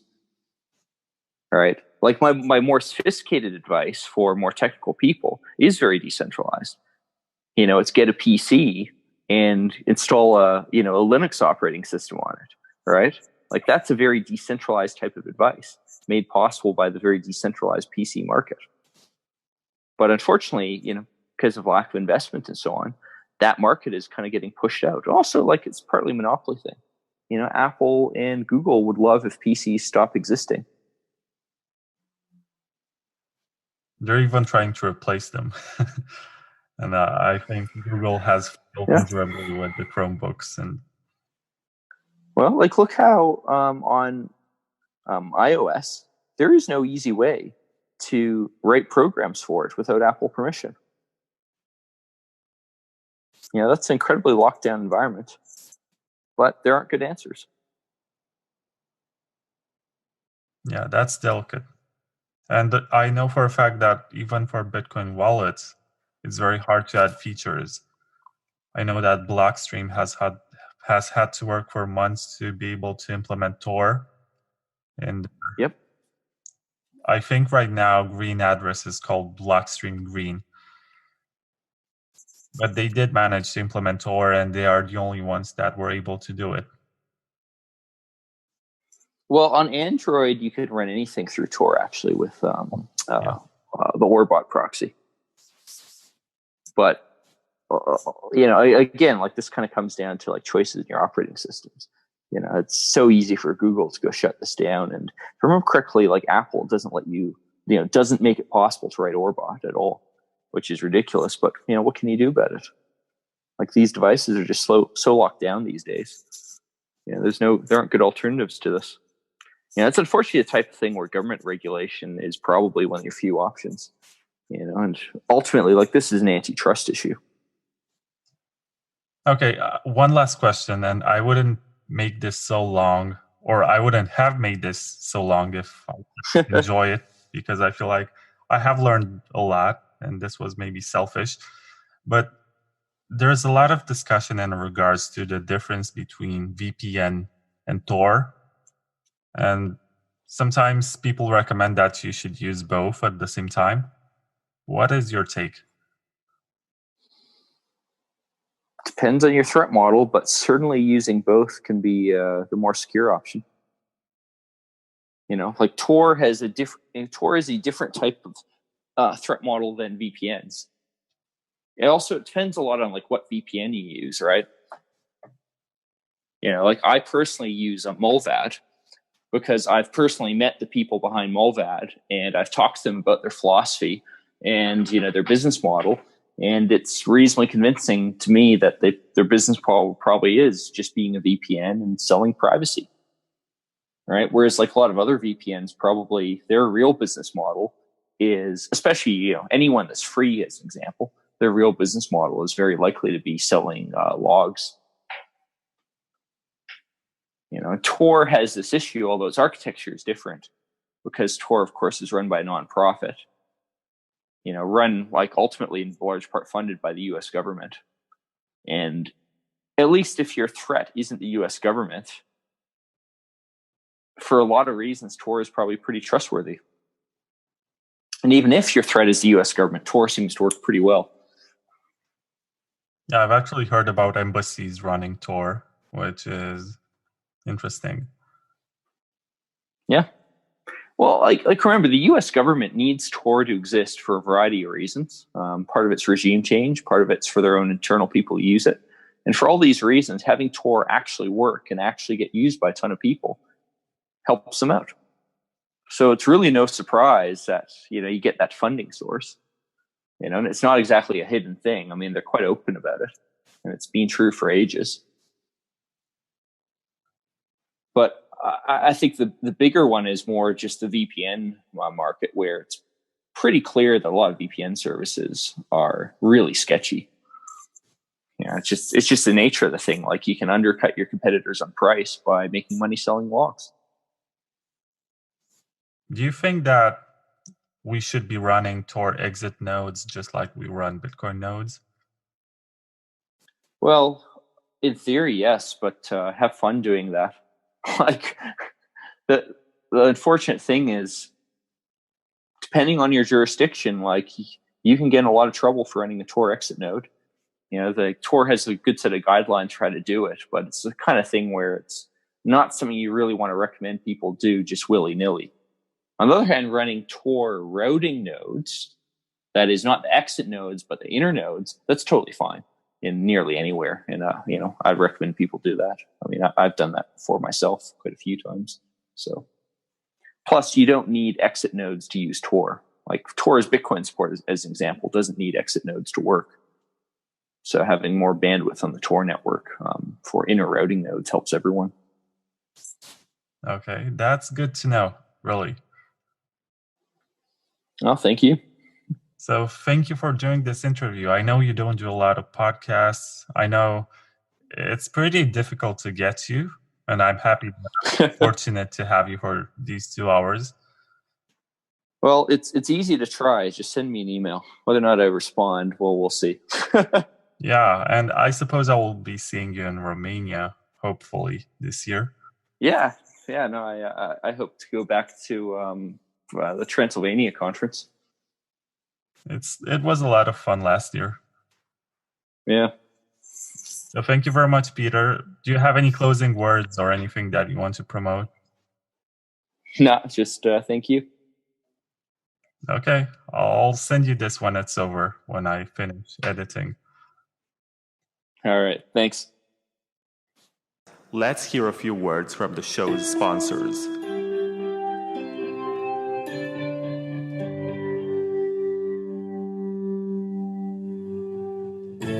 LXMI is a European cryptocurrency exchange whose name is inspired by Lakshmi, the Hindu goddess of wealth, good fortune, and prosperity. It's one of the regulated and legal cryptocurrency exchanges. On LXMI, you can buy bitcoins with most fiat currencies, and you can also do trading with top altcoins. They follow the not your keys, not your bitcoins philosophy with their integrated non-custodial wallet, which helps you manage your own private keys. So if you're into trading, then you don't have to worry about having your crypto frozen by whatever political decisions, since you're empowered to hold and move your coins whenever you wish. It's great to have new players like LXMI that respect your financial sovereignty. LXMI is launching in 2020, and for more information, please check out lxmi.io. If you're not into trading, it's recommended to move your coins to a hardware wallet or some other form of cold storage, and in this episode, you're about to find out why. Please keep in mind that this is just an ad for a sponsor of the show. It's not meant to serve as financial advice, and you're responsible to do your own research before buying anything and act according to your own decisions. Embrace your financial sovereignty with agency and precaution.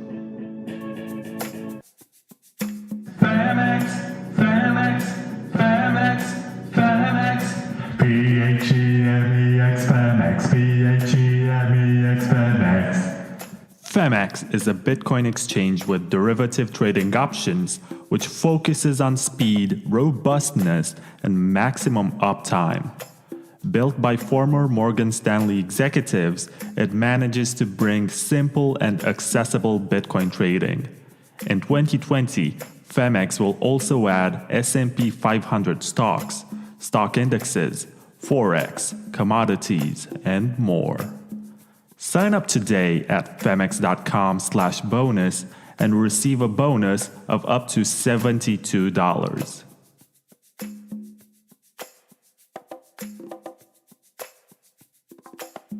Please keep in mind that this is just an ad for a sponsor of the show.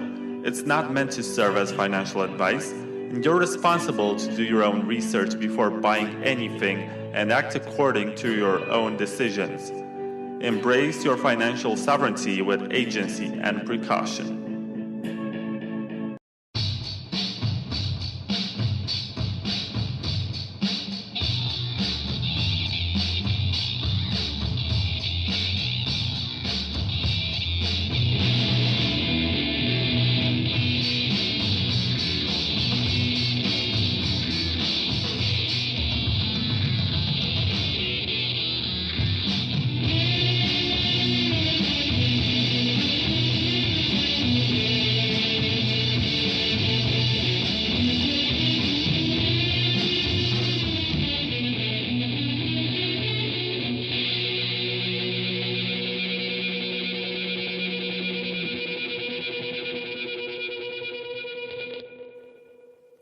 You are listening to Season 4 of the Bitcoin Takeover podcast, a 10-part series in which hardware wallet makers and breakers get interviewed. Before I introduce this episode's guests, let's hear a few words from the show's sponsors.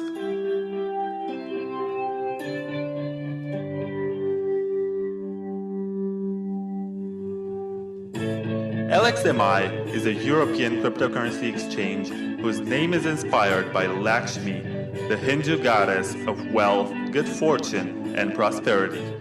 It's one of the regulated and legal cryptocurrency exchanges. On LXMI, you can buy bitcoins with most fiat currencies, and you can also do trading with top altcoins. They follow the not your keys, not your bitcoins philosophy with their integrated non-custodial wallet, which helps you manage your own private keys. So if you're into trading, then you don't have to worry about having your crypto frozen by whatever political decisions, since you're empowered to hold and move your coins whenever you wish. It's great to have new players like LXMI that respect your financial sovereignty. LXMI is launching in 2020, and for more information, please check out lxmi.io. If you're not into trading, it's recommended to move your coins to a hardware wallet or some other form of cold storage, and in this episode, you're about to find out why. Please keep in mind that this is just an ad for a sponsor of the show. It's not meant to serve as financial advice, and you're responsible to do your own research before buying anything and act according to your own decisions. Embrace your financial sovereignty with agency and precaution. Femex, Femex, Femex, Femex, P-H-E-M-E-X, Femex, P-H-E-M-E-X, Femex. Femex is a Bitcoin exchange with derivative trading options, which focuses on speed, robustness, and maximum uptime.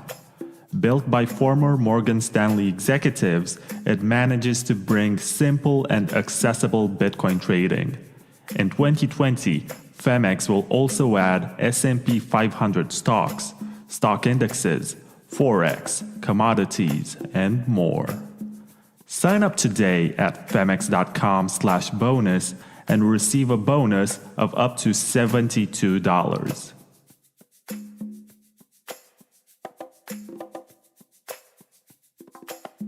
Please keep in mind that this is just an ad for a sponsor of the show. It's not meant to serve as financial advice, and you're responsible to do your own research before buying anything and act according to your own decisions. Embrace your financial sovereignty with agency and precaution. Hi there, and welcome to Season 4, Episode 8 of the Bitcoin Takeover podcast. I am Vlad, and it's very hard for me to contain my excitement, but my guest today is Slush, who is responsible for creating the world's first mining pool for Bitcoin, which was back in 2010. And also, he's a co-founder of Satoshi Labs, which is responsible for developing the Trezor hardware wallet.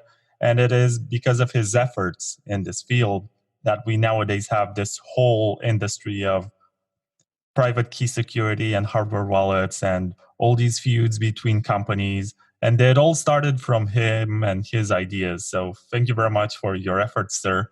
And welcome to the Bitcoin Takeover podcast. Yeah. Hello, Vlad. Thank you for introducing me and for inviting me to your podcast. Yeah, it's an honor. So before I proceed with the questions that I sent you via email, and that was standard procedure for all of the guests of this season, let me just ask you, how did you first come up with the idea of creating a hardware wallet? Yeah, when I started with Bitcoin in 2010, I spoke to many people who was also considering getting into the Bitcoin, and I realized that it's harder and harder to explain for them how to do proper setup, like security setup, because most of the people are using like cracked windows or they are not tech savvy at all. And I found out that the Bitcoin is not ready for mainstream because it's too technical to do this properly. So I was thinking how to solve this issue and bring some solution, not necessarily the hardware itself, but some solution which could solve this and give these people easy way for managing all the cycle or the life cycle of the managing private keys, so-called Bitcoins. Yeah. So we were thinking about this with Stick. We met already in one Bitcoin meetup here in Prague, and we are thinking that some hardware device like we know it now, but we really didn't want to start hardware startup because it's just too hard do hardware properly. So we were waiting if somebody else will come with something like this. And in 2011, there was I think first conference in Prague. It was 2011 Bitcoin conference, and there was some guy talking about the hardware wallet building. I think on Arduino or something like this. And we were like, okay, so when he's going to do this, we are not interested anymore. And actually, 1 year later, we met again, and we both realized that his project failed and that he's not going to make this happen. So we were like, okay, so let's do it. Yeah, and we took some points like. We decided to use HD like BIP42 wallets instead of importing separate private keys and so on, which was the best standard back in these days. And long story short, we are here with some product which created the whole industry. Yeah, and that's very admirable. And what's interesting about the Trezor in itself is that it uses very common parts that you can outsource by yourself. If you find yourself in a country that cannot receive shipments from outside and you just want to create a hardware wallet for yourself, you can just build it from common parts that you find in electronic stores or various places where you find chips, right? So when we were thinking about the Trezor design, we were considering all the options like general MCUs, secure elements, and so on. But our idea or our mission was to bring some solutions which are really in line with the Bitcoin philosophy, which is built on open source and auditable code base. No gatekeepers. Even Satoshi pulled himself out of the projects eventually. So this is really strong pieces, really strong philosophical motives, and we wanted to be as close to these motives as possible. So we ended with the parts which are not which are not bound with any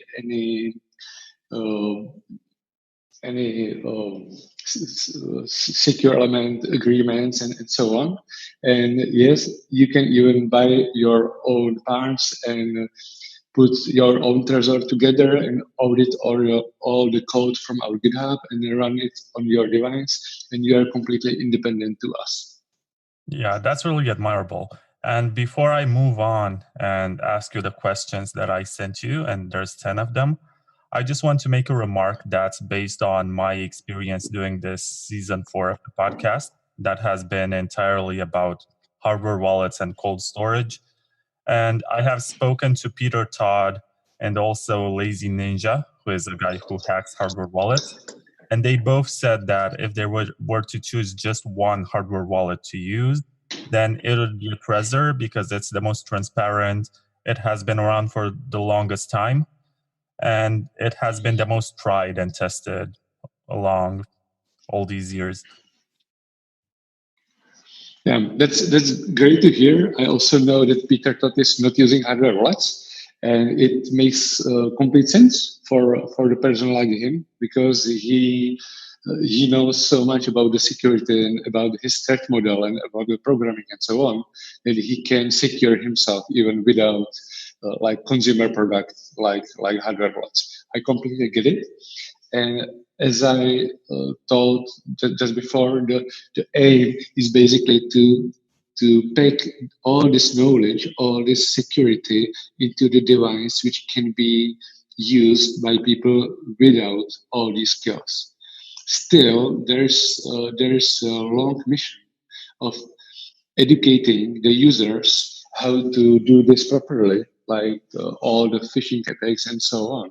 They are mostly non-technical issues. They are like people have to understand how the Bitcoin works, and they still need to know what's the private key and what's the recovery seed, and that they shouldn't write down the recovery seed into the messenger and send it to anybody. There's still so many things to do, but at least there are hardware wallets which can make it much easier even for masses, for everybody. Yeah, so this leads me to my next question, which is why should Bitcoiners use a hardware wallet and not resort to something like cold storage on a paper wallet or a steel plate or a brain wallet or something?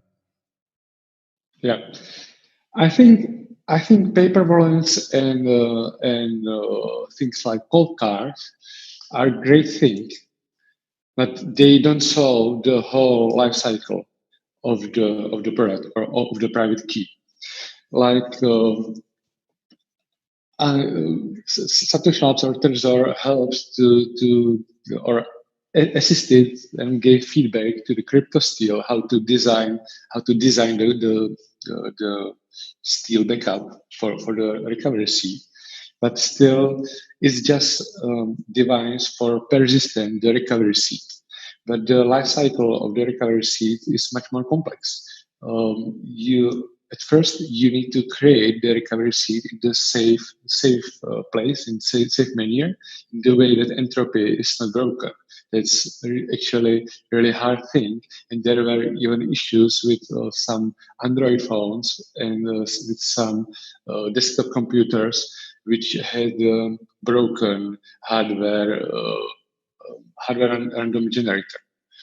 So even this part is really, or maybe tricky. And even if you have a paper wallet, or you created your crypto skill account, at some point of time you will want to spend these bitcoins, and this is also really tricky because you can be safe all the time. But once you need to sign transaction or even discover the UTXO from the blockchain, which are yours, you need to do cryptographic operations, and you are likely not going to do them in your head. So hardware wallet itself solves this life cycle, like complete life cycle of private key, and also the hardware wallet itself is designed in the way that it has as small attack vector as possible.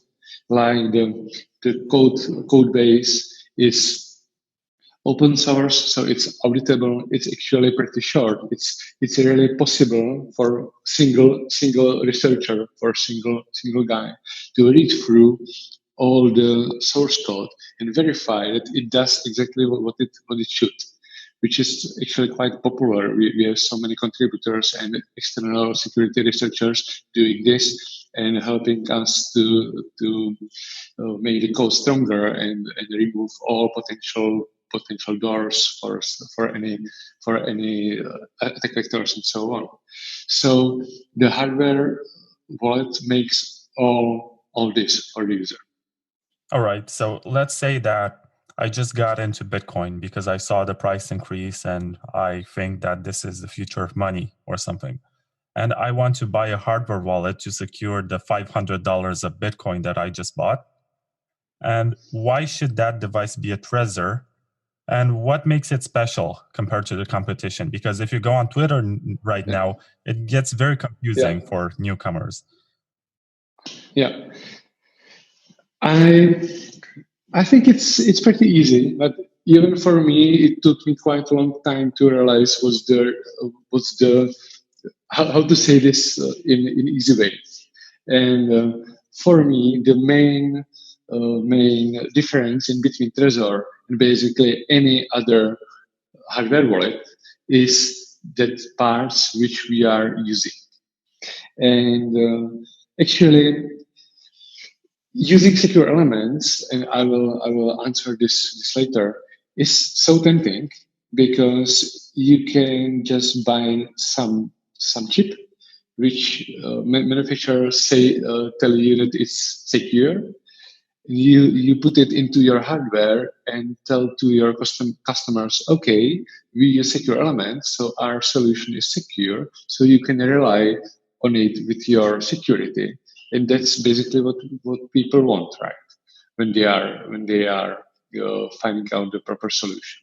But there's so many things in middle of lines, and it's necessary to understand better how all the chip industry works. And what I want to say, all the difference is called NDA. NDA means non-disclosure agreement, and this is some sort of contract in between the chip manufacturer and the company using this chip in their products. And the main difference is that Trezor doesn't use any parts which use any NDA covered chips. You can have full data sheets. You can buy these chips freely, and also, it's the most important part, you are not bound with the manufacturer in any way that you can't tell about what you know about the security of the given chip. So when I explain this from another side, if I build a solution with NDA protected chip, I close agreement with the manufacturer, which prohibit me to talking, even if I realize that there are some practical issues with the chip, talking about this publicly to the parties which do not sign these NDAs. And this is huge philosophy issue. Like so far, and we use this many times, when some researchers reveal there's some issue with the Trezor, we are free to talk about this on our blog, and we did this many times, and it's all about the incentives of us as a manufacturers, because we as we don't know any venture capitals and know all the nothing like this behind the Trezor. Our customers are we want to make a product which is absolutely in line with the interests of our customers. So we can. It's a philosophical question. If we can tell them how they should improve their security, but if you sign the NDA and you get to know about something, you are on the opposite side. You must comply with the manufacturer, and this is something which we don't want to do. Yeah, that's definitely a plus for the Trezor, because everything is transparent and you can even build one yourself. And it's very easy to audit and to tell if there is a security issue, and it's also faster to fix issues if you find them. Yeah, there's so many details or nuances in this. Like we started to work on Trezor with the understanding that the hardware itself, like any hardware, is broken. Like the industry works in the non-transparent way, and I think that the hardware industry is lagging like 20 or maybe 30 years behind the software industry, with all the open source companies and all the open standards which we see in the software industry. This is nothing what you can follow in the hardware industry itself. It's all bind together with the intellectual properties, all with the contracts. It's really non-transparent itself, and we just refuse to bind ourselves into all industry which we don't simply agree with. So we actually know that once you understand that the chip itself is broken, and we never promised any physical security of this particular chip, because even manufacturer never promised this. We built the threat model around the Trezor in the way that if you care about the physical security, you can solve it and do not rely on the promises of the vendor. Like all the other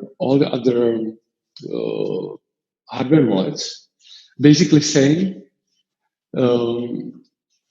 we use secure elements, and you can rely at at some level to this security promise, but they don't give you any advice. They don't give you any tool how to actually evaluate this promise. So me as a user, when I'm modeling my first model, I really don't know if I can rely on this secure element for $1,000, $100,000, $1 million. I really don't know, and I don't know how to evaluate this. So if I care about the physical security, and I see that I can't audit the chip or anybody, when nobody can audit the chip, I have to have some other solution to protect myself from the possible insecurities or possible backdoors in the chip. And this passphrase, this answer to all these questions since the beginning, since we designed the Trezor, was passphrase. And what is changing is is all the understanding about the chip security. Like 10 years ago, there were no specific ways how to read out some chips, and there are here now. Yeah, so this changed, but the original philosophy is still staying strong, because with the passphrase you actually can calculate the attack cost of your device, because you can calculate the price of the brute forcing the passphrase itself. You cannot do this with secure element, and it's just about your trust into all this supply chain. To what level you believe all their marketing claims, and in the extreme philosophical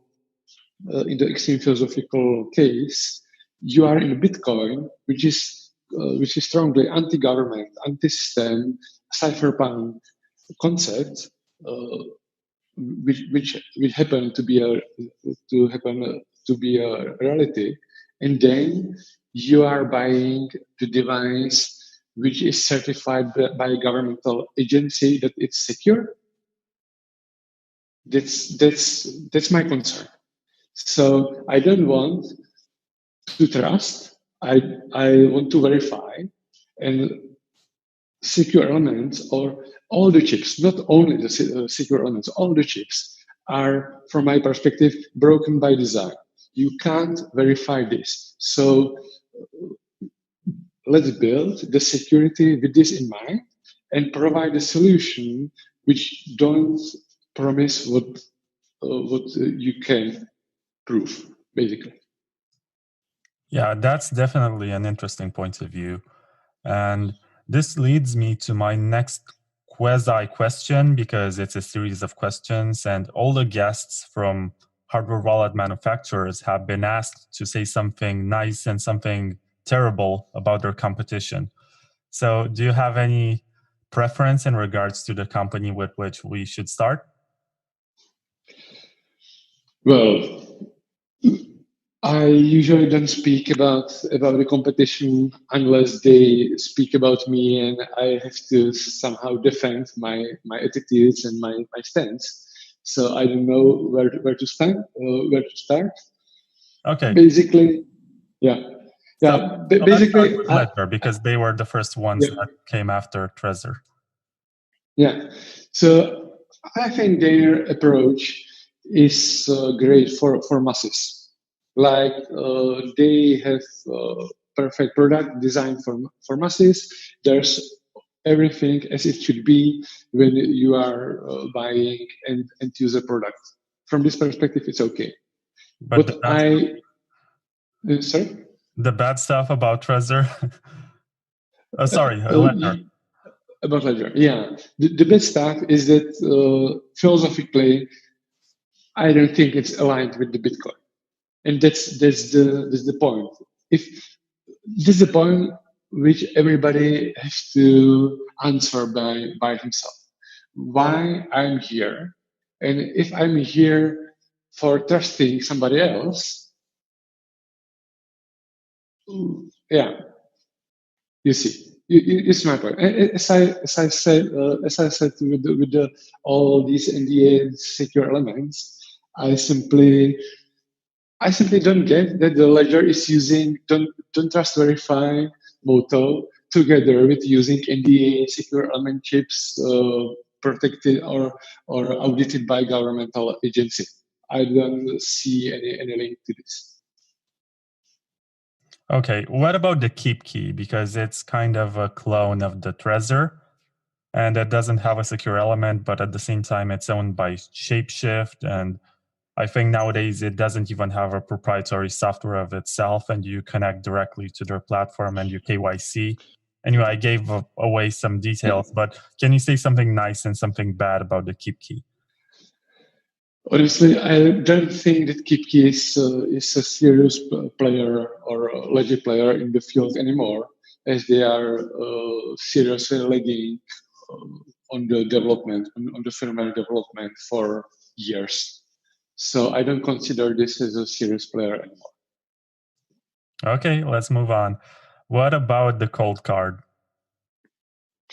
Yeah, the BitBox and the ColdCard use basically same physical some same design, security design, and I think this design is quite good, but it's still selling snake oil. Still, when you check the ColdCard homepage, they are promising the security, but they can't prove it. Period. So ColdCard with the form factor is great toy for geeks. I think they have many interesting features which may be valuable for like advanced users and so on. So I think there's space for this. And BitBox is much more mainstream. I think they are aiming this way. So far so good. I still have an issue that they are promising what they can't prove. Okay, that's interesting, because when I was at Bitcoin Magazine, I wrote an article about ColdCard open sourcing their design so that you can build your own from parts. So I guess they took some inspiration from Trezor from this point of view, and they want to look more transparent. But what is it about the ColdCard that you cannot verify? Yeah, there's a secure element chip which is used for physical storage of the seed, and basically this chip is free for sale, and the short data sheet is public. But still, for getting the full data sheet, which has some useful information for integrators, you still need to sign NDA. And this is all about the same. Also, they are claiming that it has this chip is secure element, and that it has some specific parameters but they can't audit this. It's still black box. So basically, even and this is an important part. I admit that even if the chip is hacked, then the security is as strong as the Trezor. Like if you if you consider the secure element hack, then the secret, like physical security, fall back to the Trezor. The difference, there is a huge difference, because we admit that this is a possibility that the hardware is hacked. So we built the user experience around this, and we had the passphrase support, and we speak about this quite openly now. That if you have if you are considering physical threat as an issue for you, that you should use the passphrase. On the other side, ColdCard is not saying this, and they are relying on the security of this chip, and this can create false sense of security, which may be turned to be problematic. Okay. So I gotta ask you, because I also saw some tweets about this from you. And do you think that this part about physical security is just a marketing trap? Yes. Because I remember somebody from Ledger once said that their devices are so safe that you can buy them from eBay and they're going to work. But it doesn't really work like that. Yeah. Well, nobody knows. Nobody really knows if it is safe. That's the point. And I feel like I'm repeating myself, and I hope that I was clear what's my attitude. And in recent days, I read it. Okay, you should stop talking about secure elements and just deliver, because you are lagging like 7 years with the product development behind others which already have secure elements. This is complete misunderstanding of our concept. Like, I have Trezor with secure elements on my table. We have R&D in this area, but we still don't think any of these solutions is strong enough to really deliver this product and say to people, you can trust this. So even if we will deliver some solution with secure elements, we will be talking about the passphrase, educating about the physical threats in the secure element. And in the end, I think it's pointless to add secure elements at this stage of the chip industry, because if we will add this into the hardware design and don't promote it as a solution for physical security, why to even bother to put it into the Trezor? Yeah. I mean, we really made our homework. We are in the business for many years, and we made our homework. And the lack of secure element in the Trezor is not the result of our inability, but our decision. Right. Let me just get back to the BitBox, because I feel like you left them behind a bit and you just put them in the same basket as ColdCard. And when I had Jonas, Schnelli, and also Mr. Bakkum, they spoke very nicely of Trezor. So I feel like you should, at least, even though you're going to be critical, just say something specific about what you think about the BitBox. I think that BitBox is doing it well. Like, I think they are pretty nice players on the market, and they were so far really cooperative. So this is what I like on the product. Yeah. But you don't like the secure elements, just like the ColdCard. Yeah. Of course, the story is still the same. I understand why they put it there. I understand that it's easy marketing to just check secure element. Yes, we have. You are safe, but that's the point of the hardware wallet. That unless you can audit it, or not necessarily you, but unless anybody can audit it, and unless anybody can calculate the attack into the stuff, I don't think the secure element is worth the effort.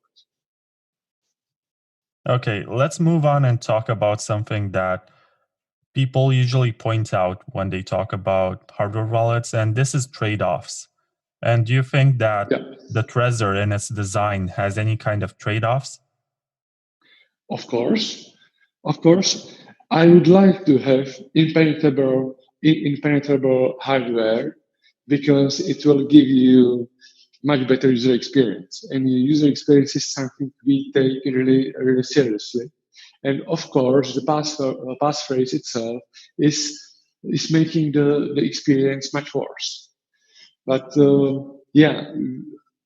know the reality. So I think we will need to live with passphrase for many years unless something magically changed in the hardware industry. And this is the downside of our design. Yeah.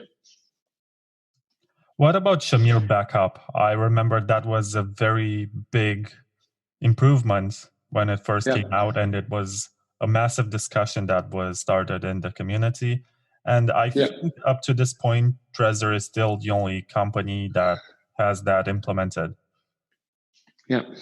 This is a really good point. I think that the current situation of hardware wallets is stacked on the discussion about the security element itself. If full secure element certified by foreign government agency is the best solution, or if the physical storage is the best solution, or if the general MCU is the best solution. Generally, I think this is really minor. This really has a small place in the overall threat model. And I understand this is a topic because it's quite easy to communicate to users that some hardware wallet has something better than the others. So it's easy to talk about this. But I think that overall threat model is much more complicated. And what's not so big, what's not discussed enough, in my opinion, is the life cycle of the recovery seed itself. Like, why do you talk all the time about the secure elements when the hardware wallet print out or generate for you the recovery seed, which you have in your pocket? And it's not covered by secure element. It's even not covered by the passphrase. It's just plain old piece of the paper which holds all your millions in Bitcoin. So I think the security of recovery seed is second part of the story with the hardware wallets, because hardware wallets or Trezor solves the biggest issue of these days, like moving the private keys from online environment to the secondary hardware with limited attack vector, with auditable code, with all this research on the hardware possible and so on. But it's not the end of the story. You still have to put private keys somewhere because the hardware itself, like the standard consumer electronics, is really unreliable, and you can't count on the fact that it will survive like 10 or 20 years. It's clearly possible that in 10 years, if you turn on your hardware wallet, it will be just blank. It won't boot up. So we moved the private keys from the online world to the really limited hardware, and we are discussing all the security issues with the chips and so on. But the next part of the story is to solve what to do with the recovery card itself, because that's the most valuable part in the whole story. And our answer to this complex topic is the Shamir backup, because until now, or until we released the Shamir backup, users were really creative about what they do with the recovery seeds. Somebody just don't care, which is probably not great, but somebody even, and that's the worst, when the user thinks that he is power user and he's going to create some custom security setup, which I never recommend. They like shuffle the words in the order they want to remember, and when they forgot the pattern, how they shuffled the words, they are skewed. Or they were trying to split the recovery seed into 2 or 3 parts, hiding the parts on different places, but they usually don't understand that it may be possible to calculate like the last few words even without having it, and so on. So we introduced the Shamarbeka to improve the situation and give another tool to the users how to manage this recovery seed. And basically, it allows in a cryptographic sound way to split the recovery seed into more chunks, more shares. In the way you can customize how many shares you need to recover and how many shares is in total. So there's it's allow failover, and it also allow geographic backups. Like you can split your seed and have all the share in another city or even country, and even if somebody steal small portion then is the defined threshold, they can't learn anything from this share, which can help them brute force the rest of the shares. So I think this is really, really important, and I expect that other wallets will somehow implement this or some similar schemes in the future. I know that there are some vendors working on support SLIP 39 into their solutions, and I think it makes complete sense. And for that reason, we make it again fully open source, because we really want to encourage the industry to adopt this standard, because we believe it's another important step in the development and in the evolution of the end user security. Yeah, and for the people who are not aware, SLIP doesn't stand for Stefan Livera Podcast. It's actually Satoshi Labs Improvement Proposal. Thank you for the correction. Yeah. Yeah, I feel like sometimes you get lost in explanations, and maybe that the average user will not be aware that there is a huge development laboratory that you have with Satoshi Labs, and you're trying to constantly find new ways to improve security for hardware wallets. Yeah, we are spending quite a lot of time researching all these standards. Like we back in days we created BIP 39, which is now used by absolute majority of the wallets. It's like widely used standard.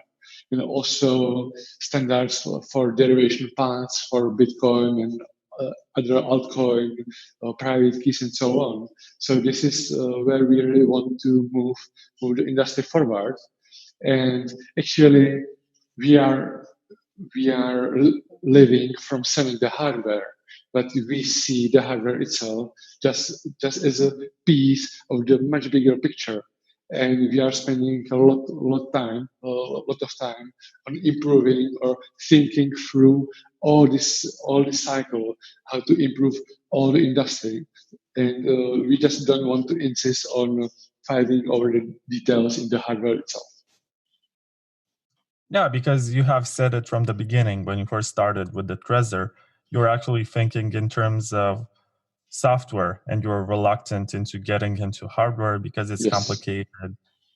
Yes, that was actually our in this big picture. It makes sense to make as limited hardware as cheap hardware, or as hardware with no some special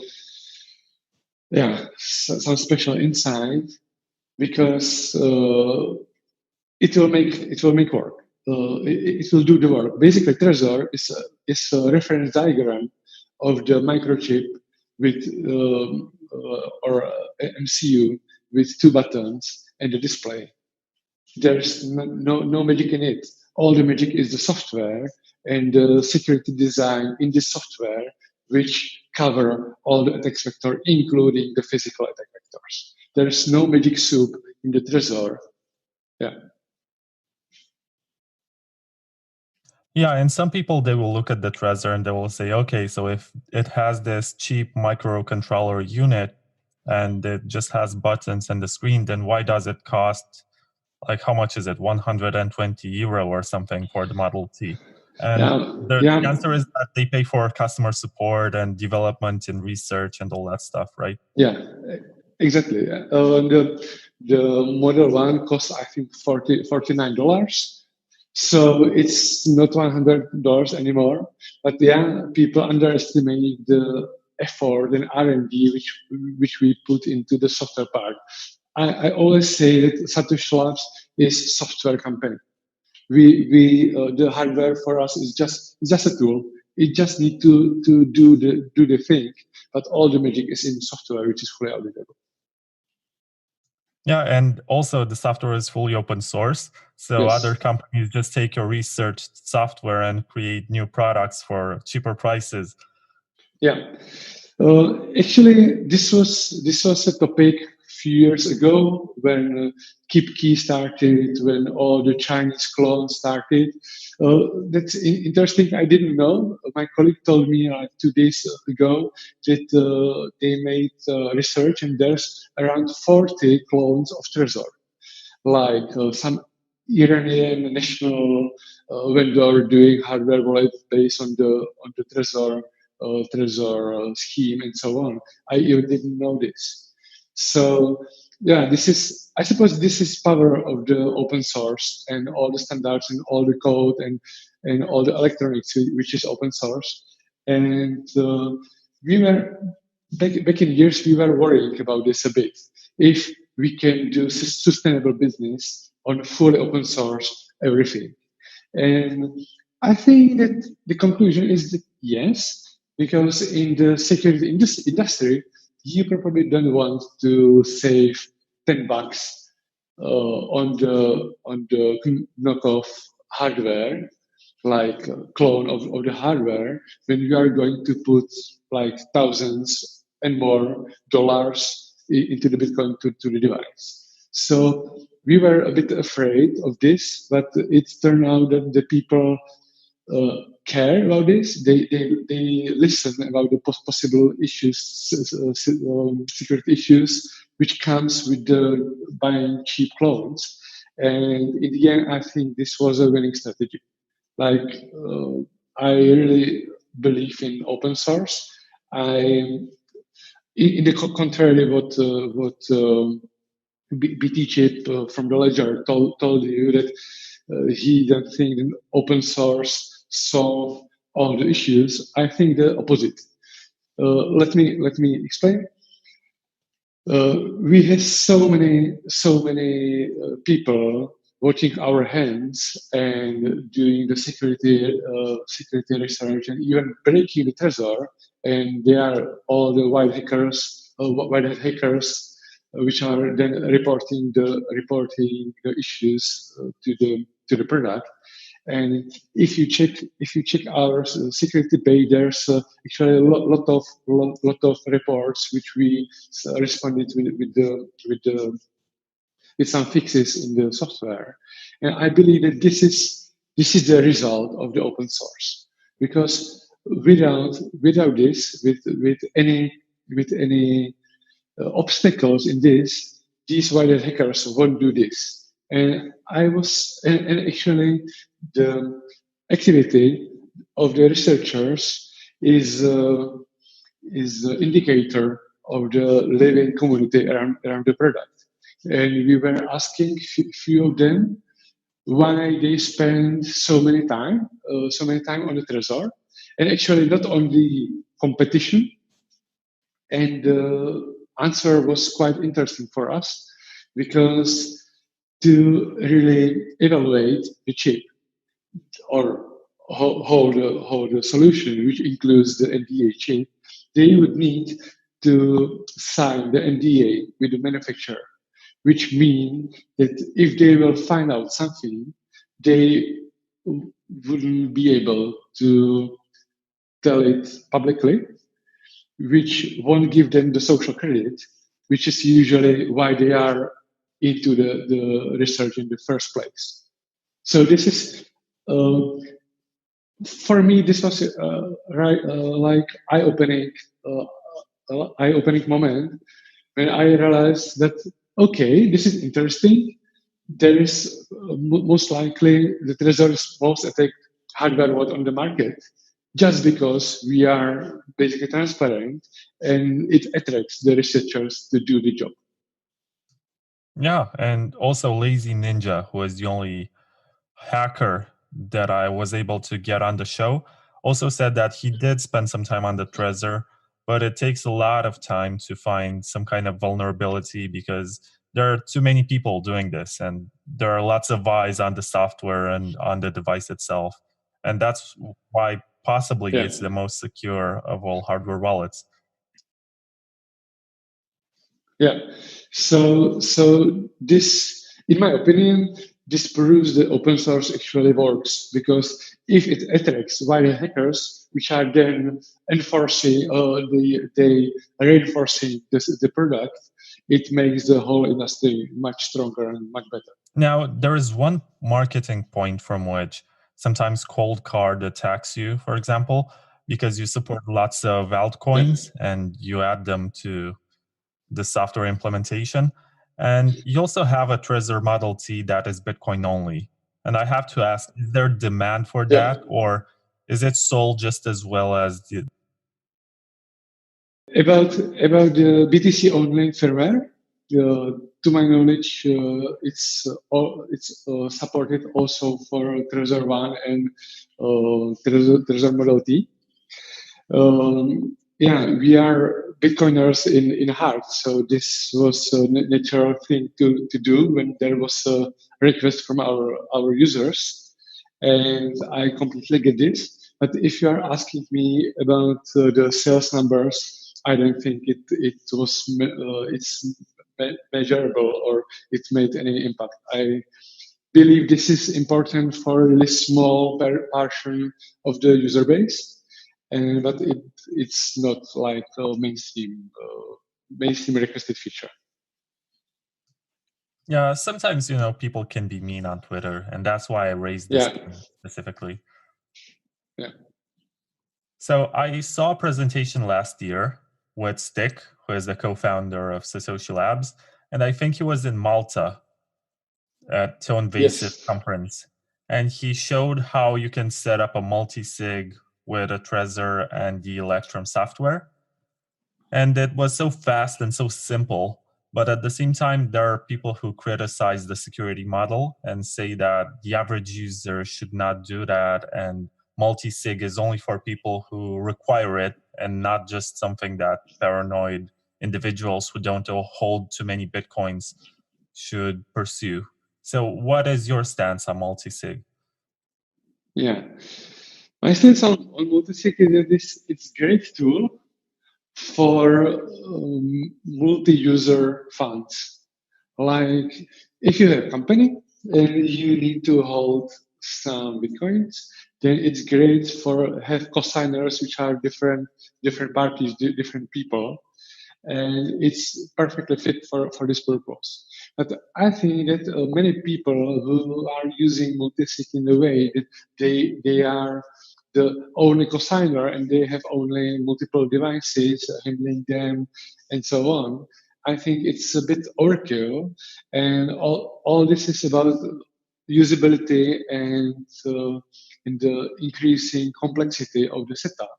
Because I think it's so easy to shoot yourself in the foot with the multisig. It's I really don't think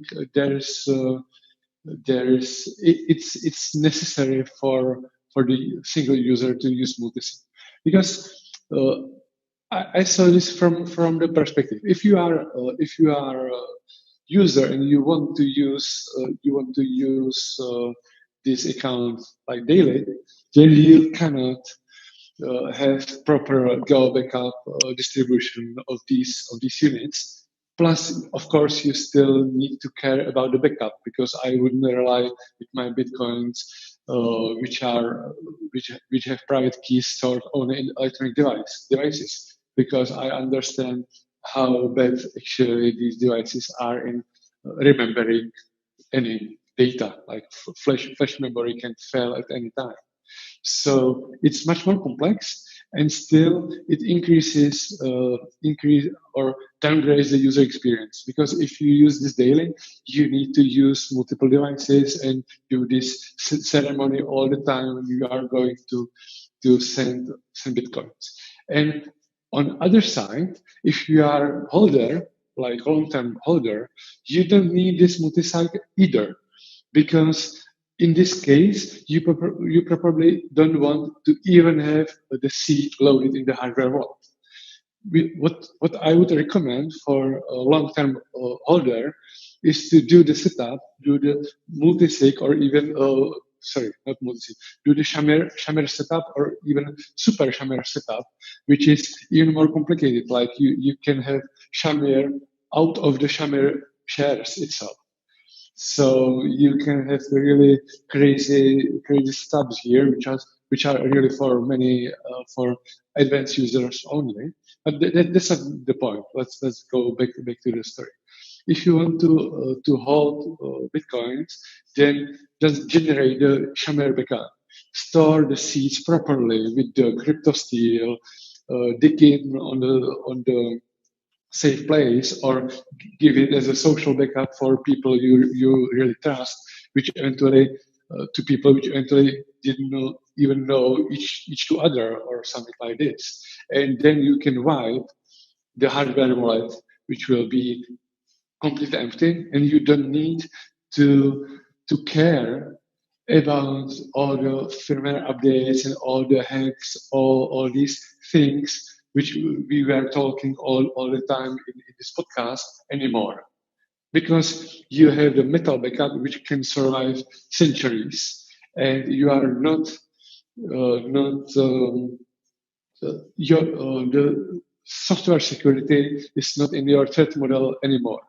So this is all about not making the setup complex, but actually about limiting the attack surface to the state that you not only you don't have multisig setup, but you don't even need a hardware wallet at all. And I think this is much better solution. Okay, so at the end of the day, who should use a multisig? Like, should somebody who owns like $500 of Bitcoin set up a multisig, or is it for companies that have multiple parts? Yeah, I think it's mostly for companies, for use cases where more users need to cosign the specific transactions, and I don't see such big use case for single individuals. Of course, there's so many products like I don't want to name, but like cosigning. They will cosign or keep some of your shares for you and automatically cosign, or they will authorize you and so on. But it actually makes the threat model much more complicated and much more foggy than doing this on your own. Because when you create your wallet with some other party, even if it's established player in the field, still they have to know about your wallet something. Maybe they need to know extra, so they know you most likely, and they know how much money do you have, which may or may be not a problem of your threat model. Depends on how rich you are and how paranoid are you.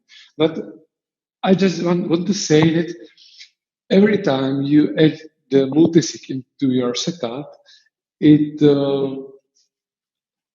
solves some kind of issues, but in my opinion, it adds much bigger complexity than a normal user can really evaluate the risk. Now, here's an interesting question that usually pops out, especially when it comes to newbies who get into the space, because nowadays it seems like hardware wallets and nodes in a box and all these products are kind of part of the lifestyle of a Bitcoiner. And if you want to be a true community member, you have to get one of these. And sometimes you see these small groups of people. I think one is established with Casa and one is established with ColdCard, and you see them on Twitter all the time. And when is the point when you should be considering buying a hardware wallet? Let's say that you have your coins on Coinbase and you're thinking about getting a Trezor. But is there like a specific amount or a specific moment when you learn more about Bitcoin when you should get a hardware wallet? Yeah, I understand that most of the people get into the Bitcoin in the way that they buy something on the exchange and it lies there for some time. And many of people ends there, like the journey ends here for them because they have a Bitcoin and they speculate on this or whatever. But I think it requires some personality, some kind of personality to really want to dig more into what the Bitcoin is. And at this point, I think when the curiosity starts to appear, then the hardware wallets and Trezor is here for them. Because once it's really convenient and like mainstream to just buy Bitcoin on the exchange and leave it there, but not your keys, not your Bitcoins. And so I don't consider these people like Bitcoiners really. They just have another bank account which is denominated in Bitcoin. And as I said, I'm quite a cypherpunk.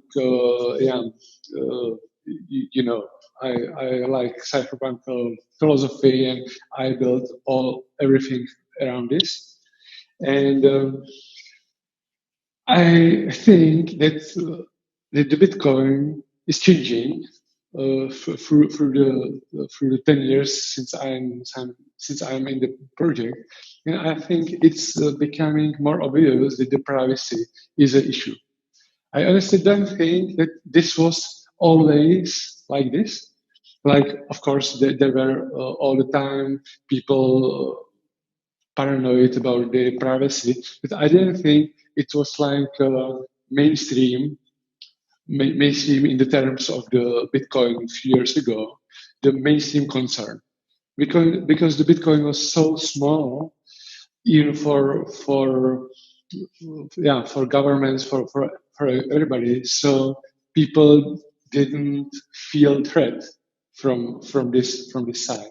But now governments and states are recognizing Bitcoin more and more, and it's getting more probable that there will be some actions like now all the government stuff, IRS and all the American agencies and so on are going after the Bitcoiners to tax everything properly and so on. And I think it makes much more sense to think about the privacy. And I think the mainstream, the Bitcoin mainstream is going to realize this more than before. So for this, I think it's also bigger challenge for the Trezor, because so far we have been solving more or less the security part.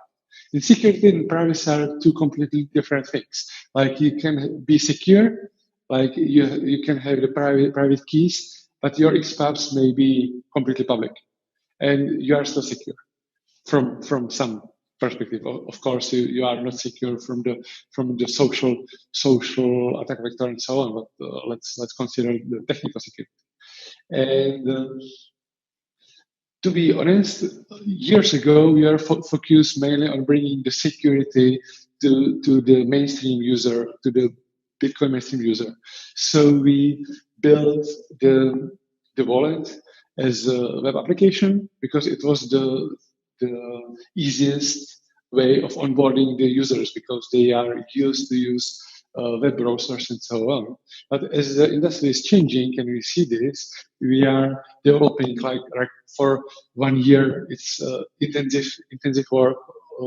It lasts 1 year. We are working completely new solution for the application, like front end for the Trezor, which will sit on the user computer or mobile phone and eventually use local or remote but user's own Bitcoin node. So I think this is the next part of the mission of self-sovereignty of the user. That so far the users were not kept by Trezor from the security perspective. Like everything was open source and it was auditable, and still the user was open to use Electrum or now Wasabi and so on, but still it was not the mainstream or main application, like main user experience from the Trezor. And now we are working on the solution that this will come with like out of the box with the Trezor. So we want to give first-hand experience with self-sovereignty for every user for one click. Yeah, speaking of this, when I wrote that long 3-part review of hardware wallets in November for Bitcoin Magazine, I was not able to find a software application that is installed locally and is not that browser extension that is usually the most popular way of interacting with your Trezor device. And I was unaware of the software that you released in 2016. I don't know why I didn't find it. But I also know that right now you are working on another piece of software that gets installed on your computer and is supposed to provide more financial privacy. Yeah, I think you are talking about the blog book, about the indexer, which we maybe started in 2016. I'm not sure, or which part of the software you are pointing to. So the client that you're using to interact with your Trezor, and it was something that you would install on your computer, and you would generate the addresses and keep your transaction history on your hard drive, just like a full node. Yeah. Yeah, the fact is that we have our backends fully open source, even backends for other coins and Bitcoin. All the altcoins which Trezor supports are fully open source, and you can download them and install on your computer. So you can even now be completely independent to Satoshi Labs, which, to be honest, is quite a different story than with, for example, Ledger. We has these backends closer. So if you have some coin there which doesn't have alternative client, which has support for the hardware wallet, you can be easily locked out of the money once the ledger shut down their backends. But Trezor has all this completely open source. But on the other hand, I have to admit that it's not for normal users. Like you need some Linux skills to start this and sync it with the network and so on. So our focus is to do this in a way which is suitable for every Trezor user to actually install on the computer and with the backend of his choice to be completely independent on anybody else. So what do you think about people who run their Trezor through Electrum or through Wasabi or some other third-party wallet? I'm completely fine with this as no solution fits all. And I think actually I'm a big fan of both of Electrum and Wasabi, because Electrum was a huge inspiration for us when we started with Trezor. We learned so many things, how wallets work inside. So I love both products, and so I have no problem with people using Trezor with other clients. But on the other hand, I think the user experience is not so great. Like, of course, normal Linux user or power user can do this, but it's not the user experience which we would like to see when you invest $100 for your security setup. Now, I'm going to have to ask you about privacy and the growing market for user data, because the companies like Chainalysis getting bigger, and even though they laid off some employees, they get contracts with governments and the IRS and United States. Yeah.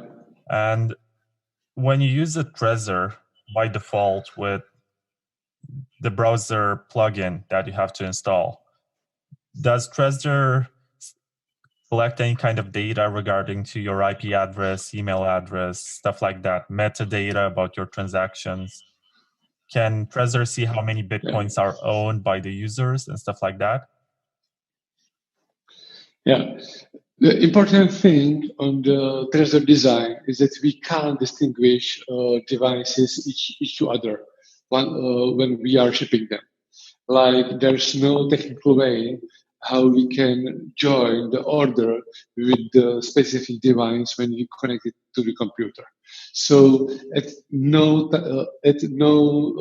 specific time we knew your identity, like real identity, even if you buy the device from us. The other thing, and I think I already explained part of this, is that you are, or typical user is connecting the device to our web application, which is using our backends, which are open source, but still they are run by us. So technically, we may know your balances of the users and XFAP of the users and so on. But on other side, we don't do this. Like, it's our social contract. I think that we have this even on our site somewhere. But we don't do this. And the such architecture that is not here for us wanting your metadata, but it's for the people to have the easy onboarding experience. But we are, as I said already, we are actively working on the solution where you won't need to connect Trezor to our servers at any point of time.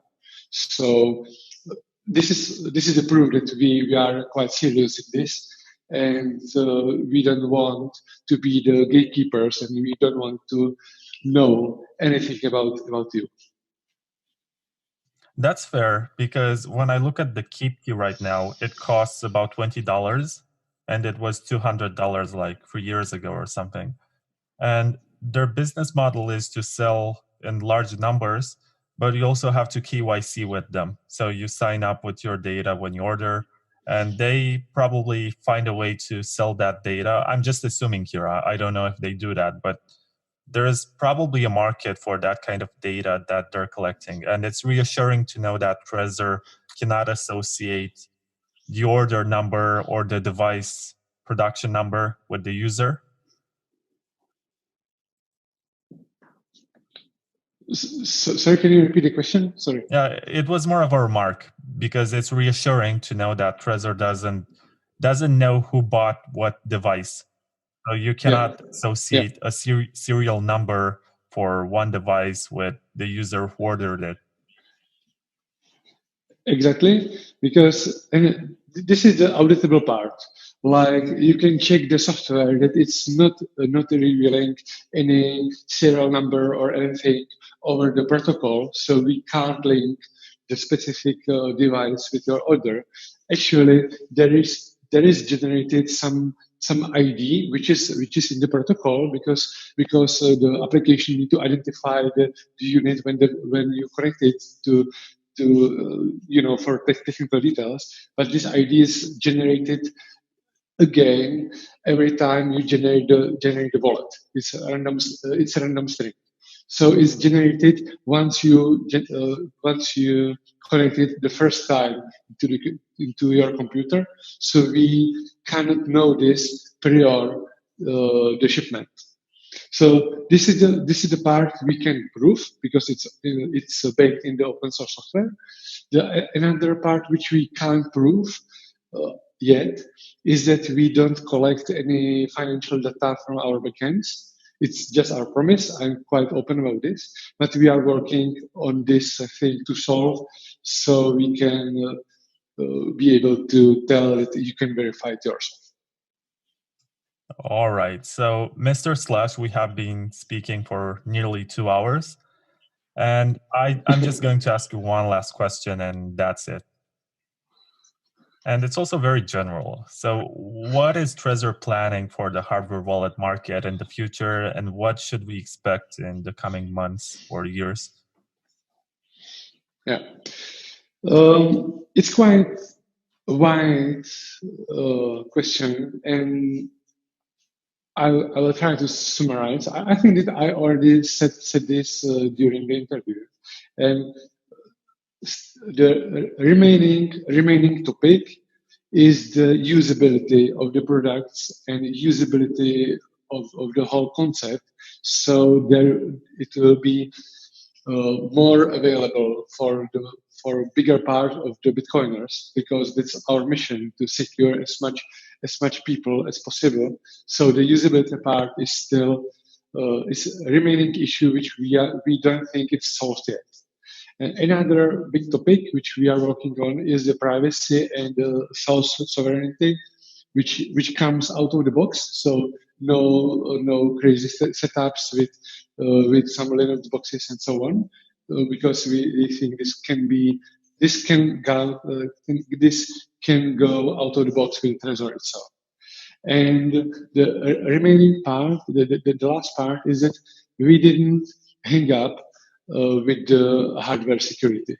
As we spent the first half of the interview talking about the hardware, I think that currently there is no better solution which can be provable better than Trezor on the market from the chip perspective. And still, we are not satisfied with the current situation, and we are working on some specific projects which could make this better, because we think that Bitcoin deserves more transparency on all layers of the software and hardware stack. And I think I will be talking about this on Bitcoin 2020 in March. So if you are interested in this part, you should follow my speech. Yes, and even if you're not able to come to San Francisco, and I will not be able to come to San Francisco because it's very expensive, you can still watch that on live stream, I think, and Bitcoin Mac. Yeah, it will be definitely on YouTube eventually. So no need to go to San Francisco. I think it will be available. Publicly available. Yeah. So thank you very much, Mr. Slush. I don't have any more questions for you at this time. Thank you a lot for the space in your podcast, and thank you for your question. Yeah, you can have a discussion about hardware wallets without including Trezor. Sorry? Oh, you didn't get that. So you cannot have a discussion in the hardware without Trezor. Of course, you can't. And we are here to stay for some time still. Yeah, so have a nice rest of your day. Yeah, bye. Let's hear a few words from the show's sponsors.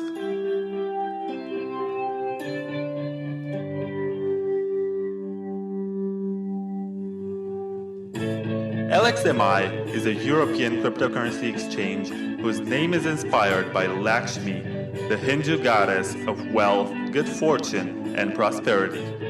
It's one of the regulated and legal cryptocurrency exchanges. On LXMI, you can buy bitcoins with most fiat currencies, and you can also do trading with top altcoins. They follow the not your keys, not your bitcoins philosophy with their integrated non-custodial wallet, which helps you manage your own private keys. So if you're into trading, then you don't have to worry about having your crypto frozen by whatever political decisions, since you're empowered to hold and move your coins whenever you wish. It's great to have new players like LXMI that respect your financial sovereignty. LXMI is launching in 2020, and for more information, please check out lxmi.io. If you're not into trading, it's recommended to move your coins to a hardware wallet or some other form of cold storage, and in this episode, you're about to find out why. Please keep in mind that this is just an ad for a sponsor of the show. It's not meant to serve as financial advice, and you're responsible to do your own research before buying anything and act according to your own decisions. Embrace your financial sovereignty with agency and precaution.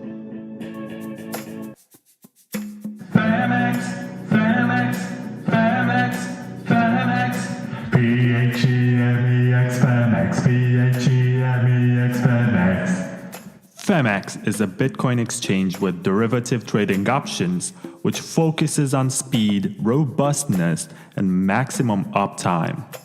Built by former Morgan Stanley executives, it manages to bring simple and accessible Bitcoin trading. In 2020, Femex will also add S&P 500 stocks, stock indexes, Forex, commodities, and more. Sign up today at femex.com/bonus and receive a bonus of up to $72.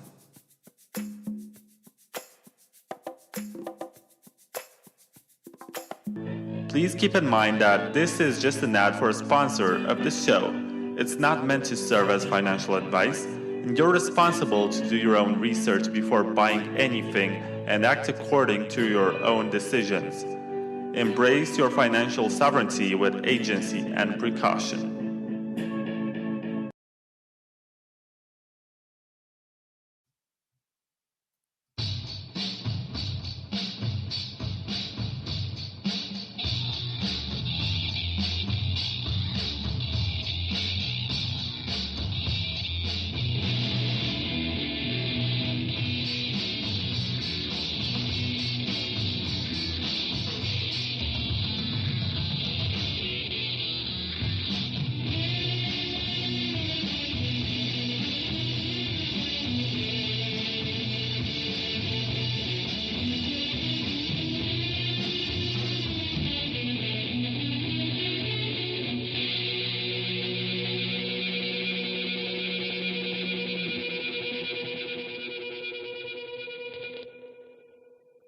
You are listening to Season 4 of the Bitcoin Takeover podcast, a 10-part series in which hardware wallet makers and breakers get interviewed. Before I introduce this episode's guests, let's hear a few words from the show's sponsors.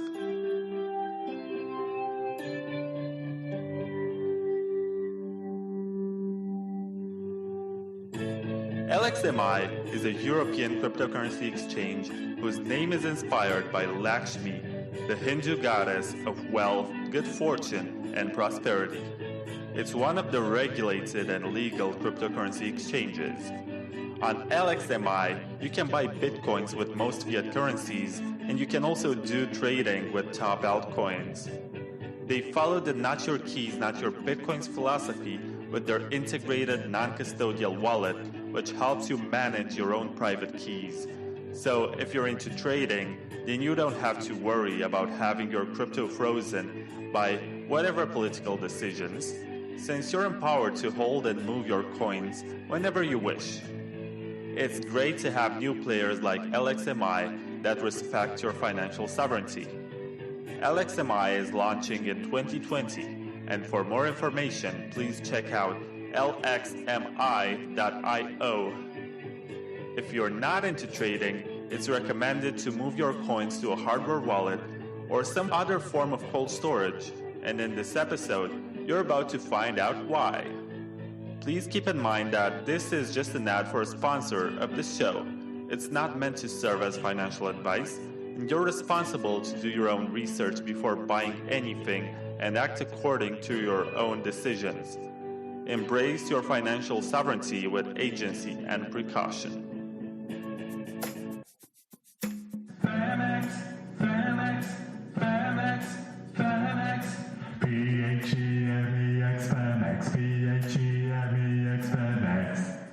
Femex is a Bitcoin exchange with derivative trading options, which focuses on speed, robustness, and maximum uptime.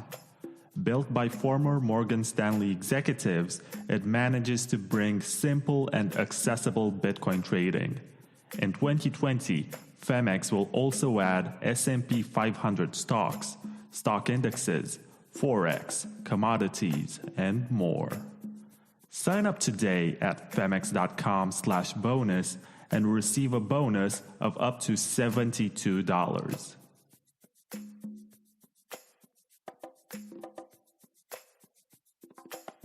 Please keep in mind that this is just an ad for a sponsor of the show. It's not meant to serve as financial advice, and you're responsible to do your own research before buying anything and act according to your own decisions. Embrace your financial sovereignty with agency and precaution. Hi there, and welcome to the Bitcoin Takeover podcast. I am Vlad, and my guest today is Lixin Liu from Cobo, which is a company that focuses on your private key protection, and they have quite some premium services and products which are connected to hardware wallets and cold storage. And I think on their website, they even sell the whole package, which allows you to have both a hardware wallet and the steel plate for cold storage. So, hi, Lixin. Hi, Vlad. Thank you for having me. Yeah, it's good to have you, and it's good that we get to talk about maybe a company that isn't brought in the spotlight too often. Yeah, actually, we're from China, and we didn't get too much exposure before. Yeah, thank you very much for having me again. Yeah. So I guess we should talk about the products of Cobo and what makes you stand apart from the crowd. But before that, I will ask you the question that all the guests of this season have answered. And why should Bitcoiners use metal plates for cold storage and hardware wallets for their private keys, as opposed to other methods like brain wallets, paper wallets, and other DIY methods? Okay. I think maybe first I can talk about the brain wallets. Actually, for brain wallets, I have a kind of a horrible story to share with you guys, which is the CEO of Cobo, whose name is Disgust Fish. He told me a horrible story happened on him. The story is he once had like 12 recovery phrase words memorized just in his head as others use the brain wallets. He's a very disciplined guy. And the very first thing in the morning he got up was to try to repeat the recovery phrases in his head. And the days went by doing this. He was like 100% sure he wouldn't mess up those recovery words, but he was totally wrong. The following story is he and his wife, they raised 2 bulldogs, and his wife was actually training the bulldogs to play skateboard at home. And one day she was playing with one of the dog and left a skateboard at the entrance of a room. But after that, Disgust Fish walked out of the room, and he accidentally stepped on the skateboard, and he flipped over and hit the back of his head on the ground. After that, his first reaction was to check his memory of the recovery phrase, but unfortunately, he couldn't remember it. He went to the hospital, and he spent 1 day there, and he was diagnosed of concussion. And after those diagnosed, and after those 3 days, for the next 3 days, he was trying really, really hard, and finally he came up with the last recovery phrase. So I think for brain wallets, this kind of story is a very vivid reminder that if you have a significant amount of crypto assets, please don't trust your brain. There are all kinds of different accidents that could mess up your memory. And no matter how hard you train your brain or you memorize it every day and repeat it every day, just accidents happens and your memory will be messed up. Yeah. Yeah, and I guess most of the times we perceive hardware wallets and steel plates as protections from other people who might be interested in stealing the coins. Yeah. But they are also protection from ourselves. Yeah, because that's true. We are only as good as our biological bodies allow us to be. Yeah, definitely. For me, after I know this story, I would recommend no one. If anyone asks me any recommendation on like brain wallets, I would say no, never trust your brain. It's not that reliable. Plus, even if we, take care of ourselves and make sure we never get into accidents and stay at home most of the time, there's also degradation over time. Yeah, that's true. Definitely.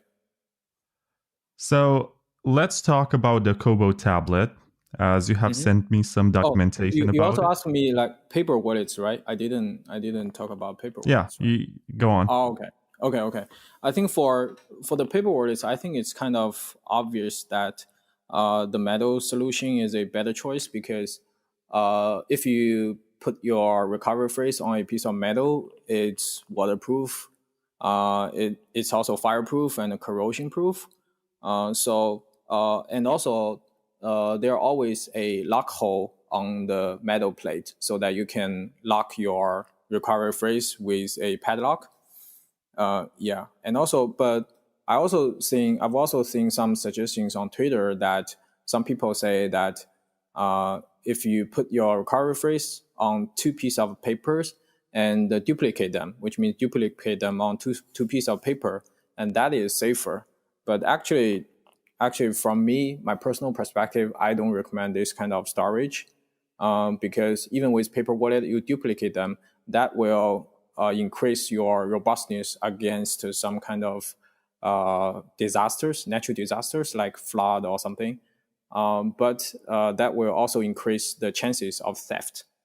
So if you don't worry about theft, you can duplicate it. But if you worry about someone breaking into a home and steal your recoveries away, I think that's not a good choice for most of us.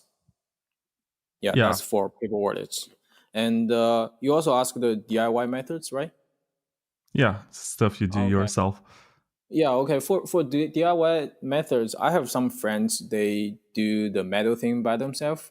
I think if you are a DIY person, you can buy something like an engraving pen. You can easily buy this with around like $30 to $40 on Amazon, and you can find a piece of metal and you can create your own metal storage for the recovery phrase. So for people who don't want to play around with the hustle of the DIY stuff, you can buy some metal storage like Cobo tablet or other products. Yeah, I think that's the main difference between these different kind of methods. Yeah, that's right. But at the same time, do you think that hardware wallets and metal plates are adversarial in their purpose, or are they complementary? Is it either or is it better to have just one or have both at the same time? Actually, I don't see these products as they are like competing each other. No matter if you use a hardware wallet or a software like HD wallet, you still need to deal with your recovery phrase.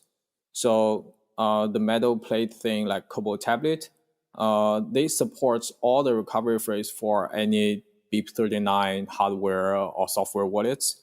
And also, I think you also can see that Trezor's official store, you can buy Trezor bundled with Crypto Stew. So you can definitely use them together, or you can use the metal plate or metal storage with your software wallet. They're both okay. Or even you use any desktop or mobile wallets, you can use that. So I think it's complementary. Yeah, and that's reasonable. If you want to get the best security possible, you don't want to just rely on that piece of paper which comes with your hardware wallet or some kind of notebook that you buy yourself and take notes in it.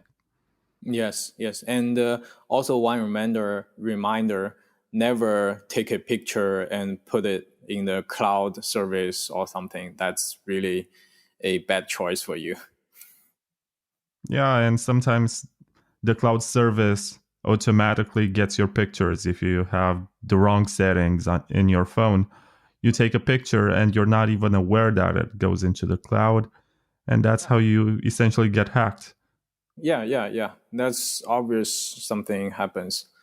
Yeah, all the time.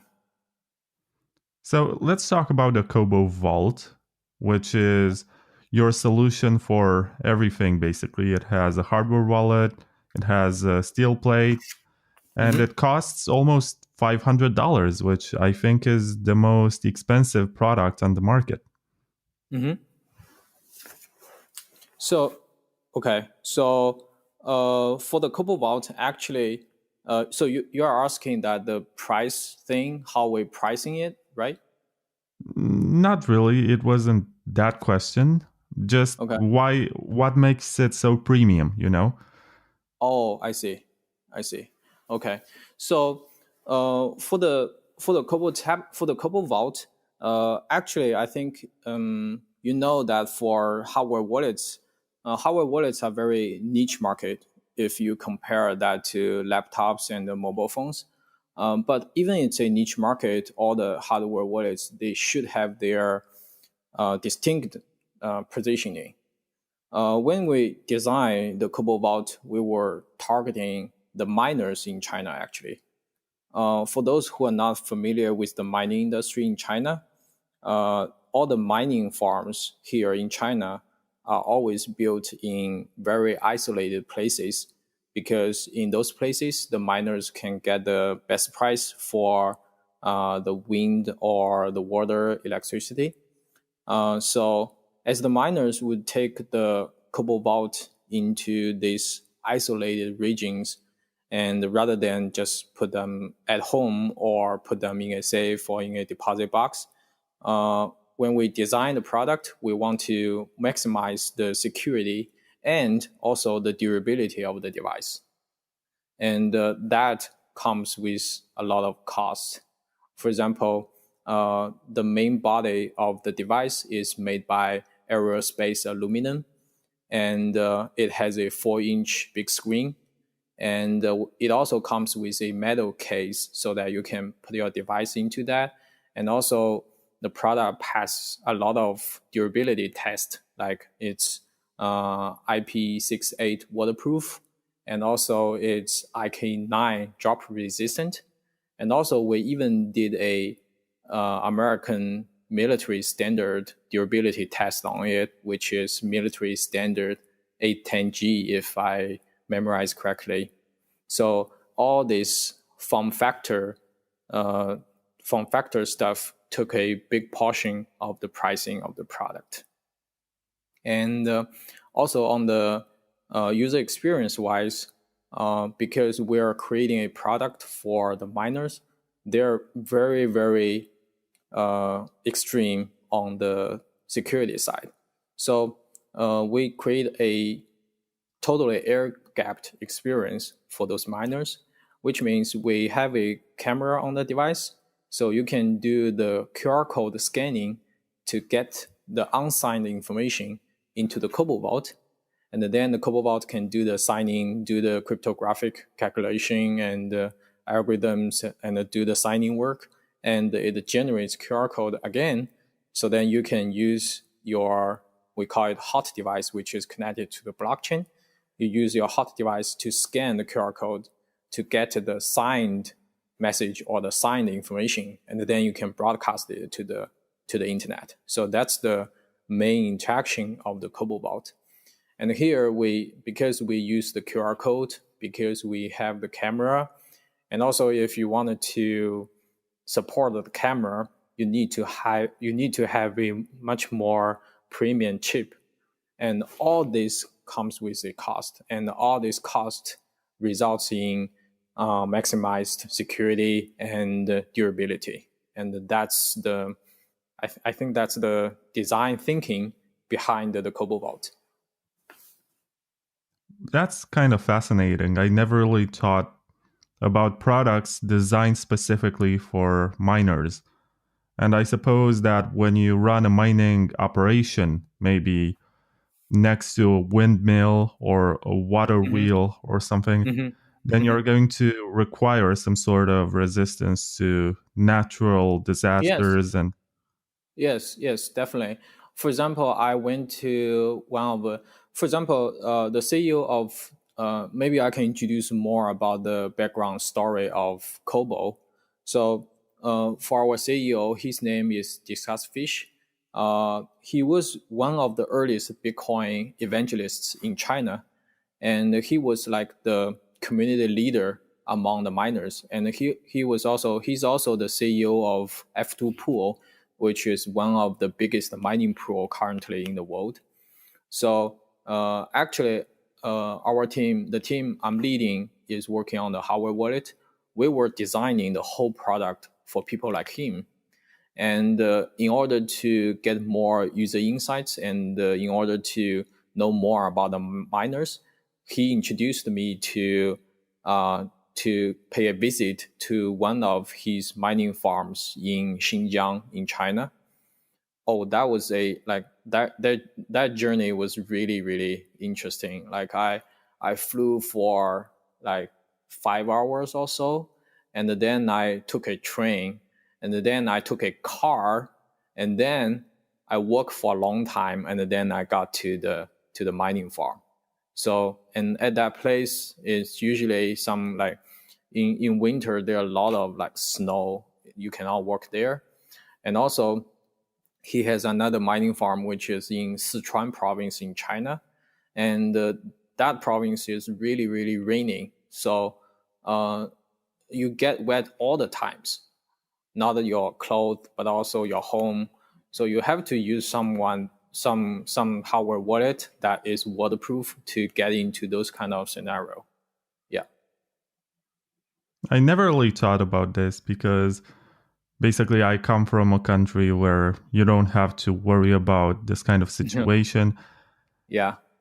But it makes sense. I don't think a Trezor is resistant to water and natural hazards. I haven't tried that actually. They try to smash them and stuff like that, but I'm not sure if they're tested against humidity and weather conditions. Yeah, actually, different hardware should build for different places, different people, different places, and different scenarios. One thing I can also share is that for Cobo Vault, when we launched the Cobo Vault, we sent the Cobo Vault to one of the KOL, and he drove his car over Cobo Vault and come and back for several times. And the Cobo Vault survived those kind of like extreme tests. So, and that is how we design the product and where we put our thoughts into the scenarios of these products. That seems reasonable. Mm-hmm. I feel like we should get back a little bit to the Cobo tablet, as it's the latest product that you're launching, and it's also the product for which you sent me some documentation to explain me how it works and basically help me ask you questions about it. Mm-hmm. So what is special about it as compared to crypto steel and bilfoddle and other similar metal plates for cold storage? Okay. I think for the product, for Cobo tablet, as I just mentioned, that the metal storage can work with hardware wallet and the software wallet. So the metal storage should be more widely used because we think it's compatible with every like decentralized wallet. So when we were trying to develop the Cobo tablet, we took the price as the first priority to benefit a wider community. So it's totally different from Cobo Vault. Cobo Vault, we were designing for the miners, and they need maximize the security and durability. But for the Cobo tablet, we want to benefit the more people, the better. So the price is the most important. And thanks to the strong manufacturing capabilities here in China, actually in Shenzhen, you can see that the price for Cobo tablet is approximately half of Crypto Steel and the BioFado's price. I think the price is the first biggest difference between Cobo tablet and other competitors.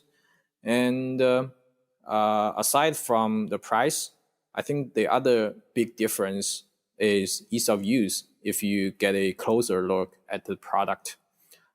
During our development, actually, we asked several random hardwares to come to our office to do a blind test on how much time they need to set up a Cobo tablet or a BioFado. And all of them has no prior experience with these kind of products before. So they're very fresh people. And the result was really, really astonishing. The average time, if I remember correctly, the average time for setting up a Cobo tablet was around 7 minutes. And setting up BioFado took about average 12 minutes to 13 minutes. And the biggest difference for user experience between Cobo tablet and Crypto Steel or BioFado is that for Crypto Steel and BioFado, you need to slide in the tiles from the right side. So it's very hard for you to put a tile into the perfect position, as the slot for the tile is very narrow and tight. And if you find one tile was wrong, you need to take out all the tiles that you have put in and redo the whole process again. So that's why using Crypto Steel and using BioFado is not that very user friendly. But with Cobo tablet, you just open it and you just put the tiles in. So that's much easier. And maybe I cannot explain the experience very well with words. I think if the audiences, if you are interested, you can check out a YouTube video which is detailed describing this difference between the products. I think the YouTuber's name is Crypto Guide, and you can find a video there. It clearly shows the difference. Okay, this also makes me curious. Maybe someday I'll do some A and B testing to see what the difference actually is. Yeah. And actually here I want to share, if any audiences you're using these kind of products like Cobo tablet or Crypto Steel, here I want to share another note for every one of you, which is if you use this kind of stuff, after you setting up the Cobo tablet, the metal thing, you need to pay attention. You need to pay attention to the tiles left after you set up this kind of stuff, because no matter Cobo tablet or Crypto Steel, they all have a fixed amount of the tiles for each letter. So if you don't dispose of them properly, someone could figure out that what letters you have used for your recovery phrase. So it'll be much easier for them to brute force your 24 recovery words then. So for people who use these kind of products, you need to really pay attention to how you deal with the left tiles. I never thought about this, but it makes sense. If somebody wants to hack you, they just look at the letters that you use. And after that, they just input the letters into random word generators. And I guess the harder part is to figure out the order, but it's still not impossible.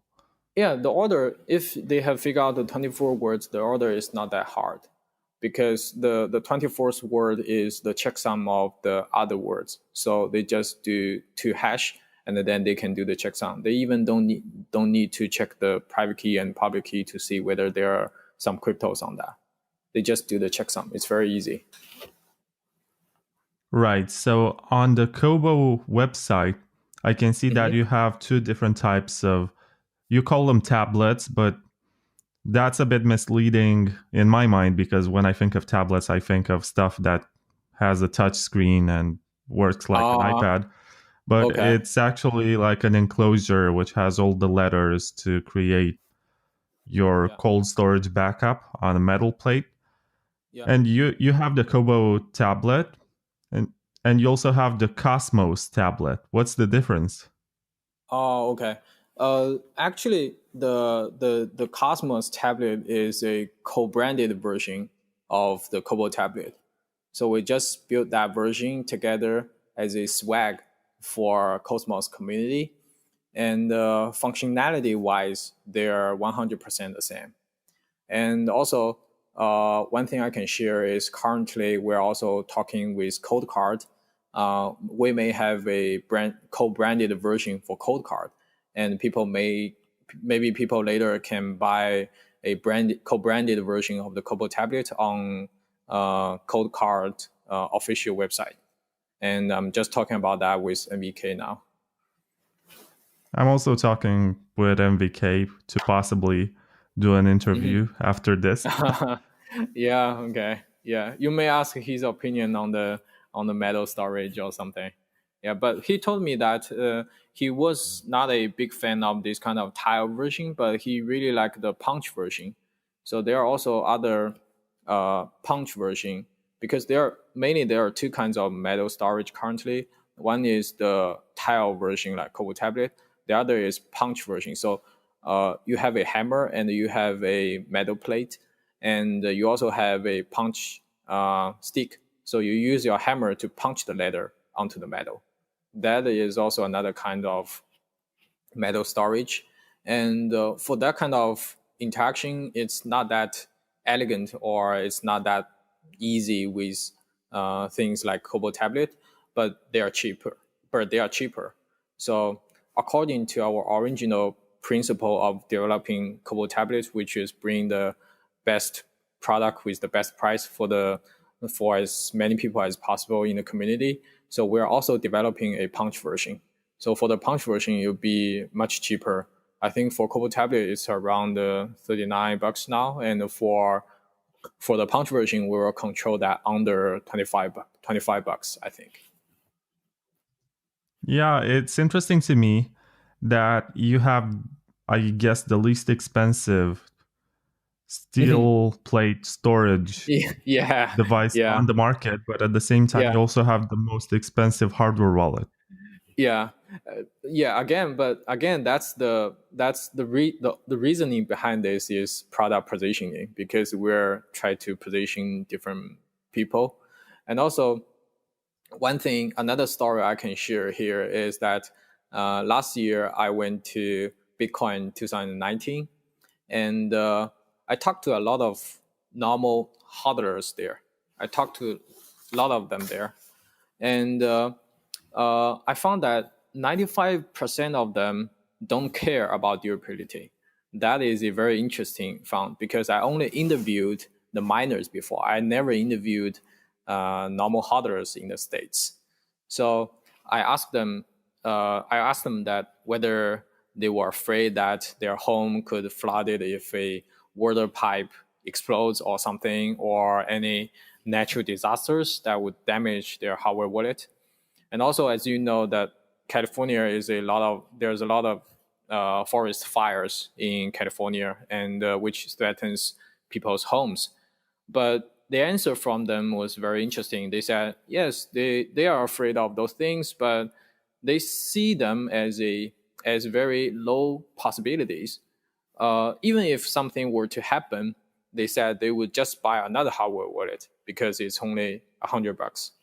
So also from those conversations, I think you can tell that positioning a hardware wallet for miners and for hodlers is totally different. And also, after coming back from the conference, our team began to design a product for the normal hodlers.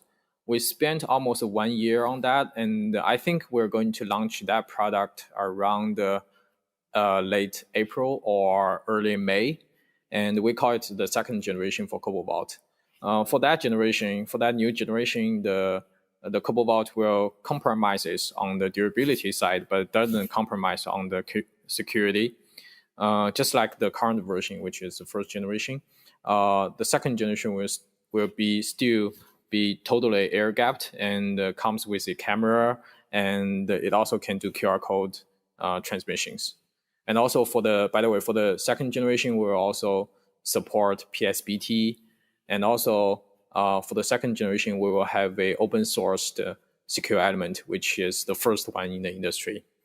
And for the pricing, we are trying really, really hard to control our second generation in the $100 to $200 range, so that it's affordable for most of the normal hardwares. I guess you're going to need some kind of rebranding there, because if it's Cobo Vault Gen 2 or V2, some people will assume that it's better than V1 when it just has some extra features, but at the same time, it's not as resistant and tested as the first generation. Yeah, actually, after we launched the second generation, the first generation will still go on, because there are still a lot of miners and also some institutional users. They want the first generation, but we won't call it like first generation or second generation. We may have other naming or branding for these products. Yeah, but yeah, what you said is very right. Yeah. So let's say that somebody discovers Bitcoin today and possibly buys a few $100 worth of Bitcoin on an exchange. And at some point, maybe in a few months, they figure out it's a bad idea to keep their Bitcoins on the exchange because of Mt. Gox and other events that happened before. Yeah. So, first of all, what is the thought process in regards to choosing a hardware wallet, in your opinion? And why should they go for the Cobo Vault? I think maybe it's better if we take this Cobo Vault as the second generation, because I think the first generation is too pricey for a normal hardware. I think if we talk about the second generation of the Cobo Vault, I think if you ask me to give advices on people how to choose their hardware wallet, I think the first thing people may ignore is that you really need something with a bigger screen. So I think a lot of people have suffered from the little tiny buttons of Ledger or Trezor or other products. I think that's really hard to use that products, if even because some people's hands, they're really dumb. So with these kind of tiny buttons, it's really not easy to use them. And also another benefit for the bigger screen, not only from if you want to type in your passphrase or your recovery phrase, it's easier. Another benefit which is brought by the big screen is that you can clearly see your address and the amount of money, amount of crypto you are going to send, this kind of information. So it's quite clear for you to check the information, which is also increase the security of your crypto. I think that's one thing most of the suppliers or vendors of hardware wallets, they didn't recognize. So I think the big screen is very important. And the second thing I want to emphasize is the secure element. For the secure element, actually here I have some contrary opinion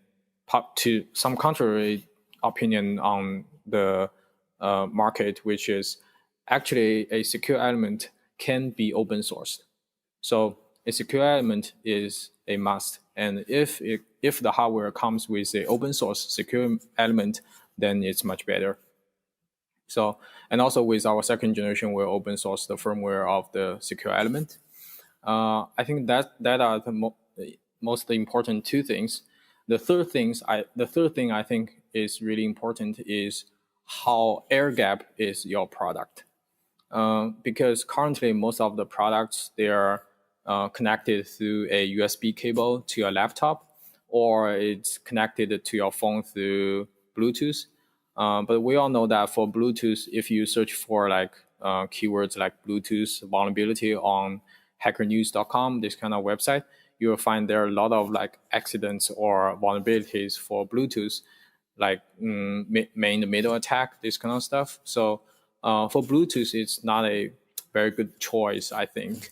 But for USB cable, because your laptop can have some malware on that. So for the USB cable, you never. I know that in early days, Trezor was in the USB cable. With the USB cable, a hacker can perform a side channel attack on the USB cable of a Trezor. But it's an early thing. Trezor has fixed that. But I just want to say that the USB cable is also a attack vector for the hardware wallet. So 3 things, I think. The first is bigger screen for ease of use and better security. And the second thing is the air gap thing.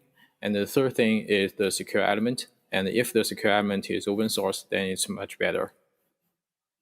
Right. I have had this discussion with Slush in the previous episode, and his opinion on secure elements is that they're a waste of time because they're bound to get hacked.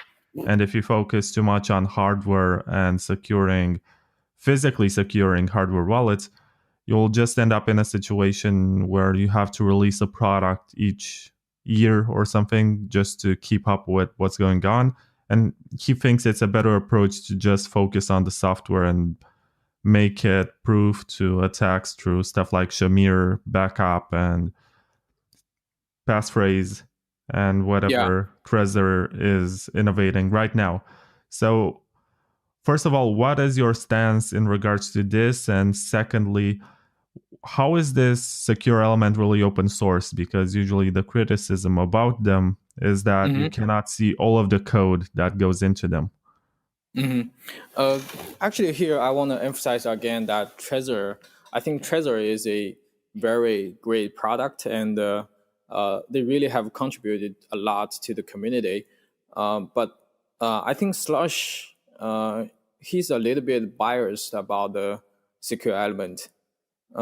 Just as you said, the main conflict in the community is that secure element is like a black box with better defense of physical attacks, and the general purpose MCU is more like a white box, but with zero defense from the physical attacks. Here, first, I think here I think one saying on Twitter I can share is that if you are paranoid, then you can be 1,000 times wrong and you still got your crypto. But if you are not paranoid, you can get 1 time wrong and your crypto will be gone. I don't remember the exact word, but it's just the meaning. I think you got it. But here I want to share is for the secure element, it's definitely a plus to help you to better protect your crypto. Even if with some software tactics as Shamir's secret sharing or the passphrase, you can still use a secure element thing, and you can add those kind of tactics to your hardware. It's not about you can use the software tactics so that you can forget about the physical attack. I personally, I really don't agree with that. And also mentioning the open source thing for secure element, I think most of people will be interested in that because currently, I think all the people in the industry will say that you will sign a NDA with the secure element vendor and you cannot share anything of the secure element. Actually, this is not the truth because because it's like a negotiation between the hardware vendor and the secure element vendor. If you are strong enough, if you pay enough money, you can still open source a secure element. So from our situation is that we cannot open source the whole design of the secure element.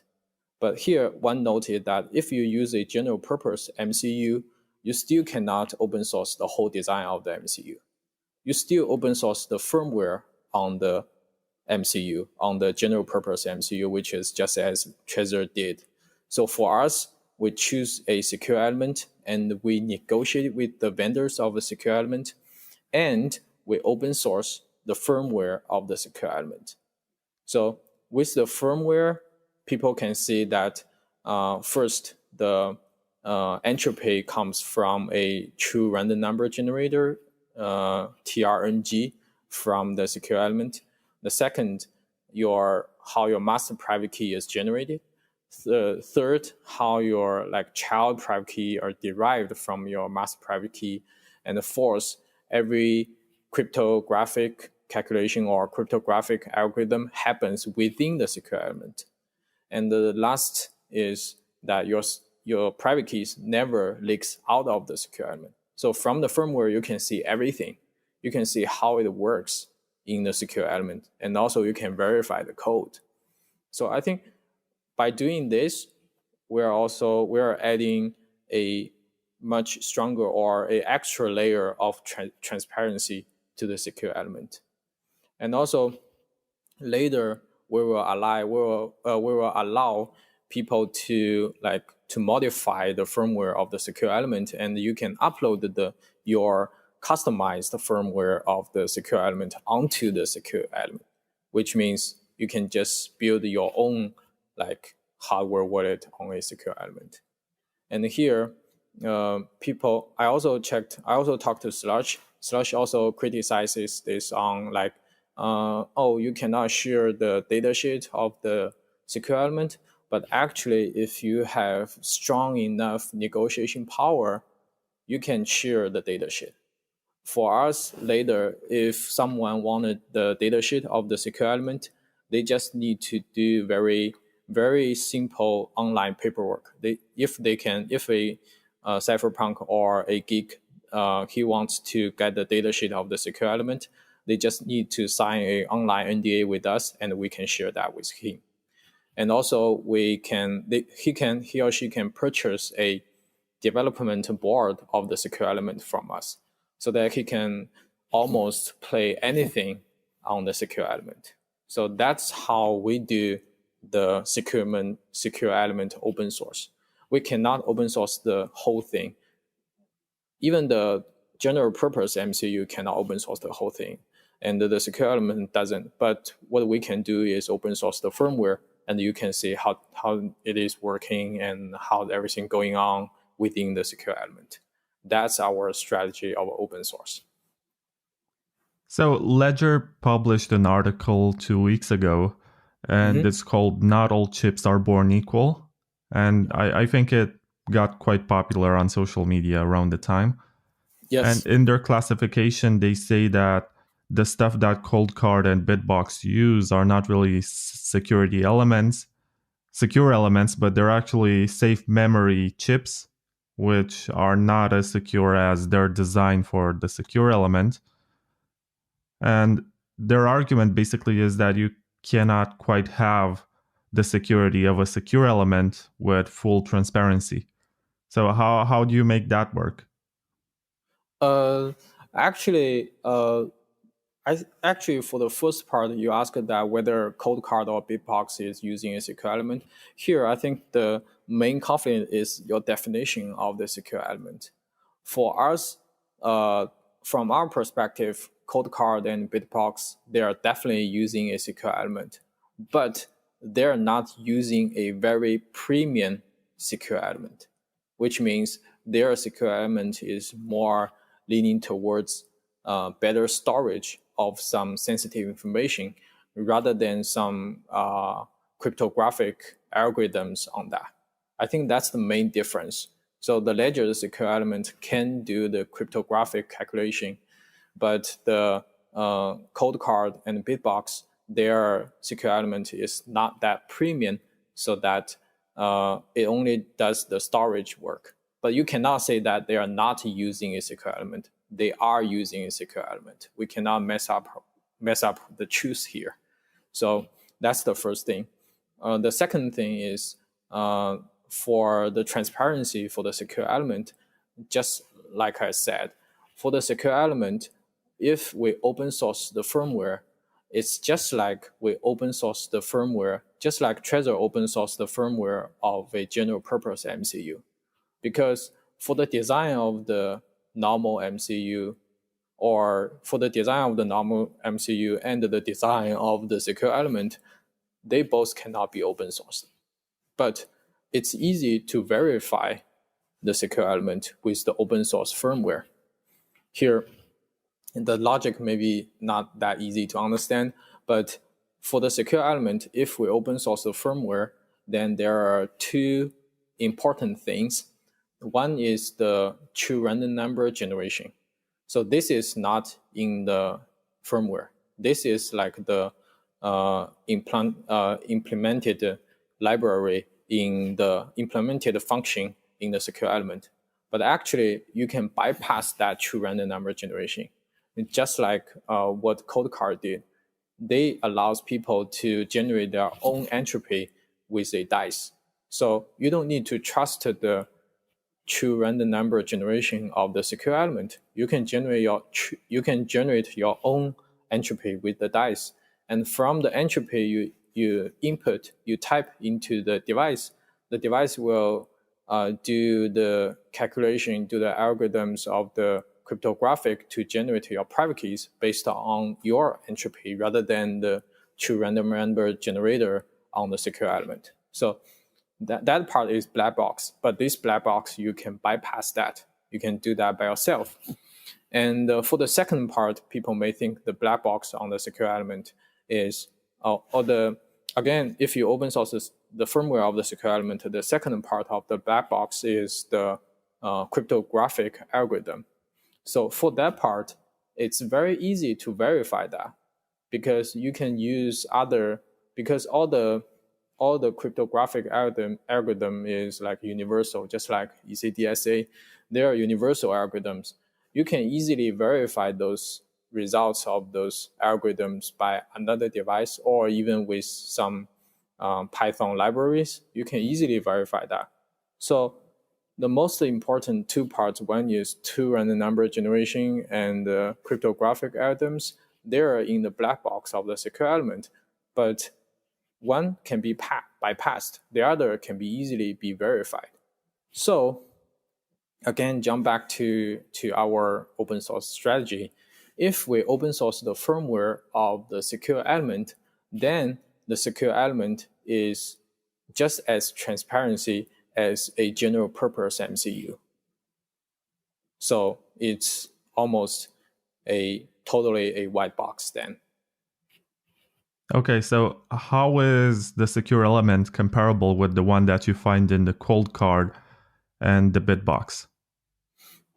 So for the secure element, we use our secure element just has more RAM and more memory in the secure element. And the secure element also support some cryptographic, it's pre-installed some cryptographic algorithms into the secure element. So after we open source our firmware of the secure element, you will see that in the firmware, we just call a function. It's just like we call a function which is pre-installed into the secure element as the cryptographic algorithm. So it's just like a pre-installed function. And in the firmware, you call it. And the function can be verified easily. And our secure element supports those kind of pre-installed cryptographic function, and it has more RAM. So it's more premium than the secure element that ColdCard is using, and also than the secure element that BitBox is using. I feel like we have clarified this part about hardware, and there's definitely going to be some interesting stuff going on with the second generation of the Cobo Vault with the camera and QR code scanning and all of that, and air gapping. But what about the software? How much of the software in the current generation Cobo Vault is auditable and open source? And how much of it is going to be open sourced in the next generation? Okay. For the next generation, I think you know that open source is not a one-day work. So for the next generation, first we will open source the whole code we call it on the code end, which is on the Cobo Vault end. And for the app, currently we're using an iOS and Android mobile app to support people to do the QR code transmission and to get the balance from the blockchain and to broadcast the transactions. For that part, we don't have a clear timeline to open source that part. But the point is, because Cobo tablet has the QR code here, and it's very easy to decode the QR code or encode a QR code. So Cobo tablet, Cobo Vault can definitely be used with third-party wallets, just like Electron. So if you don't trust our mobile app because if you think it's not open source and you don't trust it, it's okay. You can use some. We will also make some Electron plugins for people to easily decode or encode the QR code so that you can use the Cobo Vault with third-party wallets like Electron. Yeah, that's definitely useful. And I think you should also integrate with Wasabi, as that turns out to be quite a popular choice because of Tor routing and all of that privacy extra. Yeah. Actually, we will also open source the QR code protocol so that you will see that how our QR code, how the raw transaction is assembled, and what's the default format of this QR code. So any third-party hardware wallet, any third-party wallets, they can integrate Cobo Vault very easily. You just need to follow our format to assemble the unsigned transaction and to generate the QR code, and then you can use Cobo Vault to scan the QR code, then to sign the message and sign the transaction. So it's very easy. And also Cobo Vault will support PSBT. So it's definitely, so I think for PSBT, it's definitely for the scenarios of like coin join, and also PSBT will support multi-signature between different hardware wallets. So even without our app, which is the app on iOS or Android phone, you can definitely use Cobo Vault with any third-party wallet if they have support the QR code thing there. Right. But I guess you haven't answered about the current generation of the Cobo Vault. How much of the software in it is open source? Currently, for the first generation of Cobo Vault, we only open source the secure element code, but we didn't open source the upper layer software on the Cobo Vault. So currently, the first generation of Cobo Vault is not fully open sourced. Okay, I'm happy about the clarification, because my next question is about building your own. If you're going to follow this philosophy that Trezor and also ColdCard recently have pursued, to basically make a list of the components that you need to build your own and also offer you the software just in case you're in a part of the world where you cannot order their product and you want to build your own. Okay, so sorry, what was the question? I didn't get it, sorry. Yeah, if you are ever going to allow people to build their own Cobo Vaults.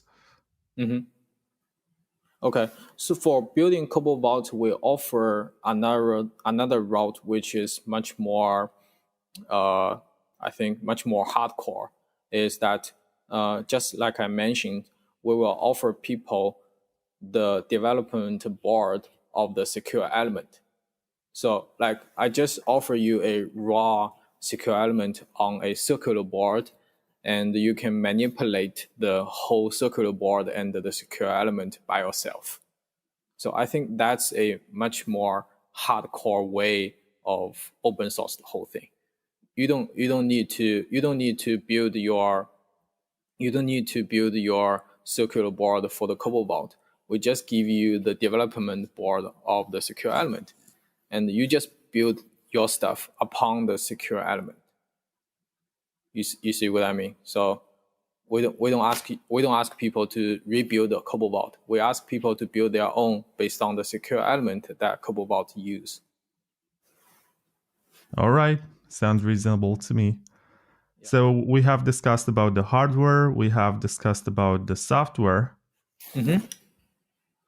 And I guess we should talk about more stuff about the competition because everyone else has done it who has been in this podcast.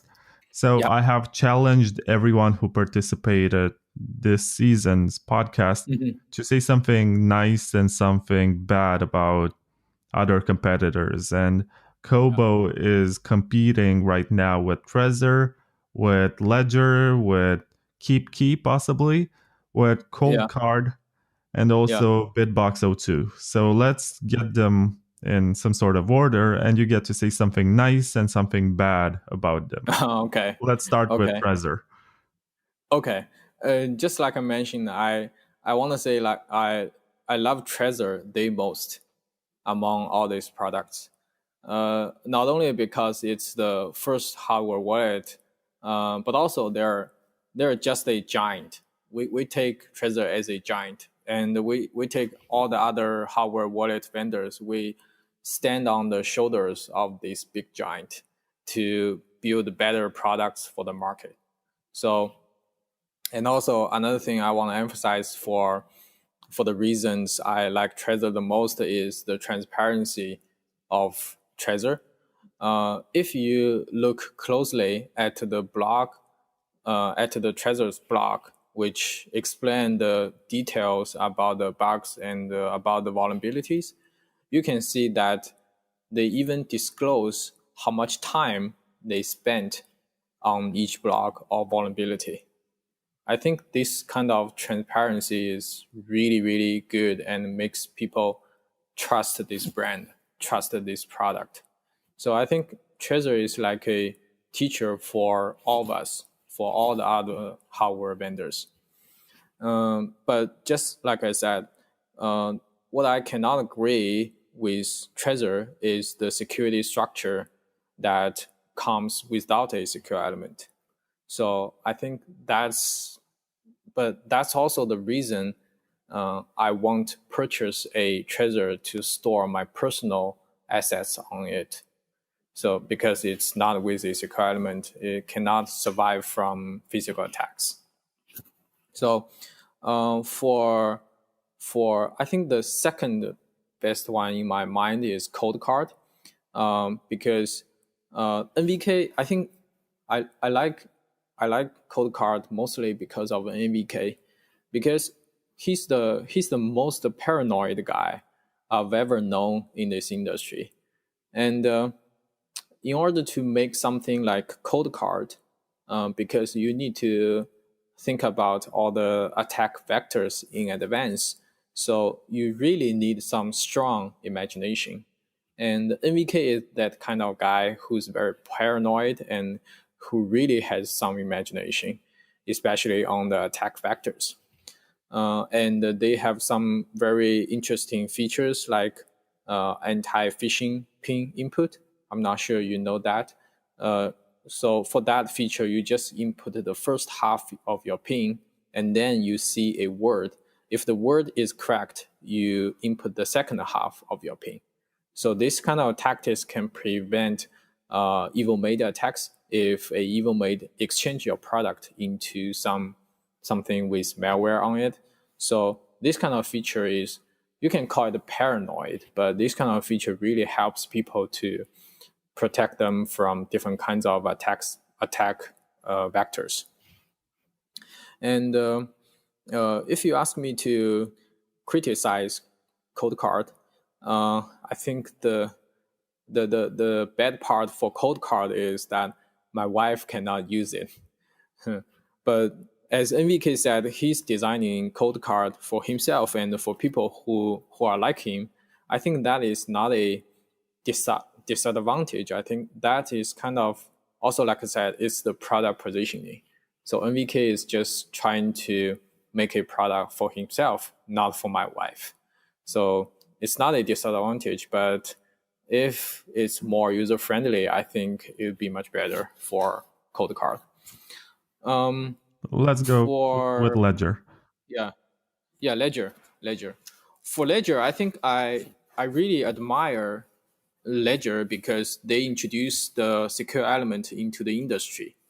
So But I think if Ledger they can open source more on the secure element, like the firmware, I think that would be great. Yeah, that's for Ledger. But also I'm a user from the first generation Ledger Nano S, and for Ledger Nano S, I think one disadvantage is that you need to install the apps into your Ledger Nano S to support different kinds of coins, and usually the memory is not enough. So sometimes if you wanted to add one more coin into the Ledger Nano S, you have to delete some old one. So I think that's one of the disadvantage of the Ledger. Yeah. What about the BitBox? The BitBox, actually, I just got I was not a user for the first generation. So I think yesterday or the day before yesterday, I just got the BitBox second generation. And so I cannot share too much about that because I haven't got time to put my own hands on the product. But I think BitBox, they're very clever by separate the product into two versions. The one is for the multi-chain version and a second one for the BTC only version. I think the BTC only version brings some simplicity into the product for people to have a better feeling of the product, that it's because simplicity always brings security. So I think that's very smart for BitBox. Yeah. So you haven't found anything that you don't like about it yet? You mean for BitBox? Yeah. For BitBox? Yeah, I didn't play with the second generation, and I was not a user of the first generation. So currently, I cannot see any things to criticize BitBox. Right. Then what about the KeepKey, which I guess has been around for like 4 or 5 years? Yeah. Actually, I've been using KeepKey in early days. I think, but I didn't follow KeepKey's later updates too much. But in the early days I use it, I still can remember that KeepKey's software wallet experience is much better than Ledger because it's very simple and easy to get your hands on it. It only, if I remember correctly, it only supports Bitcoin, Ethereum, Litecoin, or another coin. Only 4 coins on it, and it's super easy to play with. You don't need to worry about the different apps. You don't need to worry about different features. It's very simple to start using it. So it's very user friendly, I think. But again, if you ask me to criticize KeepKey, I think the most downside for KeepKey is that it doesn't come with a secure element. I think that's the worst part because from my perspective, secure element is a must. Yeah, I mean, they began as a clone of the Trezor, but provided that large screen which shows the entire address. And that's nice. It's robust. It's nice. I didn't like that it has that connectivity issue, which they never fixed. Sometimes when you connect the cable, it just doesn't work. Oh, really? Okay. I didn't use KeepKey too much, so I think I didn't encounter this kind of issues before. It happened to me, and then I went on YouTube, and I saw that somebody else had the same issue, and I said, okay, so it's common. I didn't get a defective unit or something. Okay. But it's solid, and it's very robust, and the cheapest on the market right now. Yeah, I still remember one little detail of KeepKey. That is, you need to long press the button to confirm a transaction. So that is very interesting. So if you stop during the circle, fully get the full circle, and the signing stops. So that's very interesting. This kind of little interaction on the product. So I wanted to ask you something else about the Cobo Vault software. And Mm-hmm. will you allow connection or connectivity to a full node that is owned by the user to minimize the Okay. amount of data that gets shared and increase privacy, basically? Okay. Currently, for the first generation, for the software side, it's connected to our node. I think Trezor is doing the same thing because just like Trezor, we are a multi-chain wallet. So if you are building a multi-chain wallet on the software structure-wise or on the development structure-wise, it's easier to do that you send a message to your own server and ask your own server or your own node or the vendor's node to give the user their balances and other verification informations. It's much easier to build a multi-chain wallets on this structure. So for Cobo Vault, the first generation, we follow this structure. So currently, and also it's a mobile app, so we're not supporting you connected the software wallet to a full node or something like that. For the second generation, for the most normal users or the most average users, we will still follow this strategy. But like I said, the QR code is easy to get encode and get decode. So you can easily make it compatible with Electrum or with your full node with your Bitcoin core. It's very easy. So, and also for the second generation, we are also in our roadmap, we're going to develop a SPV software wallet on your mobile side for Bitcoin only. And for that thing, it will be SPV version. So it will have better privacy protected than the normal version of the software wallet, but it's not as good as full node. Again, if you wanted to play with the full node with Cobo Vault, currently, I think the solution for you is do it with Electrum or with Bitcoin Core. Right. And speaking of privacy, I want to ask you something else. So let's say that I go on your website right now and I order the Cobo Vault for $479. That's the price right now. And are you going to store my home address, or does the Cobo Vault have a serial number that you can track and associate with me as a user? For the first question, actually here I may have some information sharing, which is for our website, the website you see you place the order. This website is built on Shopify. It's not built by us. Shopify is it's a Canadian company that provides this kind of e-commerce platform, or you can call it e-commerce solution for companies like us. And you can also take Shopify just as the WordPress if you wanted to build your own blog. So it's just a platform. And first, your order information is not stored in our server, but it is stored in Shopify server. And here, another thing I can share is that Shopify has a really strong bounty program. And Shopify is one of the, and Shopify has the, if I remember correctly, Shopify has the highest paid bounty program on HackerOne.com. So you can take Shopify as an e-commerce platform that's most secure e-commerce solution currently in the world, even though it's not very cheap. It's much more expensive than other competitors. So we use Shopify, and your address is in Shopify's server, not in our hand. And for your second generation, here your serial number, for your serial number, we never transfer your serial number back to our server.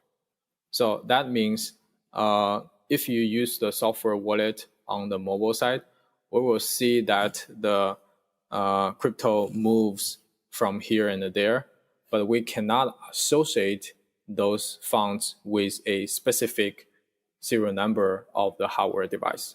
And later, after we open source the firmware, after we open source all the code of the second generation Cobo Vault, I think it's very easy to verify that we didn't transfer any serial number back to our server, this kind of thing. Yeah, it would be very transparent. Sorry.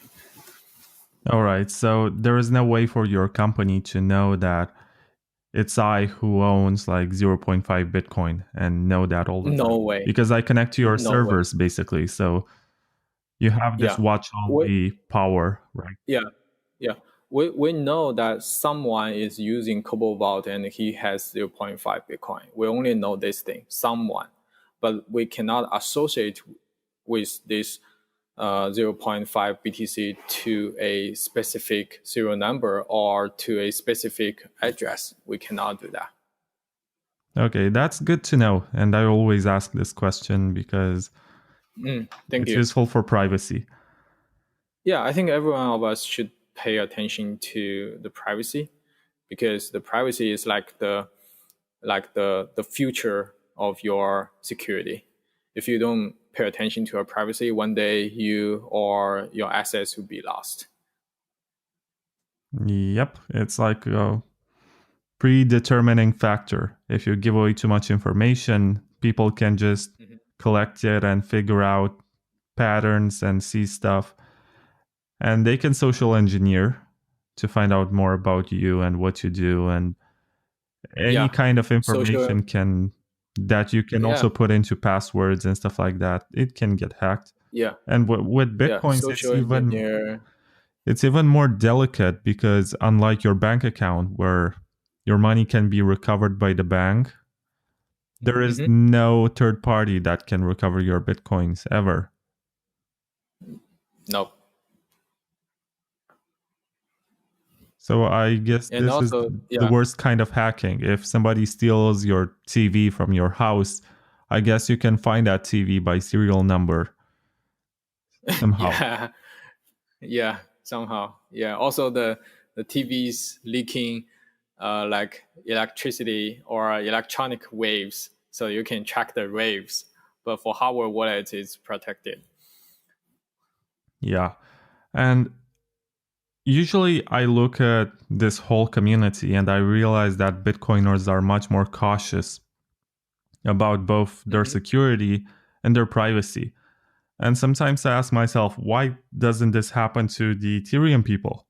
Why do they seem to be so confident about their light wallets on their phones, and they don't care much about running their full nodes to validate their own transactions and be sure that the balance that they have is actually real and is verifiable according to their own full nodes? And why do you think that these altcoin holders don't care much about custody and security? I think for Bitcoin and for other altcoins, just like you said, for the chips, they are not born equally, or they are not born in the same situation. So for Bitcoin, it was born to fight against the bad privacy situation under your governance, and also the purpose of Bitcoin is to give you full financial sovereignty. I think that's the whole purpose of Bitcoin. And after the birth of Bitcoin, everyone is trying to improve Bitcoin to achieve that. So from my perspective, privacy and the security of your assets is like naturally born with Bitcoin, and everyone take that for granted. If I own some Bitcoin, I want to maximize my security, my privacy, to better protect my assets from other like third parties. But for other coins like Ethereum or EOS or Tron or anything, they were not born for this purpose. They were born for building another like world computer, or they're born to build another ecosystem for something else rather than for security and privacy. So it's also like, from my perspective, all the coins, BTC or other altcoins, they have their own positioning. For Bitcoin, it's helping people to gain your personal or your financial sovereignty.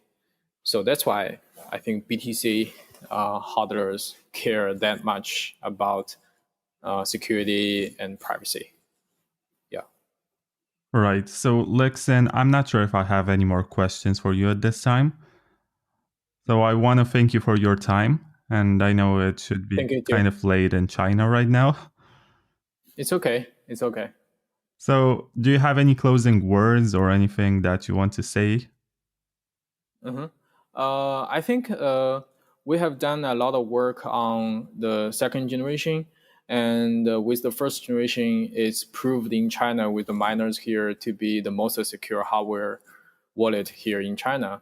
And with the second generation, with a more compatible price, with a better price, and with PSBT, with QR code, totally completely air-gapped interaction. We want to help more people in the States or in Europe to better have their crypto in security hardware wallets. That's what we want to do. And and also we're open to cooperate with any third-party wallets to implement or to make the product can work together. And also we are open to any opportunity to co-brand on the Cobo tablet. And I think that's the final word. Thank you. Okay, I wish you the best of luck, and thanks for doing this interview. I guess it's useful to step outside of the usual big names. Yeah, thank you too. Thank you so much. By the way, I really like the intro music of your podcast. It makes me feel really like futuristic and something like very cypherpunk, I think. Yeah, I really like it. Oh, thank you. I actually recorded it, and it's my composition. Oh, really? Wow, that's really cool. Yeah, thanks. Okay. Yeah, so let's hear a few words from the show's sponsors.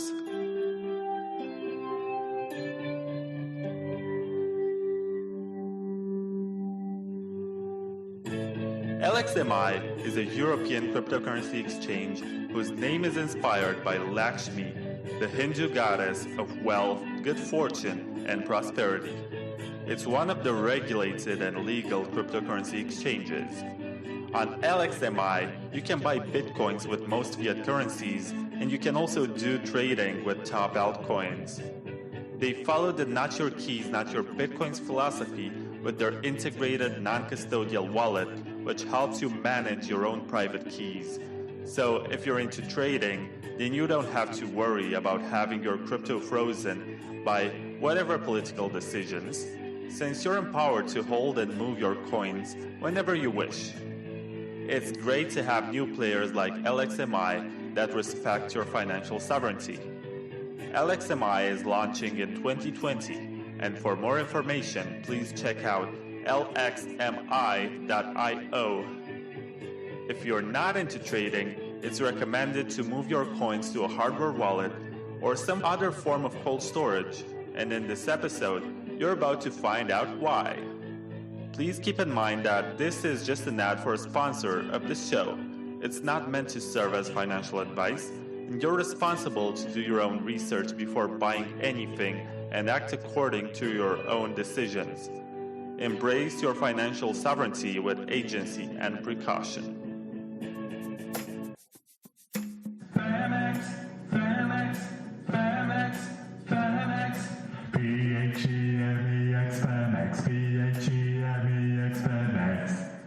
Femex is a Bitcoin exchange with derivative trading options, which focuses on speed, robustness, and maximum uptime.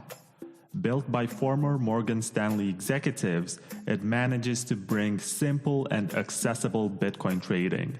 In 2020, Femex will also add S&P 500 stocks, stock indexes, forex, commodities, and more. Sign up today at femex.com/bonus and receive a bonus of up to $72.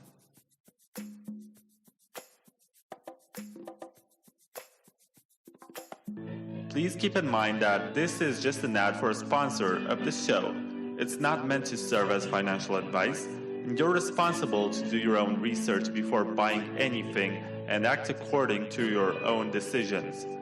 Embrace your financial sovereignty with agency and precaution.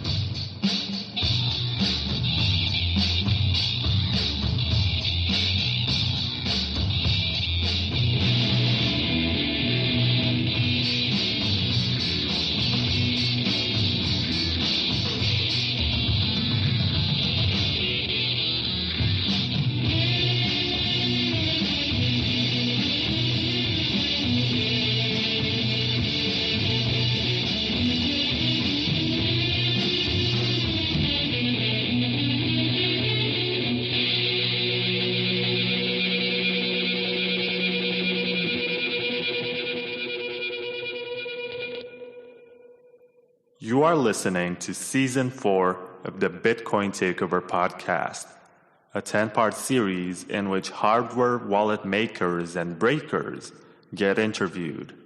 Before I introduce this episode's guests, let's hear a few words from the show's sponsors.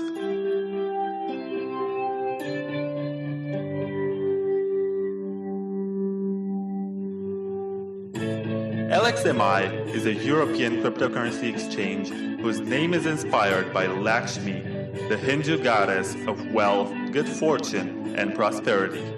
It's one of the regulated and legal cryptocurrency exchanges. On LXMI, you can buy bitcoins with most fiat currencies, and you can also do trading with top altcoins. They follow the not your keys, not your bitcoins philosophy with their integrated non-custodial wallet, which helps you manage your own private keys. So if you're into trading, then you don't have to worry about having your crypto frozen by whatever political decisions, since you're empowered to hold and move your coins whenever you wish. It's great to have new players like LXMI that respect your financial sovereignty.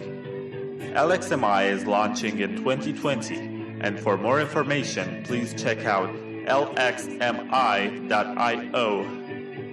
If you're not into trading, it's recommended to move your coins to a hardware wallet or some other form of cold storage, and in this episode, you're about to find out why. Please keep in mind that this is just an ad for a sponsor of the show. It's not meant to serve as financial advice, and you're responsible to do your own research before buying anything and act according to your own decisions. Embrace your financial sovereignty with agency and precaution.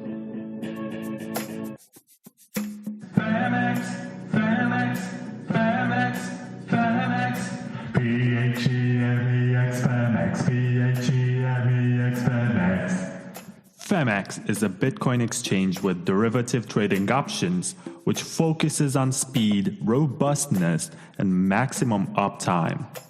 Built by former Morgan Stanley executives, it manages to bring simple and accessible Bitcoin trading. In 2020, Femex will also add S&P 500 stocks, stock indexes, Forex, commodities, and more. Sign up today at femex.com/bonus and receive a bonus of up to $72.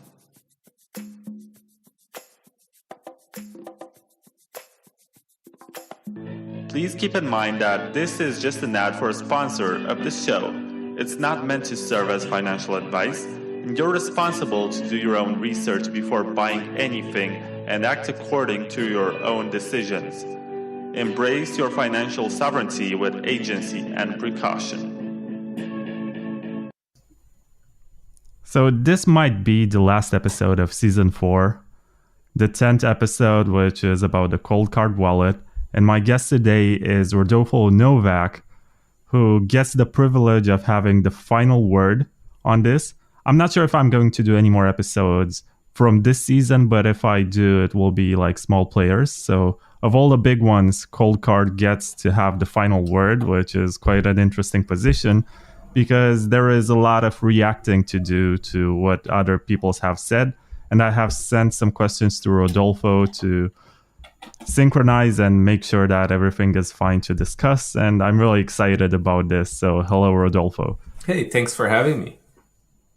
Yeah, I'm really happy that I got to convince all the big figures in the hardware wallet market to get on the show and not only mention what they promote about their products, but also what they think about the general state of hardware wallet market, and also how they envision the future of private key security and what they think about cold storage. And I think my first question for you is pretty much the same one that I asked to everybody else who was on the show. Why would anyone use a hardware wallet as opposed to anything else like a brain wallet or a paper wallet or some other DIY solutions? Well, I think for the average person or even the advanced user, having a very simple electronic device that is capable of doing the Bitcoin operations you need and not being on a computer infested with viruses is a big deal, right? So even if you consider a Raspberry Pi not connected to anything with the right software in it, a hardware wallet, you're already winning big time, right? Like your computer will, especially nowadays, is just so complex, so full of stuff that it is impossible to really secure it unless you're a true expert. So having a device that's made for it will remove a lot of the low-hanging fruit, regardless of the quality of that. Yeah. Also, I guess a lot of people have lost their Bitcoins in the early days because they relied on their hard drives with the core client, or because they just didn't think it would be valuable, so they didn't care at the time. But I'm pretty sure. Yeah, you're getting for free all the tested and best practices of hardware wallets, right? So we have all these competitors, sort of like all these vendors working on hardware wallets, and everybody's sort of improving the whole process of doing Bitcoin safely, right? So when you get a hardware wallet, you're inheriting all these best practices for free. Yeah, and there's a lot of open source software. You can even choose which one you want to use. And I think Slush even told me that there are over 50 clones of the Trezor on the Chinese market, which is interesting. I wouldn't use those. Yeah, sure. But yes, I take your point. Yes. It's still interesting. And I remember writing an article for Bitcoin Magazine about how you published all the documentation to build your own ColdCard. That's right. Everything on ColdCard is available for you to buy off of any sort of parts reseller. And we have the firmware is fully open source, and the hardware schematics are also fully open source. So if you wanted to sort of like prove to yourself that we say we do what we do, you could just rebuild it yourself, and that should suffice your curiosity. Right. And it's not just about curiosity. I guess it's also about people in countries where they cannot order from CoinKite, which is based in Canada, maybe that they live in North Korea or something, and they want to stay safe. And I don't know how they can get the parts. Maybe they can build them themselves or whatever. Yeah, I mean, exactly. I mean, ultimately, you give people a way of having the device, even if you can't sell it to them. Yeah, I think that's the most useful part. There's also, of course, the auditability of hardware and software, because people can verify that exactly you're honest about your marketing and stuff like that. But speaking of this, why is the ColdCard special? Why do you think people should opt for the ColdCard as opposed to something else? Well, I mean, ColdCard was a product of our own needs. Neither of the vendors the main vendors were sort of building something that would suffice our preferences and security requirements. So we've decided to make it ourselves, and then there was enough interest, so we put it on the market, and people seem to like it. It's a device that uses a secure element, but it's open source. It has proper backup setups. It works cold. It has dice features. It has Address Explorer features. It's got like a ton of stuff that I'm not going to wait for vendors to sort of come up with. So we're just building the thing that we needed. I think that's sort of the best way to make a product. I agree. I mean, I remember when I first met you that you told me basically that you built the ColdCard for yourself and adapted it to the needs you thought that you might have according to your own mindset of security. And then it caught on as a commercial good that can be sold on the market. And I guess it's kind of successful. I see a lot of people who like it on Twitter. Yeah, I mean, we sell a ton of them now. It's a fairly well-priced device for the amount of features it gives you. And, the community knows that, we keep on sort of adding features and, people request things. We often get it done for them. And other systems are also integrating it, like Casa and Chain and all that stuff. So it's quite amazing that, and I think it's only 2 years and a half now. I can't remember when we launched it. There is a very robust ecosystem around it. And I mean, and I don't see the competition still solving my needs, which is kind of interesting. So we're going to keep on going. Yeah, and before we move on and basically discuss everything about the hardware and the software of the ColdCard, or at least let me ask you a question that has been around since episode 1 and has become sort of a tradition during the season, to ask representatives of hardware wallet manufacturers to say something nice and something terrible or bad or whatever about their competition. And the 4 companies about which I will ask you are Trezor, Ledger, KeepKey, and Cobo. And I guess you can start with the Trezor and say something nice and something that you don't like about it.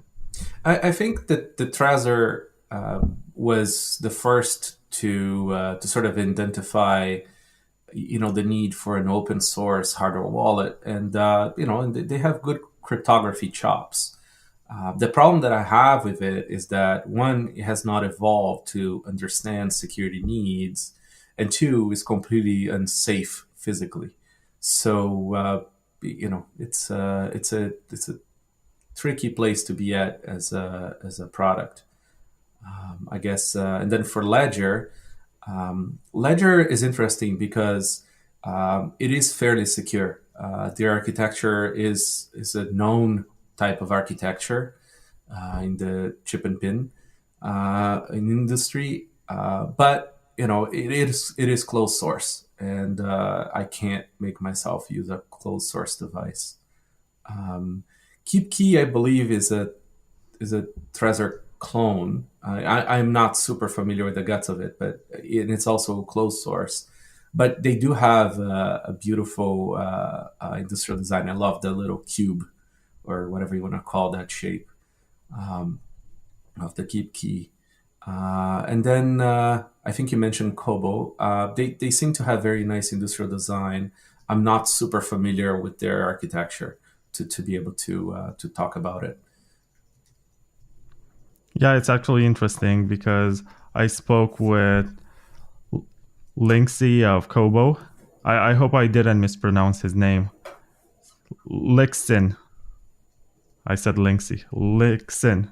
It's not the most usual name for me to pronounce, but I spoke with him before this, and he had nice words to say about the ColdCard, and also he was kind of constructive in his approach, and I like that. I mean, he works for a company which develops products for the Chinese miners. So I guess that's a niche in itself. Yep. it's a whole other universe. Like China it's a whole other place for hardware devices. And people in China don't seem to be, at least from the impression I get, anecdotally from others, people are not as concerned about security there for some reason. So it's interesting. Yeah, I think I ordered the questions just the right way because I did not anticipate your answers, but the way I send them to you, the first one is about what Slush said and then what Ledger said, and they relate to the criticism that you made about their devices. And I'll go first with Slush because we did episode 8 of the podcast, and he said that in his opinion, he has been experimented with a secure element and has some prototypes of the Trezor with a secure element chip, but he came to the conclusion that he cannot make a design that is 100% auditable. And in his opinion, it's more important to be transparent. And chasing physical security, in his opinion, is kind of an illusion because you have to renew the setup all the time and stuff like that. Yeah, let me just get right in there.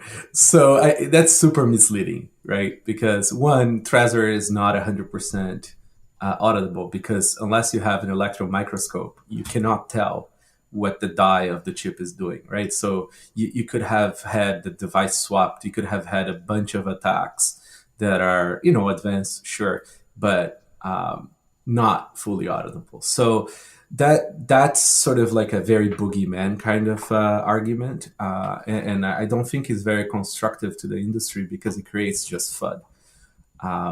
And then there is a massive spectrum, right, of secure elements, like many flavors.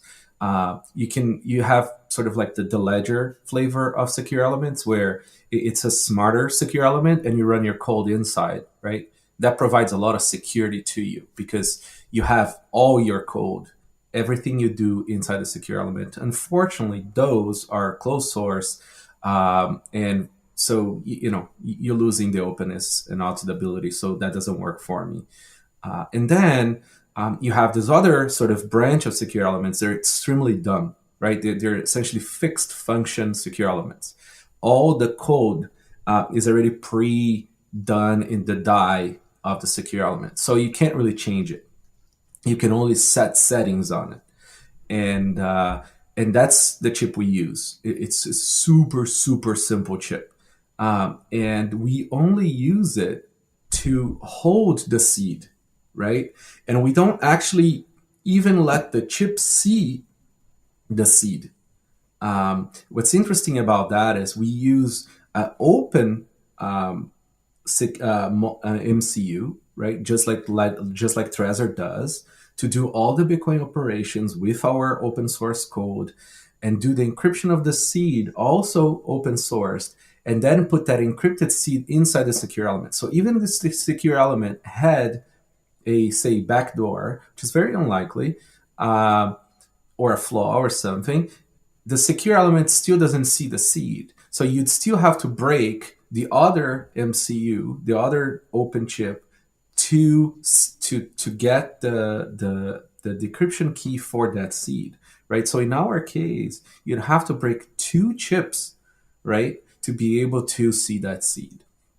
And then there's the fact that the 508, we're using the 608 now, but the 508 already has public data sheets. The 608 requires NDA, but any secure researcher that contacts Etmail can get that NDA signed and then do research on it. And also, there's plenty of labs out there that have already decapped the 608 and have full pictures of the die. It's such a simple chip that making the argument that the 608 is sort of like a closed source boogeyman backdoor is insane.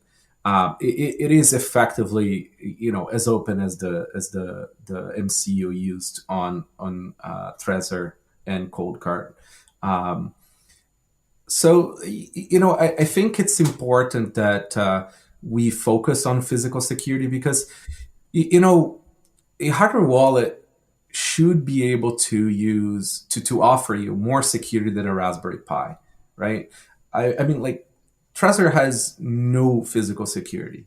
I understand that's their idea, and they sort of rely fully on the 25th word.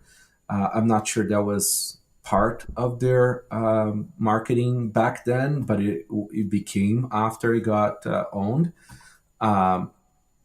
It's even if it's a marketing shift, it's still a very good idea, right? It's still a very good idea to use that 25th word and not rely fully on the hardware.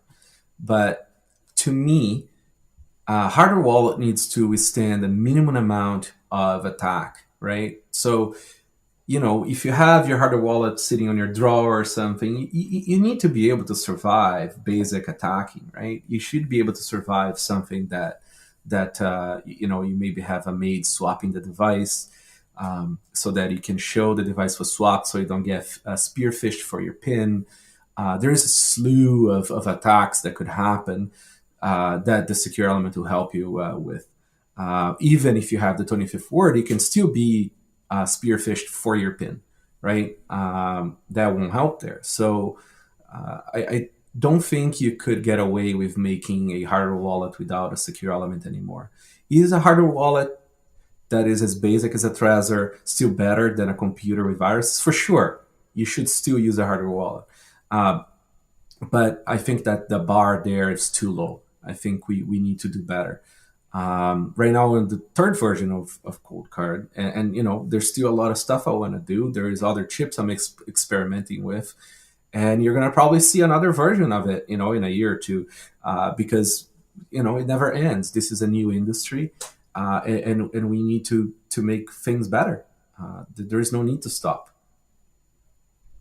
Yeah, sometimes I think about this situation where you pass through airport security checks, and let's say that you have your hardware wallet in the carry bag that you take with you in the airplane. Yep. And they make you take out all of the electronic devices. And if you don't, they will just see that there's something there and ask you to take it out anyway. So they make you take out your laptop, your external battery, your phone, and everything else.